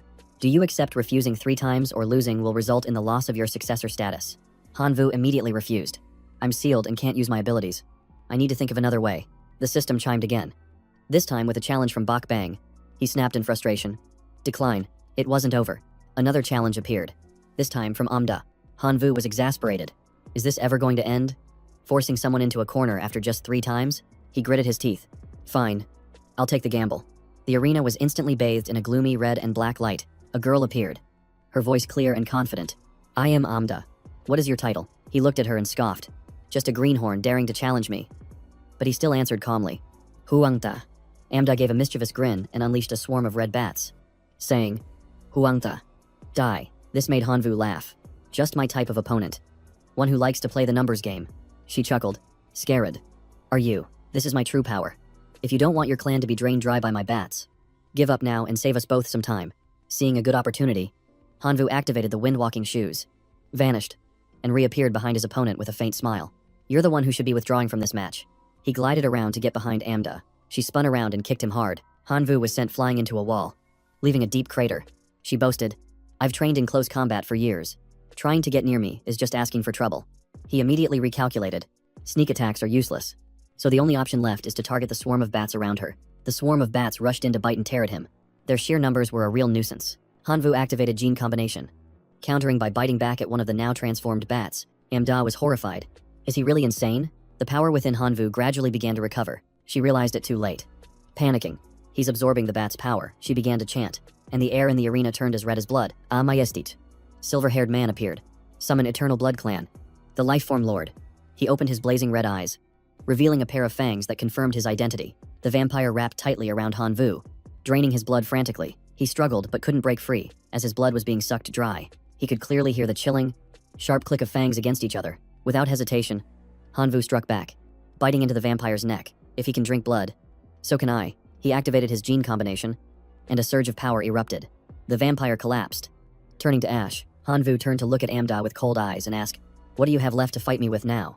She waved her hand, commanding a swarm of bats to charge forward and drain him dry. Each bat transformed into a blood demon and swarmed him all at once.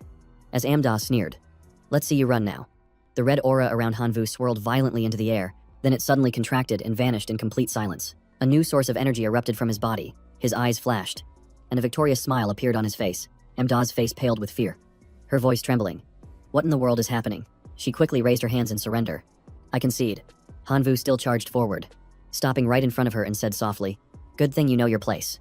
Amda asked in confusion, "Are you really a high school student?" He answered nonchalantly, "A high school student. Yes. But the college entrance exams were a long time ago." Amda nodded, speaking softly, "That's right. It's been 10 days. Hanvu froze. He was screwed. He'd been so busy fighting in the divine domain that he'd forgotten about his exams and missed the assessment for the Imperial Capital's preparatory class. He quickly teleported away, certain his name had been removed from the list. Amda watched him go, a challenging smile on her face. "Next time, I will definitely defeat you." At the gates of the Imperial Capital Academy, a guard stopped him. "Halt, who are you?" Hanvu explained. "I'm a preparatory student here to see Ms. Lena." The guard frowned. "A new semester prep student, don't think you can get through just by dropping Ms. Lena's name." Just then, a voice called out, "Hanvu." Kang Nguyen ran over, panting heavily. "Where have you been these past few days? We've been looking for you like crazy." Hanvu quickly replied, "Something urgent came up. I need to see Ms. Lena. But I can't get in." Kang Nguyen opened a teleportation gate. "Simple enough. I'll take you straight to Ms. Lena's office." Hanvu nodded gratefully. Before leaving, Kang Nguyen reminded him, "Don't forget to let Tan Song know you're back." In the office, Hanvu recounted the entire story to Lena. "On the ancient battlefield, Ho Hai and Truong Kwang captured me. I escaped, but the seal is still on me. Lina Slemilhia Deskinanga, how dare they mess with the Imperial Capital Academy? Don't worry. I'll make them pay for this." She continued, "The seal was left by a true god. Even though I'm also a true god, I can't break it. We'll have to ask Teacher Hua Hai for help." Hanvu nodded in thanks. Lena immediately made contact. "Teacher Hua Hai, my student needs help." A teleportation gate opened. Hua Hai stepped out of the portal, his demeanor calm and composed. He looked at Hanvu and said in a gentle voice, "You've suffered." He praised him, saying it was a miracle he could return despite his divine domain authority being sealed, and promised to speak with the academy's headmaster to demand justice. Lena interjected, "And help him get back into the academy. He missed his final exam." Hua Hai's voice turned serious. "The academy has its rules. Even if your abilities are outstanding, you cannot be considered if you didn't participate in the assessment. But rest assured, you are the student I trust the most. I will do everything in my power to help you." Hanvu bowed his head in gratitude. He patted his shoulder. "We're family. No need for formalities. First, I'll restore your access to the divine domain. We'll deal with the rest later." Hanvu was surprised to feel the connection return. Lena smiled. That spell cost the teacher 300 million divine power points. Hua Hai just gave a faint smile. "Hurry back to your divine domain. I'm sure there's much waiting for you." Hanvu bowed in thanks. "Yes. Thank you, teacher. Ms.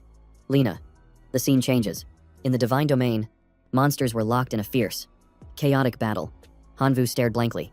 What the hell is going on here? He looked around but couldn't see his locust tribe anywhere. Then, from behind him, thousands of locusts flew towards him in unison. Hanvu couldn't believe it. Their numbers had increased, but their strength had plummeted. They were so weak, they barely resembled heroic life forms. He acted immediately, sacrificing all the useless individuals and keeping only those that still had value. After the purge, only a few remained. He observed them. Only this many left at the transcendent rank. Just then, the battling monsters abruptly stopped and turned to look at him. They all knelt in unison, shouting to welcome the return of their god. The system presented sacrifice options: 1, an Imperial Ice Emperor body with a level 1 divinity. 2, 50 divinity points. 3, level 5, destruction divinity. Hanvu immediately chose option 3. Divinity was what he needed most. He smiled in satisfaction. Once my rebellion divinity is perfected, I'll absorb the destruction divinity, add the death token, and it'll be perfect. Suddenly, the ground shook, the tremors coming from the palace at the core of the divine domain. Hanvu was startled. Who dares to touch the core of my divine domain? He immediately rushed over, shouting, "Stop. Do not destroy the core of the divine domain." Before him was a roaring black dragon, and next to it stood a skeleton lord of the monarch rank. Hanvu charged in, his voice heavy. "I treated you well. Why would you betray me and destroy the core of my divine domain?" The skeleton lord's eyes glowed eerily as he spoke. "The god only needs me. No other races are necessary." Seeing its crazed expression, Hanvu froze. He had no choice. He opened a spatial gate and threw it out. You are no longer worthy of being here. Go to the city of many dragons. The skeleton overlord was sucked into the spatial gate, which closed immediately after. Hanvu stood silently, gazing at the core of the divine domain for a long time. Lost in thought, he closed his eyes and channeled the green energy in his hand. Regretting his misplaced trust in his kin, he had to strengthen the divine domain's defenses. A beam of light spread out, enveloping the core. That stream of energy continued to expand, covering the entire city. Zaying him, his kin immediately knelt, pledging their absolute loyalty to their god in unison. An image of Dien Van suddenly appeared in his mind, making him anxious.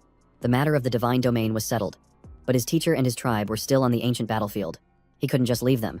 The sword in his sea of consciousness immediately lit up, as if calling to him. The scene shifts back to the academy. The moment Hanvu appeared, he said urgently, Ms. Lena, I need to discuss something with you. But before he could finish, he froze. Tan Sang was also in the room. She turned around joyfully. You're finally back. She rushed over and hugged him, speaking in a rush. I came as soon as Kanwin told me. Ms. Lena told me everything that happened to you. I was so worried. Hanvu laughed, reassuring her. I'm fine now. The sight of the two of them made Lena clear her throat lightly. They both blushed and quickly let go of each other. Tan Sang suddenly remembered. Oh. Right. Teacher Lakthian has left. Hanvu wasn't very surprised. He rubbed her head to change the subject. Do you still have a ticket to the ancient battlefield? I want to bring Teacher Dien Van back? Hearing this, Tan Sang gripped his sleeve, her eyes determined. I'm going with you. Faced with her determination, Hanvu could only nod slightly. The two of them teleported to the ancient battlefield. Arriving at the camp, Hanvu quickly pulled back the tent flap, calling out for Teacher Dien. There was no answer. He went inside to check. There were no supplies left. Only fragments of divinity. No one could survive here for long. He immediately summoned his locust swarm, ordering them to spread out and find any trace of Dien Van. At the same time, a massive pillar of light shot up from a distance. He recognized it instantly. It was the resonance of the iron-cutting sword style. He immediately ran towards it. Tan Sang also pointed. The energy is coming from underground. The two quickly reached the location, and Hanvu ordered his locust swarm to investigate. The swarm of locusts poured down, entering the deep, dark hole. When everything fell silent, Hanvu and Tan Sang cautiously approached the edge of the pit. After confirming it was safe, they slowly descended. The deeper they went, a brilliant golden light appeared, and a giant door blocked their path. He placed his hand on it and tried to push, but it didn't budge. The spatial power was too immense. He was sure the iron-cutting sword style and his kin were trapped behind it. Just then, golden energy surged out from within. Tan Sang frantically ran up, saying, Let me do it. She activated her ability, and an eerie light flashed in her eyes. The beam of light from her eyes collided violently with the golden energy, creating a shockwave that shattered the barrier. When the energy dissipated, she placed her hand on the door and pushed lightly. The golden gate slowly opened before them, just as they stepped inside. Before they could even notice, the door behind them began to close slowly. A few seconds later, it was completely sealed shut. From the darkness emerged large claws and a sharp, swinging tail. A horde of monsters rushed out and surrounded them, causing them to cry out in alarm. Powerful attacks were immediately unleashed, wiping out the monsters in an instant. A few fragments of divinity drifted down through the air, but before they could rest, new monsters crawled up from the ground. Tan Sang tensed up. Hanvu said grimly, It seems like they're intentionally coming here to be killed. Only then did she realize. She reported in a panic. The door behind us has vanished. Our escape route is gone. Hanvu clenched his fists in anger. They're clearly trying to wear us down.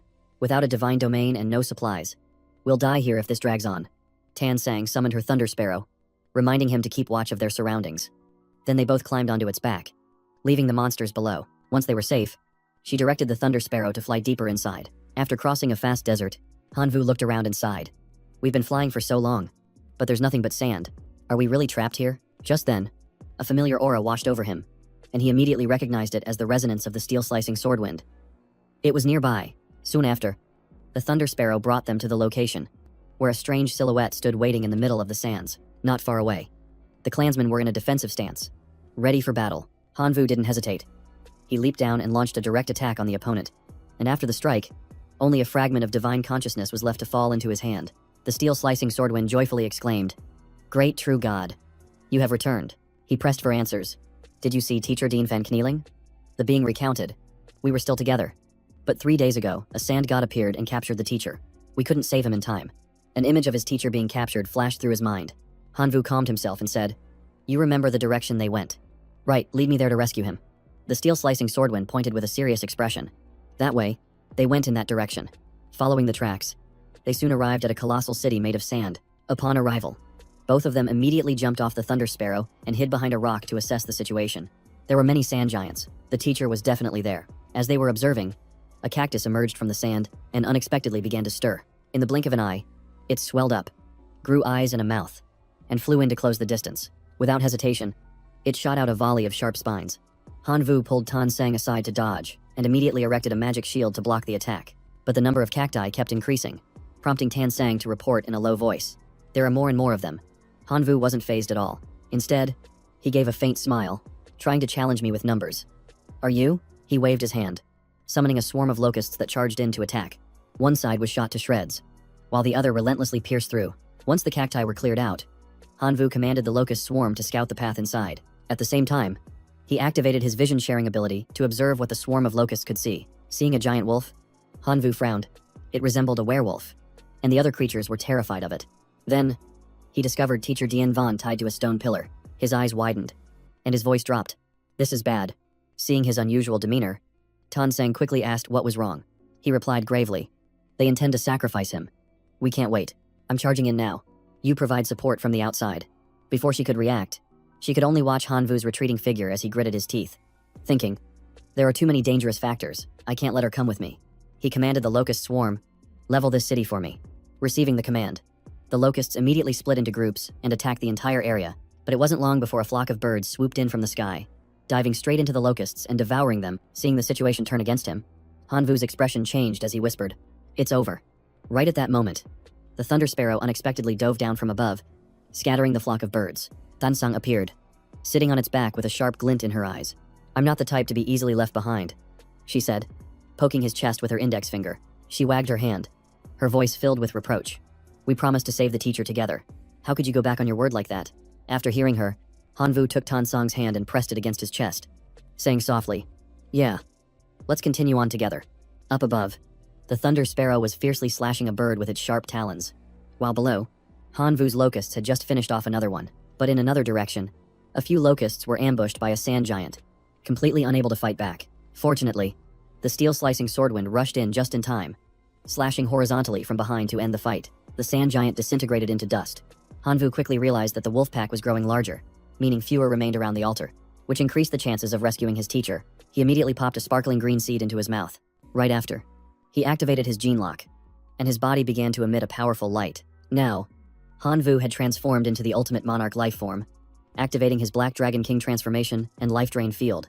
He immediately charged towards the altar, calling out, Teacher, I'm here. He leaped straight into the wolf pack as thorny vines shot up and swelled into a protective wall, completely blocking the attacks from the demonic beasts. Without stopping, he controlled his phantom shadow slash and commanded the vines to attack, quickly crushing the wolf pack. After clearing the battlefield, Hanvu descended, retracted the vines, and then unleashed a powerful slash that shattered the chains binding Dian Van. Freed from his bonds, the teacher was still in disbelief, uttering, is this a dream? He wrapped his tail around his teacher, his voice steady.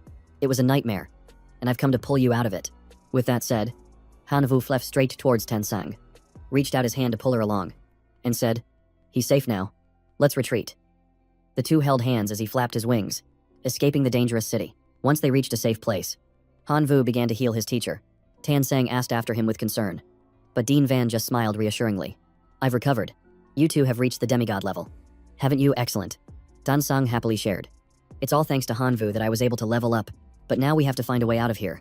The teacher said, I heard those gods say their king possesses a spatial mirror that can help us escape this secret realm. The teacher believed it was the only way out. Hanvu Vorit. They've activated the highest level red aura. Just how strong is their king? Tansang's gaze grew heavy. If this drags on, our clansmen will be completely wiped out. Dean Fan didn't answer, but quietly took out a bag. He explained softly, my clansmen have all been killed. All that's left is this divine vocation, and these fragments. Perhaps they'll be of some help to you two. Hanvu took the bag and then waved his hand, causing a series of divine vocation fragments to appear. He said, we've also collected a few.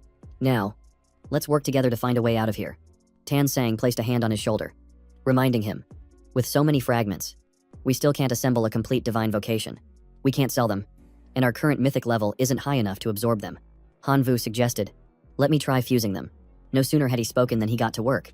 The fragments converged in midair, creating a scene so beautiful that Tansang's eyes widened in astonishment. In just a moment, a level 5 divine vocation had formed in the palm of Hanvu's hand. Dianvan was stunned. A level 5 divine vocation actually appeared. It's miraculous. Hanvu smiled and said, I'll quickly fuse the divine vocations that suit me, and then go find that mirror. All three of them cheered. All right, 2 days later, the three of them returned to the Sand City, with their clansmen following behind them. As soon as they arrived, a sand giant burst forth, its colossal form, an intimidating presence. But Tan Sang was unfazed. She leaped high into the air with a radiant smile. Time to test out my new divine vocation, she declared, drawing her staff. Divine Vocation Spear of the Thunder Peak. 3 fire phoenixes immediately appeared, soaring through the air. Below them, black smoke slowly coalesced into a humanoid figure. Han Vu reminded her, don't throw the Spear of the Thunder Peak just yet. The divine giant has regenerative abilities, so a direct hit will be useless. Tan Sang asked worriedly. What do we do now? Han Vu replied. Let me strike first. I need to add some ingredients for my rebellious divine art. He commanded his technique. All right, release it. The entire volley of spears shot forward in unison. They pierced through the smoke body, creating a large hole from which a torrent of water gushed down onto the sand. The smoke figure dissipated along with it, and his spell gradually faded. Next came a pack of gray wolves with blazing red eyes.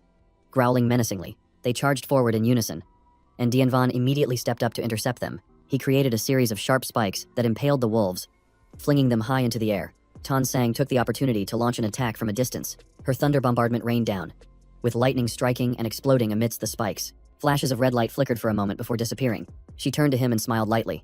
Thanks to the new divine vocation you made, we don't have to be afraid of them anymore. Suddenly, a loud noise echoed as sand and black smoke swirled together, forming a giant humanoid creature. It was none other than the great Emperor Mahayat. Unmistakable, both scared and curious. Tan Sang asked in a low voice, what in the world is that thing? Mahayat looked down from above at the 3 people standing in the sand. As the swarm of birds and insects in the sky began to hurl rocks at them, Han Vu immediately transformed to shield his teacher, and Tan Sang, shouting, get behind me. Quickly, he drew his weapons. Ready for battle. Activating Empowered Body. The Art of Rebellion. The Rebellion Sword. And the Soul-Reaping Scythe. Great Emperor Mahayat didn't say a word, directly launching his weapon towards Han Vu. The impact sent him stumbling backward. The two exchanged blows, their powers clashing like giant dragons dueling in midair. Tan Sang called out worriedly, Han Vu. He remained calm, redirecting the flying sand towards himself. Mahayat laughed sinisterly. No human has ever been able to block this attack. But he suddenly swung his tail, sweeping it directly at him. Han Vu gritted his teeth to block the attack, his movement space completely sealed off by wasps and rocks. His eyes darted around, searching for an opening, and then he immediately counterattacked with a phantom shadow lunge. He faltered for a moment, surprised that his attack had been dodged. The two continued to charge at each other, but this time, Han Vu unleashed an even stronger force than before. Mahayat couldn't block in time. His body was slashed open, the blade cutting him in two. Even though he was decapitated, his body continued to writhe as if in defiance. One of his legs even tried to attack Tan Sang. All 3 realized it at the same time. It can't see charge. 3 attacks were launched simultaneously. Dian Van's spikes, Han Vu's blade, and Tan Sang's lightning. Mahayat panicked as his body parts disintegrated one by one, until his entire form vanished completely. Han Vu and Tan Sang were overjoyed. It's finally over. But in the distance, a few wolves remained. Han Vu warned, don't let your guard down. They haven't left yet. The moment he glared at them, 2 of the wolves turned and fled without looking back. Dian Van asked if they should give chase, but Han Vu shook his head, saying to forget it. There were too many to catch anyway. Suddenly, Han Vu collapsed in pain. Tan Sang cried out in alarm. What's wrong with you? He forced a reassuring smile, saying, I'm fine, just exhausted from overusing my divine power. You two go ahead and check the Godhood fragment first. Tan Sang immediately took it out to examine it. The level 5 Godhoods for Golden Spear, Emperor, Starburst, and the Scorpio Pond Lord appeared. Sparkling brilliantly, she called out joyfully, Han Vu. Look, we found a real treasure, he asked. You like spears that much? She nodded excitedly. Han Vu smiled generously and said, then it's yours. The spear complements the lightning attribute, so it's perfect for you. Tan Sang was stunned with happiness. Are you really giving it to me? A godhood that's also a divine weapon. Fusing with it will increase my power significantly. Han Vu smiled confidently. I have the Sword of Rebellion. Absorbing souls from other races is enough for me to wield countless different weapons. He turned and respectfully offered another to Dian Van. Teacher, this Starburst Godhood is a perfect fit for you. The man accepted it happily. Thank you, my student. The 3 of them headed toward the ancient city up ahead. Their goal was to find the mirror in the sacrificial altar, and a desolate scene unfolded before their eyes. Han Vu began to channel his power, concentrating his energy. He unleashed a powerful strike straight down onto the altar's platform, creating a deep pit right in the center. They prepared to enter, and soon found the ancient mirror amidst the rubble. Han Vu commanded his swarm of insects to move forward and scout the path. Everyone watched intently as a small butterfly flew straight through the mirror, completely unharmed. Tan Sang cried out worriedly. There's something strange about this mirror, Han Vu reassured her. It's stable. The thread of faith is still connected, so we're fine. Before stepping onto the mirror's surface, the three of them jumped in together. It was time to return to the real world, just as they'd hoped. They arrived back at the academy. Finally safe and sound, a cold voice rang out. "Hanvu, I sense your presence. Come to my office immediately, we have something to discuss." He scratched his head and smiled, bidding farewell to Dianvan. "Ms. Lena seems to be in a hurry." His teacher called after him. "Go on. Then, I'm gonna get some rest myself." The scene changes to Hanvu sitting in Lena's office. She informed him that the investigation into his kidnapping by the true god Hohai was complete, and the true martial god Vuong had sent an apology along with a special gift. Hearing this, he couldn't hide his curiosity. A gift from the true god Vuong was certainly something to look forward to. Hanvu observed the two golden cards closely. Isn't this the thing that bankrupt God King spent 100 billion divine power on to build a mutant beast farm before it all collapsed? He burst out laughing. Amused. Now that's generous. Gifting an entire divine domain. But when he looked at the other card, Hanvu's expression suddenly turned serious. Seeing this, Tan Sang asked worriedly, "What's wrong?" On the card was an image of a man lying motionless, and above him floated a fragment of purple divine aura. He wondered. "This is..." Lena frowned. "That's Hohai. The true god Vuong said he had to be dealt with severely for imprisoning you on his own authority." Hanvu frowned and sighed softly. After a lifetime of dedication to the God King, all he gets in the end is a simple apology. How bitter. He contemplated the card. Could this really be Hohai's divine domain? Lena warned in a serious tone. "A complete true god's corpse is extremely valuable. You absolutely must not waste it." Hanvu quickly replied. "Yes. Ma'am. I was just thinking." Tan Sang nudged him and whispered, "That true god's corpse. Can you refine it?" Hanvu turned to Lena, asking for her advice on how to use the corpse without wasting it. She lightly tapped his forehead. "You little rascal. Trying to use this trick to get special lessons from your teacher again. Are you?" she suggested. "The best method is to refine it into a clone of an equal level. If you're willing to invest in it, that clone can also grow stronger alongside you." Hanvu nodded eagerly again and again. "Okay. I'll do it. Thank you so much. Miss Lena." Lena produced a magic scroll, saying, "This apology officially closes the case on your kidnapping. However, your admission isn't guaranteed yet, as some teachers feel you've caused too much trouble before the semester has even begun." Hanvu took the scroll from her hand. He clenched it tightly, his eyes shining brightly. "Don't worry. Ma'am, I'll prove with my own strength that everyone who opposed me was wrong." Lena stroked his hair and smiled softly. "I believe in you. Now go and refine your clone. I'll be waiting for your good news."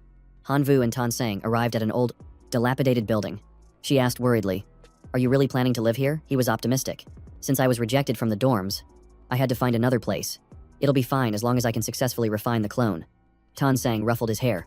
"All right. I'll be waiting." He promised he wouldn't keep her waiting long. The scroll was unfurled, and Hanvu's soul was immediately pulled into a magical space. He reached out to a ball of light before him, where a person identical to Hanvu floated with his eyes closed. He extended his hand and began the refinement process. When the process was complete, the figure bowed his head to acknowledge his new master. Signifying his loyalty, Hanvu gave him a name. "From now on, you will be called Hanvan. I am proficient in both scholarly and martial arts. So now, show me your strength." Han Van, true god level, possessed the divine talent wind, forest, fire, and mountain. His physique doubled with each level up. His skills included windwalk, forest protection, fire attack, and mountain collapse. He had 42 divinity points and the martial path godhood. With a series of skills unlocking and divine might progress at 40%, Hanvu was astonished. Truly a true god. 42 points of divinity, and so many incredible skills. He raised his hand to transfer techniques to Han Van. "Let me help you fuse the godhood and skills." Han Van tensed as he absorbed the power. The skills immediately fused, creating the divine martial stone, the martial god's shield bash, and the ability to summon Chaos Saint Fallen Butterfly Emissary. Two saints materialized in a flash. They were of the Elder Elemental race, Emperor-level lifeforms, with wind, forest, fire, and earth skills all at level 5, and Chaos Strike at level 6. Their divine fusion art could create the Tiger Martial True God state. Hanvu commanded excitedly. "Quick, use the Tiger Martial True God trait on me." Without a word, Hanvan immediately cast the ability. Hanvu laughed in delight. "The trait is activated. I've comprehended 3 new skills, Pulverizing Claw and Piercing Claw Strike." He shouted excitedly. "Hit me." Hanvan transformed into a gigantic monster, and the two of them clashed in a fierce battle. After a few exchanges, Hanvu ordered him to stop. Hanvan immediately retracted his attack. Hanvu thought to himself, "With this skill, I wouldn't even need the Black Dragon King transformation to easily defeat the Emperor." In his hand was a brightly shining card. The clone refinement was complete. Now for this divine domain. Even though its core is destroyed, it still has value. He thought about the monsters within, especially the Tigerkin. They could still provide a decent amount of faith power. Hanvu held up a green card and commanded, "Transform into Hohai." Enter the divine domain and subjugate the followers. Han Van immediately transformed as requested. He landed on the ground, creating a violent tremor. In the form of Ho-Hai, Han Van appeared amidst a thick cloud of black smoke. Han Vu appeared as an illusion, asking worriedly, "Are you okay?" Han Van replied succinctly, "I'm fine." A fox spirit and two of his subordinates approached from a distance, his voice filled with caution. "Who's there?" Han Van glanced at them coldly, not deigning to answer. The fox spirit stared for a moment, then roared, "The true god has returned. It took me so much effort to win over the Tigerkin. I can't let him ruin everything." He immediately ordered his men to seize him. The two henchmen didn't hesitate, lunging forward to attack Han Van together. Han Vu's angry shout sent a chill down their spines. "You dare call him a false god? He is your one true god." The fox spirit roared. "False gods are masters of deception. You absolutely cannot believe his words." Hearing this, his two subordinates regained their morale and charged forward again. Han Vu quickly reminded his clone, "Don't engage them directly. Summon the Chaos Saint." Han Van immediately obeyed the command without a moment's hesitation. He summoned the projected cyclone, its massive shadow looming over the entire sky. Seeing this, the fox spirit's face turned pale. The ground trembled violently as the projected cyclone began to unleash its power. The two subordinates dropped to their knees, prostrating themselves on the ground and begging the divine being for their lives. Han Vu glared and commanded, "Go find the Tigerkin king who stole my faith. I must punish him." The projected cyclone began to move toward the royal city. The panicked fox spirit ordered his subordinates to block its path. Han Van floated before the projected cyclone, advancing with a majestic and imposing aura. The two subordinates were frozen, stiff with fear, not daring to move a muscle. The fox spirit waved his hands to draw a magic circle, but the projected cyclone retaliated instantly, its overwhelming imperial pressure flooding the area. It opened its maw, and a gigantic vortex of energy began to gather in mid-air. A blast of dark energy shot forth, completely obliterating a nearby castle. The fox spirit was still roaring. "If I can kill him, I will become the god of this land." From behind, Han Vu commanded, "Hold him down." Han Van immediately rushed forward and unleashed his attack, activating the level 6 skill, Martial God's Shield Bash. The fox spirit took a heavy blow, managing only to let out a pained cry. A thunderous crash echoed as the fox spirit was slammed hard against the city wall. In excruciating pain, his subordinates collapsed to their knees, begging for forgiveness and pledging their lives to their god. Han Vu appeared and gave a signal. "Quickly, bring them into my divine domain to strengthen my faith." Han Van acted at once. A brilliant green orb of light expanded, enveloping everyone. The others were astonished as the aura of a true god washed over them, and then they were all sucked into the green space. Everything settled down, and the sky became peaceful again, as if the chaos had never occurred. A brown fox flying in the sky was startled as it sensed the true god's aura, unable to believe it. Han Van looked down at it and smiled faintly. When the fox landed, he pointed to the green portal before them. "Go and meet your god." The moment the brown fox stepped through, it came face to face with Han Vu. Too surprised to speak, Han Vu stepped forward joyfully. "It's so good to see you're still alive and well," but then a voice called out, "Han Vu, get to my office right now, it's urgent." In her office, Lena informed Han Vu that the school had decided to show leniency, allowing him to enroll if he could pass a special trial. Han Vu clasped his hands earnestly, his voice firm. "Any trial is fine. I accept," Lena explained thoughtfully. "You will be sent to a fringe civilization with an undetermined danger level. Your mission is to gather intelligence for 1 year. If you succeed, you will be officially accepted into the academy." Hearing this, Han Vu was stunned. "You mean you're throwing me into an unknown region to be a guinea pig?" Lena touches his shoulder. "This trial is extremely difficult. Your divine realm powers will be sealed. The choice is yours." Han Vu smiles. "If there's a chance to enter the academy, I'll go." He thinks confidently. "Even with sealed powers, I'm a level 3 superclass gene warrior. I have enough ability to survive." Lena pleads with concern.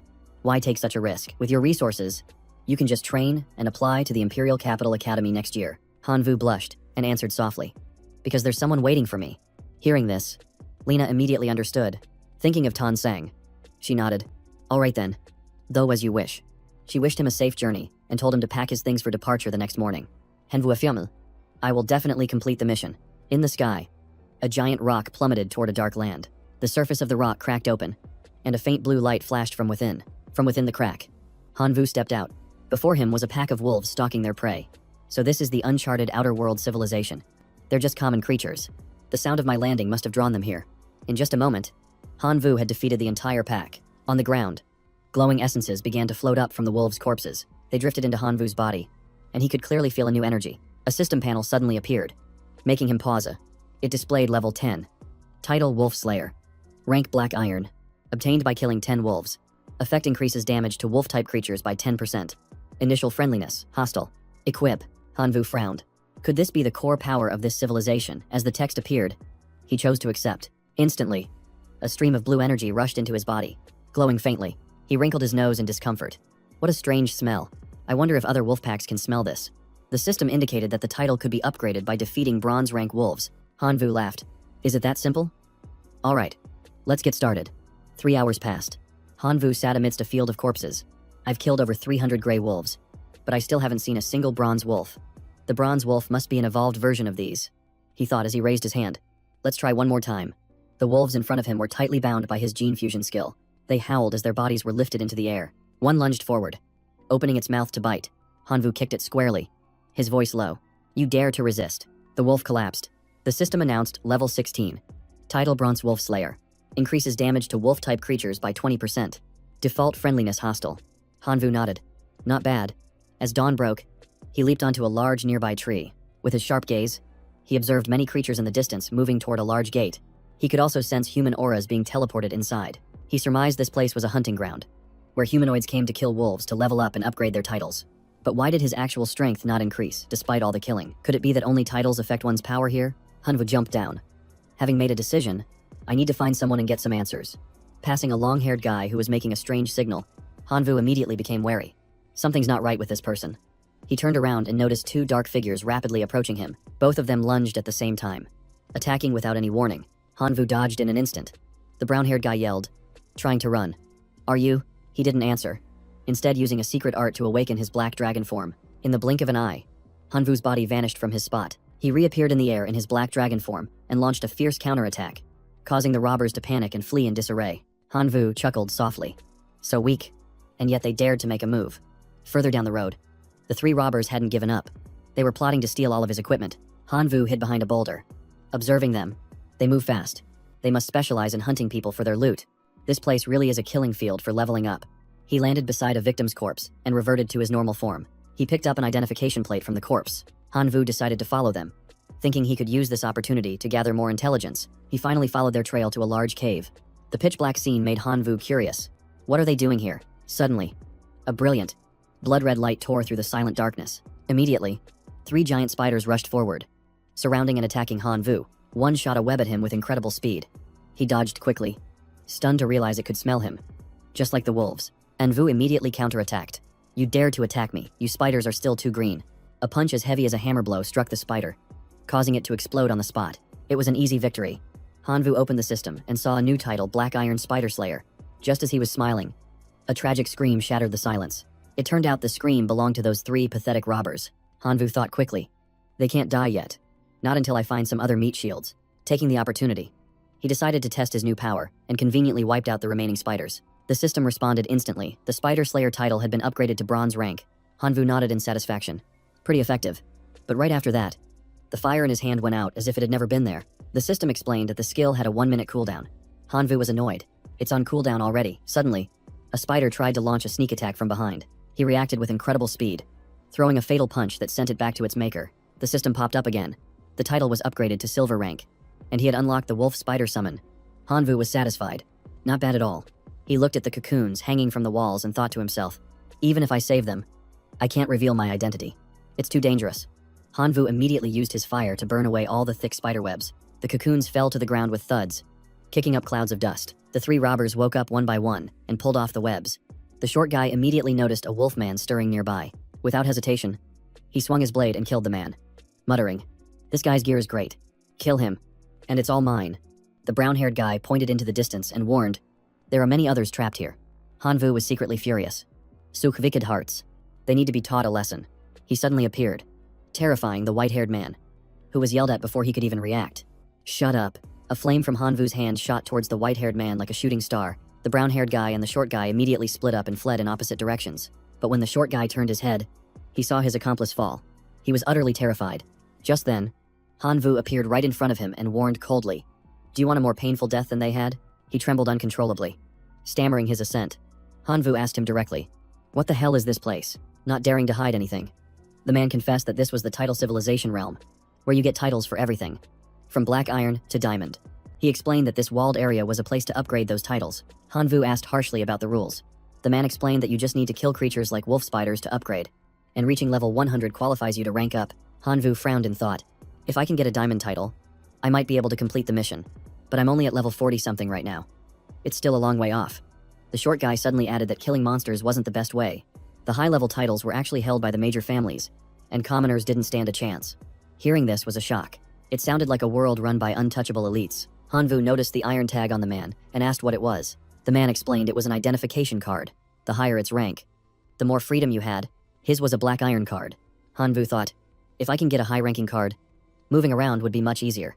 Hanvu let his guard down for a moment, and the short guy seized the opportunity to run. But after only a few steps, he was suddenly and forcibly logged out. Hanvu was annoyed. I told him to behave. He deserved that. He casually picked up the white-haired man's card. He walked towards the gate, planning to find a way out of this place. Suddenly, a series of glowing red characters appeared, blocking his path. A group of giant men landed from the sky and demanded, "Where did you steal this card?" Hanvu turned and ran, telling himself, I can't fight here. I have to hide my true strength. The muscle-bound men were hot on his heels, and there were others blocking his path up ahead. Hanvu unleashed his power, knocking the entire group away. He quietly approached the gate. Behind him, the fire was still blazing. It was clear he couldn't leave just yet. I need to find more information first.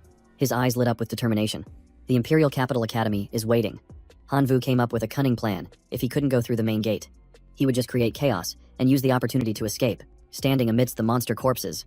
Hanvu gently channeled his power, and a fierce energy radiated from him. He activated his gene combination power, and pieces of the corpses fused together to form a hybrid creature with a wolf's head and a spider's body. Hanvu commanded it, "Go. Teach them a lesson." The monster received its command and charged forward. Smashing through the thick wall, he took the chance to jump through. The system chimed with an upgrade notification. Bronze rank achieved. Please select your next teleportation destination. Hanvu was stunned. That was fast. He immediately confirmed his choice. All right, I'll pick this destination. Hanvu's body began to blur before vanishing in a flash of teleportation light. He appeared in the middle of a dense forest as the system announced, "Welcome to the Bronze rank Greenland Forest." A mocking voice sounded from behind. A newbie. Huh. All by yourself, Hanvu snapped his head around. On high alert, a blonde-haired man stepped out. Our party has a warrior, an archer, and an assassin. We're just missing a mage. You're the final piece. So join us. A hand was extended as a hoarse voice spoke up. Hey, kid. The thug-like man offered to form a party, but Hanvu coldly refused. Not interested. In this unfamiliar place, he had no intention of being bait for anyone. He noticed a small stall displaying a pair of decomposition gloves, which came with a decomposer title and could be used to extract materials from monster corpses. Hanvu was delighted. This is really convenient. Since I don't have any storage space, this will have to do for now, he said quickly. I'll take this. The seller smiled and quoted a price of 2,000 gold coins, which made Hanvu jump. That's so expensive. I only looted a little over 1,000 coins from that 3-person team. He haggled. I only need one glove. Is that okay? The seller was taken aback. No one had ever made a request like that before. Hanvu skillfully persuaded him. If a pair can decompose things, a single one can too. Selling them individually is more profitable for you. At 1,000 gold per glove, you'd still make a profit. The seller pondered for a moment, thinking he might have a point. He took the glove and left, heading deeper into the Greenland forest. Suddenly, he heard a strange noise, and his eyes immediately scanned the area. Something was coming. 7 small figures appeared behind him, goblins. Hanvu let out a contemptuous laugh. Such small fry dare to provoke me. He then released his overlord's aura. The goblins froze in place, their eyes filled with fear. Not daring to take another step, Hanvu wanted to test out a new skill. His wolf spider title granted him a summoning ability, so he decided to give it a try. He activated the summon, and a wolf spider materialized. Lunging forward to annihilate the goblins in the blink of an eye, the system displayed a notification. Killed over 10 goblins. Acquired the title Black Iron Goblin Slayer. Unlocked the Summon Wooden Club ability. Initial goblin affinity is now hostile. The title appeared clearly above his head. Hanvu frowned. Why haven't I gotten a card yet? Immediately after, the system announced, Black Iron card activated. Hanvu muttered, all right. Then, he put on the glove. I'll just salvage what I can. It might be useful. Hanvu used the glove and began to decompose the pile of goblin corpses. When he was done, he nodded in satisfaction. The effect was quick and efficient. Just then, a few more goblins charged out, and Hanvu decided to test his Summon Wooden Club skill, but all that appeared in his hand was a short wooden club with faint golden patterns. He was momentarily disappointed. I thought it'd be something grand. But it's just a toy. A goblin charged at him from behind, and Hanvu casually swung the club toward its head. The swing made half of the monster's head vanish, and it collapsed instantly. Hanvu's lips curled into a slight smirk. Now this feels more like it. The remaining goblins were terrified and began to back away, their piercing screams echoing throughout the forest. With the job done, Hanvu leisurely continued to decompose the pile of corpses. Suddenly, a man's voice rang out. Not a bad haul, kid. 4 people stepped out from the woods. Hanvu glanced over them. One wore a silver card, while the other 3 wore bronze ones. The silver-ranked man drew his blade and pointed it at Hanvu's face. Hand over your stuff and get lost. Or D. Hanvu frowned. This group wasn't to be underestimated, he calmly replied. Do you have any storage spaces? The man with the silver card boasted arrogantly. I'm a silver rank expert. I have a personal space of 10 cubic meters. I bet you've never seen one before. Hanvu sized it up. It was small, but still valuable. While the man was still gloating, Hanvu seized the opportunity and lunged forward to attack. It was small, but better than nothing. The silver-ranked man reacted extremely quickly, roaring in fury. You audacious brat. The entire group immediately rushed in to surround and attack him, shouting, a mere black iron rank dares to be so insolent. Hanvu raised his wooden club to block the gleaming blade that was hurtling toward him.